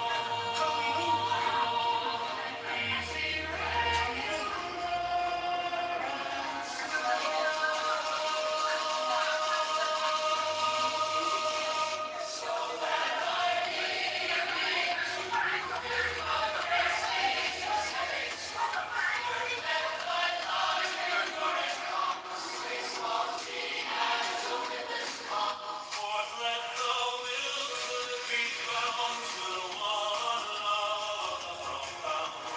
Let the thought divinely free from sense altered its entity.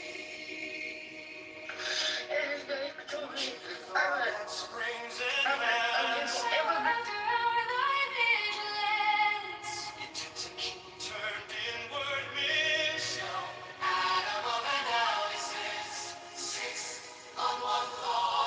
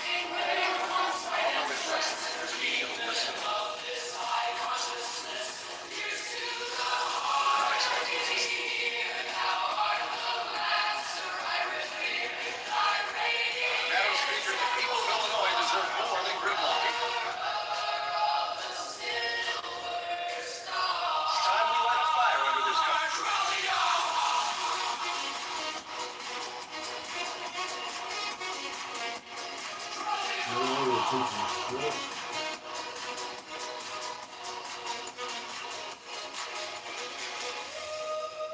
They know you're a piece of shit. So they know you're a piece of shit, man. The leader of a... You are here. I'm the Libri of Alistair Crowley. Technical liberals. Not only is Donald Trump relentlessly attacking abortion access now, he's even weaponizing the very thought of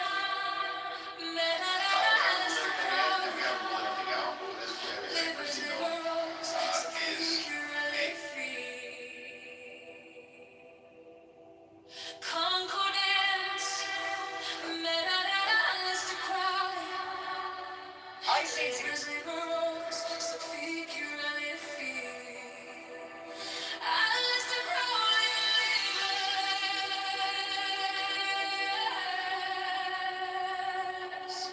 liberals, so figurally free.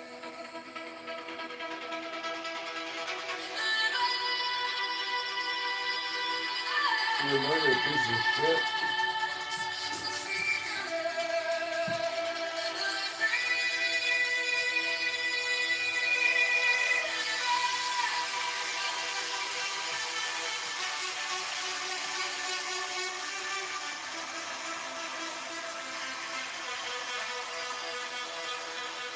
the law, the strong. This is our law, and the joy of the world. Do what thou wilt shall be the whole of the law.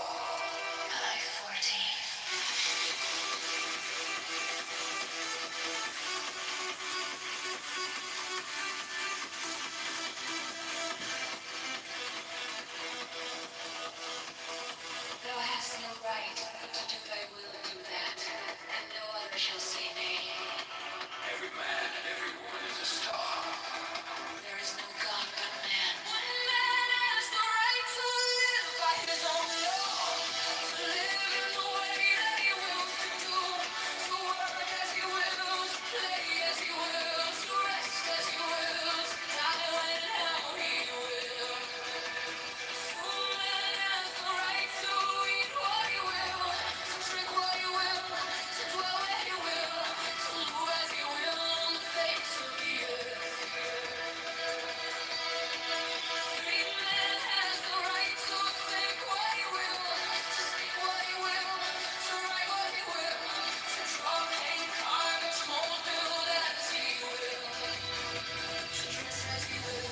For man has the right to love as he will. Take your fill and will of love as you will.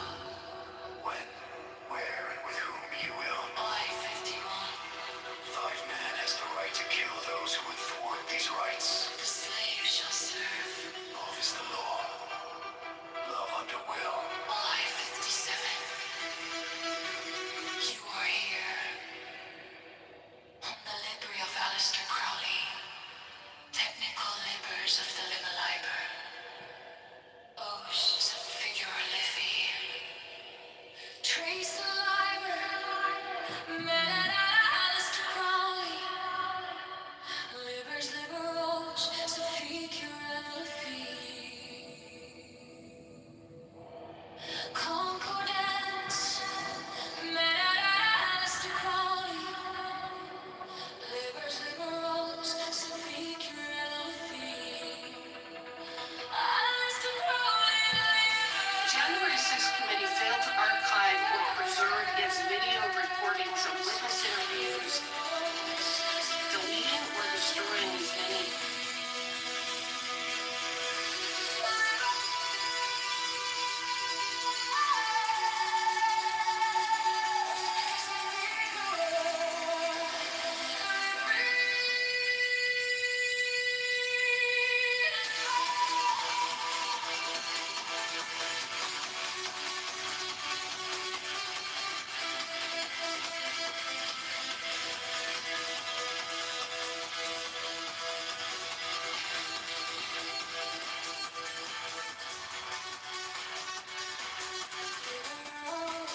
This attorney shit should be just why Russia is trying to prove and executed.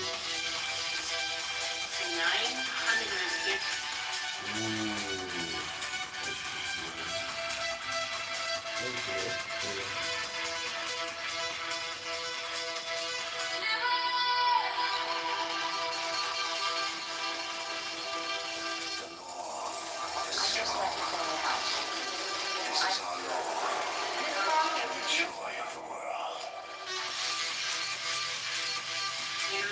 summaries.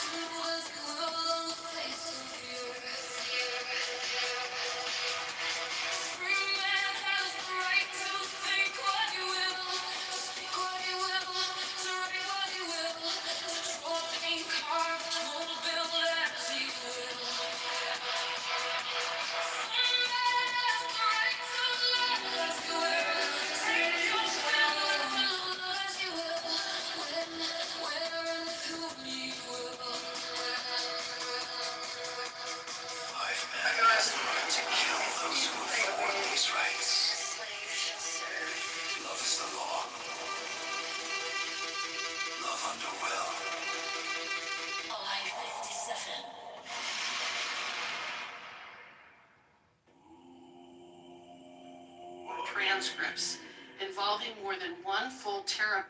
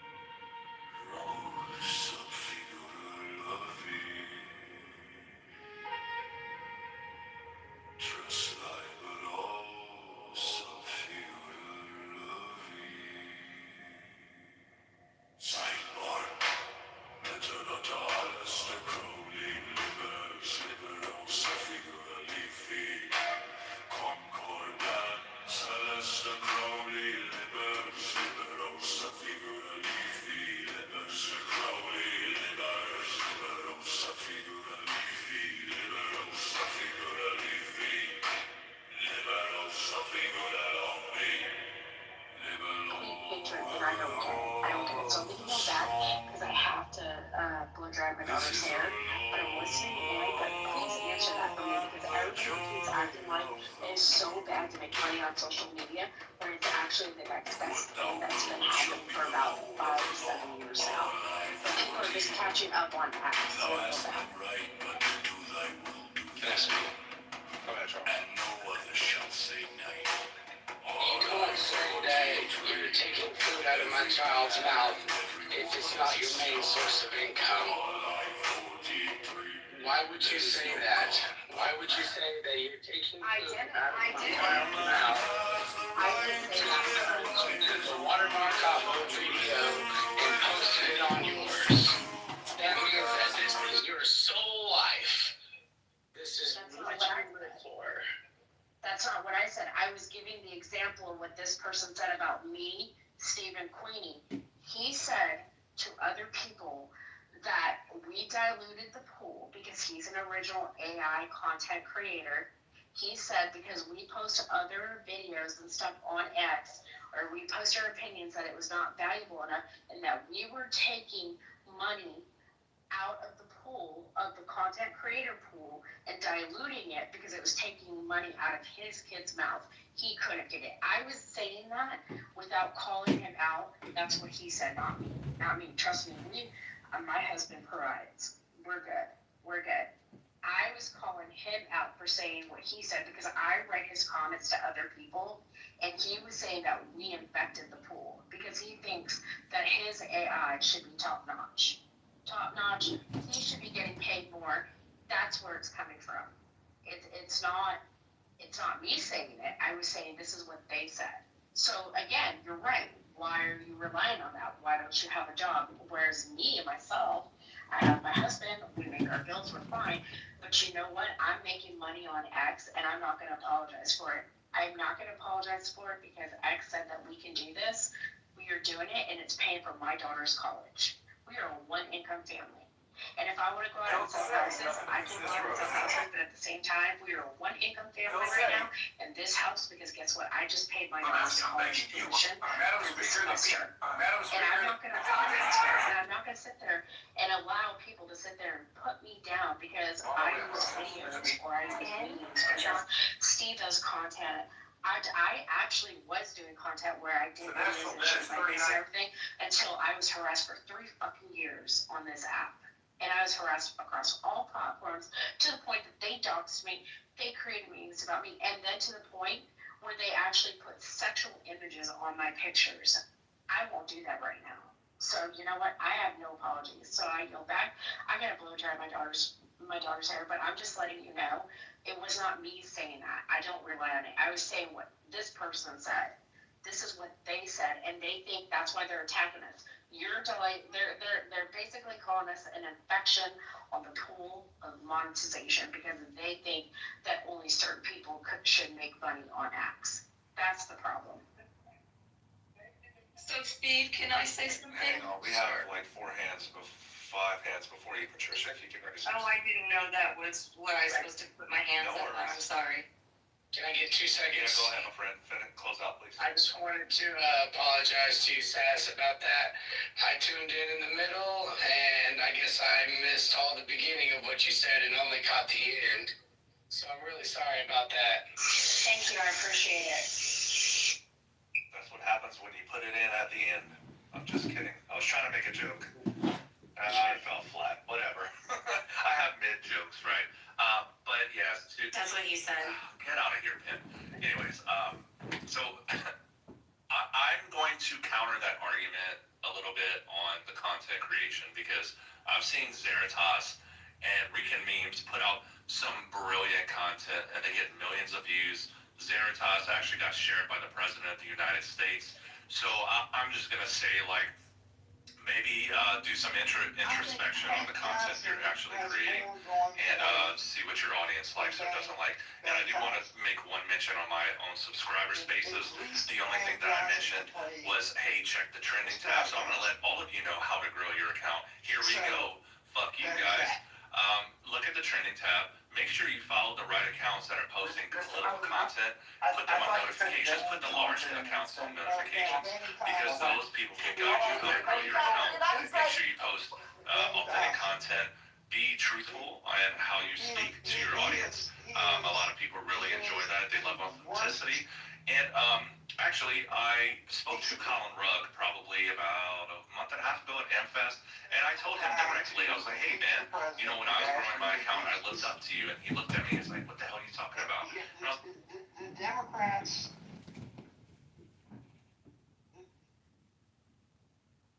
you know, if you're going to put people on parade, if you're going to put your best foot forward,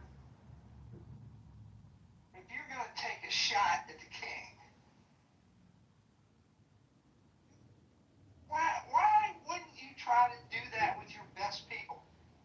If you're going to hire an ABC media executive to put yourself on a primetime show, why are you going to go get the biggest fool in Congress to be your star?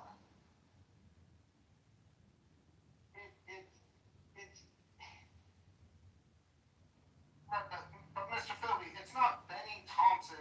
No, Johnson. Evan Thompson, right? Yeah. Now you got me confused. Right? But no, listen. So him and Adam Kinzinger and Liz Cheney, they're a bunch of fuckface, right? But Yeah. they're supposed to be, right? It's not Benny Thompson and Liz Cheney and Adam Kinzinger who are in the majority. It's not them who refuse to use the resources available to do real investigations, right? Like I harbor much harder feelings for Speaker Micro Johnson and Jim Jordan and Trey Gowdy and all of these freaking clowns who pretend to be us and will not have our backs, will not answer our calls, and will not defend us when the left comes after. Well, hold on a second. I have to disagree with you a little there, Dustin.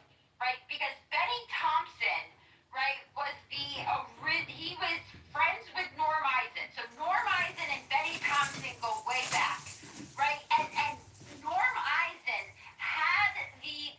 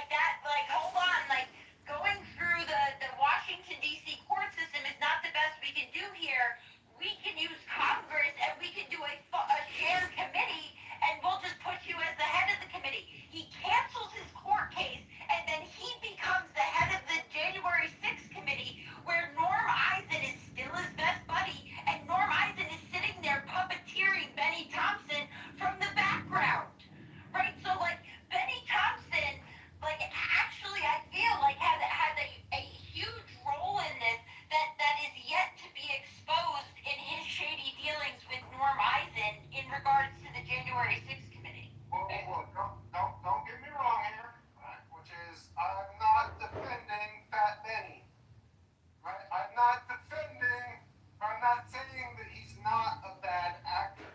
What I'm saying is, I expect that everybody in power on the left is a bloodthirsty, maniacal psychopath. What I'm saying though is, right, like, everything to do with the committee does not happen unless Kevin McCarthy and Jim Jordan and the rest of congressional leadership don't just roll over for Nancy Pelosi and give her everything she wants. So I'm not in any way excusing those people, and you'll see when I get to the point I'm trying to make about that. I disagree with you, but in my opinion, every one of those people is guilty of sedition for destroying evidence, and they ought to be in jail for the rest of their life. They don't deserve to go to Club Gitmo. They deserve to be in a hole in Colorado in a maximum security prison with 1 hour of sunlight a day for the rest of their life. That's what they deserve. Well, Mr. Philby, I just want to comment on one thing before we bring JP into this and go to the debate game, is that, John has his hand up too. But you say that, like, why wouldn't they send their, like, A-team, right? Why are they sending these, like, fools who, like, we can easily pick apart? And, like, I would say it's because they knew what they were doing was illegal. They knew what they were doing could potentially, right? Like, even if you're, like, a maniacal, like, evildoer, right? Like, you still know that, like, if the right person gets a hold of this, I might be going away for a little while, right? So I think that the people that sat on the committee represent some of the dirtiest people in Congress because they knew what they were doing was illegal. It's casting. It's nothing more than simple right? They needed a fat black guy who went back to the civil rights movement to be the front and face of the committee with Liz Cheney, right? So that it had the appearance of, like, it's literally fucking some TV fucking writer being like, okay, let's cast this person, Cassidy Hutchinson. We want you to say that Trump was a lunatic, and he lunged through the bulletproof glass that separates the driver in the backseat and grabbed the steering wheel. Right? They were casting people for play, like, to portray certain parts. They saw it as a TV production, right? It's as simple as the people who really orchestrated this shit wanted a brown guy from the civil rights movement to be at the front of the committee, right? And that was the optic that they were going for. Anyway, Mr. Philby, if you want to finish the point, I do want to dive into. No, I don't disagree with that point. Yeah, I just think that he, he's a poor excuse for a John Lewis wannabe. So there you go. He also, one of the other things that I, like, firmly believe is some of the people that they use, Jacob Chansley, right, were mentally ill people that they could be confident in their inability to properly portray what happened, and if they did, no one would believe them anyway because they said a bunch of crazy shit. So, right, like that, there's lots of casting that went into their big production that was, right, reinforced over and over and over and over.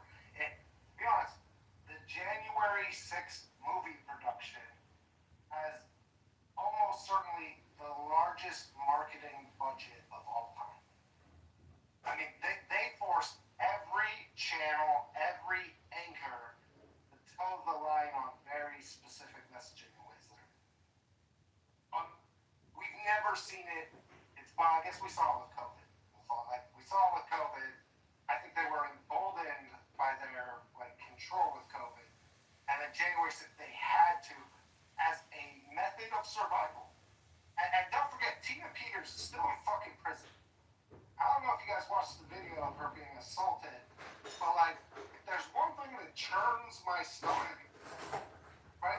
And this was the point of this space, which is it's important for us to not forget to tell the story. I wish that we were able to tell it to people who hadn't heard it before, right? But even for those of us, I think it's important to, as we are inundated with fucking nonsense, to remember what the real battlefield is and what the consequences could potentially be if we lose. So the other thing that happened today that's tied into all this is Trump is suing JP Morgan for $500 billion. Now, I did that space last year with Donald Trump Jr. and Andrew Tate and a bunch of people. And Donald Trump Jr. and I talked about being debanked. It is really important for you to understand a couple of things about debanking, because that was a test trial for this other infrastructure that's being built for them to use. Like, a lot of this shit that happened to us. We've watched them, like, we were kind of the early test cases, and then they started using it on more, like the January 6ers and the people who supported the January 6ers. And then remember, it was the people who were organizing to go to their school boards, because God forbid people go and participate in the schooling of their children. So when you're debanked, imagine if tomorrow, out of the blue, none of your credit cards, none of your debit cards worked. Now imagine all of the money that you have with whatever bank or banks that you're with, all cancel your accounts, and all they will tell you is that they will send you your money sometime within 30 business days. So you've been completely shut off outside of what you carry with you in cash and what other people are willing to help. Now imagine those other people step in to help, and they get their bank accounts taken away for helping you. It's a crazy extra piece of this that people think about, because I can tell you what happens. Your cards stop working, you no longer have access to the money that you have in your accounts, you're limited to whatever you have on you in cash, and pretty quickly, your obligations will rear their head. You'll need to pay bills, you'll need to pay for things, groceries, gas, whatever, and you won't be able to do it. So you will be at the mercy of somebody else helping you do it. Jen and I, we went to our parents. Her mom and my dad stepped in and helped make sure that we could meet our obligations when our bank accounts were taken away. And immediately had their bank accounts taken away. And when we say your bank accounts taken away, so the first thing that you're going to do is you're going to go to the bank and you're going to ask, like, what do you mean I can't get my money and you're closing off my account? All of your banks, local banks, credit unions, big national banks. For me, it was Bank of America, Nevada State Bank, and a local credit union. All canceled, all at the same time, no explanation. All three won't say a word outside of sorry, like, we're just closing your accounts. So the next move is like, well, I've got to be able to find my kids. I've got to be able to fill my tank full of gas to go to work. So I'll just go to another bank and open a bank account. And you quickly find that, well, for us, and for most of the people who were using banks, the way that they were putting people on what's called living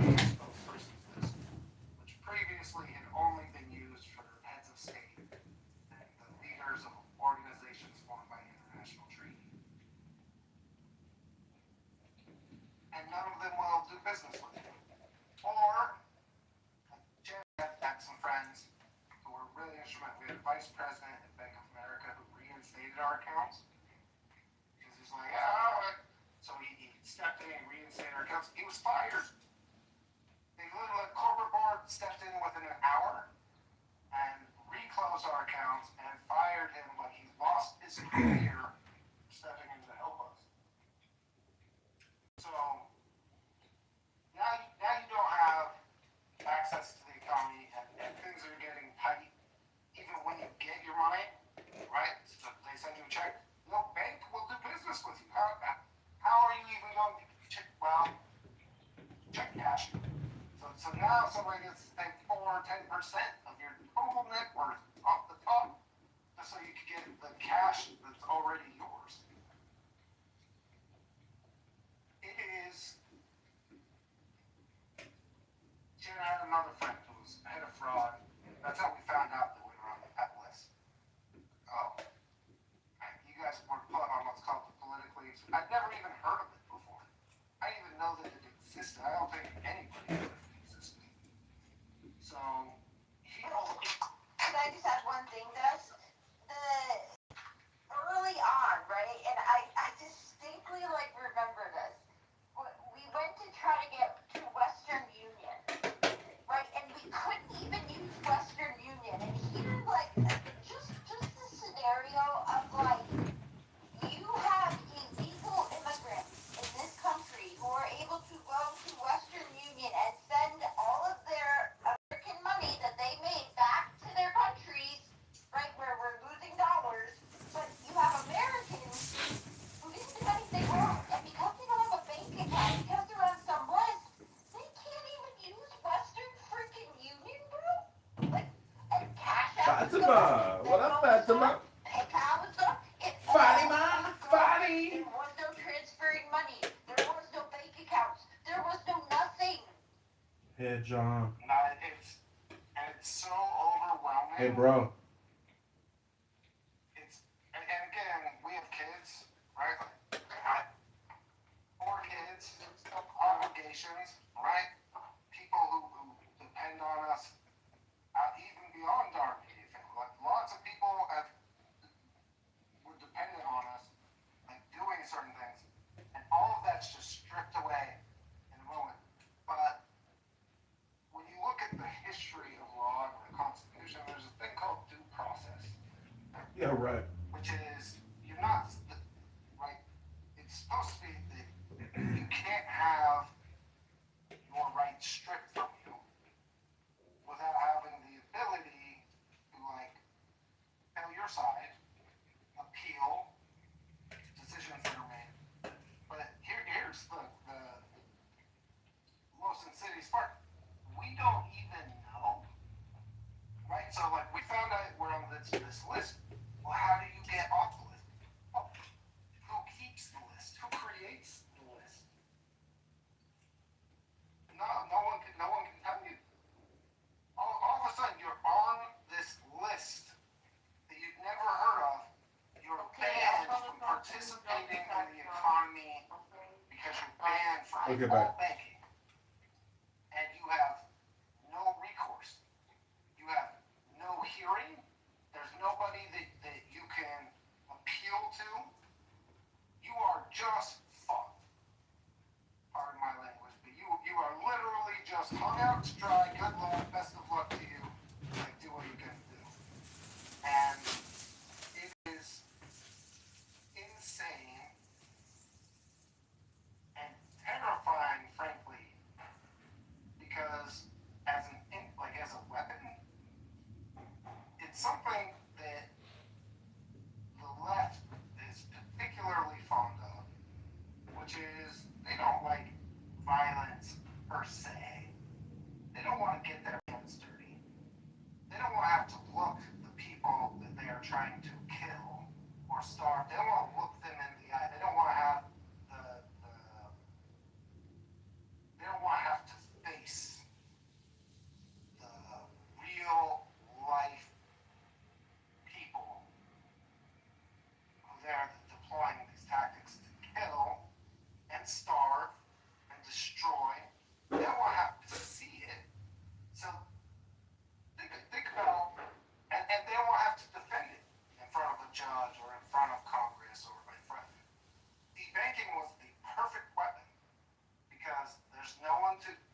to appeal to. Most people don't believe, didn't even believe that we were telling the truth. What do you mean you can't have a bank account?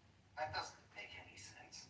How can they buy? I'll never forget my mom saying, they can't just do that to somebody. There's got to be a law against it. Right? I'm not even joking. It's just and how do you get groceries? How do you go to work? How do you survive? But they never have to look you in the eye. They never have to get their proverbial, real life hands dirty. And yet what they're doing is violence. The very definition of violence. So it's a preferred tactic, and it's one that is becoming, you guys know, I managed to, the way I came out on the other side of this stuff is largely due to crypto. Because I see very clearly one way that crypto unleashes us from the chains of the big banks, right? It's a decentralization of the monopoly of power that they have. But every technology has a duality. And the dark side of crypto, specifically with what's in the Clarity Act, allows for debanking at a wholesale level. And the people who are denied access, the people who will be debanked, will have very, very, very, very little recourse. If we don't have a real discussion in this country, in this world, I mean this with, it sounds cheesy, but as humanity, if we don't talk about the guardrails that need to be put in place to protect us from monopolies and power centers in the age of tech and surveillance and cameras everywhere and digital currency and digital banking, if we don't put the protections in place, maybe it won't be the next election, the next Congress, and the next president. Maybe it'll be the one after that. Maybe if we're really, really lucky, it'll be the one after that. Right? Maybe we do an effective. But if the power exists, and that there aren't real repercussions for violating that power, then at some point it will be used wholesale to destroy and attack people for thinking or saying the wrong things. Hey, point of order, moderator, point of order. That's already happened. X and Elon Musk liberated us. Donald Trump liberated us. It's easy to say they're part of the problem, but you really accurately described the problem. But having this open communication and bringing transparency to the situation is, part of the disinfectant. So I salute you, sir. Well, I appreciate it. I know I've been monologuing, John. We'll get to you in just a second. But this point, again, it hits home. I only got a bank account 6 months ago. I can't tell you how close it came. I've never been closer to despair or, it's not hyperbole to say we barely survived. And it was by far the worst thing. I've dealt with all kinds of crazy bad shit.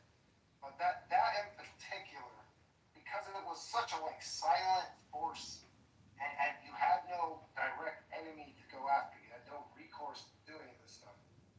It's really important, and because I am active in the technology, I'm really afraid of what happens when we allow banking and currency to be programmable, and for there to be an on-off switch that can be selectively enforced on people based on their social credit score. Which is, once we, and this is the system that the tech bros or the technocracy are very, very active in building, which is everything you say is monitored. So if you look at the Bank of International Settlements white paper on central bank digital currency, I call it the unholy trinity of tyranny. means everything you do, everywhere you go is tracked and attached to you as a human being, as a person. Digital ID. Very, right? Step one is no more anonymity.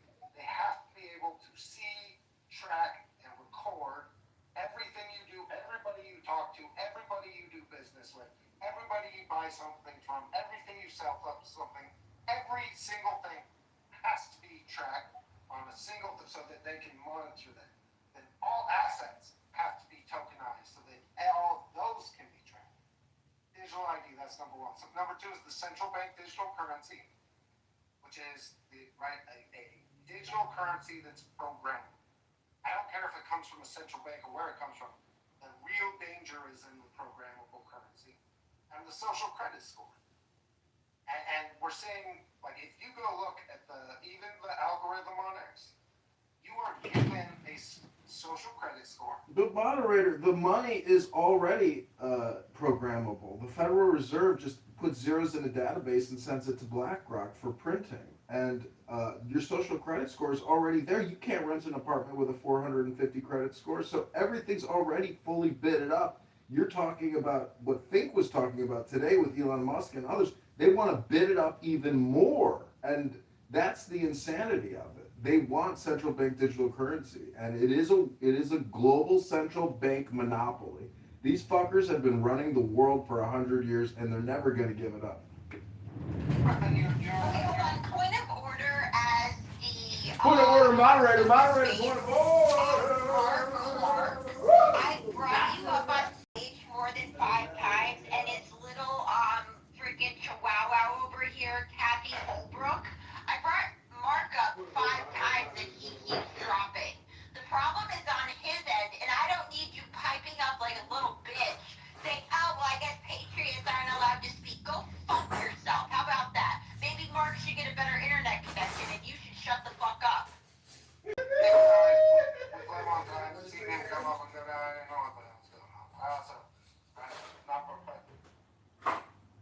The credit score now is based on your history of payments and whether or not you paid back your obligations and debt. And it's a world of difference between monitoring what you say online and giving that a score. Right now, right, you are scored on whether or not you parrot whatever the current narrative is, and your reach is determined specifically by whether or not you're going along with whatever the popular things talk about it. And when the money gets attached to that, right, you need all 3 of those elements, but put all 3 of those elements in the hands of people who do not have any fear of repercussion for implementing it. That's how you get into the dystopian tyranny techno state. It should terrify the shit out of everybody. What's up, Mark? Glad to see you finally made it up. What's up, man?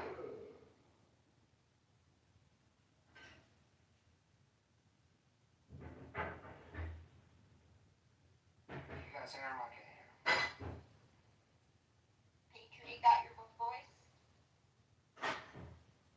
Listen, shit happens. I don't think I'd like to hear what he has to say without going in hostile, even though sometimes the tech. Yeah, but listen, this is the problem. Is I've gone out of my way to bring him up on the stage like 5 freaking times, and then you're gonna go down in the comments and talk shit. Like, what is your deal, bro? Listen, he might not know that it's not us removing him. You know what I'm saying? Like, these spaces fucking say he might have some really compelling testimony, and the app is fucking because spaces is shit. And right, so I'm gonna try to if you get up and you're able to speak and we can hear you, man. I'm happy to give the floor and hear you out. Maybe you gotta turn the Bluetooth off or something.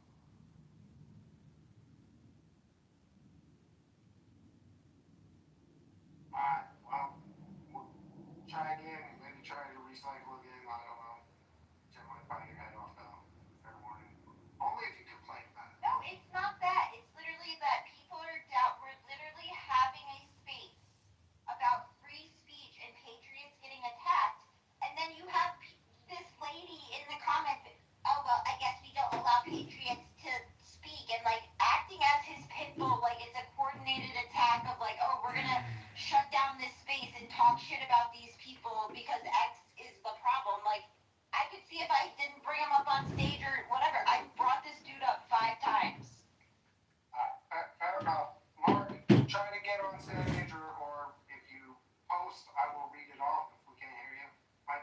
tooth issue or fucking spaces in general. I don't know.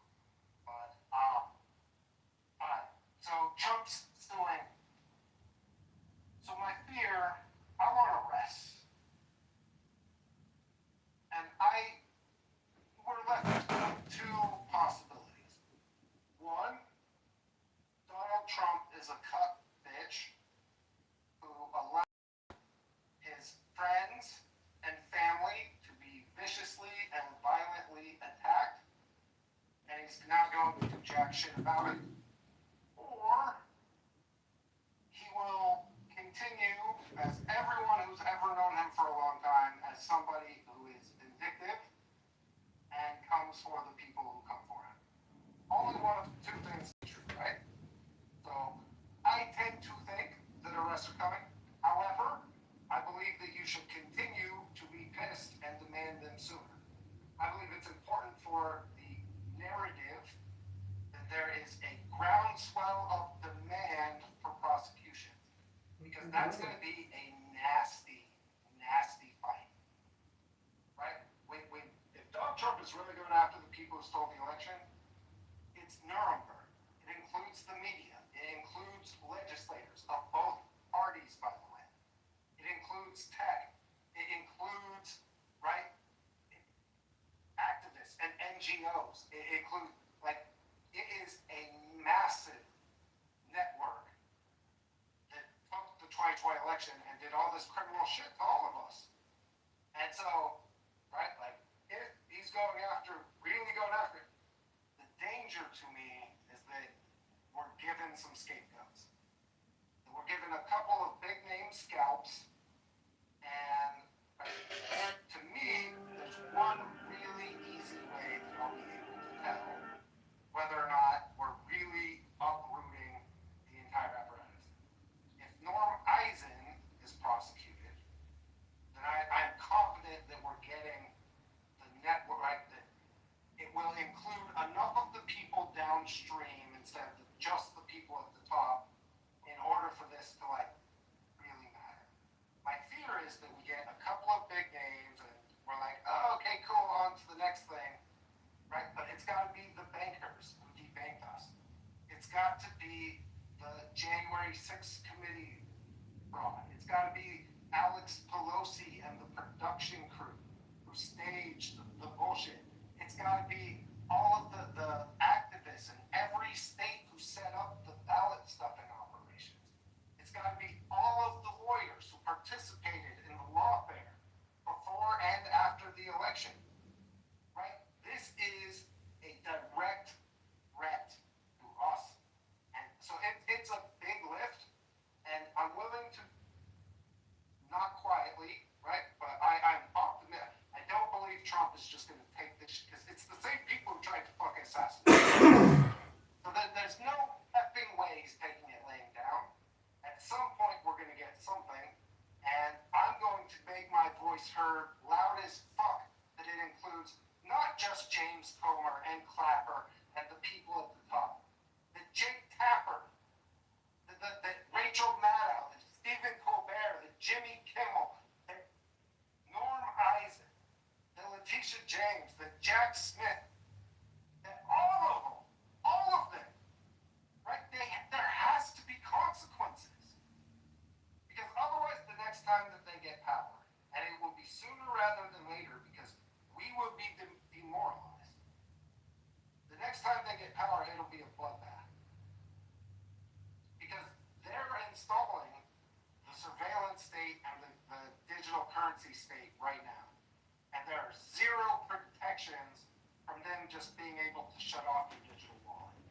It's easier than ever before. Right? Before, each individual bank had to be given this list that they had to verify people, right? It wasn't a perfect system. The system that's coming, with a flip of a switch, you are no person. Right? You are silenced. You are debanked. All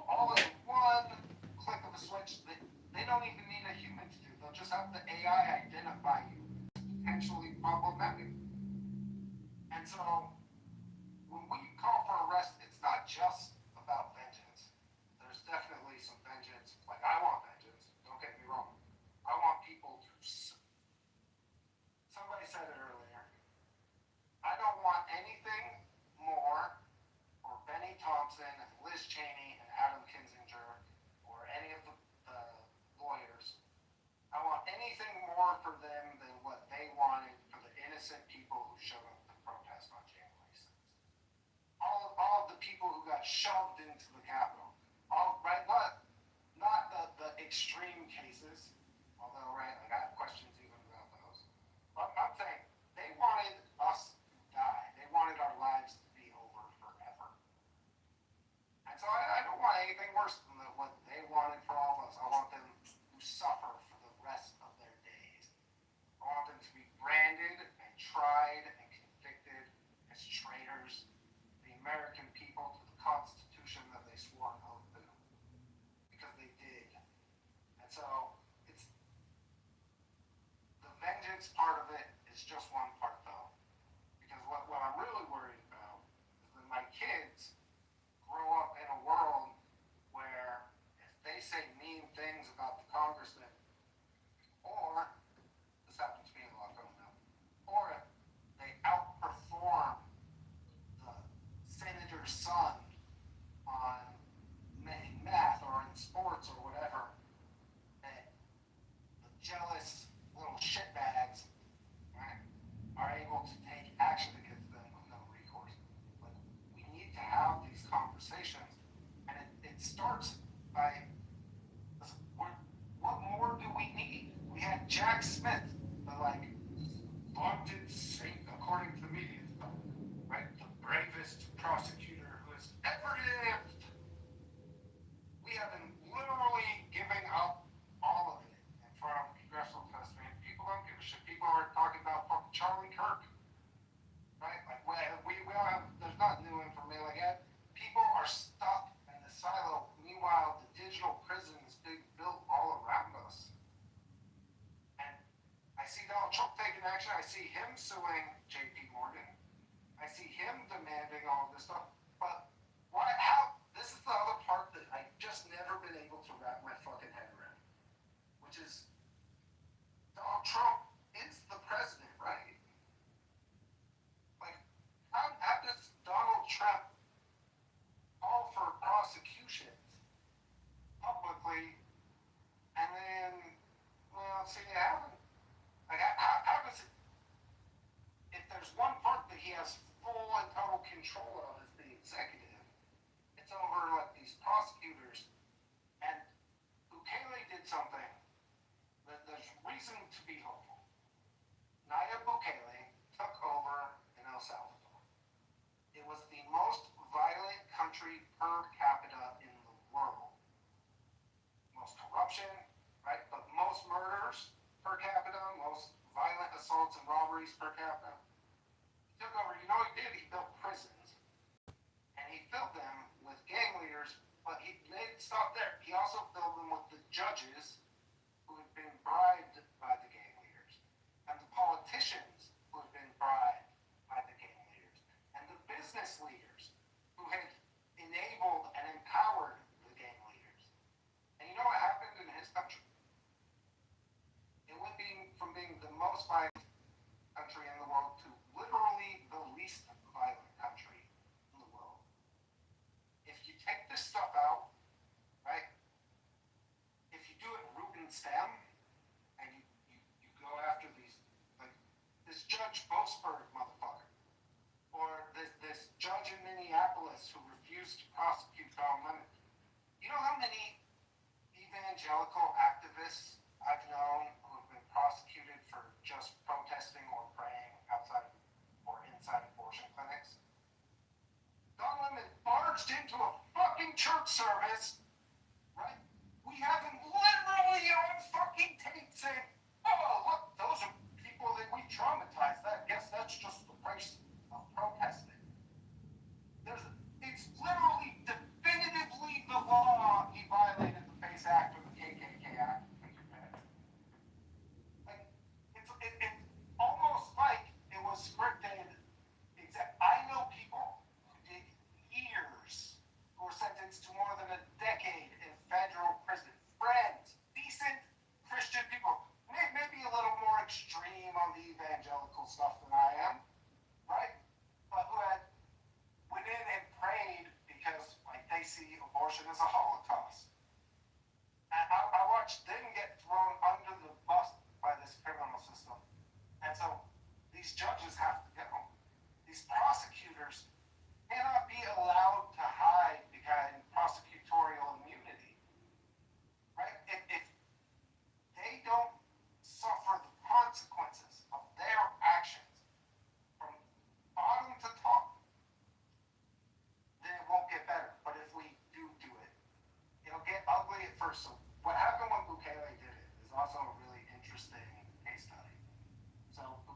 takes power, he starts building the prisons, and he starts removing the judges and politicians and gang leaders. You know what the media do? Especially the Western media? They call him a dictator. That he was unlawfully jailing all of these decent judges and people for no reason. But it very quickly started to turn around and get better. So there'll be this transition period, because make no mistake, when Donald Trump, and even, there's no one who's in an easier position to turn her reputation around than Pam Bondi and Cash Patel. Right? Like, they will go from being like the object of our, like, the most criticism anywhere, to being national heroes the moment they start doing the right thing. Like, the cases start dropping across the board. No one's ever been in an easier position to turn around how the public thinks about them. But it'll get bad. You will never see, like, there won't be a psyop in their playbook. Right? There will not be violent action, a school shooting, political shootings. They will stop at nothing in order to prevent the real kind of arrests that need to happen. Which means that all of us have to continue to be pissed. The same way I'm pissed about all this stuff. Don't forget, like, Fauci and COVID and the lockdowns and all of the violations that we've suffered over these last 10 years. You cannot let it go. You cannot just move on. You have, I truly believe this. I believe with all of my heart and everything I know that Donald Trump will make the play and will come after these people. What happens next is, do we hold the line, or do we buy into this namby-pamby bullshit that Republicans have done my whole fucking life, which is Democrats play for keeps, they play to kill, and Republicans want to play nice and make everybody like them. So it's going to be up to us, because you think Mitt Romney isn't going to be like, oh, Donald Trump's a dictator, he's going after his political... Shut your fucking mouth! He's not going after his political enemies. They went after their political enemies, and we are holding them to justice and account. Don't get it fucking twisted, you little panty waist fucking fuck. Alright, go ahead, Tim, before I go ballistic. I just wanted to get to the hands. That's all I was talking, so go ahead. Can I just chime in real quick? Yeah, and then, well, Augustus, 1 second. Can I just let John go, because he was trying to chime in, and then we'll go right to you? Sorry, Augustus. John, No, it's fine. Go ahead, Augustus. I agree with everything that's being said. Great room. Go ahead, Augustus. Yeah, I feel like when the Democrats were in power, there was like a clear path for me personally to, retribution for them, right? Like, there's a clear path of victory to take power back and seek justice, do not comply, campaign with RFK. These are things I did. I campaigned with RFK, was a part of the transition team, the Unity Party, campaigned with President Trump. There's a clear path for me personally Manufactured enthusiasm. to victory, right? And we achieved that goal. I achieved all of my goals to ripping the power away from the liberal Democrat power structure. But bro, I don't see a path for me personally to help get these motherfuckers put behind bars. I don't know what do I do in my day-to-day to see justice. It's completely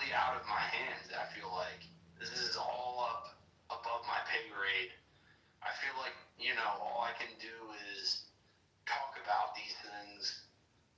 And if there's something more that I can do, that would be awesome if we could talk about that.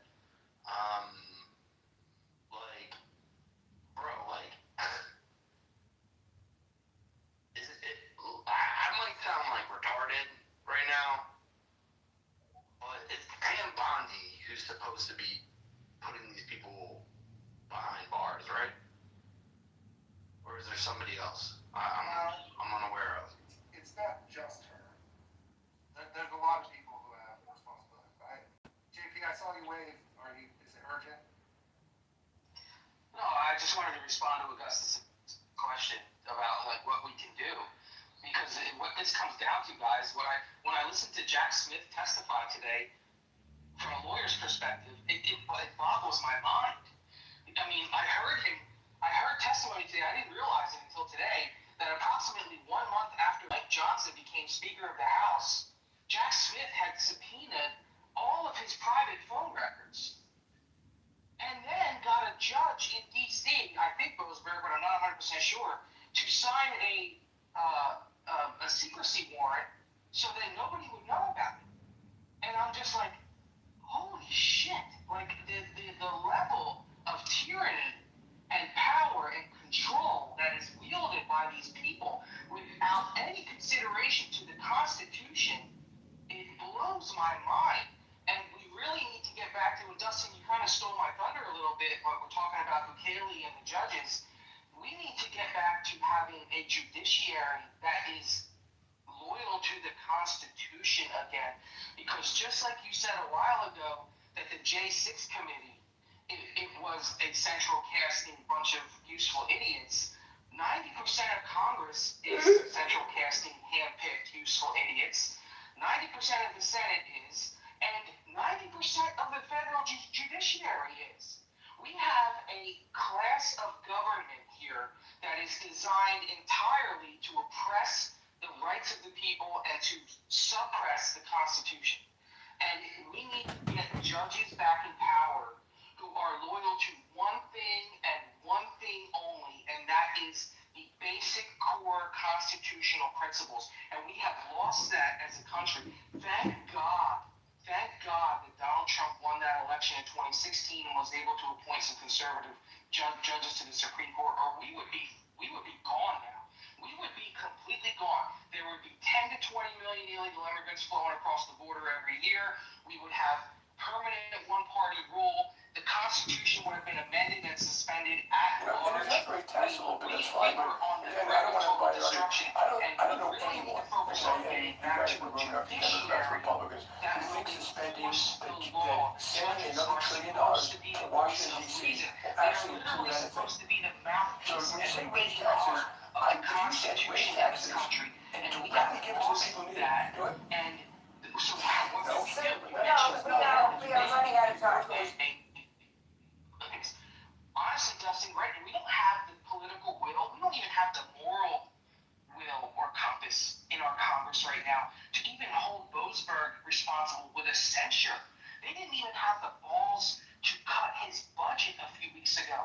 I'm talking about completely Just makes society work better for everybody. managed, Would you raise taxes to pay for that? politicians. I don't think you have to. I think it would drive a lot of growth. I think the numbers of $1.60 billion of spending. I think it would probably create more than that of growth and taxes. It's not very taxable, but that's fine. But again, To help the state Ringleader of the $250 million Minnesota violating the Constitution.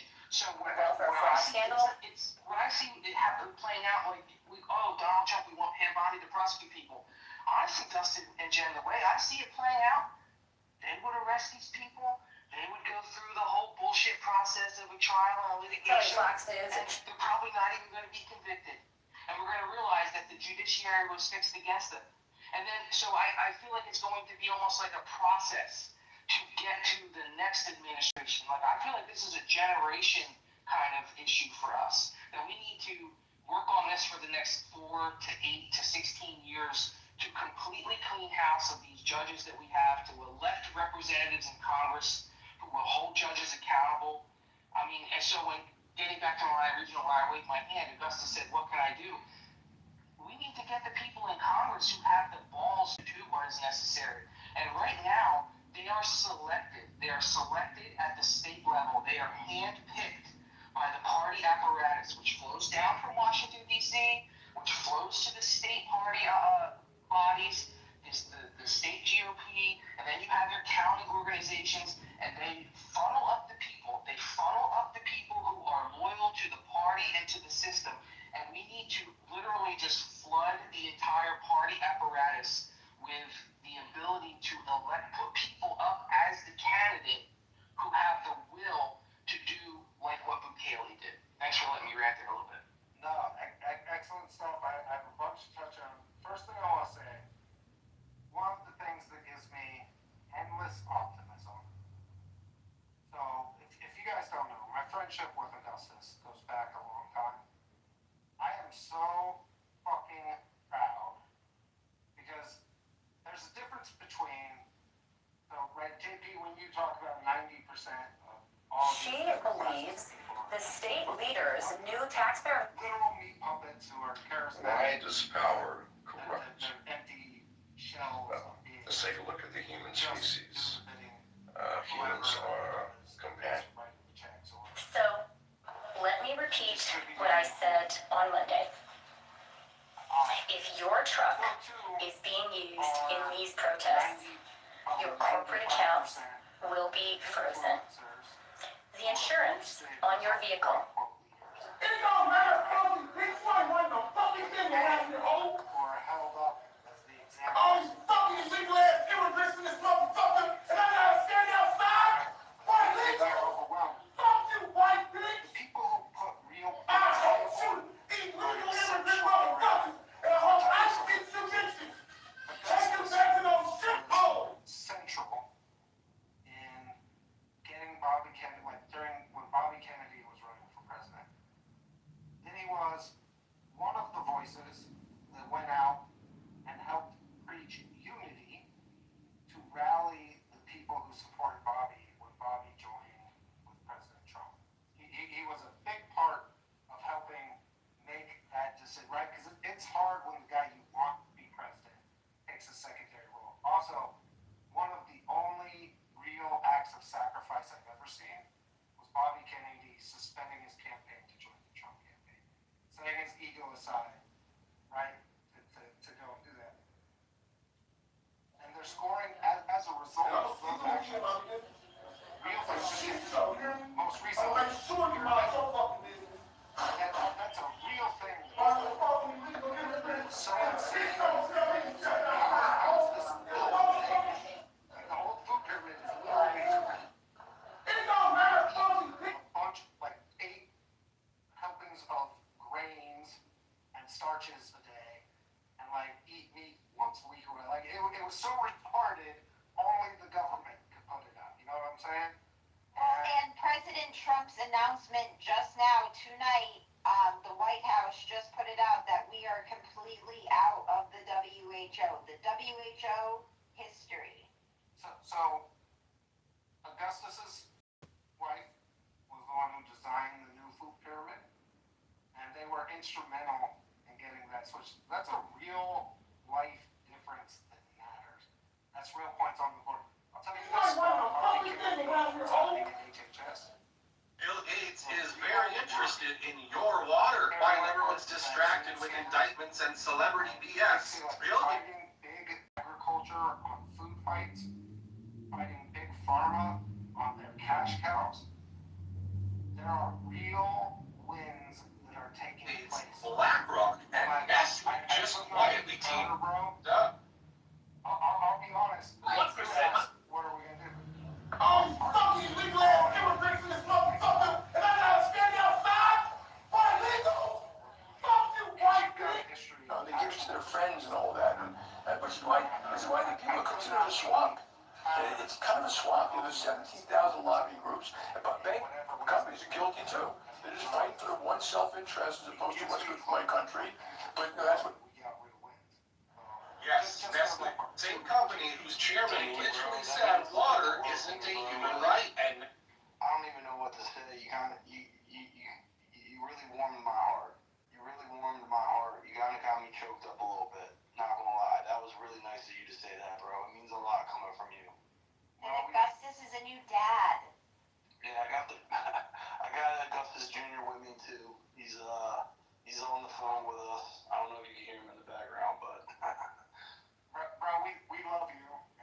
I'm not kidding. Like, you have always been somebody who takes real action, meaningful action, which is, just so you guys know, the psyop that we're constantly going to battle against, they want us to do, like, when we're worked up, when we want to do something that matters, there are a million things that they try to steer you to that are a complete and total waste of your time. Even if you spend the next 15 years doing nothing else but trying to take the Especially in the West, the space for genuine freedom of expression is rapidly shrinking. At the same time, a new Orwellian-style language is developing, which, in an attempt to be...